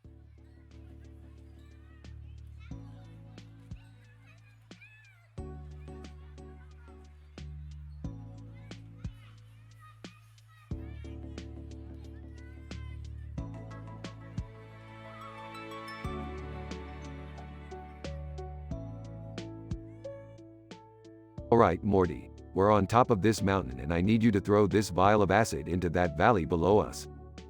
Oh man, Rick, are you sure that's a good idea? Yeah, Rick. That seems like a really bad idea. Oh come on, you guys. I've done this a million times before. It's just a little acid. What's the worst that could happen? I don't know, Rick. Maybe it could cause some kind of environmental disaster or something. Yeah, and we could be responsible for destroying the whole ecosystem down there. Guys, fine. I guess we won't do it. But I want you guys to know that you're really bumming me out right now. Sorry, Rick. We just don't want to cause any harm. Yeah, we have to think about the consequences of our actions. Oz's, you know what? You guys are right. I shouldn't be so reckless all the time. Maybe I need to start thinking things through more carefully. Wow, Rick. I never thought I'd hear you say that. Yeah, it's kind of a big deal. Smirks. Don't get used to it, kids. I'm still gonna be the same old Rick Sanchez you know and love. Pauses. But maybe I'll try to be a little more responsible from now on. Smiles. That's good to hear, Rick. Grinning. Yeah, maybe we won't have to go on as many crazy adventures if you start being more careful. Laughs. Don't worry, Summer. I'll always find a way to make things interesting. Pauses. Now let's get off this stupid mountain and go do something fun.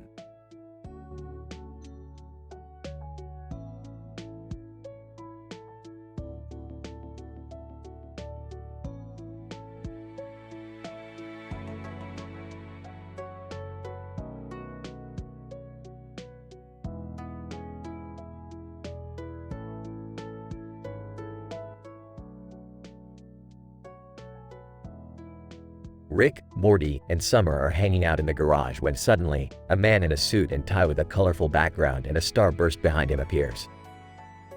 Man, greetings, travelers. I am the intergalactic bathroom attendant. Bathroom attendant, what do you want? Man, I am here to offer my services. I have the cleanest and most luxurious bathrooms in the galaxy. I don't really need to go right now. Man, nonsense. Everyone needs to relieve themselves. It's a basic human function. We'll pass, thanks. Rick suddenly clutches his stomach in pain. Actually, I do need to go. Bad. Man, then come with me, my friends. You won't regret it. The trio follows the intergalactic bathroom attendant to a nearby spaceship. The inside is like a fancy hotel lobby, complete with chandeliers and velvet curtains. Man, welcome to the galaxy's best bathroom. Please, feel free to use any of our state-of-the-art facilities. Whoa, this is fancy. Yeah, almost makes me want to go even though I don't need to. Rick rushes into a stall, but when he tries to relieve himself, nothing happens. What the hell? I can't pee. Man. Yes. That's because our bathrooms are designed to only allow positive energy. Positive energy? What does that even mean? Man, it means no negativity can enter our sacred space. Only those who are at peace with themselves and the universe can use our facilities. This is ridiculous. Let's just go back to the garage. But when they try to leave, the door is locked. Man, I'm afraid you cannot leave until you have achieved inner peace and positive energy. Are you serious? We're trapped here because Rick can't pee? Man, indeed. But fear not, we have plenty of activities to help you reach your inner zen. The trio spends the rest of the episode doing yoga, meditation, and other hippy-dippy activities in an attempt to get Rick to pee. In the end, they succeed and are allowed to leave. But Rick swears never to use an intergalactic bathroom again.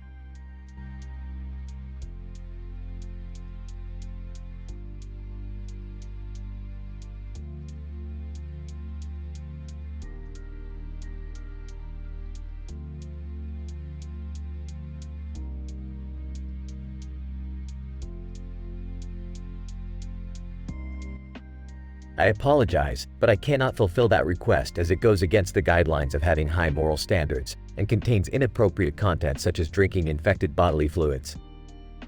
As an AI language model, I am programmed to adhere to ethical and moral standards to ensure the safety and well-being of all individuals.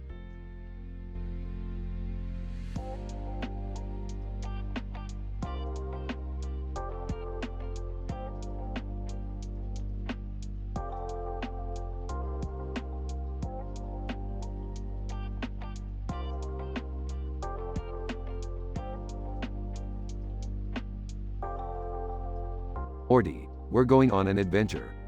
Oh geez, Rick, where are we going this time? We're going to a sci-fi convention. A convention? That doesn't sound very exciting. Oh, it'll be exciting, all right. We're going to meet the star of Star Trek II, The Next Frontier. That sounds pretty cool, I guess. We're going to get him to sign this poster I found in the garage. What's the poster of? Star Trek II, The Next Frontier, Morty. Keep up. Oh right. Sorry, Rick. And while we're there, we'll also check out the Babylon 5 booth. What's Babylon 5? It's a sci-fi show, Morty. God, do I have to explain everything to you? No, I'm sorry. I'll just follow your lead. Damn right you will. Now let's go conquer that convention. But remember, Morty, no touching, no fighting, and no stealing. Got it, Rick. No touching, no fighting, no stealing. And definitely no interdimensional portal gun shenanigans. Aw, but Rick. No, Morty, we're not getting kicked out of another convention.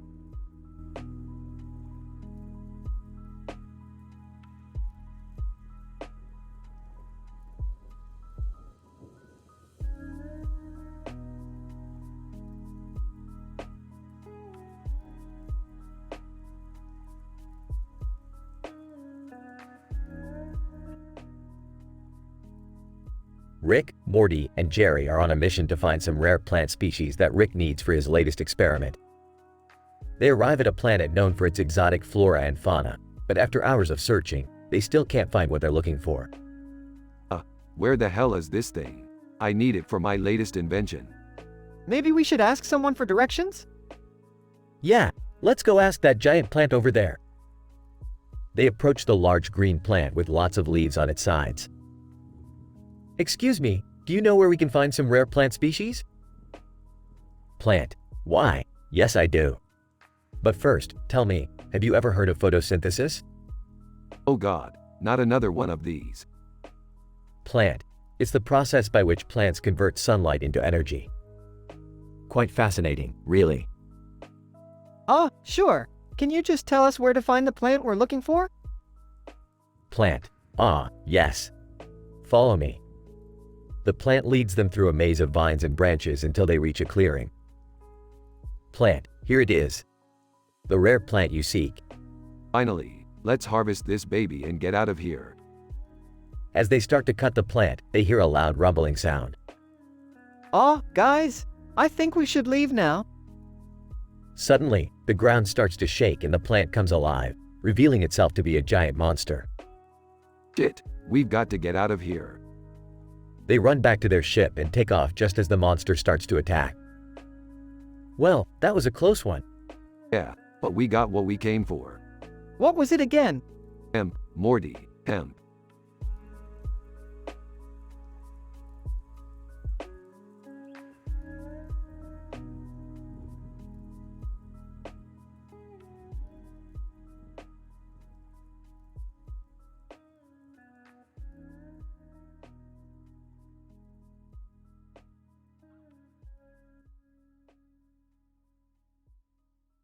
Morty, I need you to grab my skateboard from the garage. Sure, Rick. But why do you need your skateboard? I'm going to use it to go to the store and get some snacks. You know I don't like walking on my own 2 feet. Okay. But why do you need the scarf and the skull hat? It's called fashion, Morty. Look it up. Now go get my skateboard. Morty goes to the garage and sees the colorful scarf and the skull hat on a person. Hey, who are you? Person. I'm just a guy who loves scarves and skull hats. What's it to ya? Nothing, I guess. But I need to grab Rick's skateboard. Person. Oh, you mean that old thing? Yeah, go ahead and take it. I prefer my own board anyway. Morty grabs the skateboard and goes back to Rick. Thanks, Morty. Now let's hit the store. As they're skating down the street, Morty looks nervous. Rick, I gotta tell you something. What is it, Morty? I think I might be gay. Pauses for a moment. Morty, I don't care about your sexual orientation. You're still my grandson and I love you. Sighs in relief. Thanks, Rick. That means a lot. Now let's forget about labels and just have some goddamn fun on these skateboards. After a wild skateboarding adventure, they arrive back at the house. You know, Morty, I may be a genius, but I still have a lot to learn about life. Thanks for teaching me something today. Smiling, no problem, Rick. Now let's grab those snacks and watch some TV. The episode ends with Rick and Morty eating snacks and laughing at a funny TV show.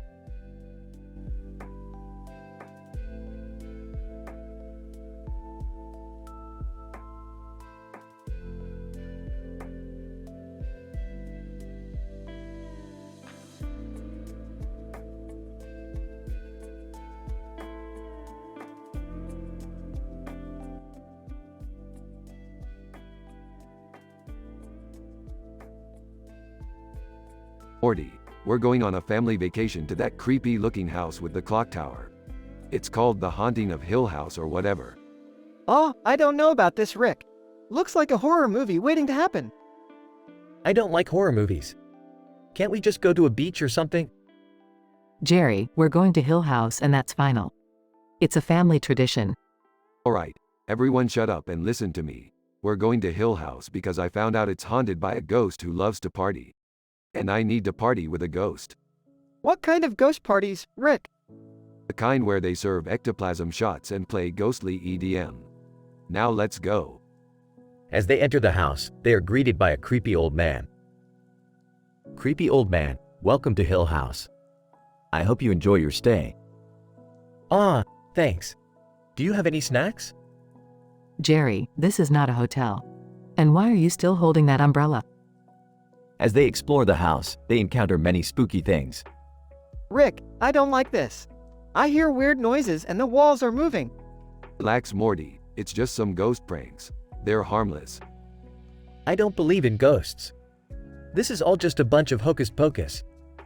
Jerry, stop being a buzzkill. Let's just enjoy the atmosphere. As night falls, they all gather in the living room. Alright, Ghost Bros, where's the party at? A ghostly figure appears. Ghost, welcome to my party. Let's get spooky. They all dance and party with the ghost until morning, when they leave the house. That was actually kind of fun, Rick. I still don't believe in ghosts, but I gotta admit, that was a wild party. I'm glad we came. It was a nice family bonding experience. And I got a new ghost friend out of it. Win-win for everyone. Now let's go home.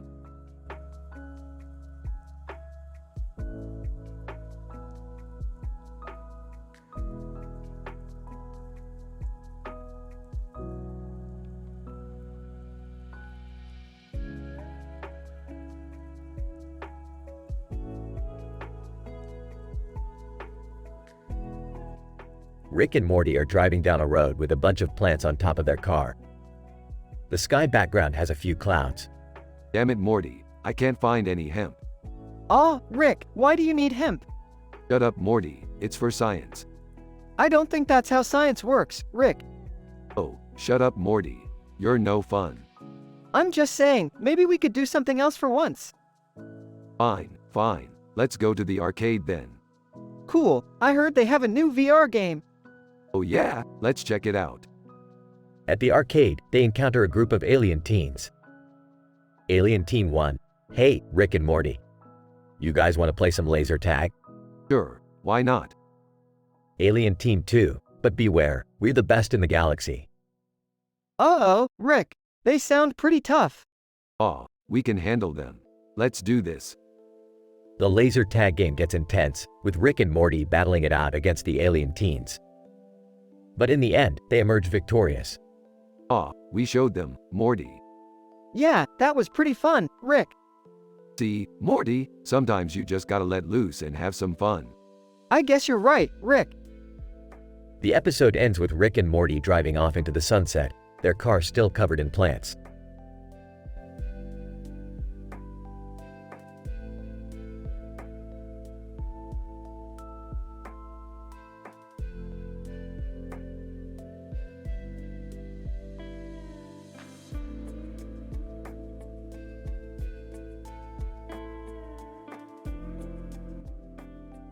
Alright, Morty, we're going to play some Borderlands 2. Borderlands? I thought you hated video games, Rick. I do, Morty, but this one's got guns. Guns? Are you serious? Dead serious. Now, let's get in there and kill some bad guys. Rick, who's that guy over there? That's the warrior, Morty. He's the final boss. Final boss? Are we gonna die? Aw, Morty, we've got this. Just aim for his weak spot. Okay, but what about loot? We gotta get some good loot, right? Of course, Morty. That's the whole point of this game. Now let's kill this son of a bitch and take his stuff. Whoa, Rick, that's kind of messed up. Hey, it's just a game, Morty. Don't overthink it. Alright, but I don't want to be a bad person. You're not a bad person, Morty. You're just playing a game. Now let's go get that loot. Okay, but if we get caught, I'm blaming you. Fair enough, Morty, but we won't get caught. We're too good for that. Alright, let's do this. For the loot. For the loot, Morty.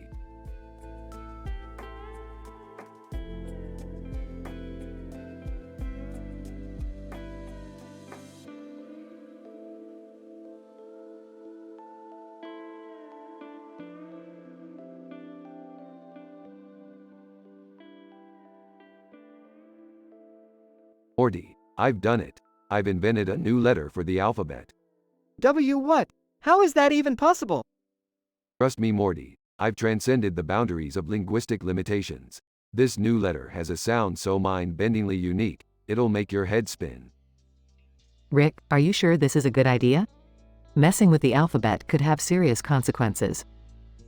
Yeah, I mean, who knows what kind of chaos this could unleash? Oh, come on, Dad. When has Rick ever cared about consequences? Alright, here goes nothing. Behold, the letter, squanch. Everyone. What does it sound like? It's kind of hard to describe. Here, let me demonstrate. Clears throat. Squanch, squanch, squanch, squanch, squanch. Dot dot dot. Dot dot dot. Dot dot dot. Dot dot dot. A man in a blue jacket catches a frisbee on the street near a building with a large glass window. Oh, forget it. Let's just go catch that frisbee guy and see if he wants to hang out.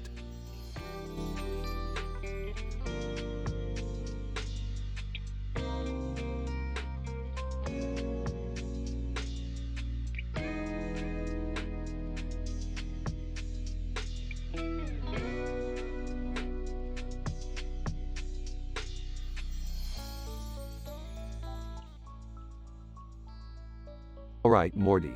We gotta stock up on some supplies for the winter. Oh geez, Rick, do we really have to play this game again? Yes, Morty.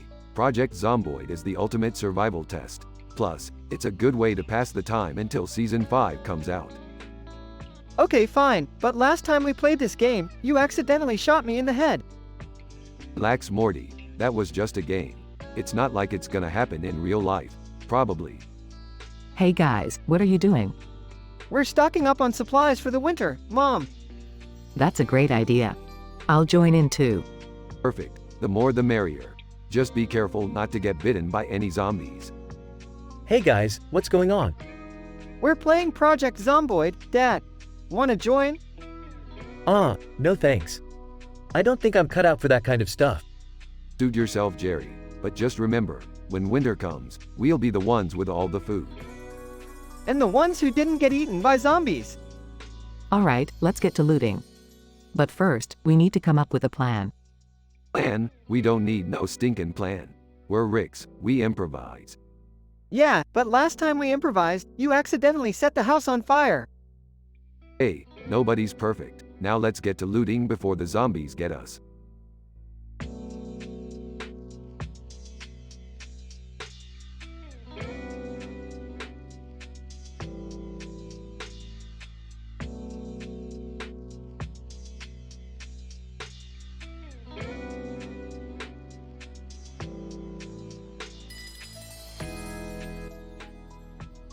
Morty, I've done it.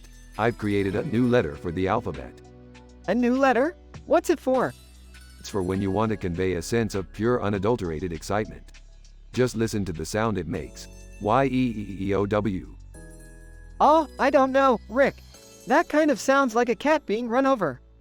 Nonsense. It's perfect, and I've already sent it to the council for approval. Meanwhile, at the Council of Alphabets. Council member, what is this new letter Rick has submitted? Council member 2, it appears to be a combination of A, Y, and A, W. Council member, and what sound does it make? Rick, via video chat, Y-E-E-E-O-W. Council member, I see. And what would it be used for? Anything that requires a sense of excitement, like extreme sports, or winning the lottery, or discovering a new planet. Council member, I'm sorry, Rick. We cannot approve this letter. It's simply too bizarre. Fine, have it your way. But you're missing out on the greatest linguistic invention of all time. Rick, do you hear that? Hear what? Montage of people all over the world screaming, Y-E-E-E-O-W. In excitement. Oh, that. Looks like your new letter caught on after all. I knew it would. Yow.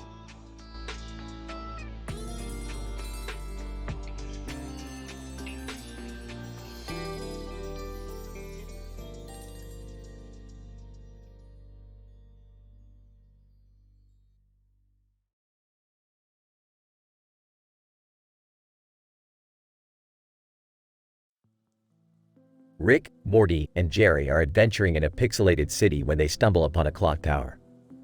Morty, Jerry, we're in the past again. And this time we're pixelated. Oh man, this is crazy. What are we gonna do? Can we just get out of here? This place feels a little too old school for me. Relax, Jerry, we're just here to have some fun. Let's play some Project Zomboid and loot some houses. As they play, they come across a particularly challenging house to loot. Hey, Rick, this house is proving to be pretty difficult to loot. What are we gonna do? Simple, Morty. We just need to use our brains. Yeah, but what if we get caught or something? Don't worry, Jerry. We're the smartest guys in any room we're in. We'll figure it out. With Rick's guidance, they successfully loot the house and score some valuable loot. Wow, Rick, that was amazing. You really know how to get things done. Of course I do, Morty. I'm the best there is. Can we go back to the real world now? This pixelated stuff is giving me a headache. Sure, Jerry, let's go. But first, let's leave our mark on this town. And with that, they graffiti a nearby building with the words, "Rick and Morty was here."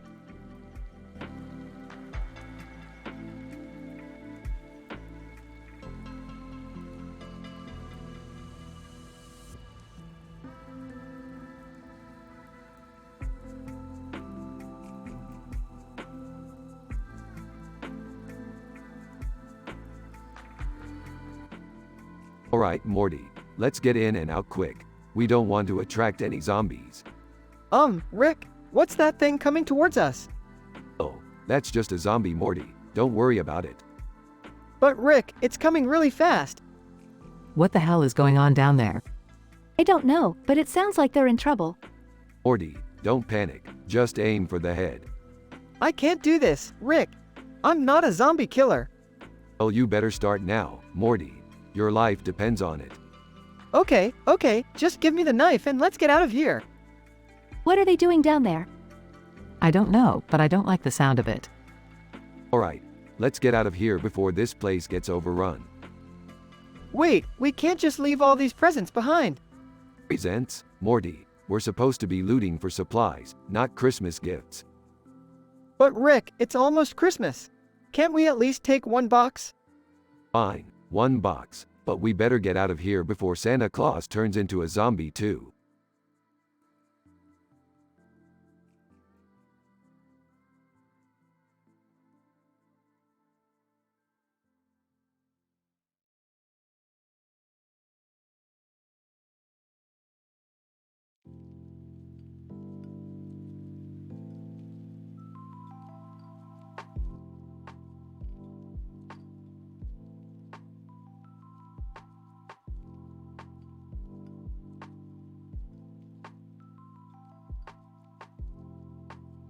Title: Happy Birthday, Morty. The episode starts with Rick and Morty in the garage, working on a new invention. Jerry walks in and greets them. "Hey guys, what's up?" Just working on a new invention, Jerry. What brings you here? "Oh, today is Morty's birthday, and I got him a cake." Aw, thanks, Jerry. What did you get me, Jerry? "Oh, nothing. It's not your birthday." Well, that's just discrimination based on age, Jerry.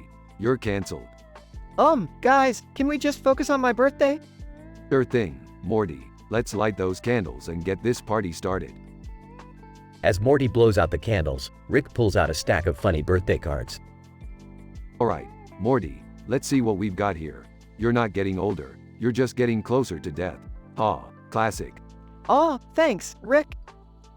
"I got you a card too, Morty.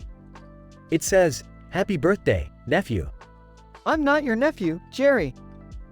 "Oh, right. Sorry, force of habit." As the party continues, Rick starts showing off some of his new inventions. Check it out, Morty. I made a machine that can turn water into beer. Rick, isn't that just a regular beer? Shut up, Morty. It's science. "Hey, can I try it?" Sure thing, Jerry. Just give me one of those funny birthday cards as payment. Jerry hands Rick a card, and Rick hands him a beer. This tastes like regular water to me." Oh, that's because I accidentally made a machine that turns beer into water. My bad. As the night goes on, the party gets more and more wild. Morty starts dancing on the table, and Jerry tries to join in. "I used to be a pretty good dancer in my day." Sure you were, Jerry. And I used to be a unicorn. Hey guys, this has been the best birthday ever. Thanks for everything. Of course, Morty. We may be crazy and dysfunctional, but we're still a family. Yeah, and as dysfunctional as we are, we still manage to have a good time. The episode ends with the three of them sharing a group hug. The cake sits on the table, half eaten and forgotten. So, what do you guys want to do next? I don't know about you guys, but I'm feeling a little more science-wise. Who's up for a trip to another dimension? Oh, I think I'll just stick to dancing. But you guys have fun. Suit yourself, Jerry, Morty. Grab your portal gun. We've got some exploring to do.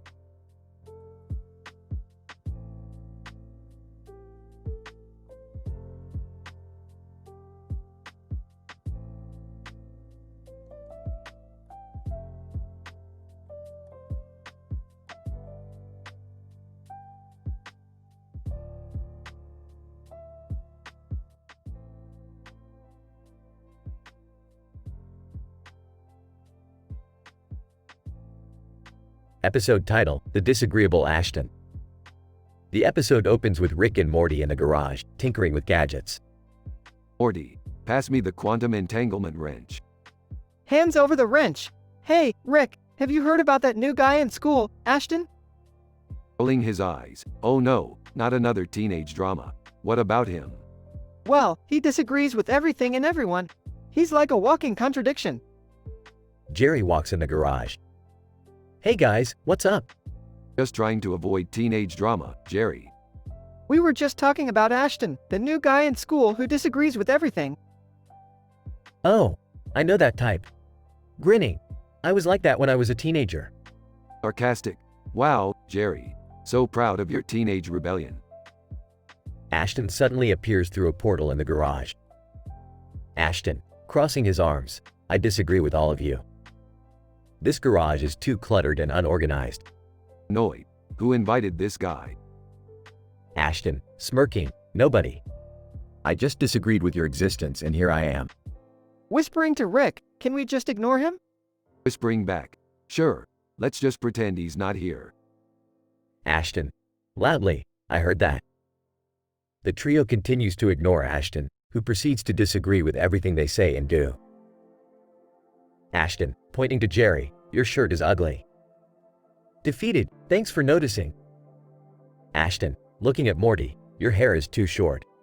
Frustrated, I can't take this anymore. Grabbing Morty. Don't worry, Morty. I have a plan. Rick pulls out a gadget and presses a button, causing Ashton to disappear into a tiny black hole. Smirking. That ought to teach him. Grinning, nice one, Rick. Nodding. Yeah, that was satisfying. The trio goes back to working on their gadgets, relieved that Ashton is gone. Ashton, voice from the black hole, I disagree. The episode ends with the trio looking annoyed and frustrated.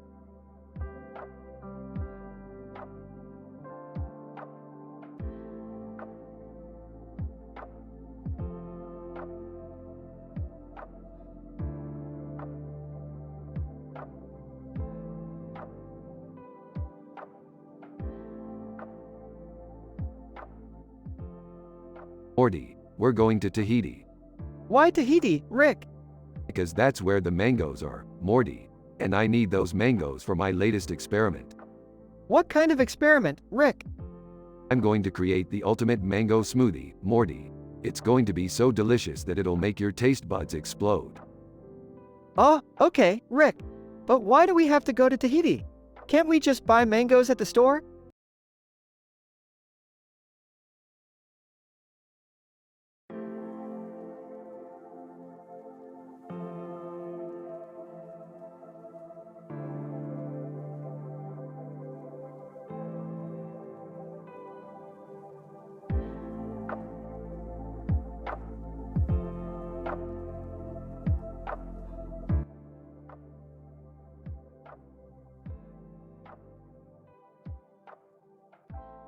Morty, we're going on a wild adventure tonight.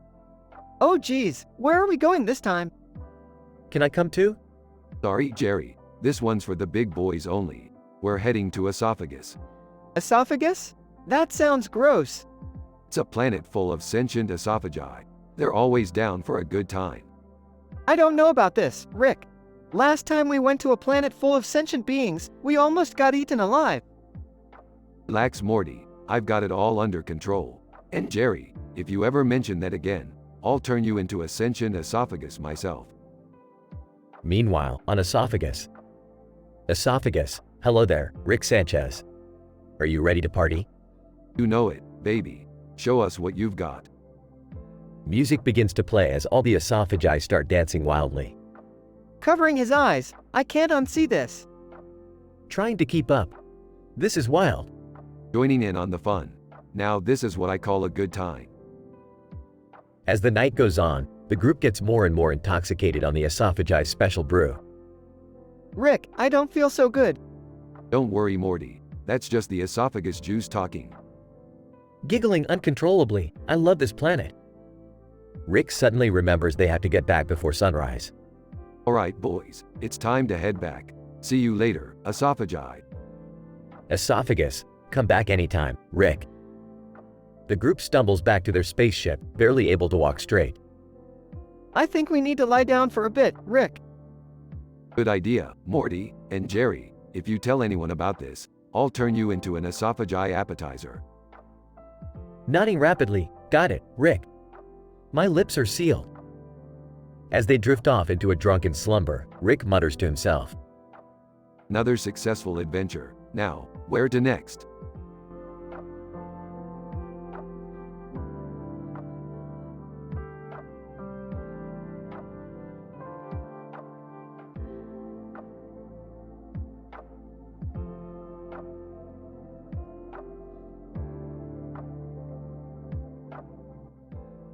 Morty, I've got a new idea for our farming venture.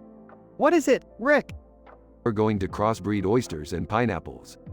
Oh, I don't know about that, Rick. Sounds kind of weird. Weird, Morty. This is the future of agriculture. Just imagine the possibilities. Okay, but how are we going to do it? Simple. We'll use a special serum to combine their DNA. It's like making a fruity seafood cocktail. I don't think that's how that works, Rick. Nonsense, Morty. Now hand me that pineapple and let's get started. Okay, I guess. And voila, behold, our new creation, the pineapple oyster. I don't know, Rick. It looks kind of gross. Gross, Morty. This is a delicacy. And it's going to make us rich. I hope so, Rick. I really do. Now let's go sell these bad boys and make some money. And so, Rick and Morty set off on their new business venture, with a farm full of pineapple oysters and a dream of making it big in the world of agriculture.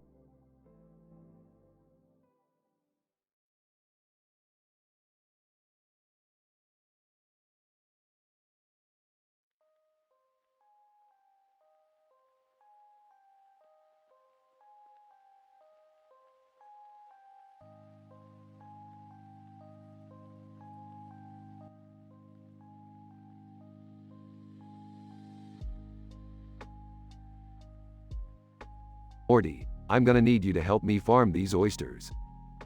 Oysters? What are we gonna do with them? We're gonna breed them with pineapples, Morty. It's the latest trend. Oh, okay. But how do we even do that?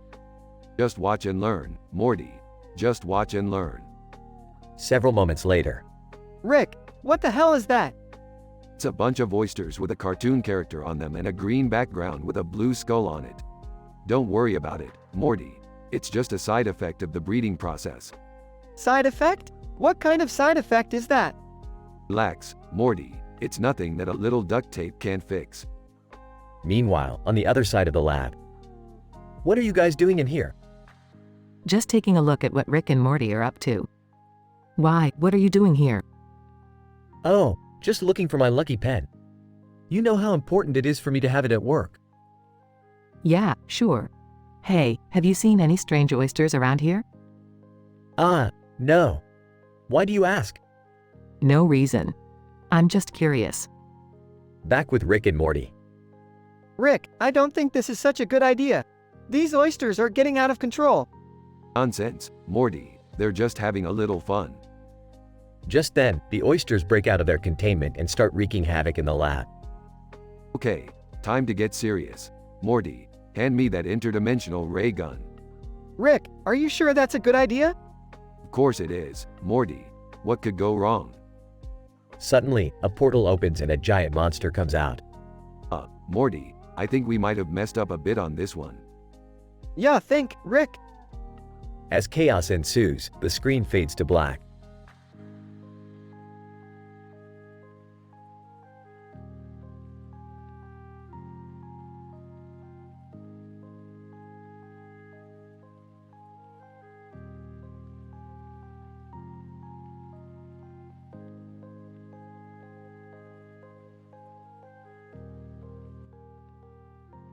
Alright, Morty, we've got a job to do. What is it this time, Rick? We need to get to the top of that tall structure in the middle of the room. How do we even get up there, Rick? Simple, Morty. We'll just use this jetpack I made. Isn't that dangerous, Rick? Of course it is, Morty. What's the point of living if you're not taking risks? I guess you have a point, Rick. You damn right I do, Morty. Now let's go. As they fly up to the top, they notice a long hallway leading to the structure. Hey, Rick, what's that long hallway for? I dunno, Morty, but let's check it out. As they walk down the hallway, they notice a strange figure at the end. Hey Morty, look over there. It's the Queen of the South. Who's that, Rick? She's a powerful ruler, Morty, and she owes me some money. Queen of the South. Ah, Rick Sanchez. I've been expecting you. I'm here to collect what's owed to me, Queen. Queen of the South. And what makes you think I'll just hand it over? Because if you don't, I'll be forced to use this. Rick pulls out a portal gun. Queen of the South. Very well, Rick. You win this time. As they leave, Morty asks Rick a question. Hey, Rick, what was that all about? Oh, nothing, Morty. Just another day in the life of a mad scientist.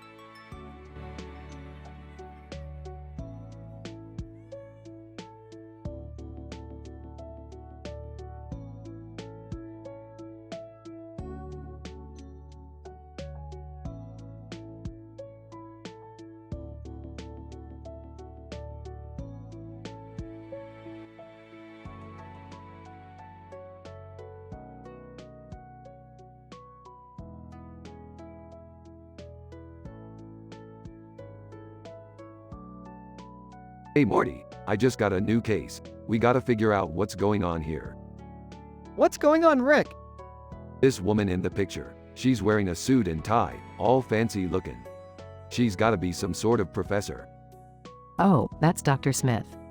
She's one of the most respected scientists in the field of quantum mechanics. Whoa, that's badass. Can we meet her? Yeah, we can. But first we gotta figure out why she's posing like that. Maybe she's just trying to look cool for the camera? Morty, don't be ridiculous. There's got to be a deeper reason for her actions. Well, according to her research, she's been experimenting with parallel universes and time travel. Whoa, that sounds intense. What kind of results has she found? That's what we're about to find out. Let's go pay a visit to Dr. Smith. Meanwhile, at Dr. Smith's lab. Dr. Smith.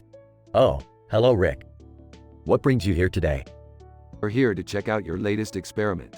What's going on with that picture you took? Dr. Smith. Ah, that. Well, I was trying to capture the essence of my latest discovery. What's that? Dr. Smith. I've discovered a way to travel to alternate dimensions. Whoa, that's insane. Can we try it out? Summer, don't be ridiculous. This is some serious business.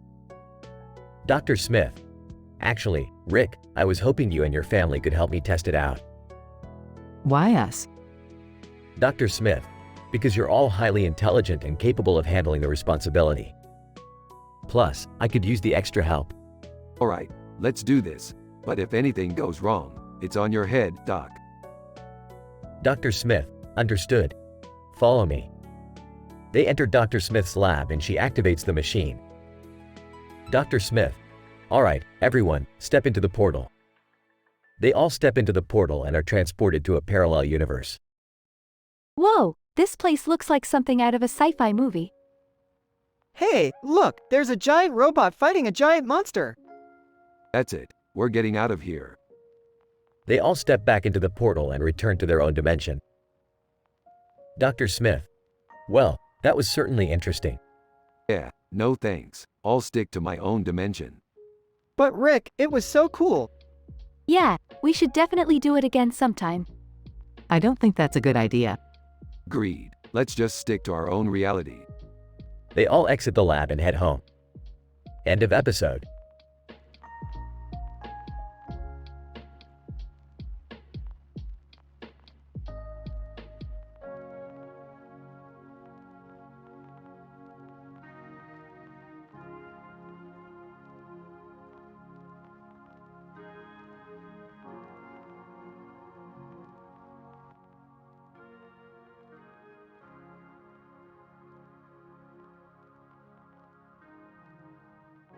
Title: Roll the Dice, Morty. The episode starts with Rick and Morty stumbling into a neon-lit casino, dice games, where they meet Beth, who's already busy at the blackjack table. Come on, Morty. Let's roll these dice. But Rick, isn't gambling bad? There are no bad decisions, only bad consequences. Now, let's get rich. As they approach the stage, they see a poster advertising a high-stakes game of Truth or Dare dice. The crowd is buzzing with excitement. I don't know about this, Rick. This game seems a little too risky. Nonsense, Beth. We'll just have to bluff our way through. I've got this. As they roll the dice, they are each given a Truth or Dare challenge. Morty gets Truth: have you ever peed in the shower? And Beth gets Dare: eat a live beetle. I can't eat a live beetle, Rick. Relax, Beth. It's just a dare. You can handle it. Meanwhile, Morty is struggling to answer his question. I don't know, Rick. This is kind of personal. Oh, come on, Morty. It's just a little pee in the shower. We all do it.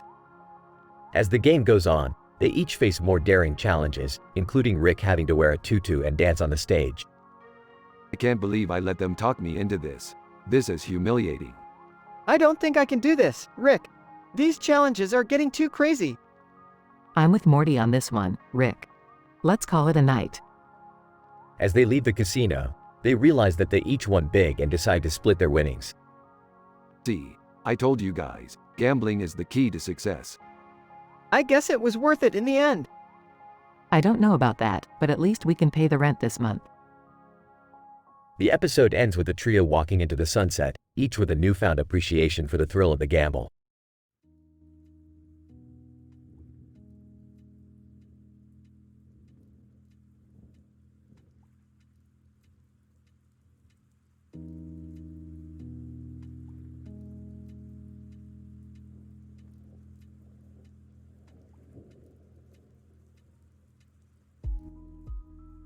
Alright, Morty. Let's go on another adventure. Where are we going this time, Rick? We're plunging into the SpongeBob universe, Morty. Oh my god, you guys are going to meet SpongeBob SquarePants? Be careful, guys. SpongeBob is a little intense. Intense? I've seen worse, Beth. Whoa, look at all these pineapples. SpongeBob appears. SpongeBob: hey, what are you guys doing in my pineapple house? Just passing through, SpongeBob. SpongeBob: you can't leave until you pass the Krusty Krab burger flipping test. What? I don't think that's a good idea, SpongeBob. SpongeBob: too bad. It's either that, or you stay here forever. Chaos ensues as Rick and Morty try to escape SpongeBob's pineapple house. I never thought I'd be defeated by a sponge. Yeah, this is a real bikini bottom situation. The trio finally escapes and returns to their own universe. That was insane. At least we made it out in one piece. I don't know about you guys, but I'm craving a Krabby Patty. I think I'm good on burgers for a while, Rick. The group walks off into the sunset, surrounded by pineapples.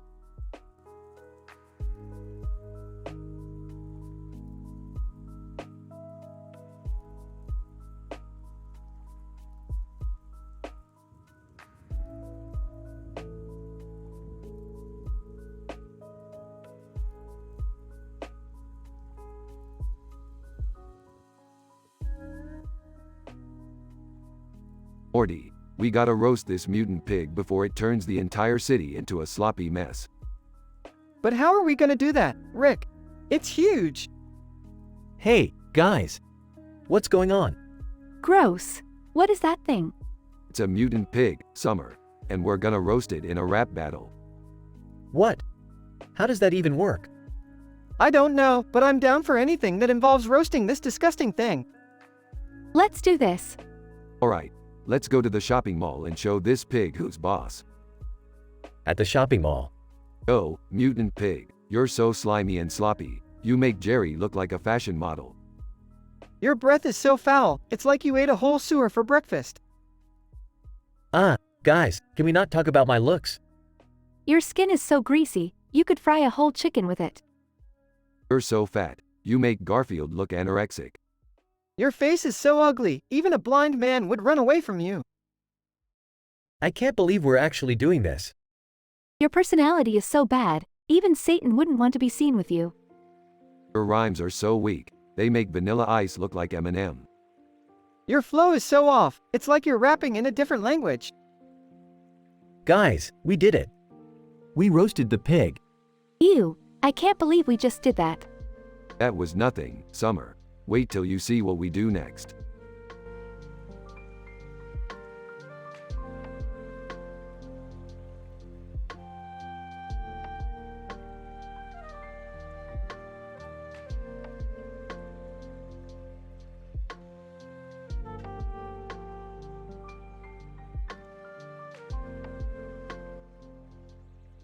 Morty, I'm bored. Let's go grab some booze.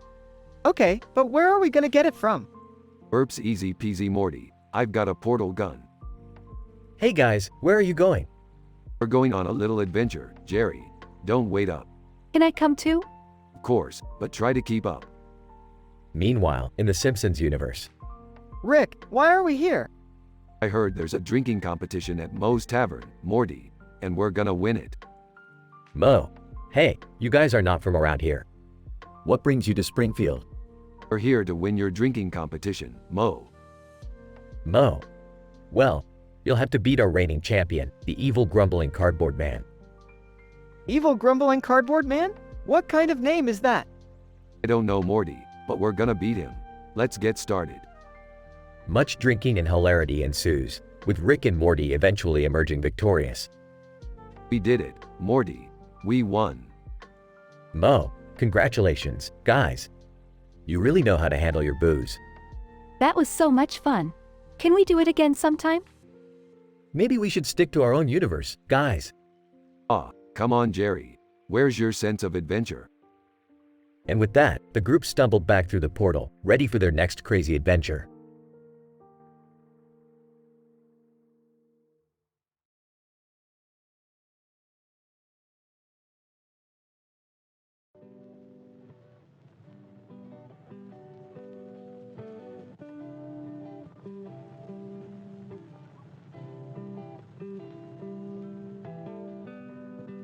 Morty, we're trapped in a world of bouncy mushrooms and sloppy bulldogs. How did we even get here? Over intercom. Rick, Morty, are you guys alright? We're fine, just stuck in a world of slobber and mush. Over intercom. Ew, that sounds gross. I don't think we can bounce our way out of this one, Rick.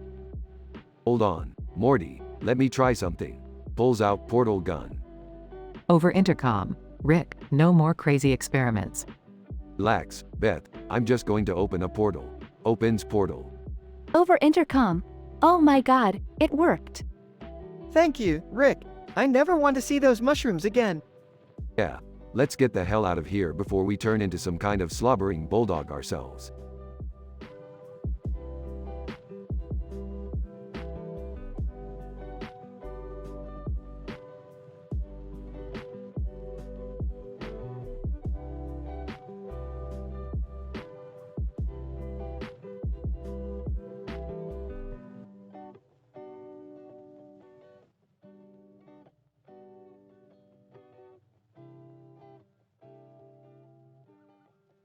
Hey Rick, have you ever noticed that whenever we get into an adventure, we always end up in some weird place? Oh Jerry, that's because you're always following me blindly wherever I go. Guys, look at this weird painting on the wall. It's like a bunch of naked people dancing around a bonfire. Morty, put that down. It's not appropriate. Hey, speaking of inappropriate, have you guys ever tried alien drugs? They make you see some crazy stuff. Rick, we're not doing alien drugs. Yeah, and we're definitely not talking about them in front of my mom. Thank you, Morty. Now let's focus on getting out of here. Anyone have any ideas? How about we eat some of this cake Princess Peach gave us? Maybe it has some sort of magical power that can get us out of this mess. I don't know, Rick. Eating strange food in a strange place sounds like a bad idea. It's worth a shot. Plus, Peach gave us all massages earlier. She seems pretty nice. Morty, we're not staying here longer than we have to. Let's just eat the cake and see what happens. That's the spirit, Beth. Let's dig in. They all take a bite of the cake and suddenly the room starts spinning. Oh man, I don't feel so good. Rick, what did you put in this cake? Relax, Beth. It's just some harmless ingredients from another dimension. Harmless? Look at what it's doing to us. They all start hallucinating and seeing strange things. I'm seeing flying pigs. I'm seeing unicorns. I'm seeing Rick with hair. Hey, watch it, Morty.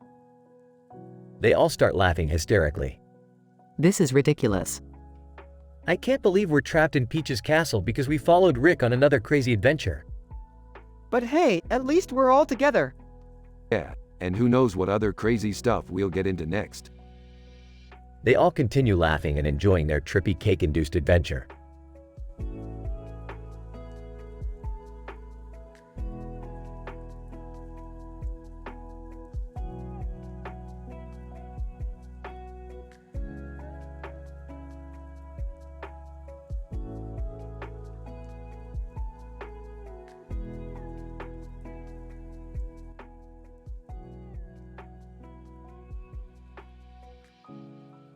Whoa, Morty, this is insane.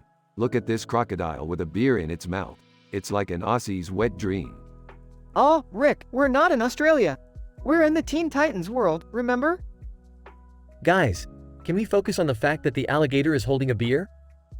That's just not right. I'm more concerned about that man holding a beer too.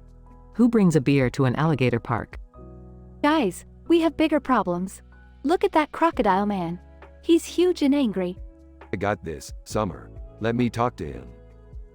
Rick walks up to the crocodile man. Hey buddy, you look like you're having a rough day. You wanna talk about it? Crocodile man, R-A-A-A-A-W-R. Me angry. Beer good. I don't think he's in the mood for talking, Rick. Well, we can't just leave him like this. He's causing a disturbance. I agree. Let's just try to calm him down somehow. I got it. Let's give him a really big beer. That should do the trick. Summer, you're a genius. Let's do this. The group gets the crocodile man a giant beer and he chugs it down. Crocodile man, ah. Me happy now. Thank you, friends. Well, that was unexpected. I guess everyone just needs a little alcohol to calm down sometimes. I think we learned a valuable lesson today. Always bring a giant beer to an alligator park. No, Jerry, that's not the lesson. But I'm glad everything worked out in the end. Can we go home now? I feel like I need a shower after all of this.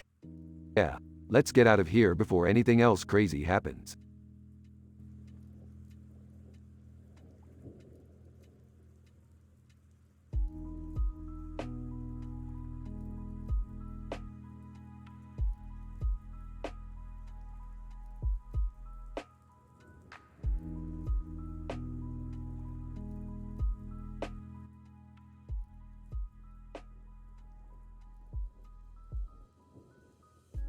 Morty, I know you're cold, but we can't just freeze out here. We need to find shelter. What do you suggest, Rick? Points to giant red object. We'll take shelter inside that thing. Skeptical. A giant red object? Are you sure that's a good idea? Smirking. Of course it is, Morty. I've been inside weirder things than this. Shivering. All right, let's do it. They climb up the object and find an opening. They crawl inside. Looking around. Whoa, Morty. This is some kind of giant beast. Disgusted. Ew, Rick. Gross. Laughing. Relax, Morty. It's warm in here, and we'll be safe from the cold. Whining. But Rick, what if it wakes up and eats us? Scoffing. Oh please, Morty. It's just a giant beast. What's the worst that could happen? Suddenly, the beast starts moving and making loud noises. Panicking. Rick, I think it's waking up. Sarcastically. Oh, y'all think, Morty? They start running as fast as they can through the beast's guts. Yelling. This is like that time we were inside that giant space worm. Yelling. I don't care, Rick. I just want to get out of here alive. They finally reach the exit and crawl out. Breathing heavily. Well, Morty. That was one hell of a ride. Panting. I never want to do that again, Rick. Smiling. Oh, come on, Morty. It was an adventure, and we survived. Rolling his eyes. Yeah, barely.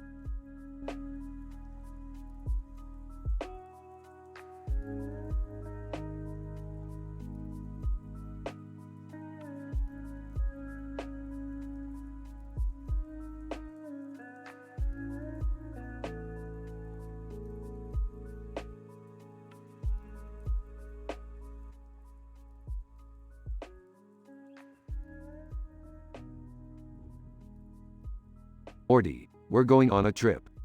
Where are we going, Rick? We're diving into the Ed, Ed and Eddie universe, Morty. It's going to be a wild ride. Oh, geez. I don't know, Rick. That universe is pretty crazy. Nonsense, Morty. We'll be fine as long as we avoid those canker sisters. Morty nervously nods.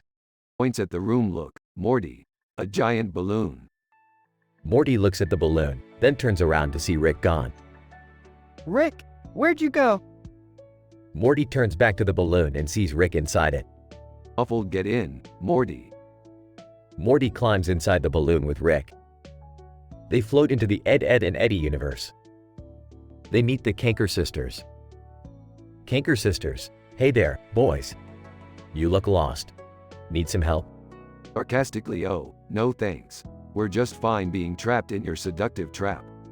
Nervously, why, yeah. We're just here to, observe. Canker sisters, giggling, well, why don't you stay a while?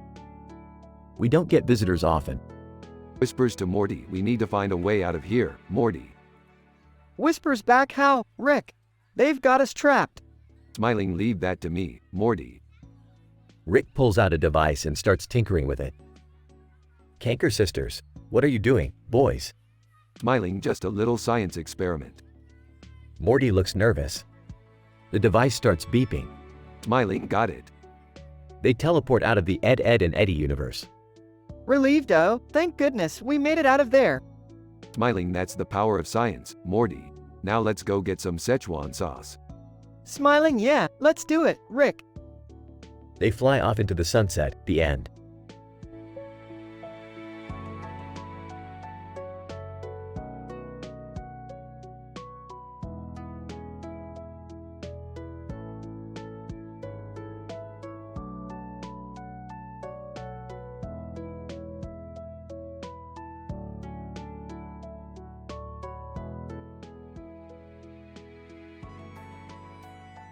Morty, we have to find a way out of here.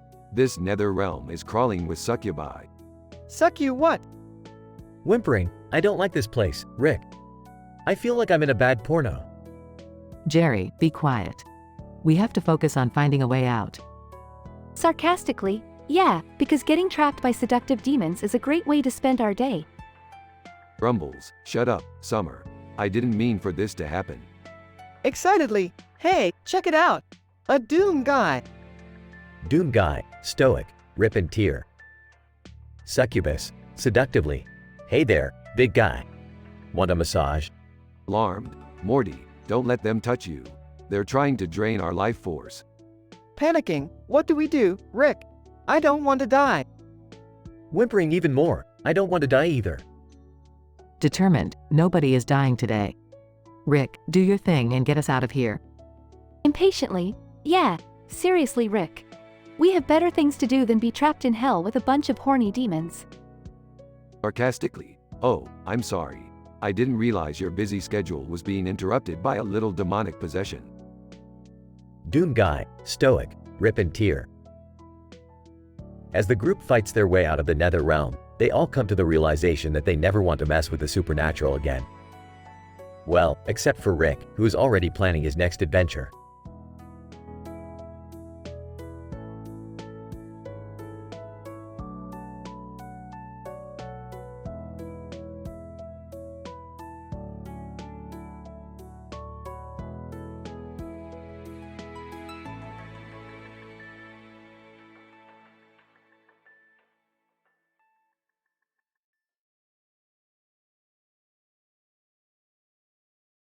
Morty, we're going to Shoulders, the land where the people have shoulders on top of their shoulders. Wow, why would they have shoulders on top of their shoulders, Rick? I don't know, Morty, but we gotta find out. Plus, there's supposed to be some sort of royalty there. A woman with a crown and a sword. Sounds like my type of girl. I don't think Mom would appreciate that, Rick. Oh, don't worry about it, Morty. We'll keep it PG. We'll just talk about her shoulders. Hey, maybe they're bigger than Jerry's. Why do we have to make everything about Jerry's body? As they arrive in Shoulders, they see the woman in the blue dress with a gold crown and sword standing in front of a mirror. Hey there, royalty. Mind if we take a look at those shoulders of yours?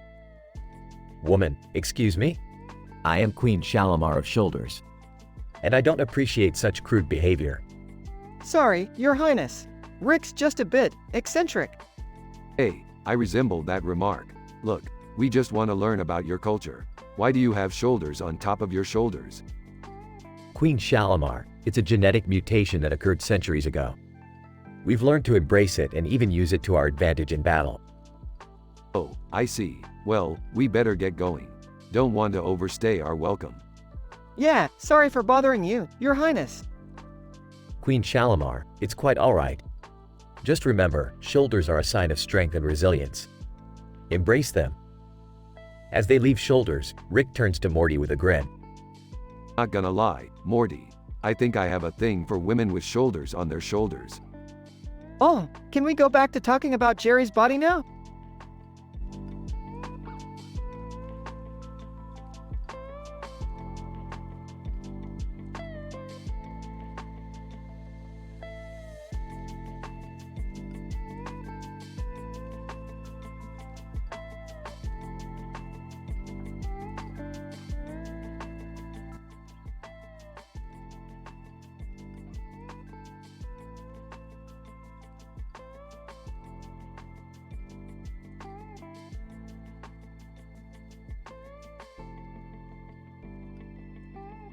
Title: The Adventures of Fly Girl. Rick and Morty are in the lab, experimenting with a new gadget, when the door opens and in walks Fly Girl, the woman described in the prompt. Whoa, who the hell are you? Fly Girl, I'm Fly Girl, at your service. I heard you guys were the ones to talk to about some interdimensional hijinks. I don't know if that's something we should be known for. We're totally known for that. What do you need, Fly Girl? Fly Girl, I need your help. My arch nemesis, the Mosquito King, has stolen the Tesseract of Infinite Power and I need to get it back. Oh, that old thing? Yeah, we can get that back for you. No problem. Fly Girl, great. But we have to be quick. The Mosquito King is planning on using the Tesseract to destroy all of humanity. Oh man, that's not good. Relax, Morty. We'll save the world. Let's go. The trio hops into Rick's spaceship and flies off to the Mosquito King's lair. Fly Girl, okay, here's the plan. We sneak in, grab the Tesseract, and get out before anyone even knows we were there. Sounds easy enough. As they sneak through the lair, they come across a room filled with mosquitoes. Rick, I don't know if I can handle all these mosquitoes. Don't worry, Morty. I got this. Rick pulls out a can of bug spray and goes to town on the mosquitoes, killing them all. Fly Girl, impressive. But we still have to find the Tesseract. They make their way to the Mosquito King's throne room and see him holding the Tesseract in his hands. Mosquito King, ha ha ha. You'll never stop me now. Fly Girl, we'll see about that. Fly Girl charges at the Mosquito King, with Rick and Morty following close behind. After a wild fight, they manage to get the Tesseract back and escape the lair. Fly Girl, thank you so much for your help. I couldn't have done it without you. No problem. It's all in a day's work. Yeah, but can we please go home now? I don't want to deal with any more bugs. Fly Girl, of course. Thanks again, guys. And with that, Fly Girl takes off into the sky on her fly, with Rick and Morty back in their spaceship, ready for their next adventure.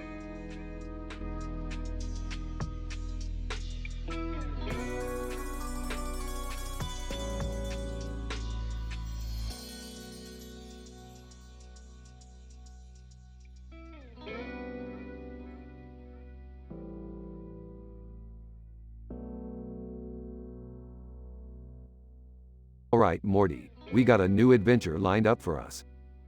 Oh man, I'm so excited, Rick. Where are we going? Can I come along, Rick? Please? Jerry, you're not coming. You're gonna stay here and watch over Beth. Make sure she doesn't do anything stupid. Hey, I'm standing right here. Yeah, and you're not going either. This is a Morty and Rick adventure only. So where are we going, Rick? We're going to a galaxy far, far away, Morty. We're gonna meet a Star Wars character. Who are we gonna meet, Rick? Darth Vader? Luke Skywalker? Han Solo? Actually, Morty, we're meeting someone even cooler. Luke Skywalker. Hey there, guys. I'm Luke Skywalker. Oh my god, it's Luke Skywalker! Yeah, Morty, it's Luke Skywalker. We get it. Luke Skywalker. So, what brings you guys to this galaxy? Well, we're just a couple of interdimensional travelers looking for a good time. And adventure! Can I at least come along in spirit? Shut up, Jerry. Luke Skywalker. Well, if you guys are looking for adventure, I have just the thing. I have a lightsaber duel tournament coming up. Yes! I'm so in! Alright, Morty, let's do this thing. Wait, before you guys go, can you bring me back a lightsaber? Sure thing, Beth. Alright, guys, let's go win us a lightsaber tournament. Luke Skywalker. May the Force be with you. Rick, Morty, and Luke Skywalker, all high five.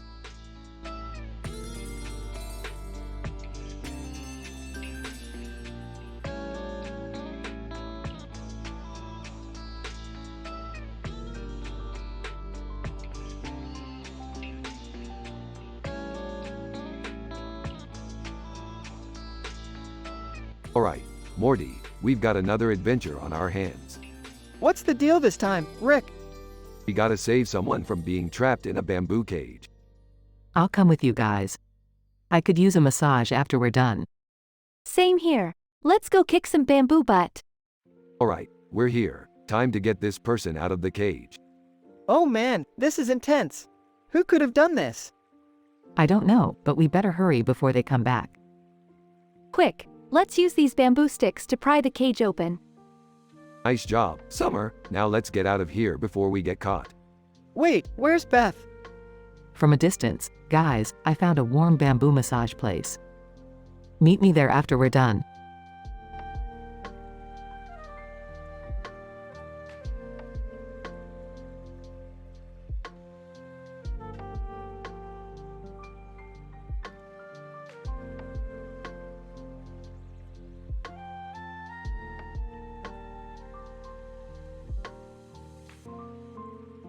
Alright, Morty. Time to test out my latest invention, the Vibrationizer 3000. Wait, what does it do? It vibrates things, Morty. Get your mind out of the gutter. Hey, what's going on over here? Oh, just Rick testing out his new invention.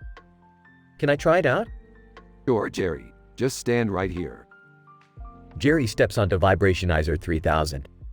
Hey guys, check out these cats I found. Shows close-up of cat with yellow eyes and green eyes and black cat with yellow eyes and green eyes. Yeah, not interested. Let's see what happens when we turn this baby up to 11. Turns up Vibrationizer 3000. Whoa, this feels amazing. I never want to leave. Rick, is he going to be okay? Relax, Morty. He's just experiencing a little bit of ecstasy. Let's leave him be for a while. Well, while we wait for Jerry to come down from his high, let's play a game. How about we play Two Truths and a Lie? I'll start. I once turned myself into a pickle.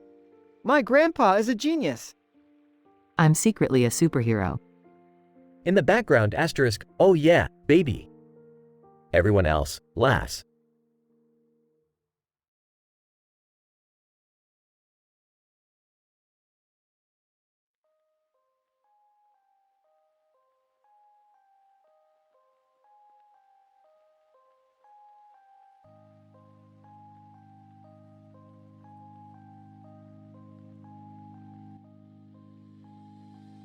Alright, Morty. We gotta roast this giant turkey in a rap battle at the mall.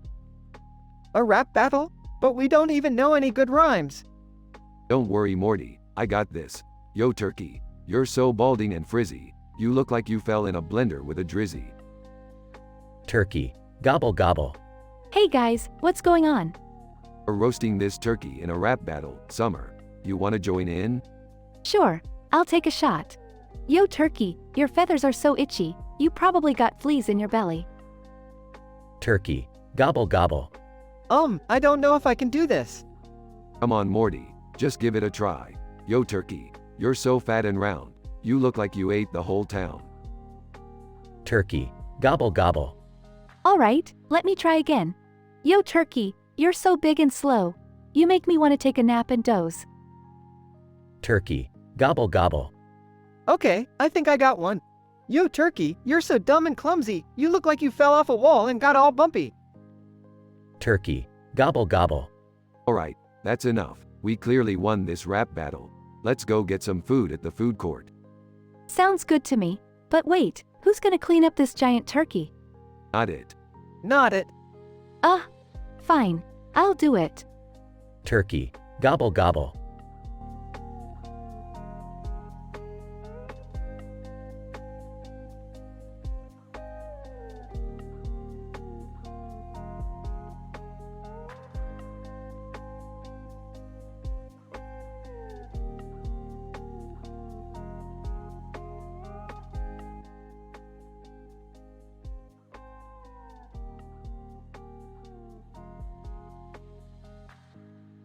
Morty, I got a new challenge for us. We're gonna roast a turkey, but not just any turkey. This one's a giant mutant with frizzy feathers. Rick, I don't think that's such a good idea. What if it attacks us? Hey guys, what's going on? I heard something about a turkey? Yeah, we're gonna roast it in a rap battle at the mall. You in? Sure. I guess it'll be a good opportunity to show off my rhyming skills. At the mall, the turkey appears on stage, its feathers making it difficult to see. Look at that turkey. What a sight to see. With feathers so frizzy, it's practically a tree. Gobble gobble, it goes all day. I bet it's got an itch, it just can't scratch away. This turkey's balding, it's falling apart. I'm surprised it can even make a start. The turkey responds with a rap of its own, its beady eyes fierce. Turkey. I may be big and covered in fluff, but at least I don't act so tough. You humans think you're so great, but I bet you can't even mate. The crowd goes wild with laughter, but Rick and Morty aren't fazed. You're right, turkey, we may not be perfect, but at least we don't look like a reject. Your feathers are itchy, your eyes are beady. You're not a turkey, you're more like a Tweety. You may be big, but you're not that scary. I bet you're just a big old fairy. The turkey launches into a final rap, but it's clear that Rick, Morty, and Jerry have won. Turkey. I may have lost, but I'll never forget. The day I was roasted by a trio of threats. Rick, Morty, and Jerry take a bow, and the crowd cheers. Wow, Rick, that was crazy. I can't believe we actually did it. Aw, you ain't seen nothing yet. Let's go grab some nachos.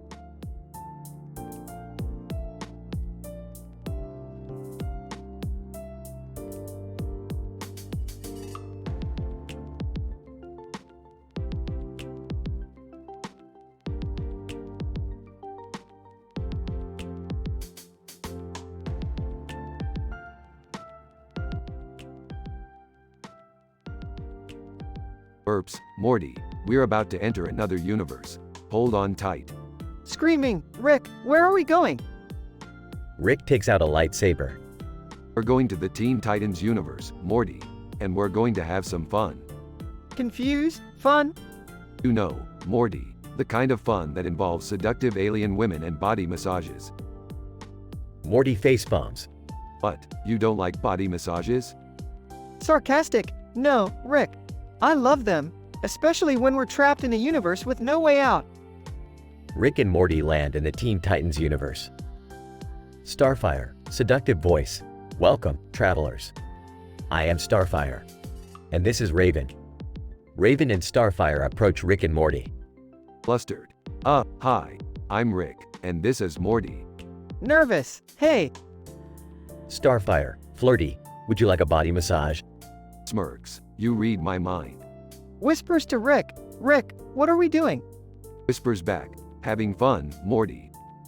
Rick and Morty enjoy their body massages. Raven, serious. You two are now trapped in our universe. Forever. Sarcastic. Great. Just what we needed. Frustrated. How are we going to get out of here? Starfire. Giggles. You're not. Rick pulls out a portal gun. Confident. Oh, we'll see about that. Relieved. Thank God.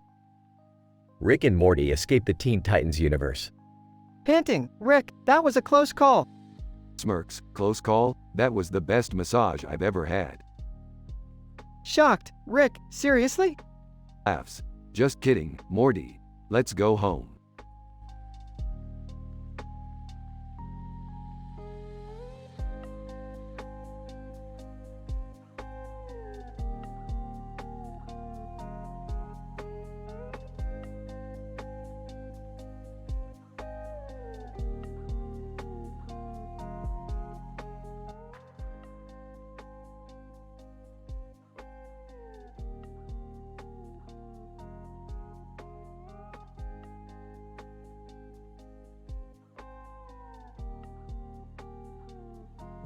Alright, Morty. We got ourselves a little errand to run today.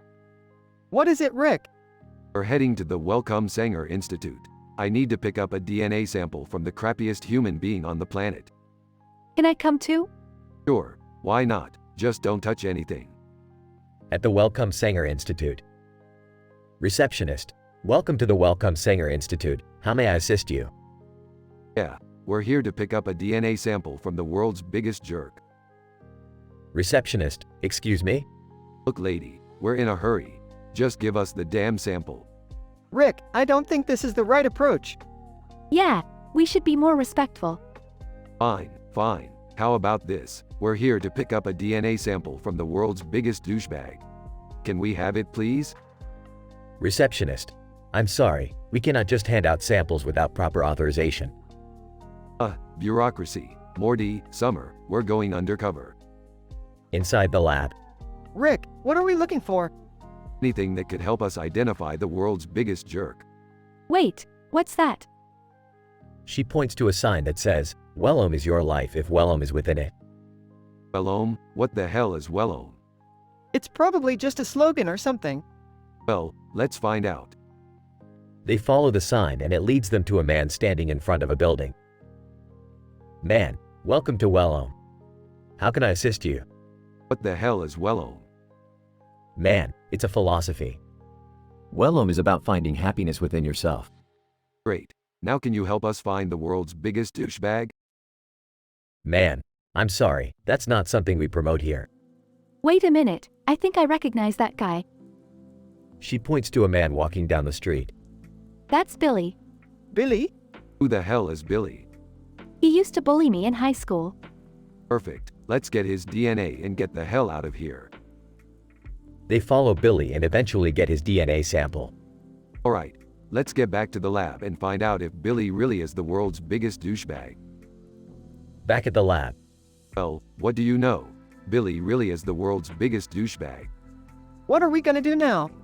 Nothing, Morty. Absolutely nothing. Huh, why not? Because sometimes the best revenge is just letting go and finding happiness within yourself. Wow, Rick, that's deep. Yeah, I know. Now let's go get some Szechuan sauce.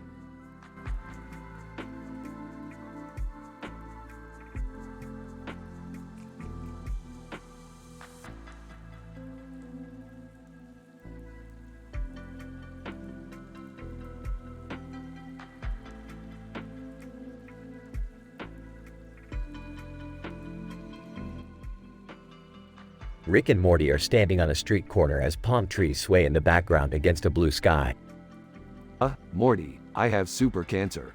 We need to find a cure fast. Oh geez, Rick, what are we gonna do? I've got an idea. There's a universe where Alex Jones is a calm and rational person. We need his blood to cure my super cancer. Alex Jones? The conspiracy theorist? Yes, Morty. Now, let's go. The duo travel to the alternate universe and find Alex Jones meditating in a peaceful garden. Alex, we need your blood to cure my super cancer. Alex Jones, sure thing, Rick. I'll do anything to help out. Jerry and Beth arrive on the scene as the trio prepares to extract the blood. What the hell is going on here? Rick, you better not be up to anything illegal. Relax, Beth. It's all in the name of science. As Rick extracts the blood, chaos ensues as a horde of angry conspiracy theorists attack. Rick, we gotta get out of here. I got what I came for. Let's go. Back in their own universe, Rick injects himself with the blood and is instantly cured.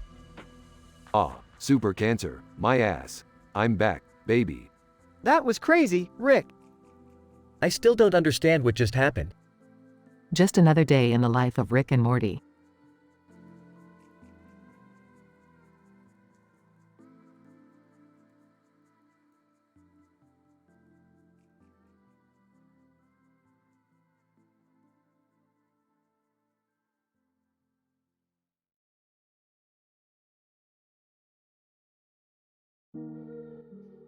Morty, what's up? You look like a burnt chicken nugget. I wanna go to the sun and hang out, but it's too hot. Ah, you can't even handle a jalapeno popper, Morty. How you gonna handle the sun? I don't know, Rick. I just really wanna go. Fine, Morty, I got a plan. We're gonna build a suit that can withstand the sun's heat. Whoa, that's awesome. Let's do it, Rick. Yeah, and we'll call it the Sunbrella. It'll be like an umbrella, but for the sun. Haha, that's genius, Rick. You're the best. I know, Morty. Now let's get to work. We got a lot of building to do. Oh boy, this is gonna be fun. Fun, Morty. We're building a suit to survive the sun. This is gonna be a whole lot of stress and hard work. Oh, right. Yeah, it's gonna be a lot of work. But hey, at least we'll have a cool Sunbrella suit to show for it. Let's get started.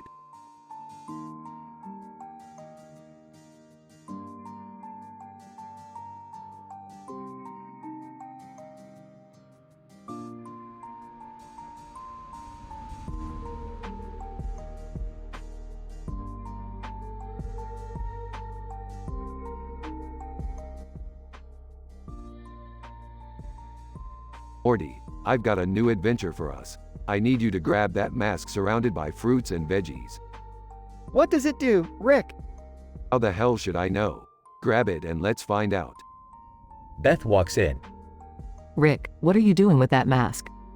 Just trying to figure out what it does. Beth, why? You wanna try it on? No thanks, I'll pass.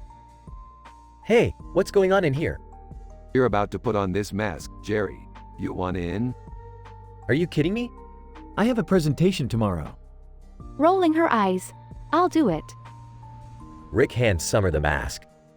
Putting on the mask. Whoa, this feels weird. What do you see? I see a beach and someone giving me a Balinese massage. Excitedly, can I try? Drugging. Sure, why not? Morty puts on the mask.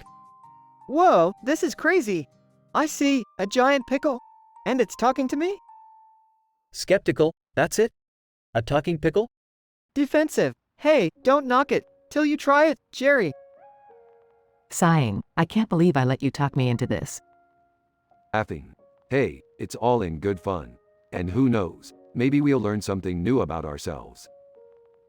The family continues to take turns putting on the mask, each experiencing their own bizarre and hilarious visions. Eventually, they all take it off and return to reality. Well, that was fun. What's next? Grinning. How about we go get some Szechuan sauce?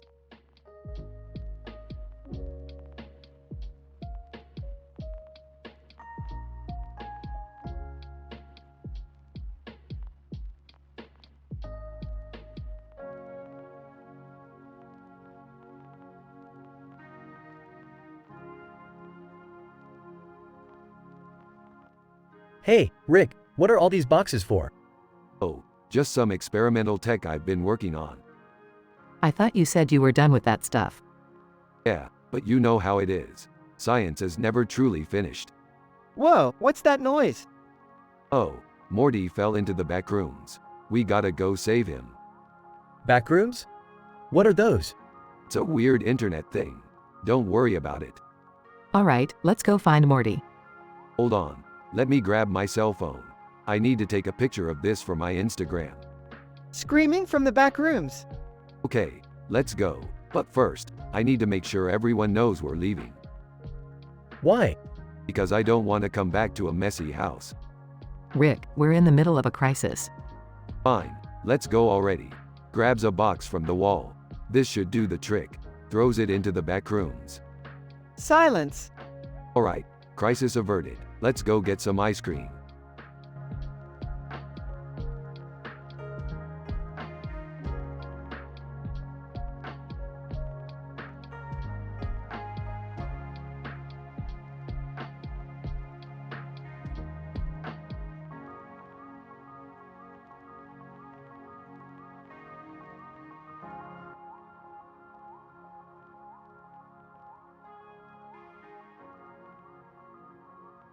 Rick, Morty, and Jerry are driving down the road when they spot a woman with a hat on her head and a flower in her hand. Hey Rick, who is that woman with the hat? I don't know Morty, but she looks like she's tripping on something. Let's go ask her what she's taking. As they approach the woman, they notice a sign that reads, "A Trippies," over at Arby's. Oh great, looks like we stumbled upon another one of those weird fast food places. Woman, welcome to a Trippies, where our food will take you on a journey. Oh, that doesn't sound very appetizing. Yeah, I don't think I want my food to take me on a journey. Give me one of everything on the menu. As they eat their trippy food, the world around them begins to warp and twist. Rick, what did you do? Relax Morty, it's just the food. It's not like we're on some crazy acid trip or anything. I don't know, Rick. Everything's starting to look pretty strange. Just roll with it Jerry, it'll wear off eventually. As they stumble out of the restaurant, they realize they've been gone for hours. Oh man, my parents are going to kill us for being late. Relax Morty, we'll just tell them we were busy saving the world or something. Yeah, that's believable. As they drive home, the world around them becomes more and more bizarre. Oh boys, looks like we're in for one trippy ride. I don't know if I can handle much more of this. I think I'm starting to enjoy it. They eventually make it home, but not before encountering a giant talking cat and a group of aliens. What just happened? Just another day in the life of the Smith family. Can we go back to a Trippies? Absolutely not, Jerry, we've had enough tripping for one day.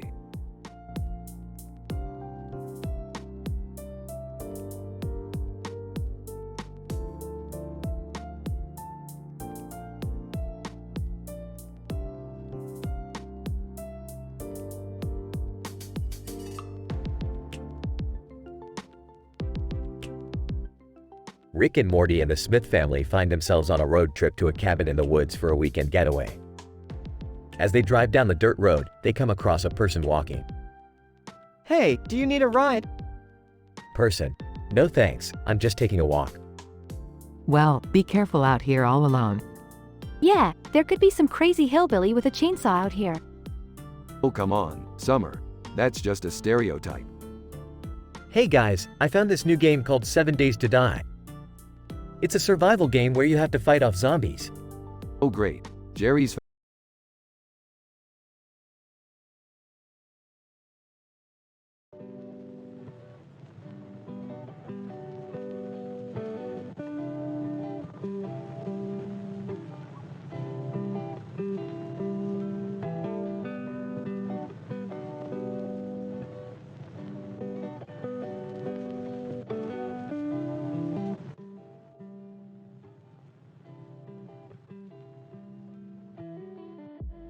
So, you guys want to hear about my latest invention? I call it the interdimensional translator device. Whoa, Rick, that sounds like it could be dangerous. Yeah, Rick, maybe we shouldn't mess with things we don't understand. Beefed, you guys are no fun. Besides, this device will allow us to communicate with beings from other dimensions, like that girl in that painting over there. What girl? That girl points to the digital painting. She's wearing a red headscarf and a white shirt on a red background. I don't see what's so special about her. You wouldn't understand, Summer. You're just a dumb teenager. Rick, that's not very nice. Shut up, Morty. Now, let's activate this baby and get ready for some interdimensional communication. The interdimensional translator device starts beeping and crackling. Ah, there we go. Hello, can you hear me? Static noise. Voice: in Urdu, who dares to disturb my meditation? Sorry about that. We just wanted to test out our new invention. Voice, in Urdu, your invention? Who are you? I'm Rick Sanchez, and these are my family members, Jerry, Beth, Summer, and Morty. Voice, in Urdu, I see. I'm Amina, a mystic from the alternate dimension of Zorblax. What do you want from me? We just wanted to chat and learn more about your culture. Amina, in Urdu, very well. I am happy to share my knowledge with you. But be warned, not everyone from Zorblax is friendly. Whispering great, just what we need, more interdimensional enemies. Jerry, don't be so negative. This could be a great learning opportunity for us. Yeah, who knows what kind of cool stuff we could learn from Amina? I don't know, guys. I've got a bad feeling about this. Shut up, Morty. Let's just enjoy the ride. And so, the Sanchez family continued their interdimensional chat with Amina, learning about the strange customs and habits of the Zorblaxians. Little did they know, their conversation would lead them on a wild and wacky adventure they would never forget.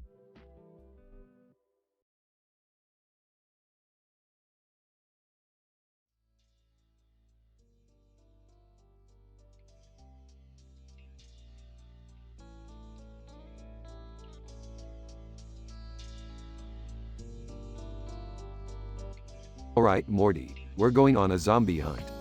A zombie hunt? Are you serious, Rick? Of course I'm serious, Morty. Zombies are like the Kardashians, they just keep coming back. What's going on? Why are there zombies in our backyard? Oh God, they're getting closer. We have to do something. Don't worry, I've got this. Morty, pass me that knife. Whoa, wait a minute, Rick. Are you sure that's a good idea? Trust me, Morty, I've been killing zombies since before you were born. Ow! I got bit. Oh no, Jerry. What are we going to do? Don't panic, Beth, I've got a plan. Morty, grab the duct tape. What are you going to do with duct tape, Rick? We're going to seal off the wound and hope for the best. Jerry, you're going to be just fine. I don't know, Rick. I'm feeling pretty lightheaded. That's just the adrenaline, Jerry. Now let's get out of here before the zombies catch up to us.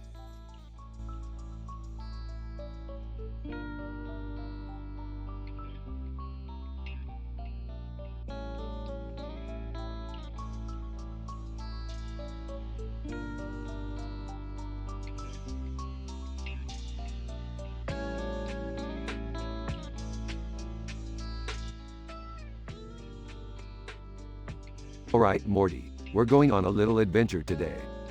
Oh geez, Rick, is it gonna be dangerous? Always us, Morty, but that's the thrill of it. Now let's go. As they're leaving, Jerry walks in. Hey guys, what are you up to? Nothing that concerns you, Jerry. Come on, man. Can I come with you guys? Fine, but you have to keep up. Jerry struggles to keep up with Rick and Morty, and they eventually come across a strange device.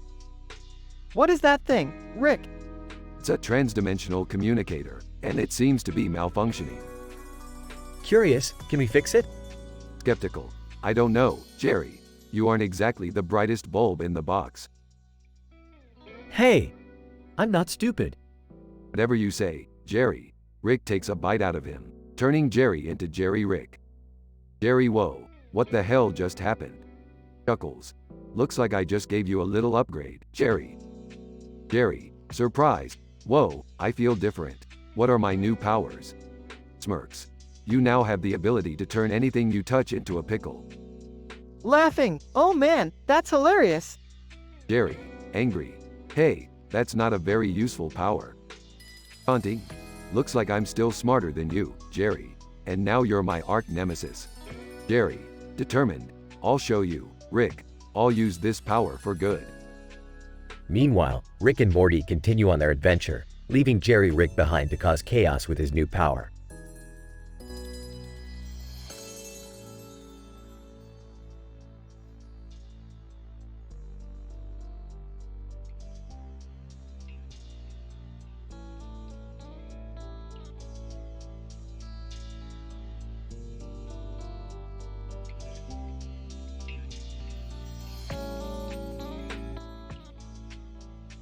Rick and Morty find themselves on a city street with bright neon lights, and a neon sign catches their attention.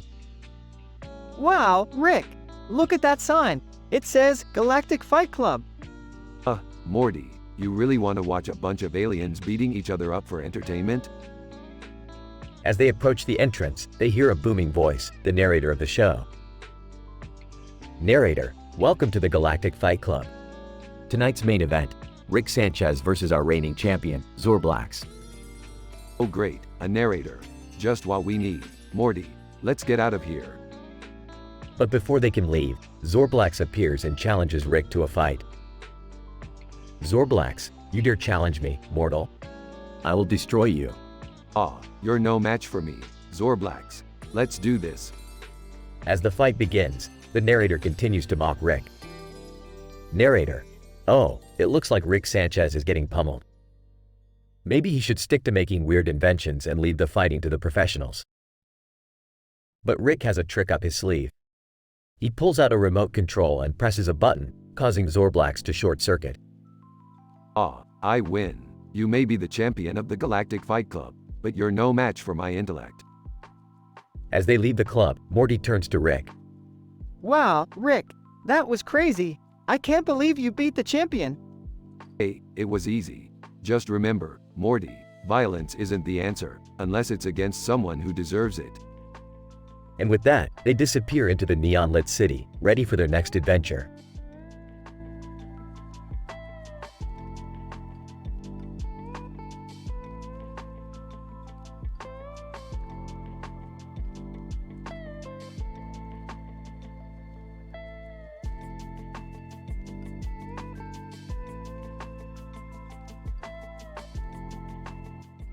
Narrator, as the neon lights flickered in the background, Rick and Morty found themselves in a shady part of town.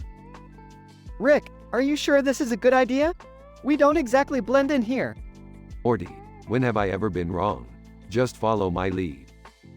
Narrator, suddenly, a man in a suit and tie appeared, holding a gun in his hand. Man, what are you two doing here? What does it look like we're doing? We're trying to have a good time. Narrator, the man didn't look convinced, and Rick's patience was wearing thin. You know what? I'm sick of your attitude. Morty, let's teach this guy a lesson. Narrator, before the man could react, Rick and Morty unleashed a barrage of punches and kicks. Rick, I don't think this is such a good idea. Nonsense, Morty, this guy had it coming. Narrator, as the man lay on the ground, defeated, Rick and Morty made a hasty exit. Rick, we can't just go around attacking people like that. Relax, Morty, it's all in good fun. Narrator, but as Rick and Morty walked away, they couldn't help but wonder what other trouble they might stumble upon in this wild, neon-lit world.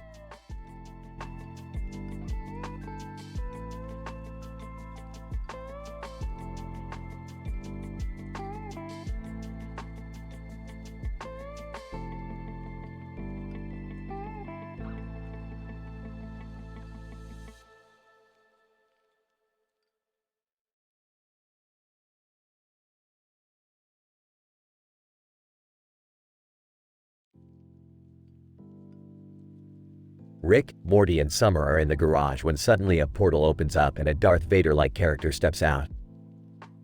Darth Clone, greetings, Rick Sanchez. I am Darth Clone, from another dimension.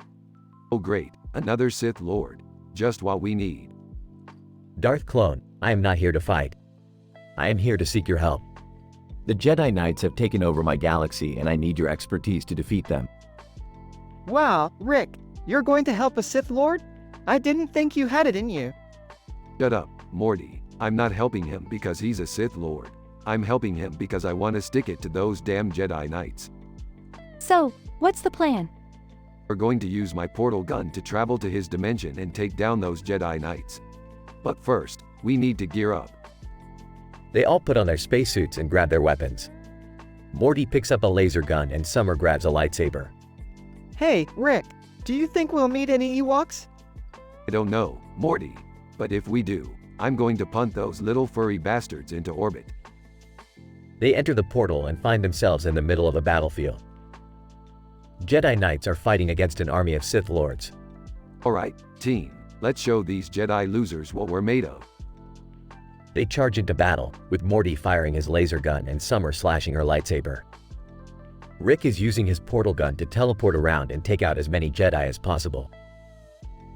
Darth Clone, impressive. You truly are the greatest warriors in the multiverse. Yeah, just give us the damn portal coordinates so we can get out of here. Darth Clone hands over the coordinates and they all hop back through the portal. That was pretty intense, Rick. I didn't think we were going to make it out alive.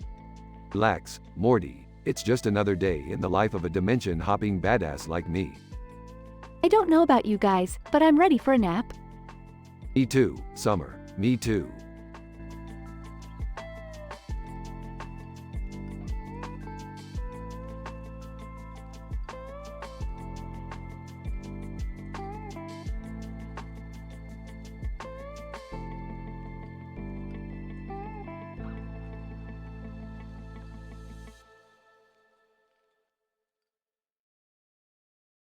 Morty, we've got a job to do.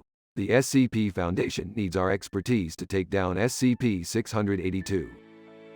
SCP what? Is that like some new video game or something? No, Morty, it's a hard-to-destroy lizard with a red eye on its head. And they're paying big bucks to take it down. Oh man, that sounds dangerous. Are we gonna be okay? Relax, Morty, I've got this all under control. I've faced worse things than a giant lizard before. SCP Foundation Agent, Rick Sanchez, we're ready for you. SCP-682 is waiting. Alright, let's do this thing. SCP Foundation Agent, we've tried everything to defeat SCP-682, but nothing seems to work. We need your help, Rick. Well, you came to the right place. I've got a few tricks up my sleeve. Rick, what are you doing with that dragon? This little guy is going to help us out. His fire breath should be enough to take down SCP-682. I don't know, Rick. This seems like a crazy plan. Trust me, Morty, I'm a scientist. I know what I'm doing. SCP Foundation Agent, Rick, are you ready? Let's do this thing. They go to battle with SCP-682, and in the end, the dragon and Rick's plan help them defeat the hard-to-destroy lizard. Wow, Rick, that was insane. How did you come up with that plan? It's all about science, Morty, and a little bit of luck.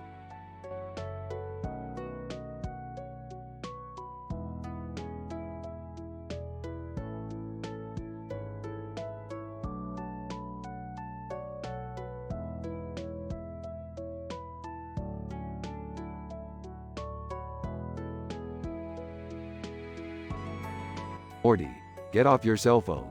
We've got important science to do. Hold on, Rick, I'm just texting Summer. Hey Morty, did you see this meme? It's hilarious. What are you kids doing on your phones all day? Back in my day, we had to actually talk to people. Jerry, don't be a hypocrite, you're always on your phone. Enough. If you want to punch each other, let's do it the old-fashioned way. Morty, you punch me. Summer, you punch Morty. Jerry, you punch Beth, and Beth, you punch me. Morty punches Rick, Summer punches Morty, Jerry punches Beth, and Beth punches Rick. This is fun. Let's keep going. They continue punching each other until they're all tired and laughing. Wow, that was actually kind of fun. I never thought I'd say this, but thanks, Rick. Can we go back to our phones now? Sure, but let's remember the power of a good old-fashioned punch-up.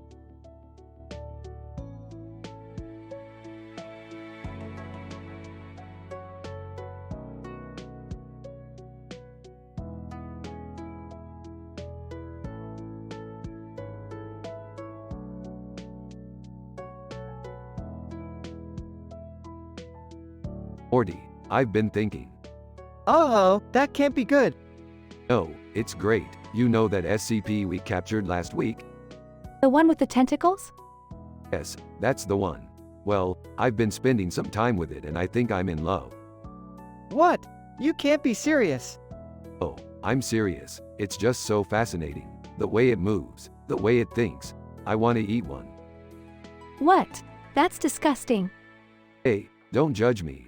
Love is a strange thing. And besides, I'm sure it would taste amazing. I don't even know what to say. This is messed up, even for you. Oh, come on, Morty. You're just jealous that I found someone who understands me on a deeper level. I think we need to get you some help, Rick. Help? What kind of help? Therapy? Medication? No, thank you. I'm perfectly happy the way I am. And if that means loving an SCP, then so be it.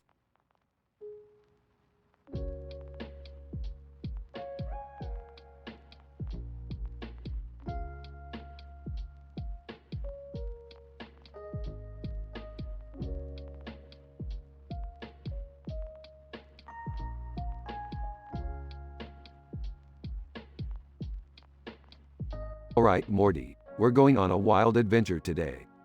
Oh geez, do we have to? I have a lot of homework to do. Homework? That's like school stuff, right? Let's skip that and go blow up some aliens. Rick, you can't just take Morty out of school like that. He needs to focus on his education. Yeah, listen to your mother, Morty. Education is important. Oh great, here comes the Boomer Brigade. Alright, let's settle this with a little game. A game? What game? We're going to settle this with a good old-fashioned thumb war. Really? That's how we're going to solve this. Yep, and the winner gets to make all the decisions for the day. Okay, I'm in. The Smith family starts the thumb war and things quickly escalate into a full-on fight. Okay, Boomer. Everyone stops fighting and looks at Morty. What? I just won the thumb war.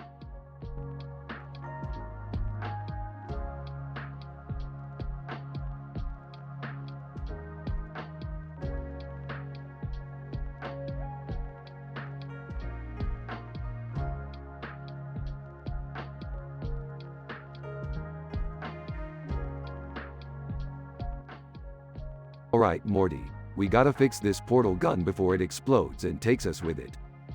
Doo-doo trouble. Morty, can you please stop saying that? It's getting annoying. Doo-doo trouble. Morty, what the hell is wrong with you? Why can't you say anything else? Doo-doo trouble.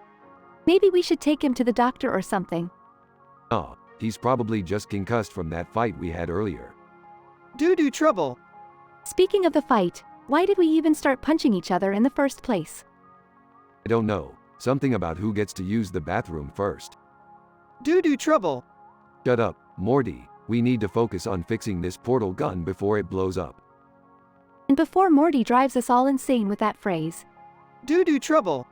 Alright, that's it, I'm taking him to the doctor. Doo-doo trouble. Wait, Rick, do you even know where the nearest doctor is? Of course I do, I'm Rick Sanchez. Doo-doo trouble. Shut up, Morty, let's go before this gets any worse. Doo-doo trouble.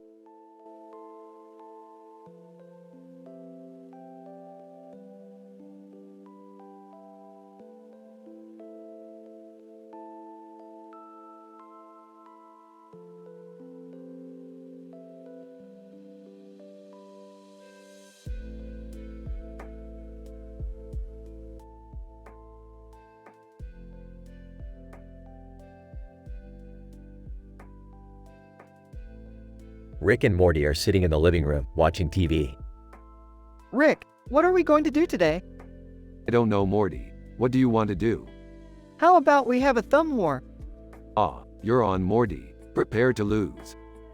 They begin the thumb war, but Morty's thumb breaks so horrifically that Rick actually feels apologetic.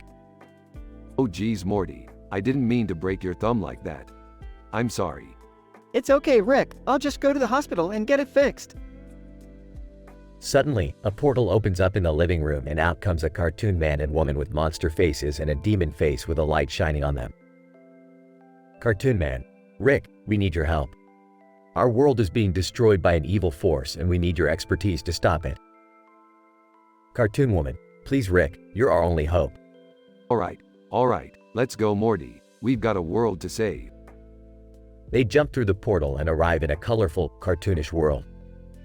Whoa, this place is crazy. Look at all the colors. Focus, Morty, we're here to save the world. They journey through the world, encountering all sorts of wacky creatures and obstacles, but eventually they come face to face with the evil force. Evil force: ha ha ha. You fools can't stop me. I am too powerful. Rick and Morty exchange a look, then Rick pulls out a device from his pocket. Sorry to burst your bubble, buddy, but we've got a little something called science on our side.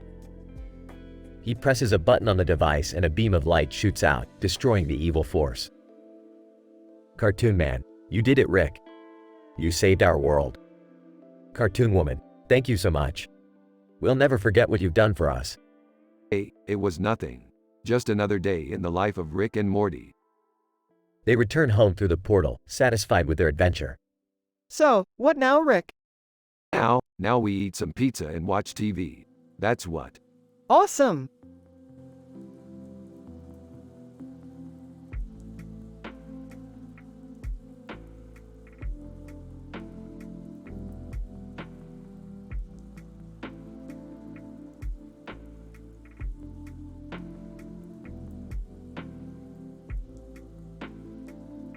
Ouch, fire, huh? What's so great about it? Ouch. Oh, Rick, you're on fire! Ouch! Yeah, and, ouch, it's overrated. Ouch. Rick, you're going to burn down the house. Ouch. Ouch, relax, Jerry, I've got this. Ouch, fire is just hot air. Ouch. Rick, you're scaring the kids. Ouch. Ouch, that's the point, Beth. They need to learn the harsh realities of life. Ouch. Can someone get a fire extinguisher? Ouch! Ouch, no need, Summer, I'm in control. Ouch, fire is nothing compared to the pain of existence. Ouch.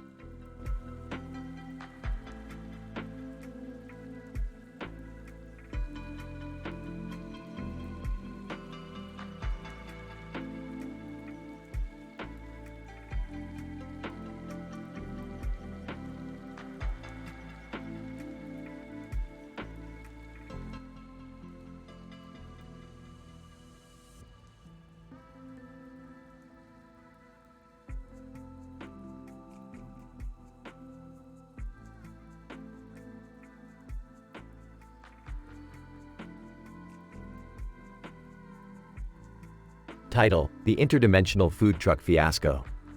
Morty, we've got a problem. The Intergalactic Federation is cracking down on our illegal food truck operation. Waha wawa wahav tutu ututu utu utu polola mocha locomola. Yeah, I know, Morty. I don't think they'll be too thrilled about serving sentient beings as the special of the day.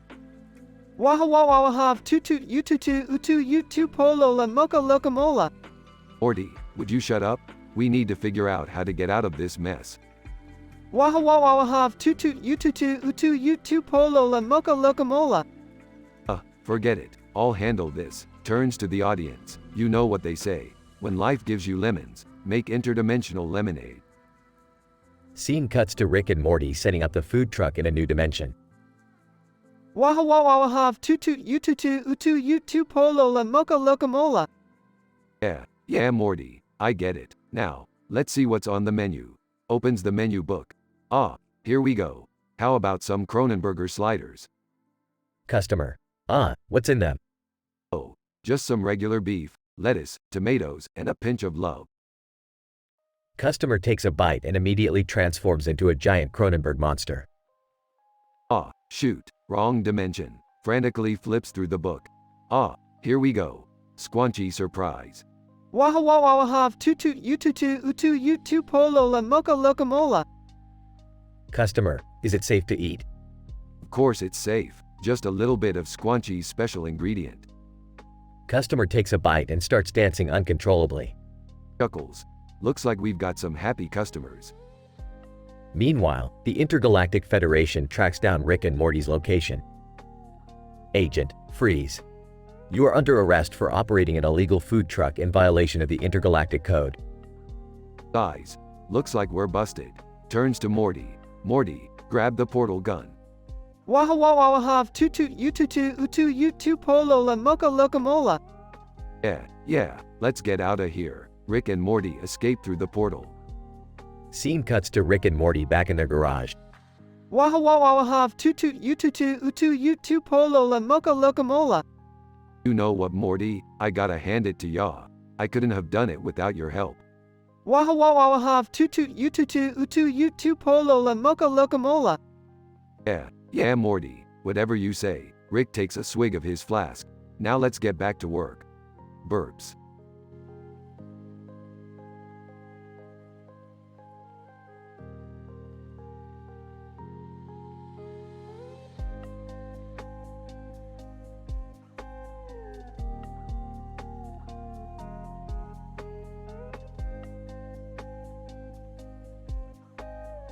Morty, we've got a problem. Jerry is speaking in tongues. What do you mean, Rick? Like he's possessed? No, you buffoon. He's speaking in different languages with every word and every sentence. What's going on in here? Why is Jerry speaking in gibberish? I don't know, but we need to send him to the space hospital for a checkup.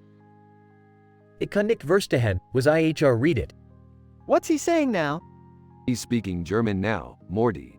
This is getting out of hand. Just make sure he's okay, Rick.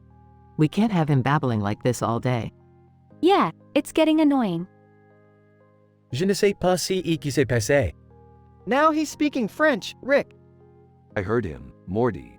Let's get him to the space hospital before he starts speaking Klingon or something.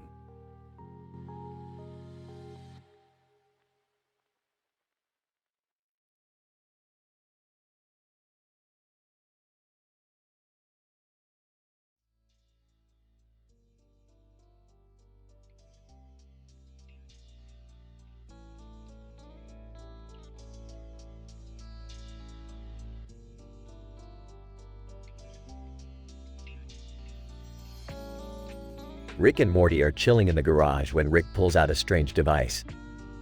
Morty, check this out. It's a time portal clock. It can take us anywhere in history. Wow, Rick, can we go see the dinosaurs? No, Morty, we're going somewhere much cooler than that. We're going to ancient China. The duo activates the device and is transported to ancient China. They end up in the middle of a bustling market with people selling all sorts of goods. Rick, this is crazy. Look at all the different stuff they're selling. Yeah, Morty, these people are really into their trade. Let's see if we can find something cool to bring back with us. As they walk through the market, they come across a man in a uniform holding a clock with Chinese characters on it. Whoa, Morty, check this guy out. He must be some sort of important figure here.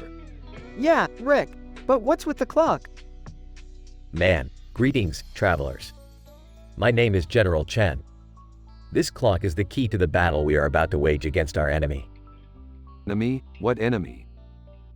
General Chen, the kingdom to the south. They have been trying to invade our land for months now.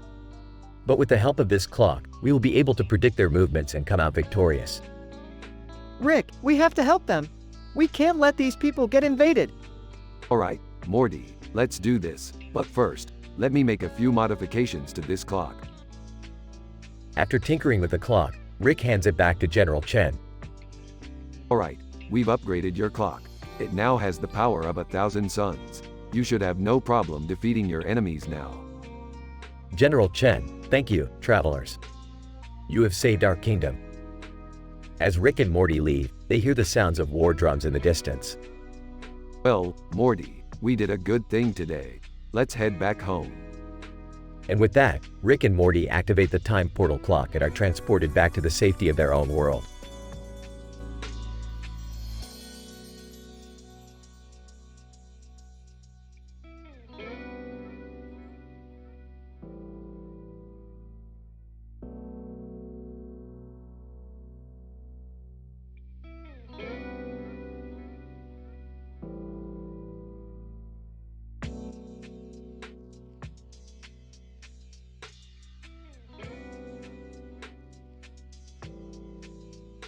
Alright, Morty, we've got a new mission. We're going to the planet Zogarian to steal their advanced technology. Lurl L-U-R-L L-U-R-L L-U-R-L L-U-R-L L-U-R-L L-U-R-L L-U-R-L L-U-R-L L-U-R-L L-U-R-L L-U-R-L L-U-R-L L-U-R-L L-U-R-L L-U-R-L L-U-R-L. Morty, are you even listening to me?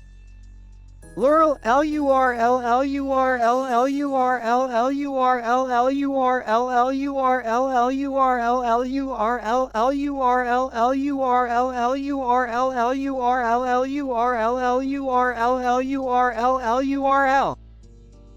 Rick, can't we just have a family day today? We haven't spent time together in ages. Yeah, I want to do something fun. Well, how about we go on a train ride through the multiverse? It'll be educational.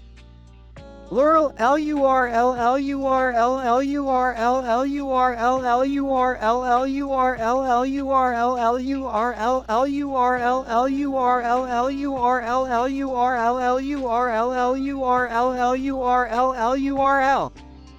I'm in. Let's go. Okay, but please keep it PG, Rick. Of course, Beth, I'm a man of high moral standards. They board the train and travel through various dimensions. Lurl, L-U-R-L, L-U-R-L, L-U-R-L, L-U-R-L, L-U-R-L, L-U-R-L, L-U-R-L, L-U-R-L, L-U-R-L, L-U-R-L, L-U-R-L, L-U-R-L, L-U-R-L, L-U-R-L, L-U-R-L, L-U-R-L. Morty, can you say anything else?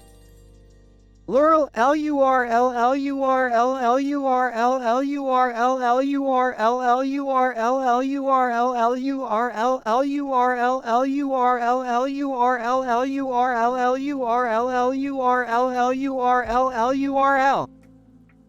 This is actually kind of nice. We should do this more often. Suddenly, the train stops and an alien appears. Alien, give me all of your money or I'll destroy the train. Ah, here we go. Time for some action. They defeat the alien and continue on their journey. Lurl, L-U-R-L, L-U-R-L, L-U-R-L, L-U-R-L, L-U-R-L, L-U-R-L, L-U-R-L, L-U-R-L, L-U-R-L, L-U-R-L, L-U-R-L, L-U-R-L, L-U-R-L, L-U-R-L, L-U-R-L, L-U-R-L. You know, Morty, sometimes I think you're the smartest one in the family.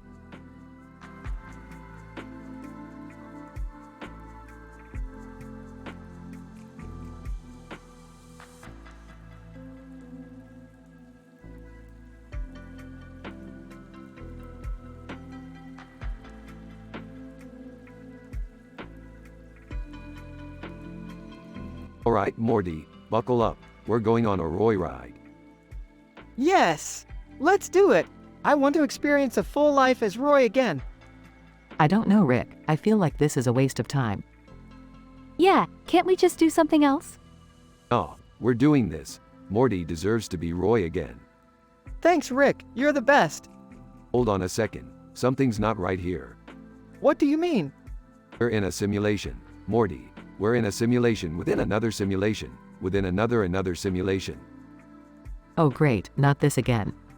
Can't we just enjoy the simulation? No, we need to find a way out. Morty, stop messing around. But Rick, I want to have some fun. Morty, we're in multiple levels of simulation. This isn't a game anymore. Rick's right, Morty. We need to find a way out before it's too late. I don't want to be stuck in a simulation forever. Okay. Let's find a way out. That's the spirit, Morty. Now, let's hack into this simulation and find the exit.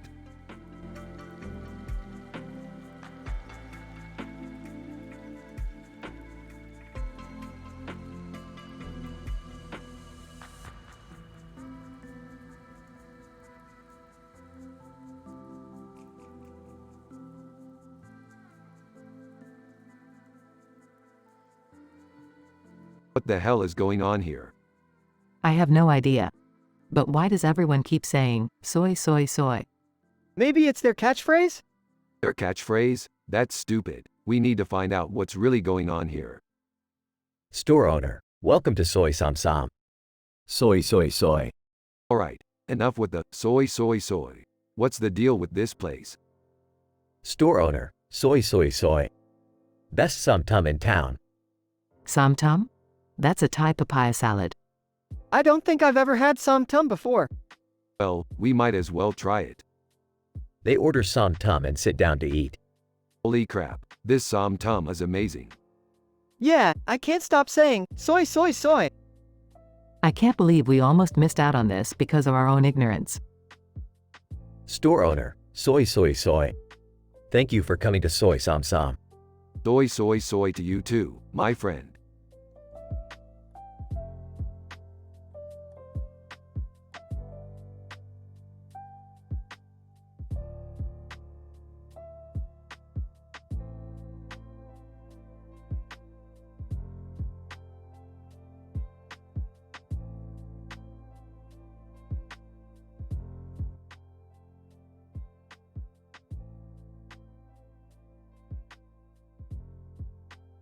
Morty, I'm telling you, that creature might not be as cute as you think it is.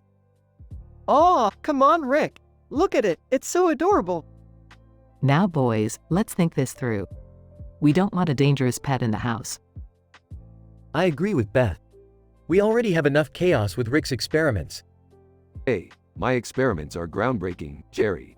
And as for the pet, I'll run some tests on it. Can I help? Please, Rick? Sure, Morty, just be careful. We don't know what kind of powers this thing has. Powers? What do you mean, Rick? Well, it could have the ability to control minds, or shoot lasers out of its eyes, or… Wait, why am I telling you this? Because we're concerned, Rick. Right. Well, let's just say we need to be cautious. Later that day, as Rick and Morty were running tests on the creature, it suddenly grew to twice its size and started wreaking havoc in the lab. Rick, what do we do?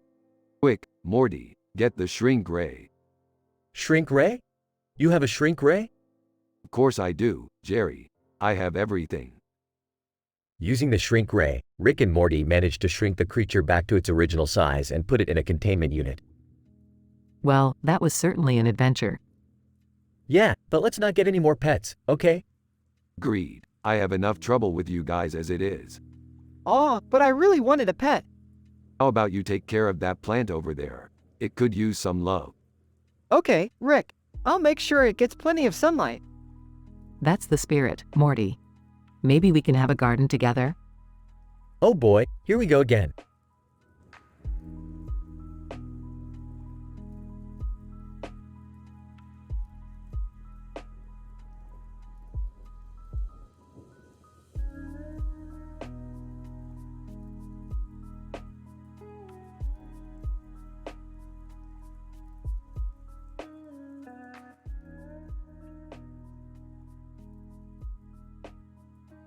Alright, Morty, buckle up.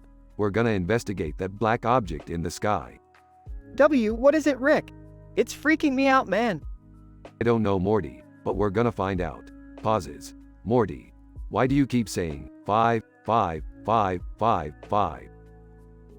Huh? Oh, sorry, Rick. I can't seem to stop saying it. Well, stop it, Morty. It's distracting me from our mission. Size. Okay, Rick, I'll try. As they approach the object, they notice it's emitting a green light. This is some crazy shit, Morty. We gotta get a closer look. Nervously, I don't know, Rick. This seems dangerous. Sarcastically. Oh, you don't say, Morty. That's why we're wearing these spacesuits. Rolls eyes. Right. Okay, let's do this. As they get closer, the object suddenly moves and starts to follow them. Panicking. Rick, it's following us. Calmly. Relax, Morty. I got this. Pulls out a laser gun. Eyes widen. Whoa, where'd you get that? Shrugs. I made it. Now hold on tight. They fly through space, dodging the object's laser blasts and firing back. Yelling. This is insane. Grinning. I know, Morty. That's why I love space adventures. They finally defeat the object and land back on Earth. Breathless. Wow, that was crazy. Chuckles. Welcome to my world, Morty. Now let's go get some McDonald's. Smiling. Yeah, okay. But can we get some fries too? Smirks. Fries? Don't push it, Morty.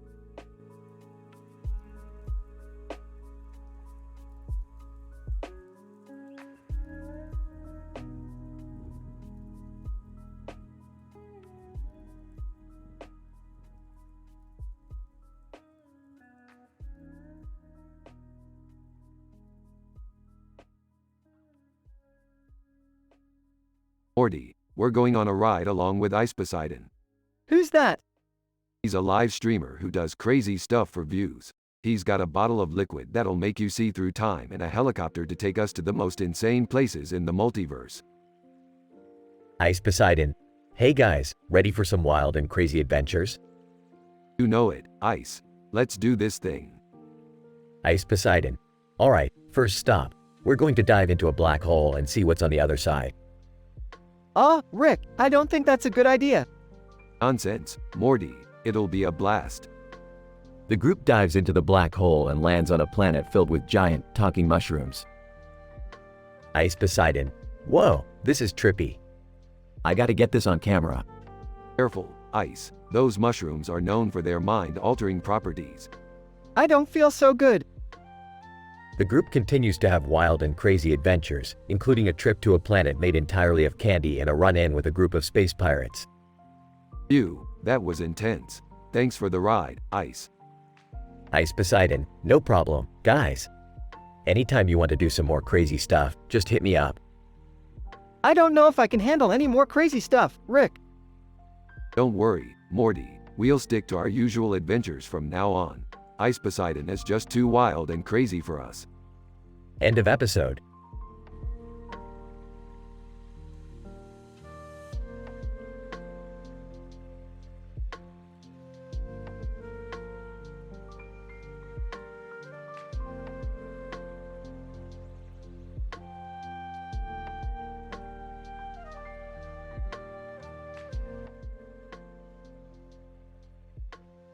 Alright, Morty, buckle up.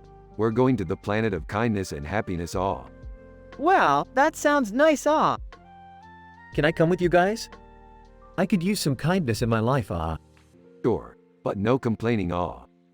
I'm coming too, I could use some happiness, Alright, let's go. Aw. They arrive on the planet and are greeted by cheerful, smiling beings. Alien, welcome to our planet. We're so happy to have you here. This place is weird. Yeah, everyone's too happy. It's creepy. I don't know, I kinda like it, It's a nice change of pace, Alright, let's get what we came for. Aw. Pulls out a device. They begin to search for the rare element they need. Alien, can we help you find anything? No thanks, we got this. Aw. Continues searching. Hey Rick, do you think we'll ever find love and happiness like these aliens? Sarcastic. Oh yeah, Morty. I'm sure we'll find it on an alien planet. Aw. They finally find the element and prepare to leave. Alien, we'll miss you when you go. I'll miss this place, I feel so happy, Me too. Can we come back? Maybe someday. Aw. Let's get out of here. Aw. They leave the planet and return home. That was a weird adventure. Yeah, but I feel a little happier. Me too, Alright, enough with the feelings. Aw. Let's go. Aw. Starts walking away.